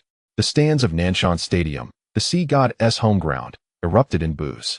Yet to Chen Xingyi, this was the most enchanting sound in the world, for it signified that they were afraid. In terms of speed, Chen Xingyi surpassed Luo Kai. He raced across the pitch like a gallant steed on the prairie, his form light and graceful, embodying a unique aesthetic. He charged towards the Sea God's penalty area. Hu Lai indeed failed to keep pace with him. Faced with the well-positioned Sea God fullback, he feigned an inward cut, then suddenly surged into the penalty area. And before the defender could close in, he unleashed a shot with his left foot. The ball soared toward the near corner of the goal. Chen Xingyi shot. Amid the commentators' elongated howl, the Sea God's goalkeeper and captain, Chen Farren, lunged sideways, using a single palm to deflect the ball from the near post out of bounds. Chen Farren's save was remarkable. He thwarted Shining Star's attack. Chen Xingyi appeared despondent, kneeling in the Sea God's penalty area with his hands on his head. Nevertheless, although the shot did not result in a goal, Shining Star's rapid offensive was executed beautifully. Taking advantage of the Sea God's complacency during their sustained dominance, they nearly breached the Sea God's defenses. While Hifeng praised Shining Star, there was an undercurrent of regret in his tone. In his view, Chen Xingyi had likely missed the best scoring opportunity of the match for Shining Star. Had that shot found the net, Shining Star might have had a chance to contend with the Sea God. However, with the miss, Shining Star's defeat seemed inevitable. Observing Chen Xingyi's frustrated demeanor, it was clear he understood this all too well. However, after a relentless sprint with the ball over such a long distance, Chen Xingyi's ability to execute a remarkably steady shot demonstrates his exceptional performance. It is undeniable that the captain of the Sea God team, Chen Farren, truly embodies the essence of leadership, providing a stable presence that instills confidence in the entire squad, akin to an unwavering fortress upon the sea. Although the Flash Stars gained a corner kick from this sequence, it now presents them with a dilemma. Having observed how the Flash Stars capitalized on a corner kick for a swift counterattack earlier, one wonders whether the Sea God will seize this opportunity to counterattack against the Flash Stars as well. Should the Flash Stars take precautions against such a possibility? Would this hinder their ability to involve more players in their corner kick offense? If there are not enough players advancing, to what extent can this corner kick truly threaten the Sea Goddess goal? He-Fong inquired on behalf of the fervent fans. After posing this question, he noticed the Flash Stars players gradually making their way forward. Notably, their two central defenders, Lee Tai-lin and Wang Guangwei, did not remain back to guard against the counter from the Sea God, but instead joined their teammates at the Sea Goddess goal, preparing for a header. Observing the situation further, it was apparent that the Flash Stars did not allocate a significant number of players for defense, apart from the two fullbacks and one defensive midfielder. The rest advanced forward. Zhang Xinghuan prepared to take the corner kick, joined by Hu Lai, Chen Xingyi, Qin Lin, and Waters, all of whom had also entered the Sea God penalty area. Clearly, for the Flash Stars, who are at a disadvantage in skill compared to their opponents, set pieces represent a crucial scoring opportunity. If they aspire to score, they must capitalize on such chances, yet the risk associated with this strategy is considerable. He-Fong remarked with a frown. He suspected that Zhao Kongming might be taking a gamble. Alternatively, it could be a directive to commit a tactical foul in the event that the Sea God attempts a counterattack, thus stalling their offensive progress. However, He-Fong's attention was drawn back to the broadcast screen as he furrowed his brow. The Flash Stars players stood within the Sea God's penalty area, with Wang Guangwei and Lee Tai-lin positioned at the goal line, raising their arms to signal their locations to Zhang Xinghuan. Their presence drew the attention of Sea God players, who became entangled with them in defense. Yet, the other Flash Stars players refrained from joining the fray. Instead, for players, including Hu Lai, Chen Xingyi, Waters, and Qin Lin, stood at a distance at the edge of the penalty arc, aligned in a neat row, reminiscent of a wall during a free kick. What are the Flash Stars players doing standing on the edge of the penalty area? Is this Zhao Kongming's set-piece strategy? The commentator from Anong TV pondered aloud, equally perplexed. On the sidelines, Sea God's head coach, Dallas Matthews, furrowed his brow upon witnessing this and pointed to the field, questioning his assistant coach. Ralph Caesar, what are they doing? Why aren't they contesting for the header in front of the goal? Caesar could only shake his head in response. I don't know, Dallas. I have no idea why they are doing this. The Sea God players on the field shared the same confusion. Goalkeeper Chen Rensheng was vocally urging his teammates to remain vigilant and mark their opponents closely. After arranging everything, he realized that among his numerous teammates, only two needed to mark the opposing center backs. In the dense throng before him, he could discern only two players from the Flash Stars, clad in red jerseys, while the rest were all members of the Sea Gods, dressed in sky blue. Where were the other Flash Stars players? He lifted his gaze, peering through the crowd that resembled towering mountains, and spotted a wall of 4 Flash Stars players forming at the edge of the penalty area. Just as he was about to utter a curse, Zhang Xinghuan had already taken the corner kick. Instinctively, he braced himself to defend against a header from the Flash Stars center backs. However, the ball did not head towards the goal, but instead rolled swiftly along the ground towards the penalty arc. With all the Sea Gods defenders drawn towards Wang Guangwei and Lee Tai-lin near the goal, the area around the penalty spot and the top of the arc was virtually unguarded. Upon seeing the ball kicked out, the Sea Gods players snapped back to reality, rushing towards the Flash Stars players, specifically targeting Hu Lai, who was running towards the ball. 2 players had already committed to blocking Hu Lai's shot with their bodies. As Hu Lai approached the ball, he raised his left foot, appearing ready to shoot directly. Yet, as the ball rolled to his feet, he refrained from doing so, allowing it to slip between his legs. One Sea Gods player, having committed to a tackle as Hu Lai swung his leg, now found himself sprawled on the ground, helplessly watching the ball pass through Hu Lai's legs and into the path of the advancing Chen Xingyi. Chen Xingyi also swung his left foot, preparing to shoot. Another miss. The third Flash Stars player, the foreigner Waters, was too close to perform a feint. Instead, he simply sidestepped the rolling ball. After passing through 3 players' legs, the ball made its way outside the penalty area. There, Qin Lin met the rolling ball with a powerful left leg. This time, there was no feint. As no one was left to deceive, he unleashed a fierce shot. His extended left foot struck the ball squarely. The ball soared towards the goal. Sea God's goalkeeper Chen Farron, having been deceived by the previous 3 feints, felt his knees weaken as he saw Chen Lin's shot. He could only leap in a desperate attempt to save it. He failed to make contact with the ball. The ball did not land within the goalposts, soaring just above the crossbar and out of the field. The assistant coach, Chun Mo, positioned before the Flash Stars bench, clasped his head with both hands, leaning back with a deep sigh of regret. Phew. A collective exhale from the Sea Gods fans in the stands echoed, representing their shock at having survived. After landing, Chen Farron turned to look at the ball that had rolled into the track area, then glanced back at the Flash Stars players. Chen Lin also appeared to be filled with regret, covering his face with his hands, but still finding time to give Zhang Qinghwan a thumbs up. What kind of corner kick strategy was this? In the face of this corner kick, He-Feng found himself at a loss for words, unsure of what to say. What kind of corner kick did he witness just now? It was a direct low shot aimed at the vicinity of the penalty area, followed by a sequence where 3 players from the Shining Stars feigned shots, successfully diverting the attention of the entire Poseidon defense. They allowed the ball to pass to the final player, Chen Lin, who, with a powerful strike, nearly found the back of the net, had he not misjudged the shot. However, this entire corner kick sequence left He-Feng with a distinct sense of impropriety. It seemed rather frivolous, indeed. The television broadcast promptly replayed the entire corner kick sequence. Those who thought they had misseen could now confirm their observations from various angles. Zhang Qinghwan swept the football towards the penalty area, where a vast space awaited. Hu Lai sprinted forward, drawing the attention of other Poseidon players, only to let the ball slip to Chen Xingyi. Just as everyone anticipated Chen Xingyi to take a shot, he too allowed the ball to pass to the trailing Waters.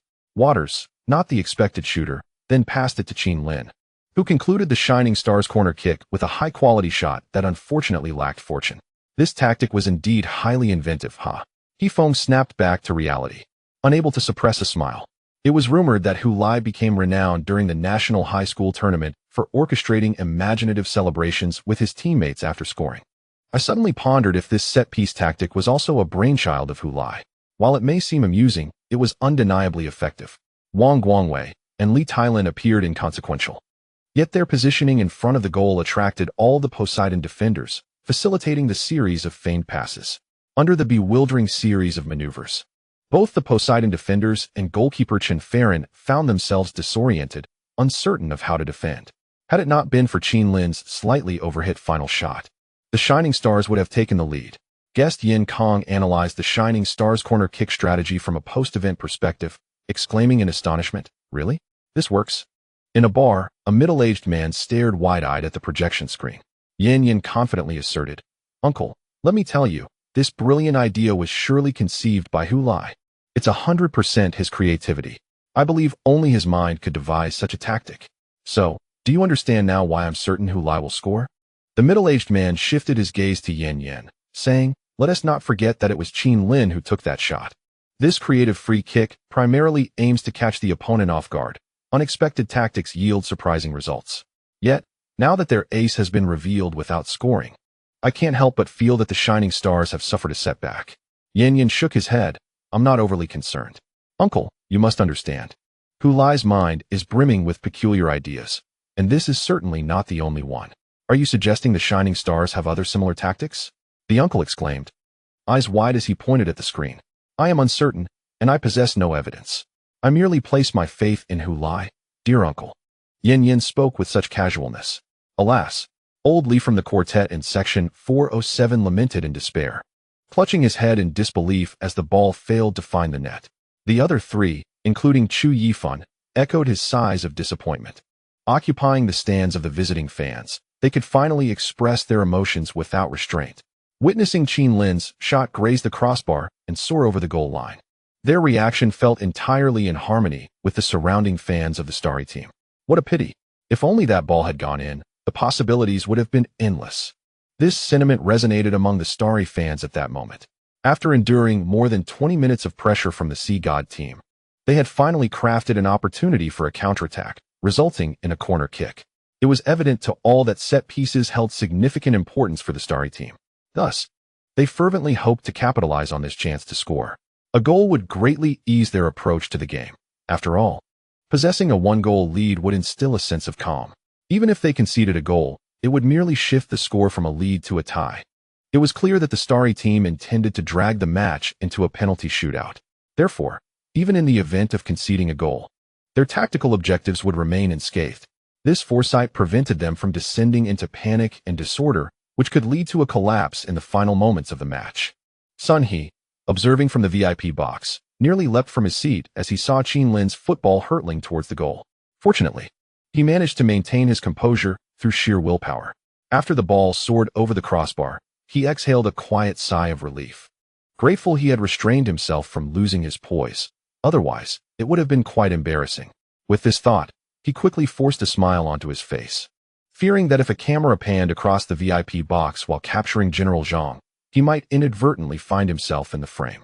Following Starry's failure to score, the match reverted to its previous state, with the Sea God team dominating the field, at times rendering Starry incapable of even crossing midfield. Only then did Sun He find his seat firmly planted in the VIP box. Now, all that was needed was a goal. He silently prayed for a quick score. Although everyone knew the Sea God team was destined to win, Sun He still believed that a goal would provide a more secure outcome. Perhaps he was being a bit neurotic. He stole a glance at the other attendees in the VIP box, including General Zhang, all of whom wore smiles, exuding an air of calm confidence.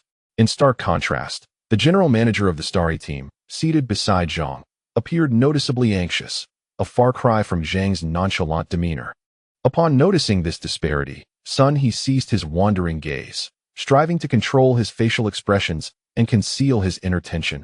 Otherwise, he would be no better than a player in the second tier of the league. He emulated General Zhang, maintaining an inscrutable smile as he gazed at the field. Remarkably, as he did so, he felt an elevation in his own demeanor, enhanced by the elevated vantage point of the VIP box, imparting upon him a sense of superiority. The sole side effect is a certain stiffness in the face after prolonged laughter. Zhao Kong possesses a profound understanding of the Sea God. Although this insight does not stem solely from his extensive tenure at the Sea God Club. In truth, the first team he now observes is markedly different from the Sea God he once knew. Having undergone a complete transformation with a new foreign coaching staff and a distinct playing style, Zhao Kang's comprehension of the Sea God is derived from his meticulous analysis of the team's entire match footage from this season, which he undertook following the confirmation of their opponent in the FA Cup semifinals. Through his examination of numerous matches, he has discerned that the Sea God's style of play has become increasingly refined. Although Dallas Matthews hails from England, it is evident that he embraces a continental football philosophy, favoring a style that emphasizes maintaining possession through short passes to advance the attack. The advantage of this approach is that the Sea God's football has become visually appealing, often showcasing combinations that diverge from traditional Chinese football. However, this stylistic evolution poses challenges, particularly when facing opponents who adopt a defensive stance. In such scenarios, the Sea God's intricate play can appear somewhat impotent. Against the formidable defensive tactics of the Flash Stars, their offense frequently finds itself relegated to the periphery, resorting to lateral passes until they are compelled to deliver a cross from the flanks, hoping for a header from a forward. Unfortunately, dictated by Matthews' tactical framework, the current Sea God squad lacks a proficient aerial striker. At present, their two starting forwards consist of the marginal national player Wang Guokai and the Brazilian forward Pedro Jr. Both are technically gifted, exhibiting versatility beyond mere scoring. They possess agility in their movements, creating space for teammates and delivering passes to those in better positions to score. A common attacking strategy employed by the Sea God involves the two forwards stretching the defense and passing the ball to advancing midfielders, who are then tasked with finishing the play. Typically, this role falls to their attacking midfielder, Enzo Tonatore, a 30-year-old Italian foreign player endowed with commendable long-range shooting ability. However, this tactic proves ineffective against the Flash Stars. With their inability to create openings in front of the goal, it is akin to attempting to tear apart a bus with bare hands, rendering their shots futile as they inevitably strike the formidable defensive wall. In the absence of space, Tonatore's long-range efforts become irrelevant, as he struggles to find even the opportunity to shoot from the edge of the penalty area. The Flash Stars exhibit an exceptional defensive commitment, effectively blocking shots with their bodies, as evidenced by the powerful thuds of Tonatore's attempts, which often result in fallen players needing to recuperate on the ground. In the face of such a targeted defensive strategy, Even the Sea God, positioned 6th in the league, finds itself at a loss for effective solutions. As the seconds ticked away, only 5 or 6 minutes remained until the end of the first half, with the score still at a stalemate of 0-0. Perhaps it was the impending conclusion of the half, or the fact that the Sea God players had grown somewhat desensitized to the relentless assault without scoring. But in the 41st minute, they allowed the Shooting Stars to execute yet another swift counterattack, resulting in a second corner kick for the Shooting Stars in this half. If one were to only examine the statistical data, the Sea Gods would appear to have a commanding advantage. In a world where football was merely a contest of numbers, the Sea Gods should have been leading by double digits. Alas, football is far more captivating than that. Much like the previous corner, the Shooting Stars did not amass a formidable defense in their own half. They continued to involve themselves in the corner kick offense. However, unlike the first corner, this time, Wang Guangwei and Li Tailin, the two center backs, did not push into the goal area. Instead, they stood at the penalty spot, drawing in their teammates like magnets. Hu Lai, Chun Xingyi, Qin Lin, and Waters lined up behind them, resembling not a defensive wall, but rather chicks in a game of eagle catches chicks. This left the Sea God defenders, returning to their positions, utterly bewildered. How on earth were they supposed to defend against this? Were they truly engaging in such childish antics within the penalty area? The Shooting Stars once again showcased their ingenious set-piece tactics. All the players formed a line within the penalty area, leaving the Sea God players visibly at a loss, unsure of how to respond. The commentary from Yifeng, who struggled to suppress his laughter, resonated through the speakers as he observed the scene with wide-eyed astonishment. Beside him, Yin Yin was pounding the table in delight. Huh? Did I not tell you? That Hu Lai lad surely has more tricks up his sleeve. Perhaps the Sea God players thought they had seen it all and were prepared, only to be caught off guard. Ha! Amidst Yin Yan's laughter, the referee's whistle blew, and Zhang Xinghuan raised his left hand high before taking a few steps back to launch the ball towards the goal. Almost simultaneously, the Shooting Stars, who had previously lined up in a row, suddenly scattered towards the front and back posts of the Sea God goal. It was as if a celestial maiden had scattered flowers within the Sea God's penalty area. Moreover, they did not merely run towards their respective positions. Instead, they altered their directions mid-run, swaying momentarily, for instance, before darting towards the front post. The Sea God players were caught completely off guard by this unexpected assault from the Shooting Stars. They resembled someone attempting to unwrap a candy only to find the chocolate beans spilled everywhere due to excessive force. Amongst the stunned players, Liu Yin was the sole Sea God player still capable of reacting. Upon seeing Hu Lai surge towards the front post, he instinctively followed suit without a second thought. He was uncertain whether the ball would be passed to Hu Lai, yet he was acutely aware that neglecting this individual within the penalty area could result in dire consequences. Despite Coach Matthews having shown them footage of the Flash Stars matches prior to the game, he confidently asserted that no one in the team possessed a greater understanding of Hu Lai than he did. After all, they had trained and competed together in the national under-23 training squad for an entire month. As he surged towards Hu Lai, he observed that Hu Lai had already leapt into the air, prompting him, albeit somewhat hastily, to leap as well. Even if he could not reach the ball, he was determined to disrupt Hu Lai's trajectory. At the moment Hu Lai launched himself at the near post, he was entirely oblivious to the circumstances behind him. His sole focus was on the approaching football. Zhang Xinghuan executed a precise kick towards the near post, completing his mission. The scattered teammates also fulfilled their roles, successfully incapacitating the defenses of the Sea God team. Now it was time for him to accomplish his task, without a doubt. He had to send the ball into the net. Sun Tze observed, "This ball was a resounding slap to your face." He twisted in midair to meet the incoming ball with his head. Liu Yin was momentarily dazzled, witnessing something zoom past him, and in the next moment, he recognized what it was, but he could no longer intervene. Hu Lai, the Lion's header. Magnificent. The commentator from Anton Television erupted, "It's a goal. A goal. Hu Lai, a powerful header at the near post. What a decisive strike. Absolutely splendid." Yifeng exclaimed in astonishment, "The ball has gone in. Unbelievable. The Flash Stars are leading the Sea Gods in the first half, and they are doing it in the Sea Gods' home ground." They broke the deadlock with an unconventional corner kick strategy. This was their third shot of the first half, while the Sea Gods had amassed a staggering 27 attempts. 3-27, yet the score stands at 1-0. The visiting Flash Stars are ahead. Beside him, Yin Kong could hardly contain his excitement, interjecting with fervor, This is football. He foamed. This is football. Who says the weaker team must always lose? Who says the stronger team is guaranteed to win? After scoring, Hulai initially intended to sprint towards the corner flag, but midway he suddenly recalled something. He supported himself against the advertisement board beyond the goal line and then dashed towards the stands where the away fans gathered, heading towards the banner below. There, he performed his signature celebration, proudly displaying his number and name on his back to the Flash Stars supporters in the stands. He also adhered to their agreement by greeting his teammate Chu and his roommates. P.S. The second update is here, with the third to follow at 6 in the afternoon. Chapter 178. Not yet a time for celebration. Old Wong, when Huan Gu kicks the football out, make a beeline for the middle of the goal, charging toward the goalkeeper, ready to showcase your prowess against the defenders of the sea god. Lin Gu, you must run toward the back post, but not directly.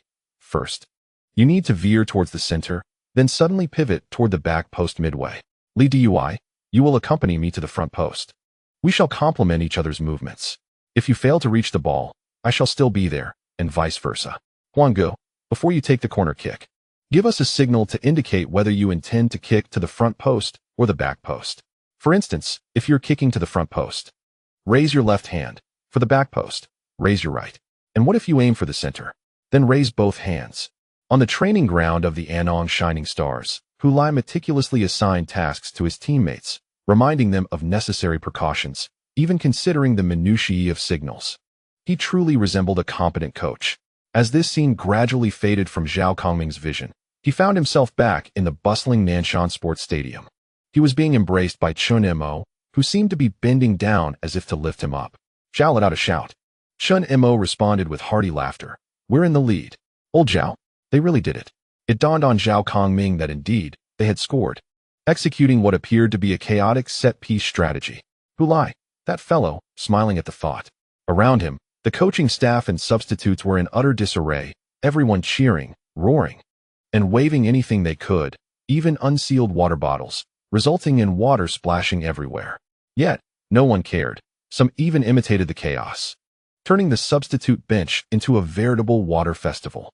On the pitch, the players of the Shining Stars had leaped over the advertising boards, gathering around Hulai to wave at the traveling fans, celebrating the goal together. This was a feast belonging to the Shining Stars. Meanwhile, in other sections of the stadium, the Sea God supporters were left dumbfounded, gazing in disbelief at the scoreboard that unmistakably displayed the current score, 1-0 in favor of the visiting Anong Shining Stars. On the podium, the calm and collected General Zhang had vanished, replaced by a look of sheer astonishment. Next to him, the ever-nervous General Manager Dong, one of the Shining Stars, leapt to his feet, raising his arms in exultation. Rise up. Son, he shrank in his seat, his gaze on the field filled with shock. The very scenario he dreaded had unfolded. The Shining Stars were leading, and the scorer was none other than Hulai. For General Zhang, the outcome of this match was crucial. However, for him as the youth training director, Hulai's goal meant his peril. The fans of the Sea God and the media from Lingnan will undoubtedly delve into the mystery of how such a young player, capable of scoring against our first team, was transferred to Shining Star for a mere 50,000. As they probe deeper, one cannot help but worry that past events might resurface. As noted by the Lingnan Evening News, what if they use this as a pretext to unearth all old grievances? Son, he could never have imagined that one day Hulai would reappear before him in such a manner. It is truly infuriating. Contemplating this, he shrank back into his seat. Had it not been for the noise of his movement, he might have even concocted an excuse to slip away to the restroom. For now, he fervently hoped that Mr. Zhang would not remember him. The bar was alive with excitement, filled with Shining Star supporters who fervently wished for the team's success. While many had criticized the team after their away loss to Black River North Star, now that they had resolved to give their all in the semi-finals of the FA Cup, there was no turning back. Naturally, they hoped for Shining Star to triumph over the Sea God. A significant part of this sentiment was likely due to the animosity between Hulai, Zhao Kongming, and the Sea God, especially after learning that Hulai had been dismissed from the Sea God youth team and that the youth training director had uttered such harsh words to him. Many Shining Star fans found themselves both grateful to the Sea God and cursing them simultaneously. A middle-aged man turned in astonishment to Yan Yan and gave him a thumbs up, exclaiming, "I am thoroughly impressed. You have quite the sharp tongue. Yin Yin chuckled in response. It's not my tongue that is sharp, sir. It's Hu Lai who is truly remarkable. In front of the television, Xiaolon leaped from the sofa in jubilation. Hu Lisin gaped at the screen in awe. They had actually scored. Could it be that they were on the brink of reaching the finals? As this thought crossed his mind, he recalled the outcome of yesterday's semi-final match. The name resurfaced in his memory, and he pondered how he would face that match if such a scenario were to unfold. He closed his eyes, enveloped by the commentator's exclamations and his wife's cheers. As Hu Lai rushed towards them in celebration, Chu Yifan and his roommates waved excitedly, shouting, "Awesome! Hu Lai! Well done! Hu Lai! Hu Lai is amazing!" When the Shining Star players concluded their celebration and returned to the field, they glanced back at the exuberant crowd and reflected. I never expected that, despite my unwavering faith in Hu Lai, I would still harbor a sliver of doubt regarding his ability to score against the sea god. Primarily, we could not conceive how they could find the back of the net. The first half had been dominated by pressure, with only 2 corner kick opportunities leading to a goal. I believe the key lies in Hu Lai's creativity. This corner kick strategy must have been devised by him. Regardless of the final outcome, this achievement is something I can boast about for a lifetime. Is this truly the highlight of a lifetime? Chu Yifan chuckled, urging Hu Lai to have a bit more confidence. What if the Flash Stars managed to triumph over the sea god away from home? His 3 roommates gazed at him with a mixture of complexity. Chu Yifan, the focal point of their stares, retorted, "Why are you looking at me like that?" Damn. Old Li suddenly cursed. I was actually contemplating the scene after the Flash Stars eliminate the sea god, and I realized, it's quite exhilarating. Old Zhao adjusted his glasses. Nodding in agreement, I thought about it too, and I felt the same thrill. Then what else is there to say? Let's take down the sea god, Old Wang exclaimed. Leaping up, not long after Hu Lai scored, the first half of the match concluded. Lu Yin returned to the locker room with his teammates, sensing that during halftime, Coach Matthews would undoubtedly unleash a tirade. He had noticed that when the first half ended, the coach's seat remained empty, as it seemed Matthews had left before the halftime whistle even blew. Now, witnessing the coach's grim demeanor in the locker room only confirmed his suspicions. Sure enough, once everyone had assembled, Matthews slammed the locker room door and erupted at his players. "What are you doing? What are you doing? You played the first half like a pile of dog excrement. We had 29 shots on goal, and not a single one found the net. While they managed to score on their 3 attempts." Matthews raged in English. His translator struggled to keep pace with Matthews' fervor, attempting to convey the message without directly translating the barrage of profanities, fearing it would sound as if he were insulting the players himself. Thus, he could only say, "He says you played poorly." Lu Yin mused to himself. That is indeed the essence, though the phrasing is not quite the same. The translator continued relaying Matthews' words. He demands that you disregard how the opponent takes their corner kicks. You should hold your positions and defend the goal. Do not be deceived by their petty tricks. In the second half, we should not merely pass back and forth, but instead, we must change the rhythm suddenly during our passes and attempt some individual breakthroughs. Furthermore, we must continuously apply pressure on their goal, forcing them into mistakes. As the match progresses, their stamina will wane quickly, and that will be our opportunity. You must remain patient and composed. Lu Yin lowered his head, one ear tuned to the translator's voice and the other to the coach's various exclamations of frustration. Yet, he fully understood the coach's sentiment. The situation was favorable. Playing at home, yet they had bombarded the opponent for 45 minutes without scoring, only to concede a goal before the halftime whistle. Any coach in his position would be irate. Lu Yin silently vowed that in the second half, he would not allow Hu Lai's cunning schemes to prevail. Although he had enjoyed a collaborative rapport with Hu Lai during the national training camp, this was now a club match, and both sides were fiercely loyal to their teams. When facing Hu Lai, he would show no mercy. At worst, he could treat him to a meal during the national team training sessions. He wondered if Hu Lai and Wang Guangwei were currently reveling in their lead, as it was they who were ahead. Lu Yin hopes that the players of Shining Stars can celebrate exuberantly, perhaps even to the point of losing themselves in joy, as this would present an opportunity for our sea gods in the second half. It is essential to establish that a 1-goal lead merely facilitates our forthcoming match. It does not grant us the luxury of complacency. We must remember that our opponents are a team that finished 6th in the Chinese Super League. Moreover, it is crucial to note that our physical stamina will wane in the second half, amplifying the advantage the opposing team holds in physical confrontations. Therefore, now is not the time for laxity. In the second half, regardless of who steps onto the pitch, Everyone must exert themselves with a 200% commitment. Always remember, the match does not cease until the referee blows the whistle. Do not presume that the opponents will foul, nor expect them to graciously kick the ball out of bounds. Assume that such scenarios will not occur, and heed only the referee's signal. In the modest away team locker room, Zhao Kongming is addressing his players. But not a single Shining Stars player exhibits any semblance of joy at their leading status. What is there to celebrate with merely a one-goal advantage? Some may think they should feel elated by their lead, but their objective is to secure victory in this match. The game is far from over, so why rejoice? Each player solemnly nods in agreement. As for tomorrow, it will still be the same time. Let us complete this match report. Chapter 179, Still Smiling? Zhao Kongming's reminders and concerns during halftime are well-founded. He is acutely aware of the differences between the two halves. In the first half, while the Shining Stars had yet to score and were still brimming with energy, they had the confidence to contend with the Sea Gods. However, once they took the lead, the situation transformed.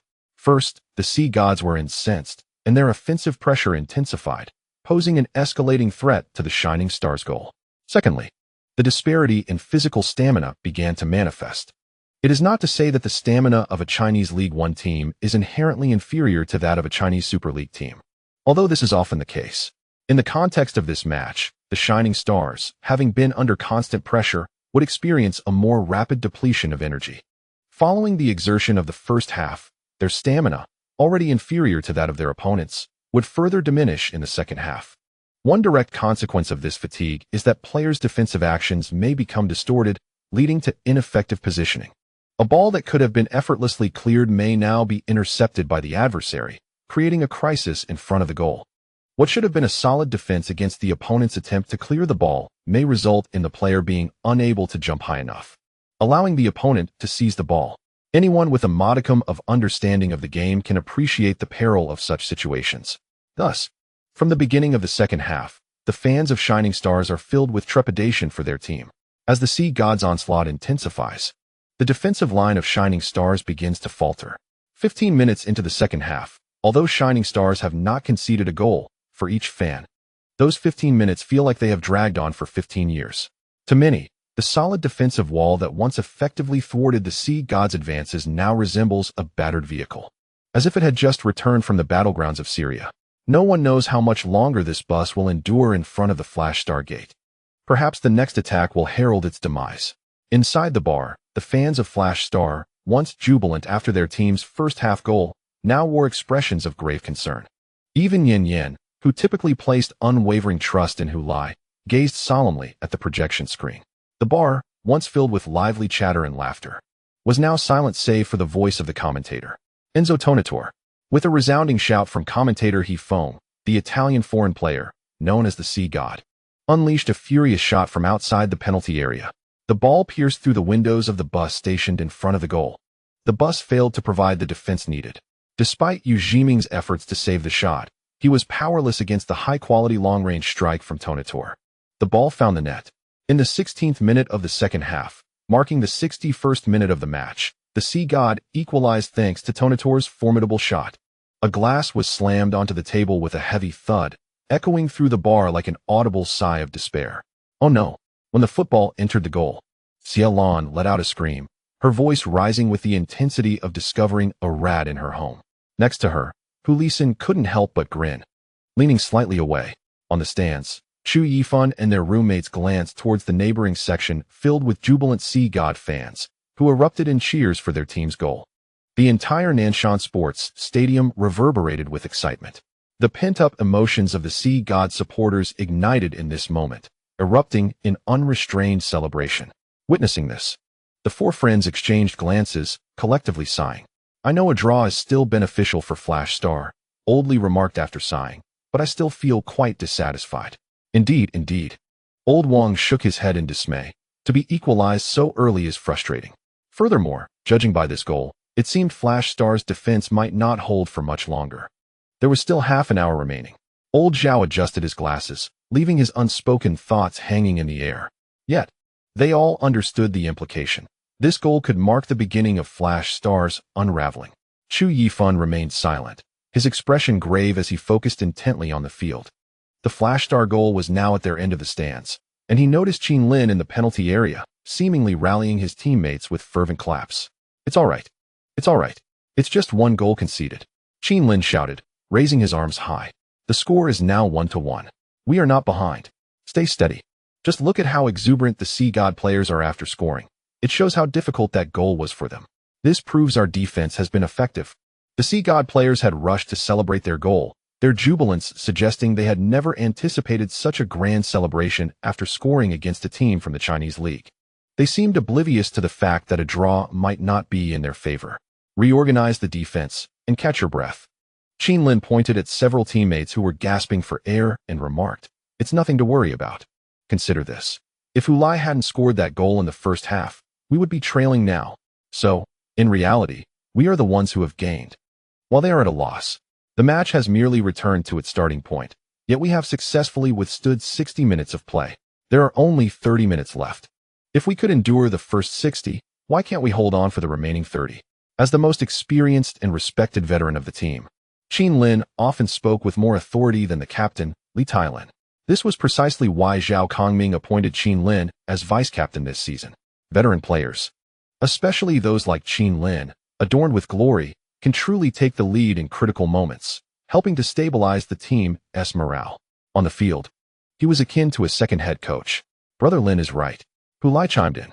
"If we manage to score from a corner in the first half, then surely we can find another set piece to score again in the second half." Qin Lin turned back, fixing a serious gaze upon Hulai, who was standing just outside the penalty area, and everyone directed their attention toward him. Under their watchful eyes, he declared, "Let us not forget that we have 8 set-piece strategies at our disposal.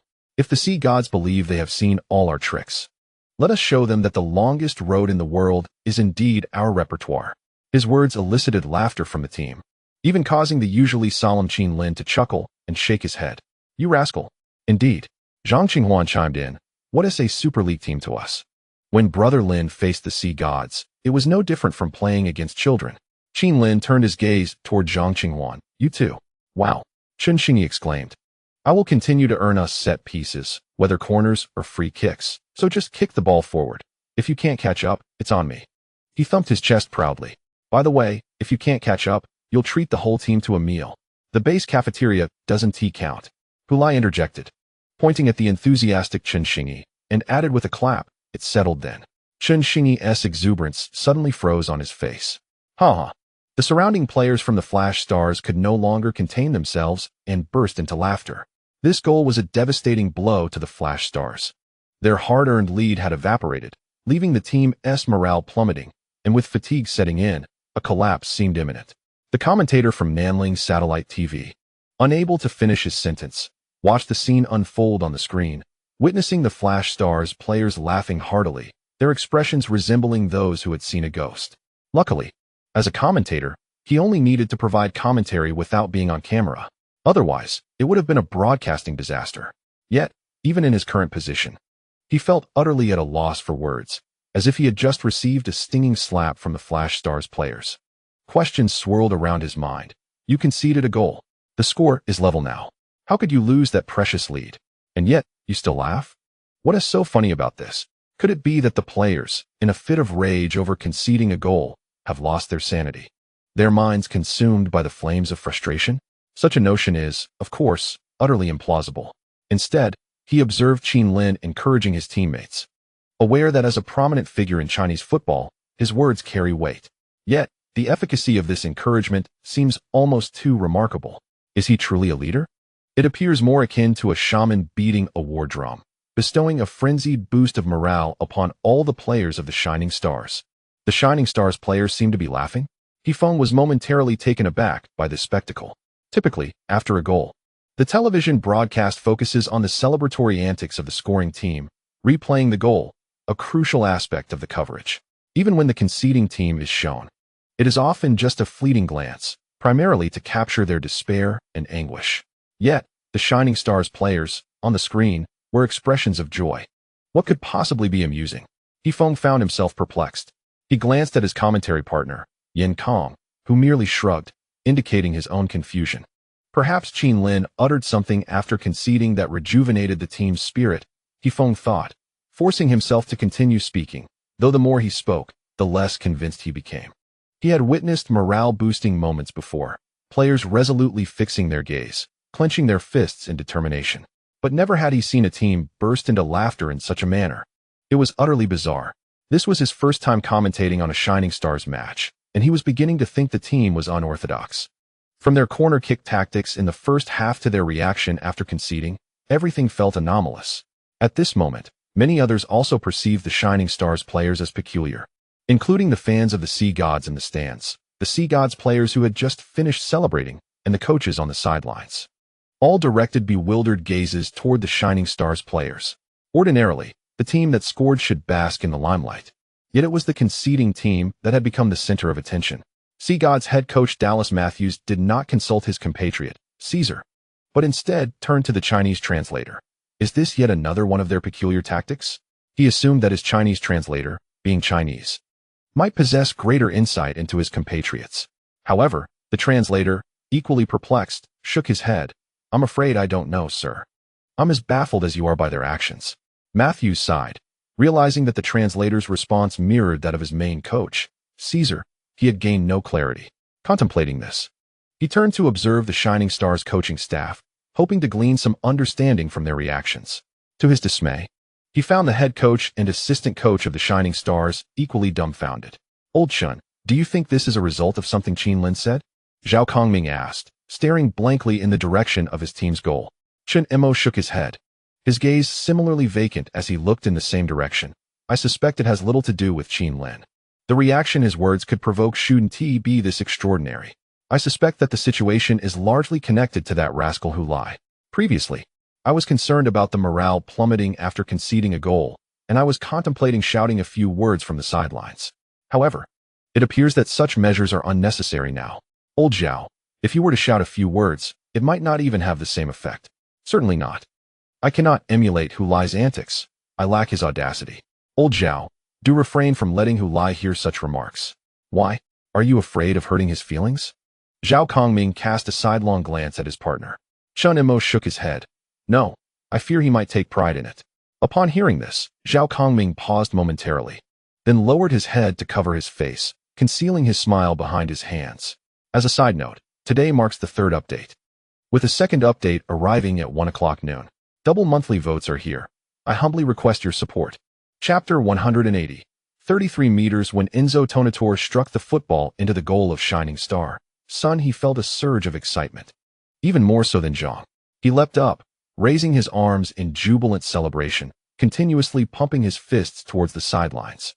His expression akin to one who bears a deep-seated grudge against Shining Star.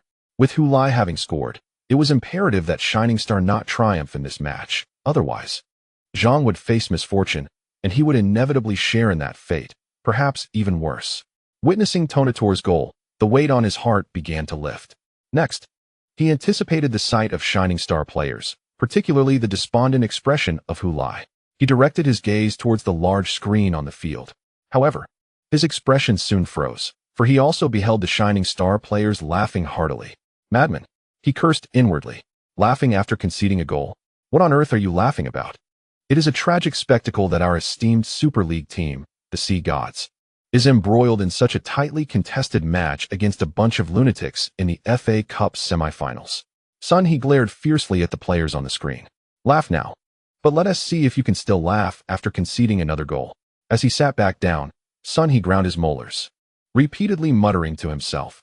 When the gods wish to destroy a man, they first drive him to madness. Yet, as the match resumed, the reality diverged slightly from Son He's expectations. Prior to conceding that goal, Shining Star's defense was already on the brink of collapse, ready to crumble at any moment, an observation evident to anyone with even a modicum of understanding of the game. Logically, after conceding a goal, the speed of their defensive breakdown should have accelerated, leading to a cascade of subsequent goals, all unfolding in rapid succession. However, the actual match defied this expectation. After conceding, Shining Star not only avoided collapse, but instead stabilized their defense anew. The players appeared neither fatigued nor anxious. They faced the forthcoming match with the same poise as in the first half, adeptly handling each of the Sea Gods' assaults. The young player Wang Guangwei became the focal point of attention, exhibiting the composure of a mountain in the face of Super League-level attacks. demonstrating remarkable calmness without a single error. Standing at a modest height of merely 184 meters. He has remarkably excelled in aerial duels and exhibits a maturity in defensive positioning that belies his tender age of merely 21, distinguishing him as a young central defender. Beyond fulfilling his defensive duties with aplomb, he possesses the ability to orchestrate his teammates in establishing a solid defensive line, urging them to maintain vigilance in marking and filling gaps, thereby exuding the aura of a seasoned leader. Even the esteemed commentator Yen Kong, from CCTV, could not refrain from extolling Wang Guangwei, proclaiming, "This young man undoubtedly has a boundless future ahead." The defensive prowess of the star-studded team, represented by Wang Guangwei, has been commendable, catching the players of the Sea God team by surprise, who had presumed that scoring a goal would grant them unimpeded access to the star team's net.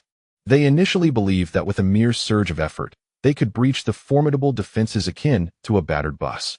However, to their astonishment, they found themselves colliding with the armored shield of a newly upgraded bus, fortified with bulletproof plating. Hulai has also become an integral part of this defensive armor. When Enzo Tonator attempted a long-range shot once more, Hulai adeptly blocked the football with his body, witnessing her son clutching his abdomen and collapsing onto the ground. Xiaolon, seated before the television, displayed a face of concern and empathy, murmuring, "I hope he hasn't been struck there. I have yet to cradle my grandchild." Hulisin, with a serious expression, momentarily faltered upon hearing her words, exclaiming, "What on earth are you thinking about all day?" The match continued to unfold second by second, with the Sea God team relentlessly attacking the Star Team's half. The Star Team occasionally managed a counterattack, yet these efforts were predominantly futile, failing to pose a genuine threat to the Sea God's goal due to their inadequate manpower in executing these counterattacks, often relying solely on Chen Xingyi. As the ball was relayed from the backline forward, it was left to Chen Xingyi alone to chase it down. If he caught up, there was a chance for a counterattack. If not, then so be it. This counter-strategy drew ridicule from some Sea God supporters, who disparagingly referred to it as a dog-walking tactic, likening Chen Xingyi to a dog and the long passes of the Star Team to the act of tossing a frisbee. Yet, such mockery merely reflected the anxiety of the Sea God fans, who felt compelled to alleviate their mounting tension through such jibes. The atmosphere of apprehension was not confined to the fans alone. Sun He, seated in the VIP box, was equally tense. In fact, the corpulent general manager of the Star Club, situated across from Zhang, also felt the weight of anxiety. Though Sun He had little inclination to mock others for their apparent naivety, his own situation was hardly any better. The peculiar regulations of the FA Cup stipulate that if the match ends in a draw after 90 minutes, there will be no extra time. Thus, the physical advantage typically held by teams in the Chinese Super League would not manifest here. Instead, a penalty shootout would ensue, a method of determining victory relying on chance, which could be unfavorable for the Sea God team, who were ostensibly the stronger side. Sun He was convinced that the Star Team had undoubtedly engaged in extensive penalty practice prior to their away match, preparing meticulously for such an eventuality. Their defensive posture, reminiscent of a fortified bus, clearly indicated their intent to prolong the match to a penalty shootout.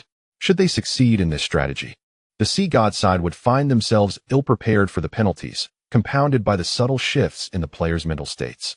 At that point, the outcome would indeed be uncertain.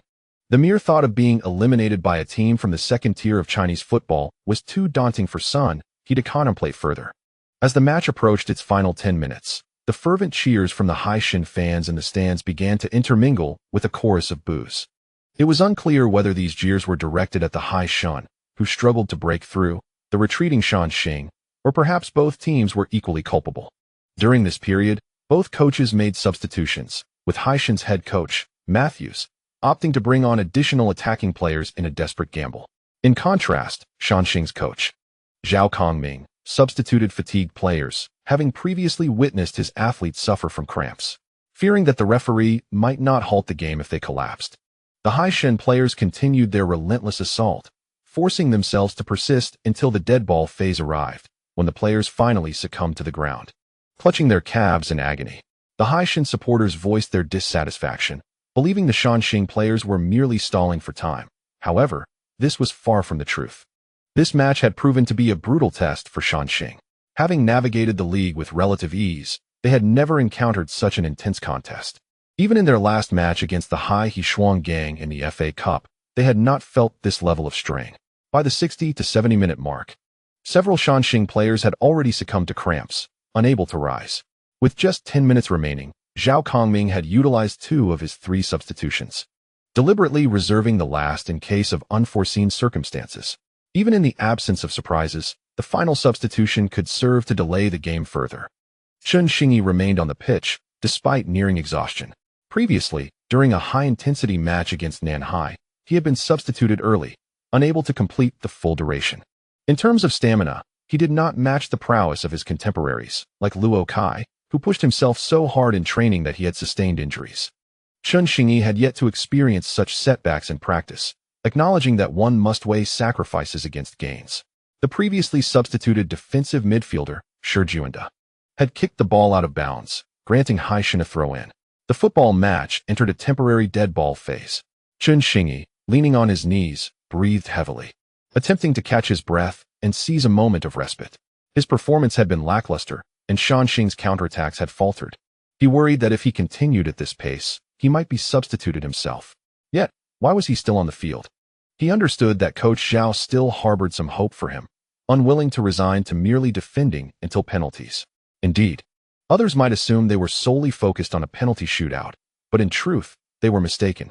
Their primary objective was to eliminate Haishan within the 90 minutes of play. On the sidelines, the Haishan ball boy swiftly aided the players by retrieving the ball, allowing them to execute the throw-in as Chen Xingyi straightened up and sprinted back into the fray. The opponent afforded him little time to recuperate. Before he could close the distance significantly, he witnessed Qin Lin executing a splendid sliding tackle to reclaim the ball. Momentarily taken aback, Chen Xingyi swiftly turned and sprinted forward. Uncertain if Qin Lin would pass the ball to him, he understood that advancing was his duty. Following his tackle, Qin Lin quickly regained his footing, adjusted the ball at his feet, and, just before the Sea God players could converge, dispatched the ball with precision. It was directed right to the advancing Chen Xingyi. With Qin Lin's impressive defense, he promptly released the ball, allowing Flash Star to attempt a rapid counterattack once again. Chen Xingyi received the ball. This time, Qin Lin did not send the ball several meters ahead for him to chase. It seemed that he recognized Chen Xingyi's energy reserves were nearly depleted. Kicking the ball forward would serve little purpose, as it was likely Chen Xingyi would not be able to keep pace. Thus, he opted for a more prudent pass, delivering the ball directly to Chen Xingyi's feet. While this choice might slightly diminish the speed of their counterattack, it ensured that the ball remained under control, preventing Chen Xingyi from running in vain. Moreover, maintaining possession of the ball could buy some time. However, Chen Xingyi's intentions diverged somewhat from those of his elder brother. Upon receiving the ball, he charged toward the Sea God's penalty area. His mission was to create a set-piece opportunity for Flash Star, necessitating that he approach the opponent's goal as closely as possible, even if just by a meter.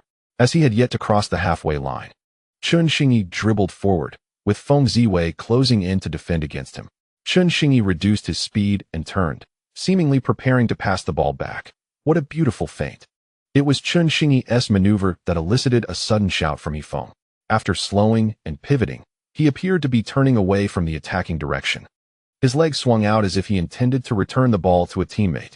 Yet, in a surprising twist, his foot curled around the ball, propelling him back in the opposite direction with a deft turn. The movement was seamless, employing a nutmeg to evade Feng Ziwei. This unexpected action caught Feng Ziwei off guard. He had been intent on pressing forward to intercept a pass, inadvertently creating space for Chen Xingyi to maneuver. After shaking off Feng Ziwei, Chen Xingyi continued his advance, swiftly crossing the halfway line and penetrating the Sea God's half. Another midfielder from Sea God, Hua Xianhong, sprinted back from the front line, pursuing Chen Xingyi. As they approached the 30-meter zone, Hua Xianhong managed to catch up with him. It must be noted that, at this stage of the match, Chen Xingyi's energy expenditure was considerable, significantly diminishing his speed. Had this been at the start of the game, he could have easily surged into the penalty area following his earlier evasion of Feng Ziwei. Yet now, before even entering the 30-meter zone, he found himself halted by Hua Xianhong, forced to decelerate. Hua Xianhong positioned himself on the inside, preventing Chen Xingyi from cutting in, while Lu Yin positioned himself to defend against him head-on. Lu Yin cast a swift glance at Hu Lai's position and noticed that he too was racing towards this direction, evidently intent on supporting his teammate. Should Hu Lai catch up, Chun Xingyi could effortlessly pass the ball to him, making it nearly impossible for Lu Yin to contain him. Contemplating this, Lu Yin resolved to apply further pressure on Chun Xingyi, lunging forward to intercept.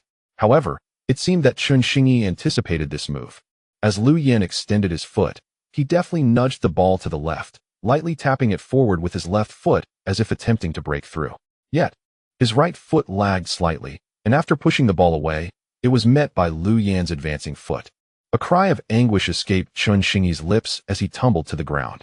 The referee's whistle followed suit, and an enormous chorus of boos erupted from the stands of Nanshan Stadium. At this juncture, the distance to the Haishan goal was a straight 33 meters.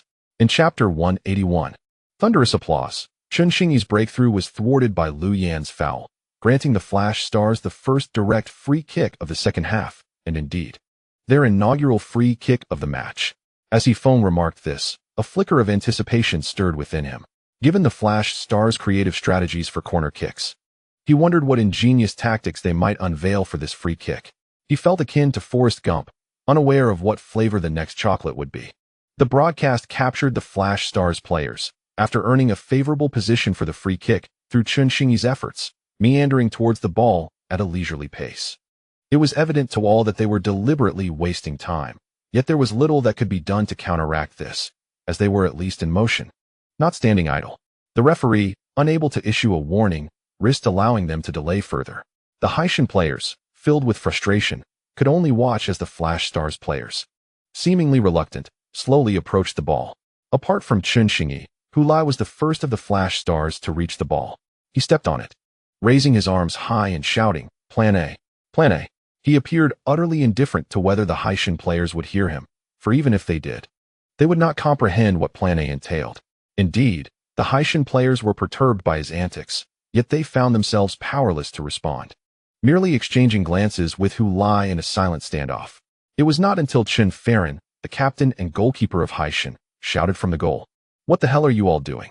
Form the wall," that the Haishan players abandoned their concerns over the Flash Star shenanigans and prioritized forming a defensive wall. Qin Lin stood by the ball, while Zhang Qinghuan approached and halted beside him. Additionally, left-back Lu Binwei joined, positioning himself behind the ball as well. He was also capable of taking a free kick, favoring powerful shots, believing that sheer strength could yield miraculous results. A distance of 33 meters posed no challenge for him, perfectly within his striking range. Thus far, although 3 players stood in front of the ball, it still appeared to be a conventional free kick. The players from the Sea God side unconsciously let out a sigh of relief. It appeared that the tactics of the Flashing Stars had reached their conclusion. Lu Yin stood amidst the human wall, observing as Hu Lai suddenly appeared before him, making an earnest attempt to squeeze into the formation. Was he attempting to dismantle the wall? Typically, during a free kick offensive, players are dispatched to infiltrate the human wall constructed by the defensive side. This action serves as a substantial insertion, akin to driving a large nail into the structure. Once the attacking side executes the free kick, the sudden removal of this nail creates a gap within the previously tight wall, allowing a proficient free kick taker to effortlessly propel the ball over it, posing a direct threat to the goal behind. Thus, during a free kick scenario, both sides engage in a battle of wits surrounding this wall.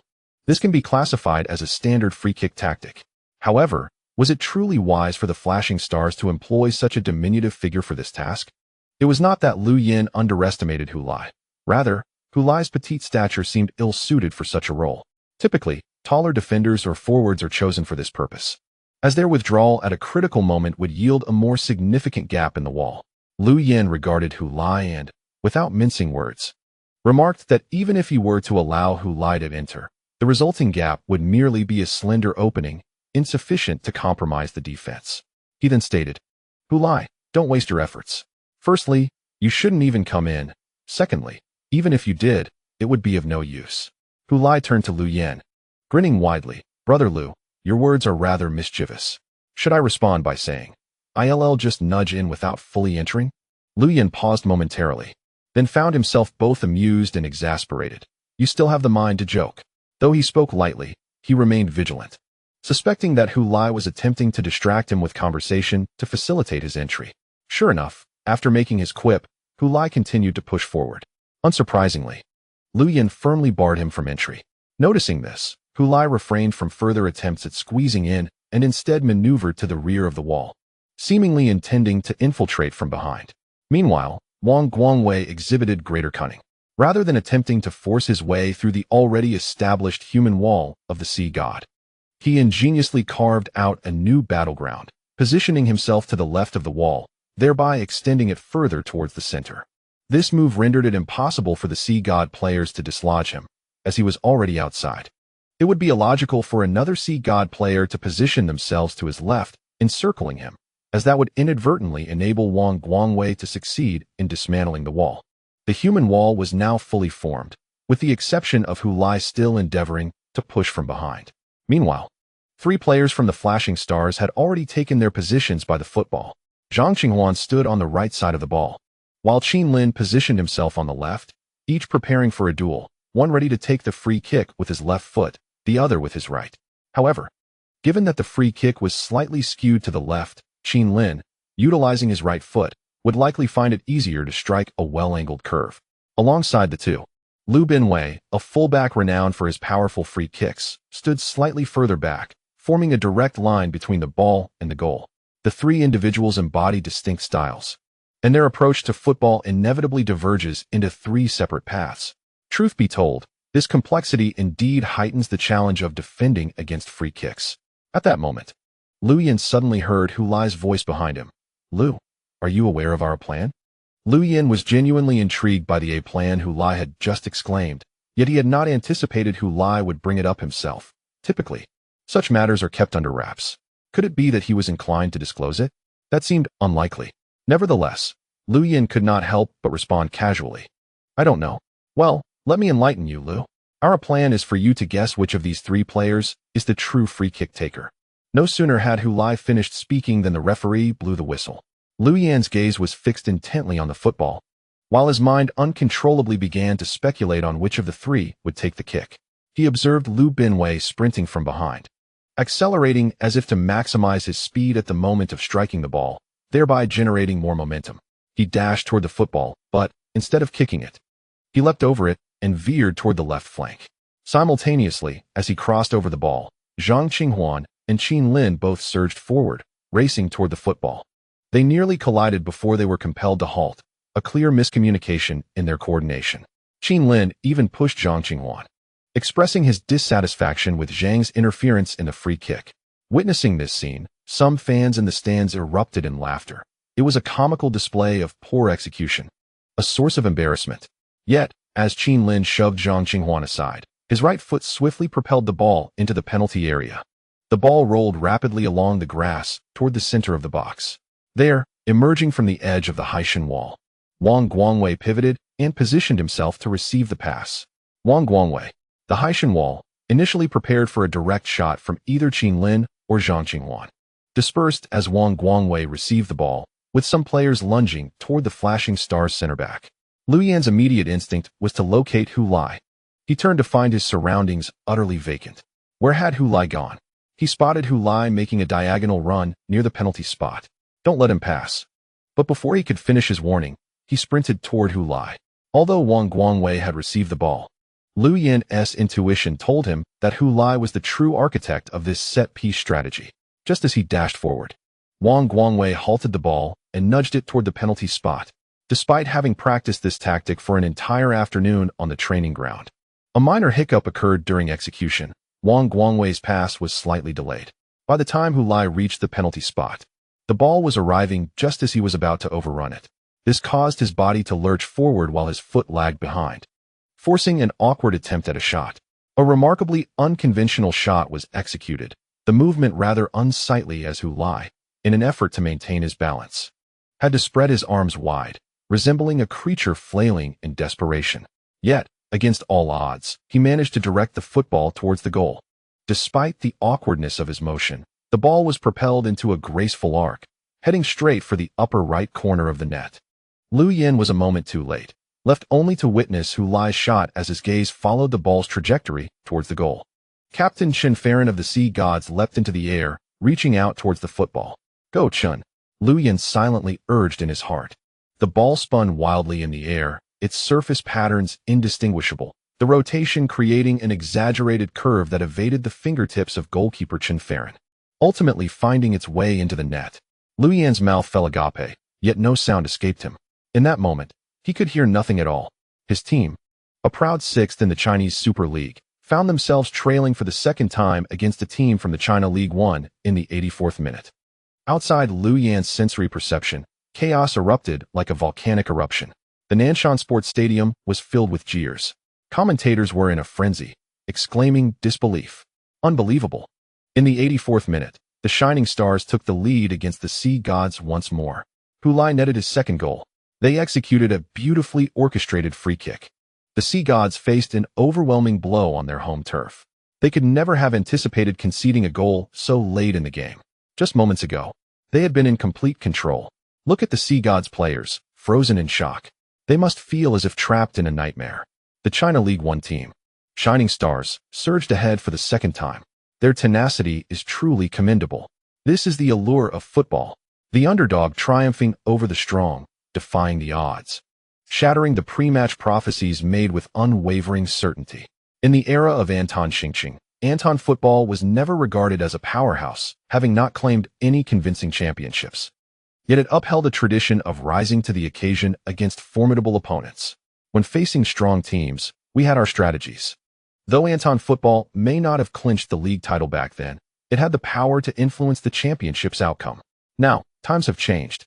Anton football has risen from the ashes, with new sponsorships and a new name, starting anew from the ruins. Yet our football spirit remains intact. We are still the Anton football team that thrives against the strong. In front of the television, Xiaolon screamed as she embraced her husband. This is a last-minute goal. It must be a last-minute goal, right? Yes, it is indeed a last-minute goal, Hu Lisin replied helplessly, his eyes still glued to the screen. Could they truly be heading for a final showdown against the mighty Shunjin Arrow? He suddenly felt a twinge of pain in his knee. Rise up, Dama. A voice in the bar bellowed, igniting a chorus of cheers and roars from the crowd. Rise up. Anton rises. Shining Stars rise. What do the Sea Gods matter? Even the gods can be slain. Amidst the cacophony, a middle-aged man remained firmly seated, unfazed. As Yan Yan stood up to cheer, he turned to the middle-aged man beside him and curiously inquired, Uncle, are you not pleased? Why aren't you standing to cheer? The man raised his trembling hand for Yan Yan to see.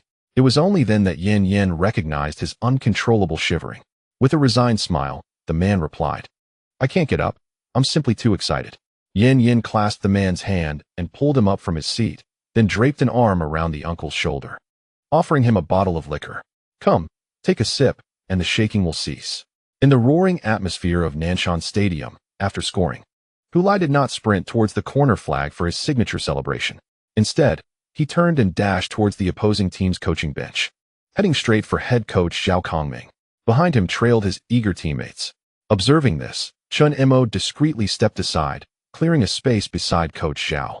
Hu Lai, accompanied by his teammates, surged forward and enveloped Zhao Kongming in a heartfelt embrace. Coach Zhao, this goal is for you, he shouted into Zhao Kongming's ear. Thank you, Coach Zhao. More players from the star team joined in, wrapping their arms around Hu Lai and Coach Zhao, only to be embraced by other teammates as well. Layer upon layer, they formed a tight-knit circle, all centered around Zhao Kongming and Hu Lai, while Zhao Kongming believed they were striving hard for Hu Lai's triumph. The truth was that their efforts were driven by a desire to seek justice for their coach. They could have played with less intensity, and even a loss would have elicited no harsh judgments from anyone. On the contrary, their current actions placed immense pressure on themselves. Yet they persisted, fueled by the belief that they owed their coach this honor. In the stadium, one might dare to ask those seated high in the VIP area, when you treated the club's veteran like a dog, did you ever contemplate that this day would come? The Sea God fans, witnessing this scene, recalled Zhao Kongming's years of dedication to the club and the manner of his departure. The previously fierce boos gradually subsided, giving way to applause. Initially sparse and weak, the clapping soon swelled throughout the stands, coalescing into a resounding chorus. The thunderous applause echoed over Nanshan Stadium, akin to a roaring thunderstorm. Surrounded tightly by his players, Zhao Kongming felt his eyes welling with tears. His career had endured countless grievances. He had been scorned by both the national team and the club, yet he had grown accustomed to it, for he was indeed seen as a scapegoat of Chinese football.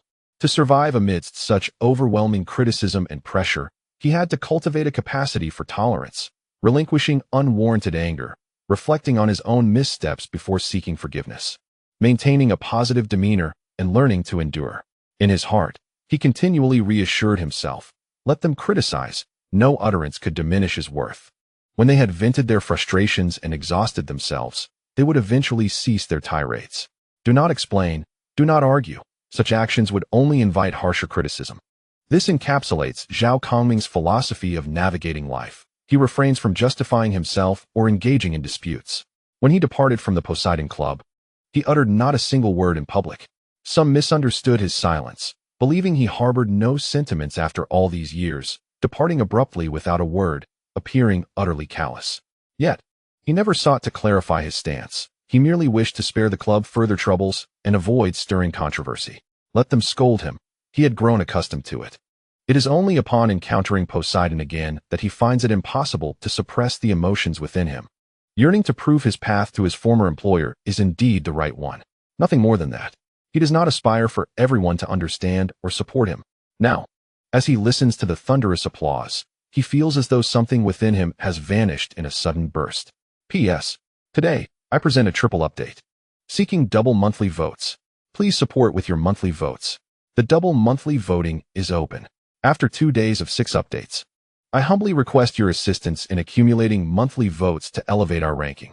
Additionally, during the National Day holiday, I plan to take my child out for some fun. Given that the entire summer was consumed by various interest and tutoring classes, leaving little time for leisure. Therefore, during the holiday, I will only be able to manage 2 stable updates each day. I hope for your understanding, as one navigates the complexities of middle age. Nevertheless, I still hope for ample voting support during the holiday. October will witness a significant climax in the narrative, marking the conclusion of the second volume. I strive to craft it meticulously, hoping that my efforts resonate with you all. Once the second volume is complete, we shall embark on an extended chapter to thoroughly discuss the content of this volume, much like the conclusion of the first. I shall refrain from further elaboration now and return to my writing. Everyone, please continue to vote. Moreover, it appears that Qi Dian has launched an initiative involving double monthly votes. From 8 in the evening until midnight, for every 1,500 points of rewards accumulated, the system will automatically cast a monthly vote for the work, effectively doubling the votes during this period. In essence, contributing 1,500 points during this time frame equals 2 monthly votes. It is important to note that this is not a one-time contribution. Rather, it accumulates to 1,500 points. Thus, if each of us contributes 100 points, it collectively contributes towards the goal. Should anyone be interested and able, I encourage you to familiarize yourself with the specific rules. Chapter 182. I thank you. Ancestors of 18 generations. Amidst the thunderous applause, the expressions of those on the podium were quite awkward. Naturally, the discomfort was primarily felt by the Poseidon contingent. With little concern from the Shining Stars, Dongwen even considered turning to shake hands with General Zhang, expressing gratitude for dismissing Zhao Kongming, which ultimately allowed them to secure such an exceptional head coach. However, upon realizing this was their home ground, he hesitated, fearing the repercussions of such an act. After all, his physique had been hard-earned, and the thought of injury was too painful to bear. Although he did not express his thanks, the smile on his face remained exceedingly bright and sincere. In stark contrast to his smile stood Zhang Chong, the general manager of the Ocean God Club, alongside Sun He, the youth training director. Zhang Chong was acutely aware that the applause was not meant for him. His countenance darkened, resembling that of a figure from ancient lore. At that moment, his gaze fell upon Sun He, who had been brought in as an elite coach from Quanshun Football School after the dismissal of Zhao Kongming. Zhang had anticipated that, given Sun's status as a distinguished coach, he would possess ample experience in nurturing young talent. However, to his dismay, Sun had barely assumed his role before he ousted Hu Lai. Was the expulsion of Zhao Kongming a significant issue? Certainly not. It had received the board's approval and was not solely Zhang's decision. But did the dismissal of Hu Lai require board consent? A youth training director could manage that on his own. Was the removal of Hu Lai initially a grave matter? It was not. But now it had taken on a different dimension. Had Hu Lai still been with the Ocean God, how could he possibly allow the Flash Stars to score 2 goals against us? If Hu Lai remained at the Ocean God, what right would Flash Stars have to flaunt their dominance on our turf? If Hu Lai were still present, How could Zhao Kongming be seen at Nanshan Sports Stadium at this very moment? If Hu Lai were still here, how could the fans be incited to turn against us? All of this could be traced back to Sun He's fateful words to Hu Lai on the training ground. Contemplating this, Zhang Chong turned to Sun He, forcing a semblance of a smile through his grim expression. Yet, to Sun, that smile appeared as sinister as a ghoul. He heard Zhang Chong inquire, Xiao Sun, I've heard that you told Hu Lai he had no future with the ocean god, which led him to leave our youth team for the Flash Stars. Is there any truth to this? Sun He's heart sank. How could Zhang Chong know? When had he learned of this? What else was he aware of? Simultaneously, he mustered a strained smile, one that was more painful than weeping. Zhang Chong, please disregard the sensationalist claims of those self-media marketing accounts. I would never say such things to a young player, he stammered. Is the Lingnan Evening News Douyin account a self-media marketing account? Zhang Chong pressed. I'm not quite sure. I don't typically browse Douyin. Sun, he replied hesitantly. You know, some media outlets will say anything to capture attention, he added. In this day and age, one must provide evidence when speaking. Without it, claims are mere fabrications. Zhang Chong chose not to pursue the matter further. Whether out of acceptance of Sun He's explanation or simply lacking evidence to press on. In any case, he turned away. And Sun He breathed a sigh of relief internally. He recognized that he could not evade this issue today. His only recourse was to firmly deny it, believing that Hu Lai could not produce evidence either. As long as I do not acknowledge it, this event never transpired. The match had resumed, including stoppage time. Perhaps only 10 minutes remained. The Sea God must score once more to prolong the match into a penalty shootout, a phase they had once approached with great reluctance. Yet now it serves as their lifeline. By reaching the shootout, they still harbor hopes of defeating the Shining Stars. Otherwise, their chances will vanish. Despite the match nearing its conclusion, the physical stamina of the Shining Stars players has become a significant concern. Yet, in the face of the Sea God's relentless onslaught, the entire Shining Stars team replaced fatigue with an indomitable spirit. They retreated en masse, forming a formidable wall of flesh and blood to thwart every shot and pass from the Sea God. During this tumultuous period, Zhao Kongming substituted Chun Xingyi with Murphy.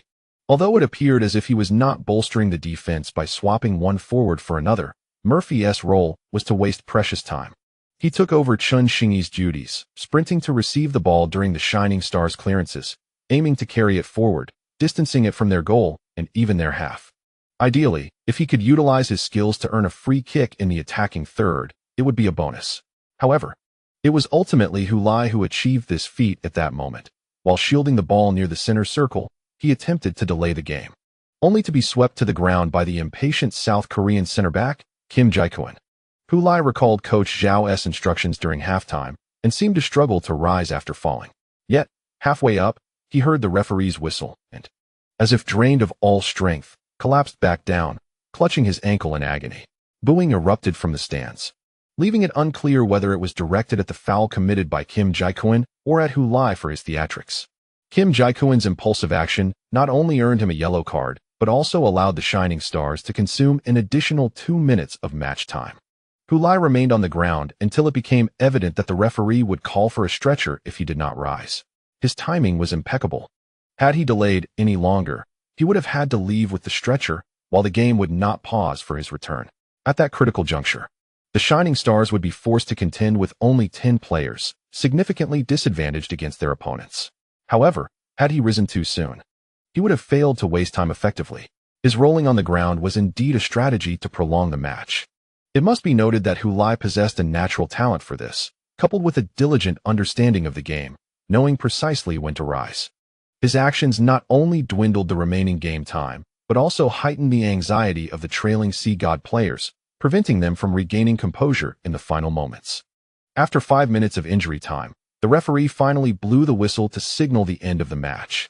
It was the sound that every Shining Stars fan had eagerly anticipated from their television screens.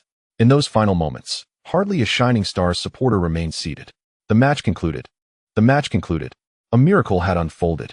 In an astounding display of talent, the team from the China League, Shining Stars, triumphed over the 6th-ranked team in the Chinese Super League, Sea God, with a remarkable score of 2-1 in an away match, securing their place in the FA Cup final.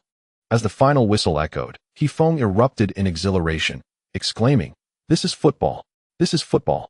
The excited commentary from Yen Kong, who stood beside him, underscored the essence of the game, celebrating its profound ability to grant dreams and create miracles, often at a far lesser cost than in real life.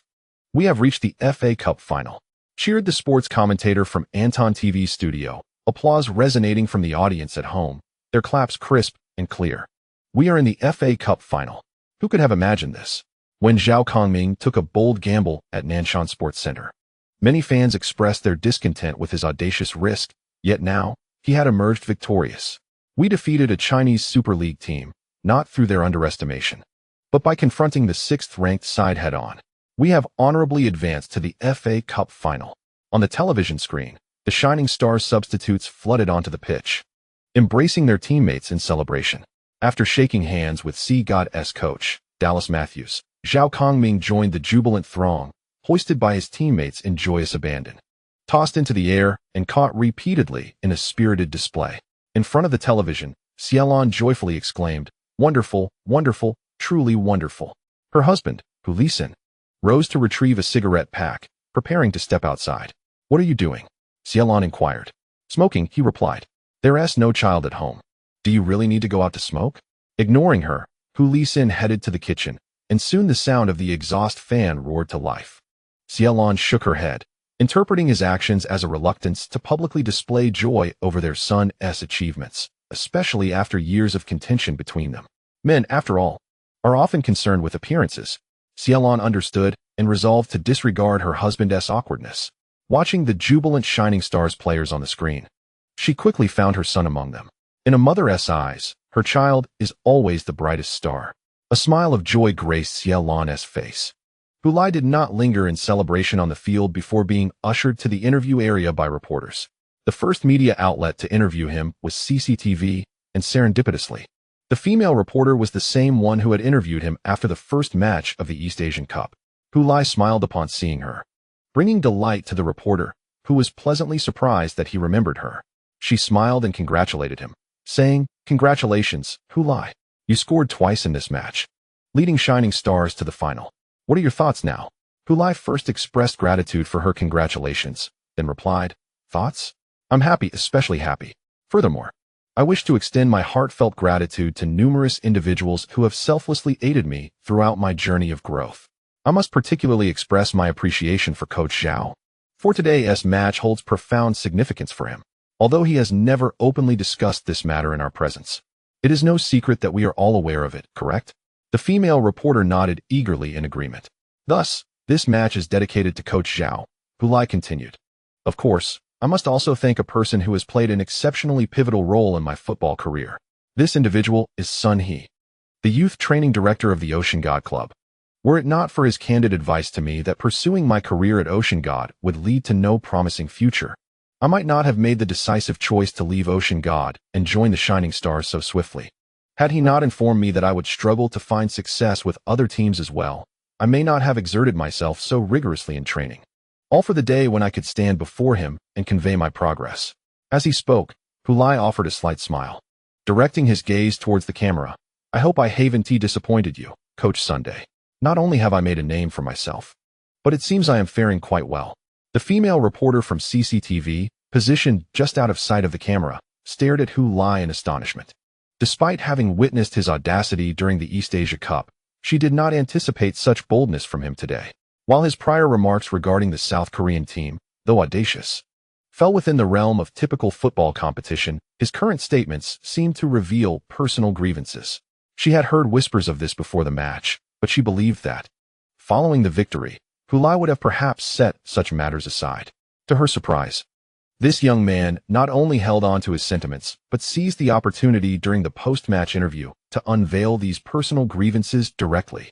It is worth noting that this was a live broadcast on CCTV, reaching a nationwide audience. She wished to intervene, but it was too late. She could only watch in disbelief as Hu Lai finished his remarks. Simultaneously, she pondered that perhaps this was not such a grave issue after all. Oh well, what's done is done. Youth should embody a certain vigor and exuberance. A gentleman's revenge is not too late, and besides, it hasn't even been a decade since he sought retribution. How positive. Quite commendable indeed. P.S. During the double monthly ticket period, I kindly request your support for monthly votes. Chapter 183. Wei Changyu Gao Yujun found Hu Lai to be an intriguing character. He disclosed his grievances with Sun He during an interview at the airport, marking the first time he had revealed such personal history in front of the media. Gao Yujun was impressed that a young player could take such a bold step, openly sharing his past conflicts with a youth training director, a feat commendable in itself. Many would choose to endure in silence or seek to avoid confrontation. Yet, Hu Lai did not confine himself to just that media outlet.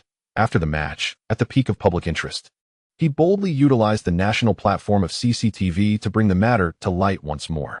Did he believe that the influence of Ling and evening news was insufficient? And the story does not end here. After the match, during an interview with the second media outlet, Nanling Satellite TV, he reiterated his gratitude towards Sun He. It is said that a reporter from Nanling openly expressed his astonishment to colleagues, noting he had never encountered someone so resentful. Currently, Hu Lai's post-match acknowledgement of Sun He has become a trending topic on Weibo, garnering more attention than the match itself, even surpassing discussions about the unexpected elimination of Super League teams by the China League. Many, upon merely glancing at the title of this trending topic, might assume that Hu Lai is a grateful and kind-hearted young man.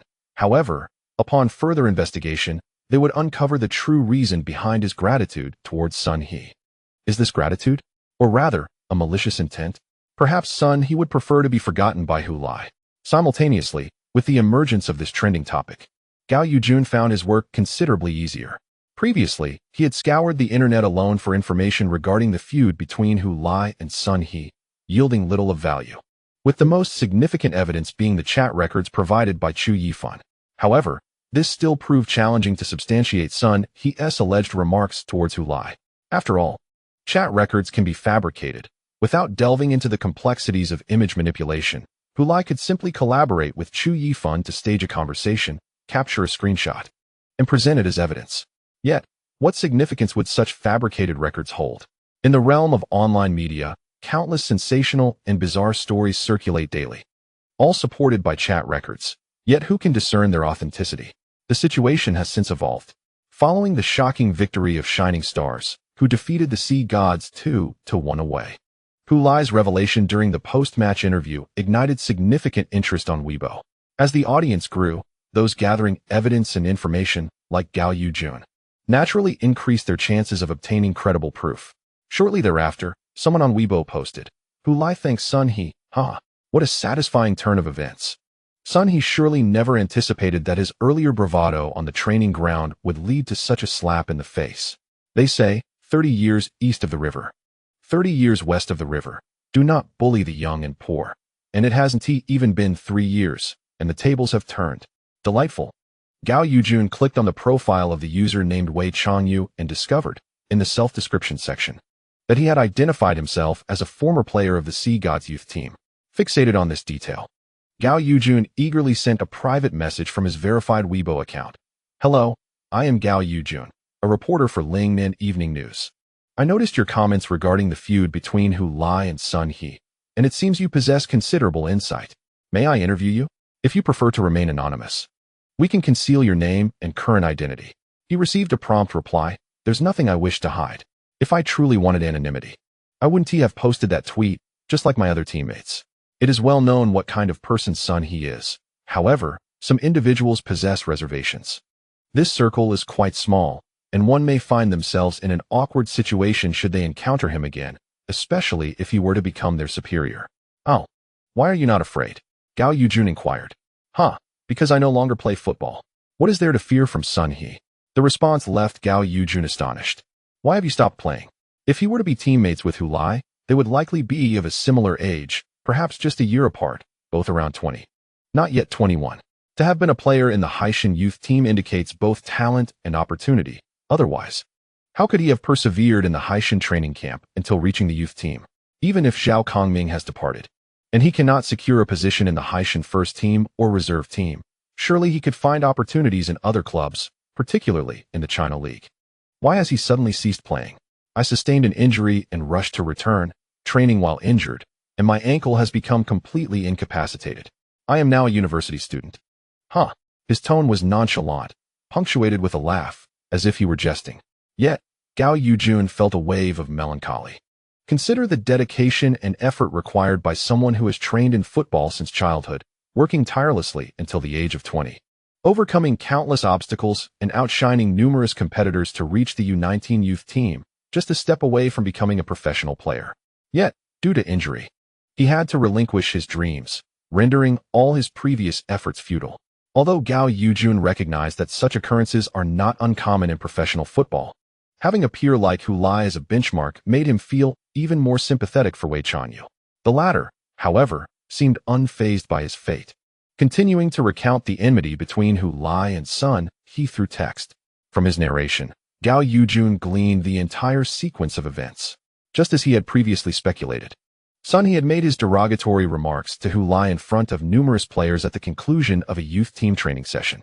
Sun He likely intended to humiliate Hu Lai publicly, employing a method akin to a warning to the other youth team players, suggesting that if they did not heed his words, Hu Lai's fate could be theirs. Yet, he never anticipated that those he sought to intimidate would ultimately become witnesses to his own actions. Wei Chanyu even informed Gao Yujun that if necessary, he could provide contact information for several former teammates from that time, allowing him to interview them to corroborate his statements. This was crucial for Gao Yujun. One person's account may not hold weight, but what of several?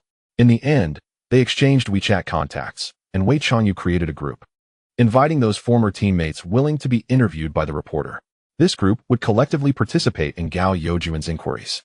Not only did he conduct written interviews, but he also made individual phone calls to gather testimonies, recording conversations as evidence, all with the interviewee's consent.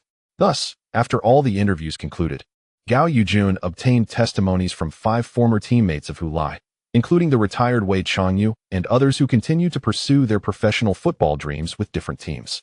All participants agreed to be named in the press release to enhance the credibility of their testimonies. Upon finishing the interviews, Gao Yujun examined the documents and audio materials he had compiled, which would serve as ammunition directed at Sun He. However, he did not rush to begin writing. Instead, he searched online for the name Wei Chanyu in conjunction with Haishan. The search yielded a mere 5 pages, most of which contained irrelevant content. Yet, amidst the plethora of distracting information, he discovered a useful result, a brief news item stating that the Haishan youth team would be absent from this year's Chinese Super League Youth Cup due to injuries affecting 4 players, including Wei Chanyu. This succinct announcement allowed Gao Yujun to connect with the player he knew from the Haishan youth team. Nevertheless, he remained unaware of the nature and severity of Wei Chanyu's injury or when he had decided to retire. He recognized that there were many others like Wei Chanyu in professional football, many of whom might not even have such a brief news mention. Among them, were there victims of the dark underbelly and systemic issues of Chinese football? Perhaps. Yet, Gao Yujun felt that the most ruthless aspect was that the vast majority of these individuals were likely entirely unrelated to the corruption and inequities of Chinese football. They simply encountered insurmountable obstacles in their pursuit of dreams and were subsequently eliminated from the game. They departed silently from the verdant fields where they had devoted over a decade of their youth. Transitioning to university life or taking up work could still be seen as a form of diligent living. However, some were left to languish in obscurity, lacking skills and resorting to theft or deceit. Yet, these individuals ultimately formed a part of the foundation of professional football, the bedrock of this pyramid. During an interview, Wei Chanyu had shared a particularly poignant sentiment with Gao Yujun. "My football dream, I no longer hold any hope for it in this lifetime. With this leg of mine, being able to walk normally without a wheelchair or crutches is already a stroke of luck. Therefore, when I watch Hu Lai's matches, I project my dreams onto him. As I see him perform increasingly well, it brings me joy, as though my own dreams are gradually being fulfilled." Why hadn't he previously spoken up for him? Because Wei had never mentioned it. Gao assumed he was unwilling to revisit that painful chapter and didn't want others to reopen his wounds. Yet, now he realized that Wei still harbored a lingering resentment. Very well, he would step forward to bear witness. He did not wish for the bearer of his dreams to be hindered by a petty person like Sun He. Gao Yujun then reflected on himself. It was only after learning that Sun He had almost ruined Hu Lai's career, jeopardizing such a talent, that he resolved to confront Sun He with unwavering determination. This was not an endeavor to cleanse the factions within Chinese football, but rather a personal vendetta born from his identity as a fan. It is precisely because of individuals like Wei Chanyu that he must strive to perfect the final article of this series of reports. With this thought in mind, he began to work diligently on his computer, aiming to ensure that his piece would grace the pages of the next morning's Lingnan Evening News. It is worth noting that Wei Changyu is a character I have encountered in real life. He was a player in the Hunan Jianye youth team, who, due to intensified training during his injury, ultimately faced a more severe condition that forced him into an unfortunate retirement. Of course, he was not as old as depicted in the book. At the time of his retirement, he was likely just 16 or 17 years of age. Subsequently, he enrolled in a university in Hunan. As I described in my writing, his injury and subsequent retirement were not significantly related to the dark underbelly of Chinese football or the unreasonable system. If there were any connection, it might pertain to the overall lagging standards of Chinese football. He recounted that during his injury, no one understood that such a situation precluded training. Perhaps he was trying to secure his position on the team, or perhaps he simply wished to maintain his form through practice. I inquired whether he could still play. He replied that while he could engage in casual play, any significant intensity would provoke pain. Such individuals are but a grain of sand in the vast expanse of the Chinese professional football system. This chapter serves as a tribute to these grains of sand. Lastly, I humbly solicit your support for the monthly votes. I apologize for the disturbance during the double monthly vote period. Chapter 184. Destined from the start on the day of the match. Sun, he had a restless night. Akin to dwelling in a fragile thatched hut amidst a tempestuous night, he was constantly apprehensive that a strong gust might tear the roof away.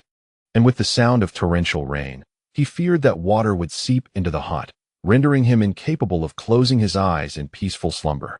Coincidentally, the weather forecast indeed predicted moderate to heavy rain for the following day.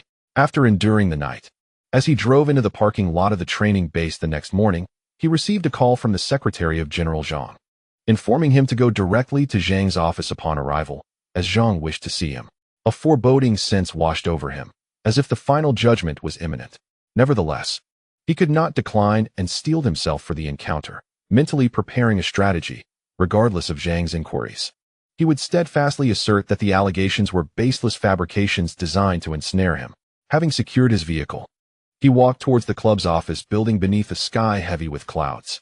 Upon entering General Zhang's office, he found Zhang's demeanor calm as he presented him with a freshly printed newspaper. It was the latest edition of the Lingnan Evening News, still imbued with the rich scent of ink and a hint of warmth. Flipping to the sports section, the most striking headline proclaimed, "The sea goddess failure was predestined a year and a half ago." Surrounding this prominent title were various articles, both illustrated and textual. The Lingnan Evening News had devoted an entire page to recounting how Hu Lai had departed from the Sea God Club's youth training team, succinctly stating that he had been coerced out by the newly appointed youth training supervisor, Sun He. The evening reporter Gao Yujun conducted extensive inquiries to uncover the truth of the matter. Ultimately, through the first-hand accounts of several players from the Haitian youth team, it was confirmed that Sun He had indeed uttered those egregious words to Hu Lai.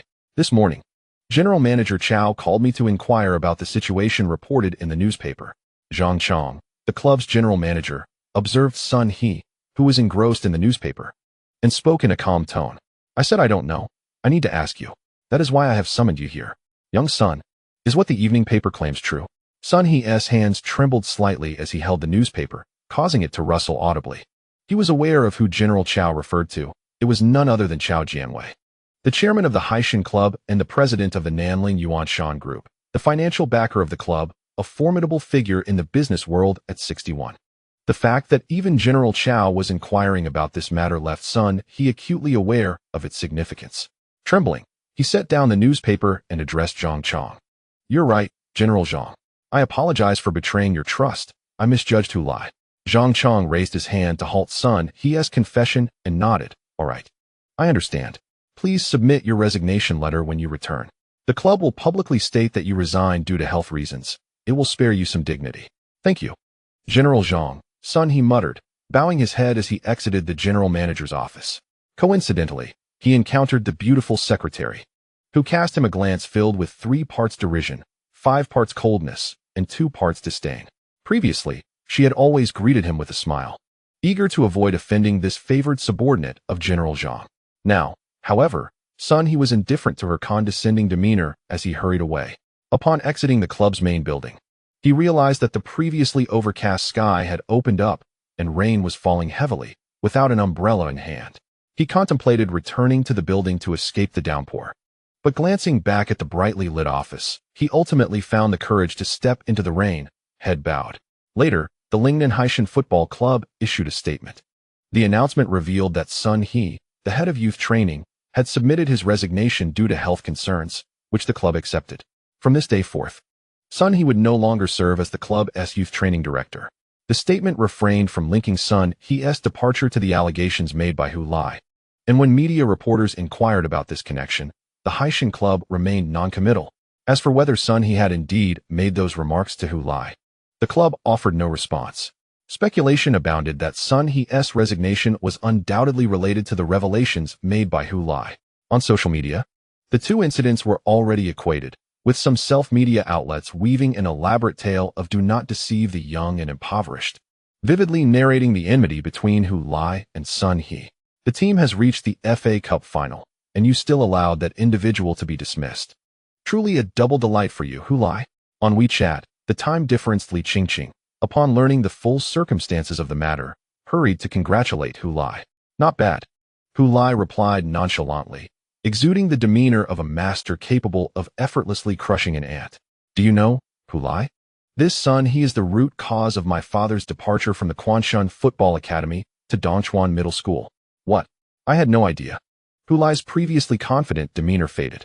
Li Qingqing recounted the past when she and her father competed for the position of head coach of the elite football team at Quanshan Academy. After listening, Hu Lai fell silent for a moment before expressing, "Then I truly must thank this rascal. If it weren't for him, how would you and the coach have come to Dongchuan Middle School? If you both hadn't come, no one would have taught me how to play football." Li Qingqing widened her eyes at Hu Lai's words and, after some contemplation, realized he was entirely correct. Their meeting was indeed something to be grateful to Sun He for. Without him, her father would still be an elite coach at Quanshan Academy, and she would continue training with the elite women's football team there. They would not have returned to their distant hometown. Her father would not have become the head coach of the Dongchuan school team, and she would not be studying at Dongchuan Middle School, let alone encountering Hu Lai, who played football alone in that vacant lot. How long would Hu Lai continue to train in that obscure place before seizing an opportunity? They did not know each other, and that would have been another tale. Another story in a parallel universe. It seemed that some things were destined from the very beginning. Yes, we should indeed thank him, Li Qingqing replied, contemplating this. Oh, why didn't you mention this sooner? After yesterday's match, I could have thanked him all at once for pushing your father out of Quanshan Academy, which allowed him to become my school team coach. Perhaps not, Li Qingqing quickly interjected, worried that Hu Lai might actually do something foolish. Given his previous demeanor, he truly might. And isn't that just rubbing salt in the wound? Salt. I would sprinkle cumin, chili powder, and then flip it over to slather it with more oil. Hu Lai retorted, the sound of roasting crackling in the air. Enough, Hu Lai, I'm hungry. Li Qingqing protested. What time is it that you're already hungry? I haven't eaten much, Li Qingqing admitted shyly. Why is that? Actually, the coach here has asked me to lose weight. Lose weight? Trim down. Right. Trim down. But really, you don't need to. You're not heavy at all. The team doctor says I still have a bit too much weight. He mentioned that if I could shed some pounds, my speed could improve, and the strain on my muscles during exertion would lessen, Li Qingqing explained earnestly to Hu Lai. What is your target weight? 60 to 62 kilograms, I suppose. And how much do you weigh now? I want to tell you. Changing the subject, Li Qingqing continued. Let me tell you, Hu Lai, this place is truly professional, and the club values me greatly. They have even arranged a nutrition team specifically to monitor and improve my diet. Although I haven't played yet, I feel that my debut in a match is not far off. After speaking, she sent Hu Lai a photo of herself training at the gym. In the image, she was lifting a barbell, performing squats under the guidance of her physical trainer. The photograph captured her in profile as she descended, dressed in shorts. Her thigh muscles bulged with an apparent surge of strength, flowing seamlessly along the curve of her hips to her upright waist and back, enabling her to hoist the barbell. Impressive, Hu Lai exclaimed. His compliment was sincere. He genuinely found the image of Li Qingqing, gritting her teeth with veins protruding from her neck, to be strikingly handsome. He then observed her hair. Did you cut your hair? The iconic ponytail of Li Qingqing was gone, replaced by a bob that barely grazed her ears. The bangs that had once covered her forehead were now parted and secured with a hairpin to prevent them from blocking her eyes. Yes. Is it nice? Very chic. Seeing Li Qingqing with short hair for the first time, complemented by her sharp brows and bright eyes, was indeed a refreshing sight. Hu Lai inquired, "Can you speak a few phrases in French now? I've learned 10 more sentences since last time." Li Qingqing replied with pride. "Just that much?" Hu Lai teased. "What do you mean, just? Do you have any idea how difficult French is to learn? You, who barely passed your English exam, dare to say just?" Li Qingqing felt a bit miffed by Hu Lai's words. "It's not even necessary to excel. I'm practically a linguistic genius. I just haven't had the right environment to learn better. Passing is sufficient for me." Hu Lai fibbed casually. "Let me tell you, if I were to play football in Europe, my language skills would skyrocket, and you'd see what a true linguistic genius looks like. You should first step out to prove it," Li Qingqing replied with an eye-roll emoji. After chatting with Hu Lai, she set her phone down, donned her training gear, and approached the scale beside the team's physical trainer. Taking a deep breath, she gently stepped onto the scale. After 3 flickers, her weight appeared on the screen, 63.1 kilograms. "Well done, Qingqing, you've improved by 0.4. The trainer recorded the number and gave her a thumbs up. Li Qingqing, piecing together his gestures, understood his meaning and sighed in relief. However, she then noticed the number on the screen bounced to 63.2. Feeling a bit embarrassed, she glanced at the trainer. He looked down at the new number, then raised his head, flashing a broad smile at her. "No worries, Qingqing, no worries."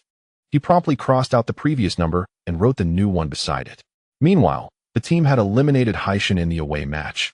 He was dismissed, and Hu Lai achieved his revenge. Yet, Zhang Chong, who had caused Zhao Kongming to leave the club, remained in his position as general manager, unscathed and without accountability. Many online voiced their grievances for Zhao Kongming, yet he himself remained indifferent. After this match, the grievances between him and his former club have dissipated into oblivion. He has proven himself before the club's hierarchy, demonstrating that, with appropriate tactics, a team centered around young players can indeed be competitive. This victory in the FA Cup semi-final against Haishan serves as the most compelling evidence. Of course, should anyone wish to argue that the unpredictable nature of the FA Cup renders such a single elimination match inconclusive, that is of little concern. There is still the league to consider. In the lengthy league season, consistent performance is paramount, and thus the league results will undeniably affirm that Zhao Kongming's perseverance was justified. Presently, Shining Star can set aside concerns regarding the FA Cup and focus entirely on giving their all in the league. Chapter 185. The advantages of the FA Cup following the FA Cup semi-final. The final will not occur until November 4th, 2 months hence, during which time the league will take precedence.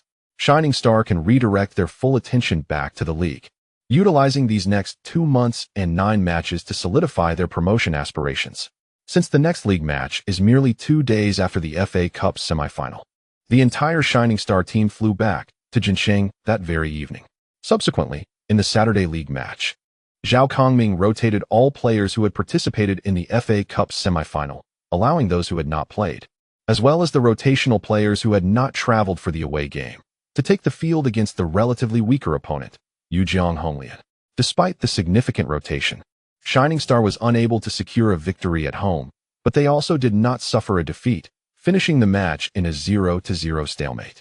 Considering the exhausting effort exerted in the FA Cup semi-final, with several players cramping up, even a narrow victory over Haishan could be characterized as a Pyrrhic one. Therefore, remaining unbeaten in the league, this result is entirely acceptable. Next up for Shining Star is a crucial battle. In the 23rd round of the league, they will face Ning Tianyong away. The latter currently ranks 3rd in the league, trailing Shining Star by just 1 point despite having played 1 match fewer. Should Shining Star lose to Ning Tianyong away, the latter would temporarily surpass them in the standings by 2 points. Although Shining Star would subsequently make up their missed match, a victory would allow them to reclaim a 1-point lead, pushing Ning Tianyong down the table. However, this would narrow the gap between the two teams to a mere point. Everyone anticipated that this match would be fiercely contested. Yet, upon the commencement of the game, it became evident that the reality was quite different. Fielding their full-strength squad, Shining Star, despite being the away team, played with remarkable vigor and initiative. Within 10 minutes, they had established dominance. In the 23rd minute, Zhang Qinghuan scored from inside the box, breaking the deadlock. 5 minutes later, Hu Lai doubled the lead with a follow-up shot. By the end of the first half, the visiting Shining Star held a commanding 2-0 lead over the home team, Ningtian Yong'un, who had been relegated from the Super League. The commentator from Ningtian Television exclaimed, "This Flash Star team is utterly transformed compared to the one from the first half of the season." His astonishment seemed somewhat exaggerated, especially considering that this Flash Star team had convincingly eliminated the 6th-ranked Sea God team from the Super League in their own territory. The Sea God team is a genuine Super League squad, while Ningtian Yong'un is merely a team that has been relegated from the league. Zhao Kongming, at the time of his decision to not hastily abandon the FA Cup, merely wished to use Super League teams as a benchmark to assess the current quality of the Flash Star. He certainly did not anticipate that this would actually enhance the team's performance in the league. Having competed in the FA Cup, the players of Flash Star suddenly perceived that the supposed strong teams in the China League One were merely posturing. Last season, Ningtian Yong'un finished 15th in the Super League, second to last, whereas Flash Star had previously triumphed over the Sea God, who ranked 6th. From this perspective, what did Ningtian Yong'un have to fear? In the first half of the season, Flash Star had even been held to a goalless draw by this same team at home, and looking back, their performance then was indeed lackluster. Reaching the FA Cup final has instilled a confidence in Flash Star that is rarely found among other teams in the China League One, which will greatly benefit them in their forthcoming league matches. This advantage was unforeseen by those who criticized Flash Star for exerting themselves in the FA Cup, arguing that they should have prioritized the league instead. As the second half commenced, Flash Star Jin Lin and Chun Xingyi each scored, ultimately leading them to a resounding 4-0 victory over Ningtian Yong'un. Frankly, this away triumph over the league's third-placed Ningtian Yong'un reverberated through the China League One, comparable to Flash Star's earlier home victory of 4-2 against the then league leaders Nanhai, and even their 2-1 away elimination of the Sea God in the FA Cup semifinals. After all, in that match against Nanhai, Flash Star conceded 2 goals, and their victory was hard-won through sheer effort. The match against the Sea God was notable for its innovative set-piece strategies, which some viewed as somewhat opportunistic. Following that encounter, Flash Star's set-piece tactics became a topic of widespread discussion, with many analyses suggesting that this unconventional approach was key to their scoring 2 goals against the Sea God. These assessments hold merit. Without the contribution of Hulai's set-piece strategies, Zhao Kongming's only viable plan for victory would have been to drag the match into a penalty shootout, leaving everything to chance. In both matches, Flash Star emerged victorious, albeit not without difficulty and clever maneuvering. However, in their match against Ningtian Yong'un, Flash Star played as if they were at home, scoring 2 goals in each half, effortlessly defeating their opponents. By the end of the match, the players of Ningtian Yong'un seemed stunned, with one player stating in a post-match interview that competing against Flash Star felt akin to playing in the Super League last season. What does this imply? It suggests that Flash Star's performance has reached Super League standards. This could very well be the reward for Flash Star after eliminating 2 Super League teams in succession during the FA Cup.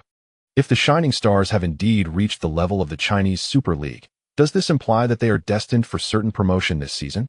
Consequently, the number of promotion spots available for other aspiring teams may dwindle to but 1. Despite the Shining Stars currently holding the 2nd position after their recent victory, the top-ranked Nanhai team is beginning to feel significant pressure. In the upcoming midweek match, while other teams rest, the Shining Stars will host Xinzhou Kunlun in a rescheduled game for the 18th round of the league. Following this match, the Shining Stars will have played the same number of games as their rivals. At present, Nanhai, having played 1 match more, sits atop the standings with 52 points. They squandered a golden opportunity to distance themselves from the Shining Stars in the previous round, having lost to Ningtian Yong'un, while the Shining Stars, undergoing a substantial rotation, were held to a draw by Yujiang Honglian at home. The result is that Nanhai now leads the Shining Stars by a mere 2 points. Should the Shining Stars triumph over Xinzhou Kunlun in the midweek rescheduled match, they would surpass Nanhai by a single point, claiming the pinnacle of the league table. Given the form displayed by the Shining Stars in their encounter with Ningtian Yong'un, the likelihood of them defeating Xinzhou Kunlun at home appears quite high. Indeed, on Wednesday, September 20th, the Shining Stars returned to their home ground, fielding a semi-regular, semi-rotated lineup, and decisively won 2-0 against the formidable Xinzhou Kunlun. Following this match, they ascended to first place in the league standings with 53 points, marking their return to this position for the first time since their defeat to Hebei Beijixing on August 27th. though they lead Nanhai by only 1 point. It is evident to many that the current momentum of the Shining Stars is difficult to disrupt. As anticipated, the following Sunday saw them face the 11th-ranked Tongchi Eagles at home, where the Shining Stars emerged victorious with a score of 3-1, with Hu Lai scoring twice. In addition to propelling the Shining Stars to the forefront of the league standings, his goals have also elevated him to 18 in the scoring charts, placing him at the top of the leaderboard. The second-ranked Ivar Mosi trails with 13 goals, leaving Hu Lai with a substantial lead. Should this momentum continue, many speculate that Hu Lai's chances of securing the Golden Boot are increasingly favorable, even if he does not clinch the title of league's top scorer. His performance this season is undeniably exceptional, rivaling few in the annals of the Chinese second division's history. After all, while there have been local strikers who garnered the top scorer title in the 2012 season, Lin Gang achieved this accolade at the age of 26. While Hu Lai has only just celebrated his 20th birthday, to score so prolifically at such a young age is a rarity in the history of Chinese football. Moreover, with 10 matches still remaining in the league, Hu Lai has already netted 18 goals, just 3 shy of Lin Gang's record of 21 goals for local strikers in a single season set a decade ago, and only 4 behind the 22 goals established by Brazilian forward Olivier Filer from Hushidachin last season. From his current state, he appears highly likely to break these 2 records, and perhaps even significantly elevate them, making it exceedingly difficult for future contenders to surpass. Consequently, many have begun to pay attention to the scoring leaderboard of the China League, particularly regarding Hu Lai's performance. Amidst this heightened scrutiny, Hu Lai did not buckle under pressure. Rather, 3 days later, during the 25th round of the league, he scored a goal in the match against the relegation-threatened Yunsan Kaiyun, aiding his team, the Shining Stars, in securing a victory on their opponent's home turf. In the same round, the Nanhai team suffered a defeat, remaining stagnant at 55 points, while Shining Stars, through this triumph, accumulated 59 points, widening the gap by 4 points. Meanwhile, Ning Tianyong secured 2 consecutive wins after losing to Shining Stars, bringing their total to 52 points. Closing in on Nanhai. Considering that Nanhai will host Shining Stars in the penultimate round of the league, one cannot help but recall that last season, Nanhai, with a slim chance of promotion, lost to Shining Stars at home, ultimately relinquishing their promotion hopes. Will history repeat itself this year? Fortunately, in the subsequent 26th round, Luo Kai exploded onto the scene, netting 2 goals to help Nanhai defeat Tongdu Jiulong, halting their downward spiral.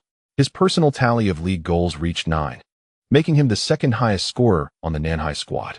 This marks his most impressive season in professional football.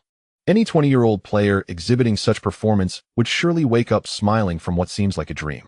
It is worth noting that Chen Xingyi, who was loaned from Jinjiantu to Shining Stars, also boasts 9 league goals, mirroring Luo Kai's achievement. However, Luo Kai found little joy in this, as he is overshadowed by an extraordinary talent ahead of him. Despite not scoring in this round, Hu Lai continues to lead the league with 19 goals, 10 more than Luo Kai, who has achieved his career-best season. The number of goals in his best season amounts to merely a fraction of Hu Lai's tally. What pride can there be in that? Is there even a reason to rejoice? Such comparisons are frankly laughable. The only silver lining for Luo Kai is the call-up he received from the U23 national team after this round, inviting him to participate in friendly matches on October 7th, 12, and 15. This will mark his inaugural appearance representing his country, donning the U23 jersey.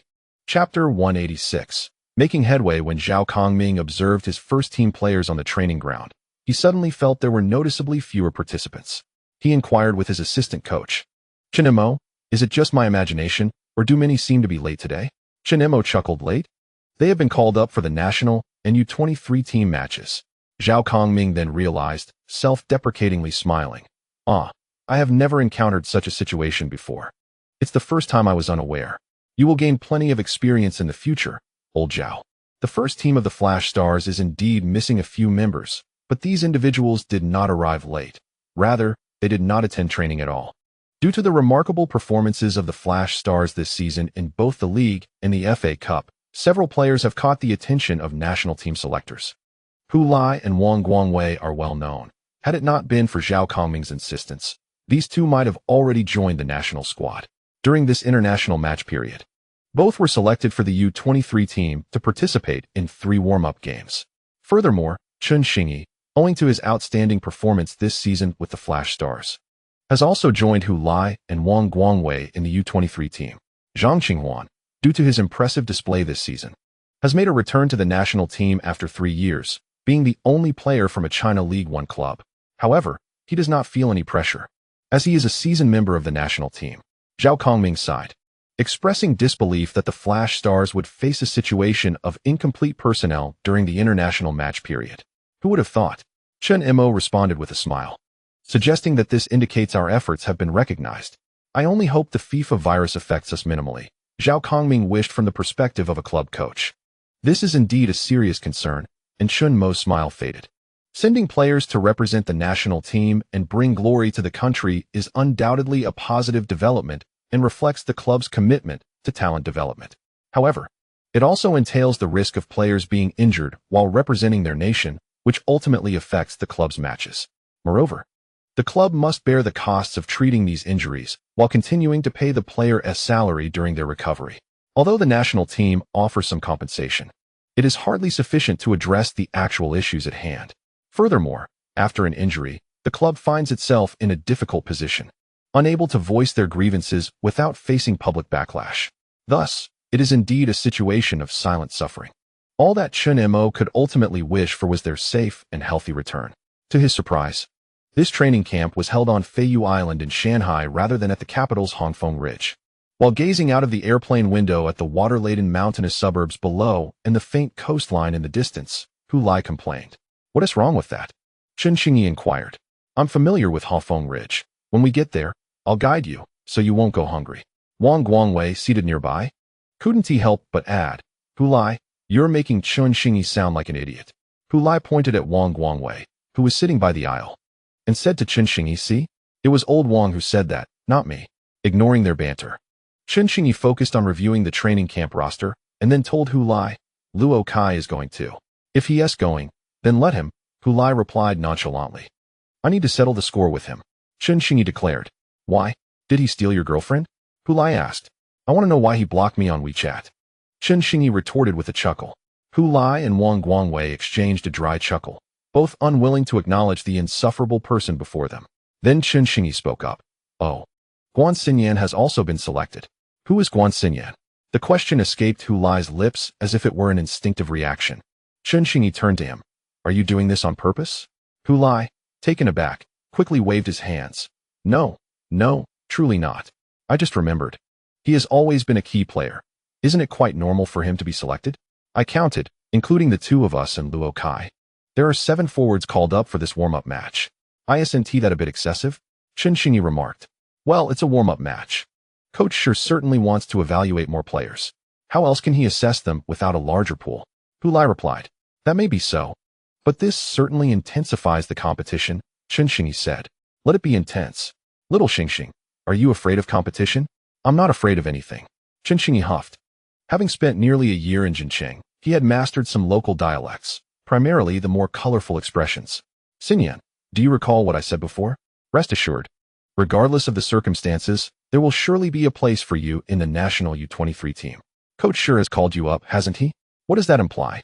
It signifies that you remain a crucial member of the forward line. Those like Chen Xingyi and Luo Kai are new arrivals and pose no threat to your position. It's just that Hu Lai is a bit troublesome. In the distance, 2 figures were seen pulling their suitcases into the training base of the High Mountain Football Association on Feiyu Island, the designated training ground for the U-23 team's preparation. One tall individual was conversing loudly with the person beside him, their words carried by the wind. Luo Kai, trailing behind them, caught his name in the wind's whispers. Initially indifferent, he turned to Lu Jinj and asked, Who are those two? Lu Jinj glanced up and replied, Oh, that is Xiao Xiao and Guan Xinyan. The tall one is Xiao Xiao, the substitute goalkeeper, and the one next to him is Guan Xinyan.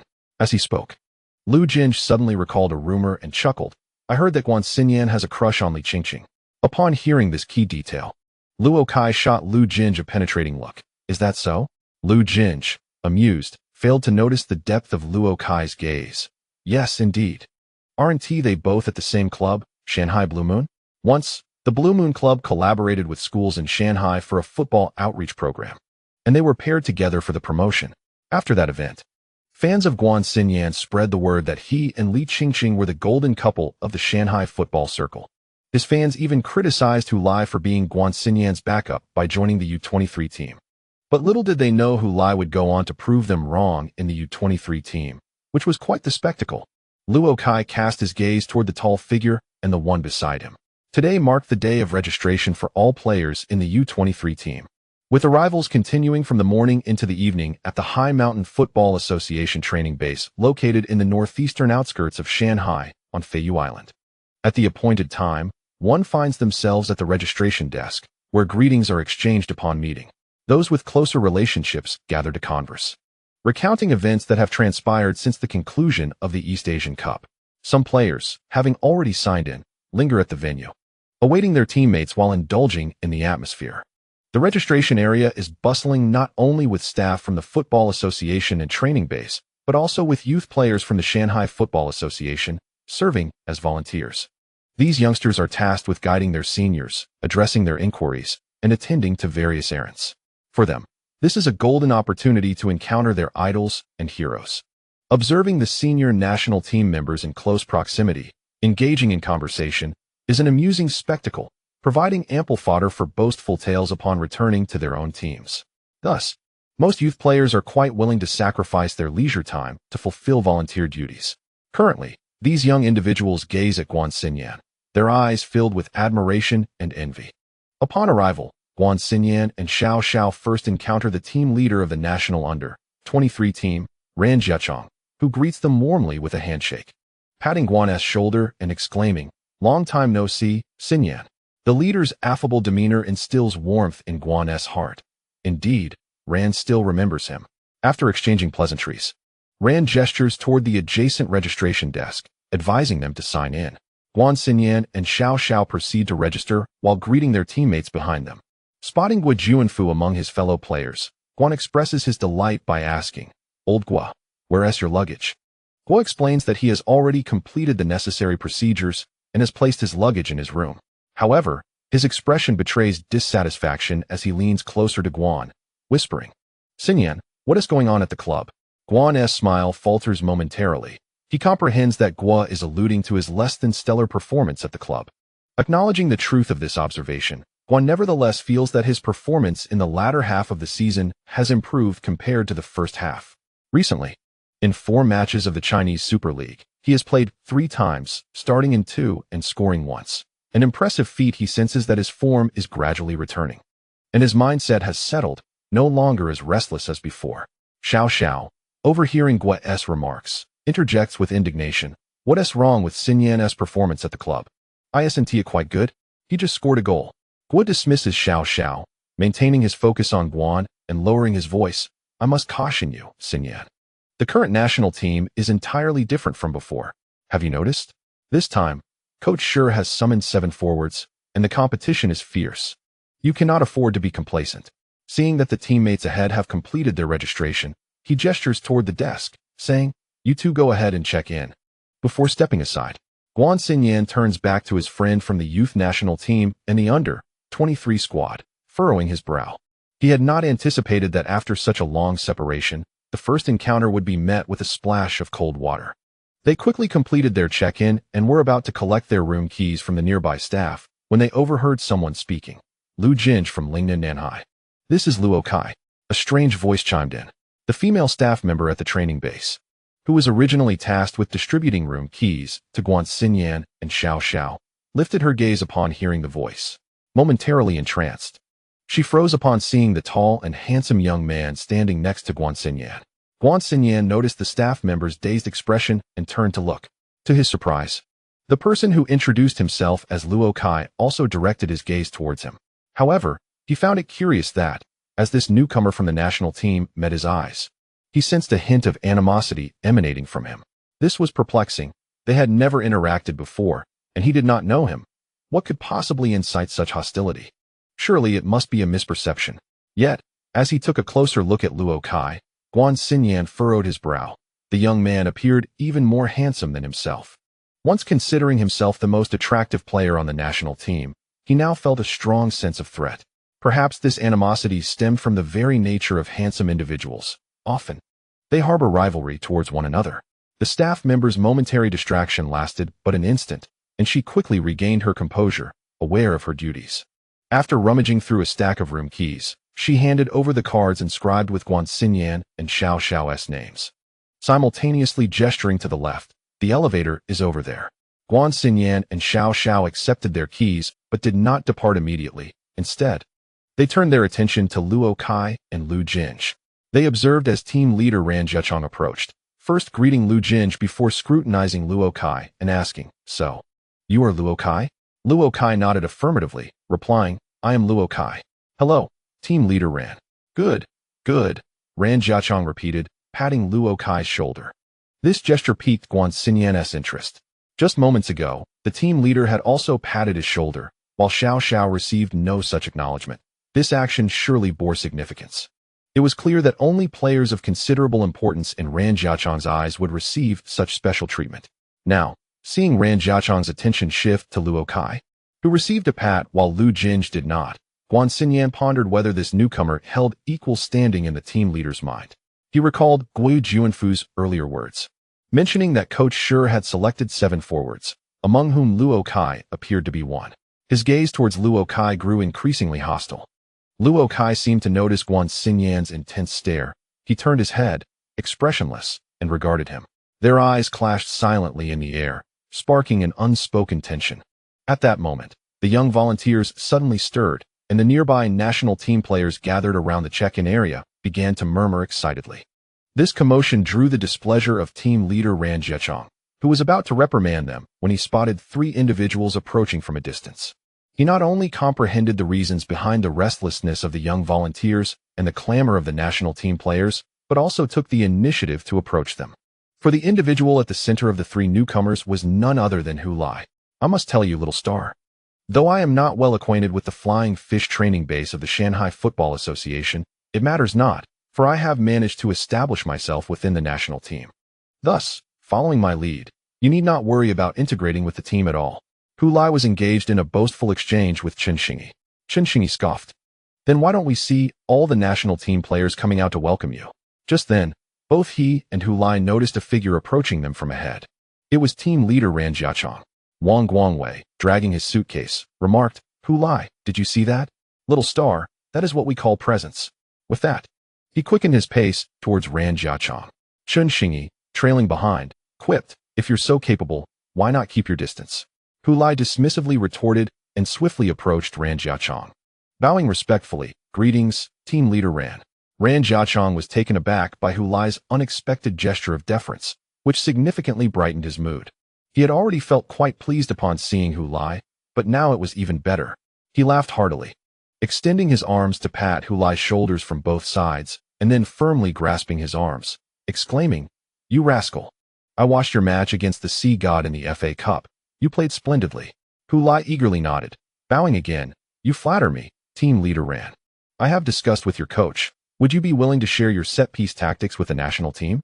Didn't Zhao Kongming mention that those strategies originated from you?" Ran Jiachong inquired with a smile. "Of course, team leader Ran. I pledge my utmost for the country," Hu Lai replied, thumping his chest, satisfied with his response. Ran Jiachong joyfully pulled Hu Lai into an embrace, squeezing him tightly. "I'm going to die.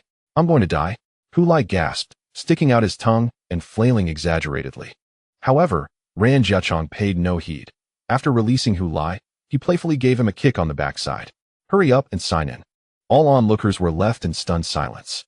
The newcomer, Chen Xingyi, whispered to Wang Guangwei, "Is team leader Ran always this easygoing?" Wang Guangwei shook his head. "No. He only behaves this way towards Hu Lai. P.S. Wishing everyone a joyous National Day. As you read this chapter, I am driving with my wife and child, cruising along the highway, hoping to avoid traffic. We set off at 5:30, so we likely have not yet reached our destination. In truth, given my temperament, I generally prefer not to venture out during national holidays like National Day or May Day, as everywhere is congested with heavy traffic and crowded attractions. In the past, I could stay home and chuckle at those stuck on the roads and in queues on social media. Yet now, as my child grows older, I have become the subject of my own amusement. After all, it is only during such times that my child has the opportunity to enjoy outings. And despite my flexible profession, I too am bound by their schedule.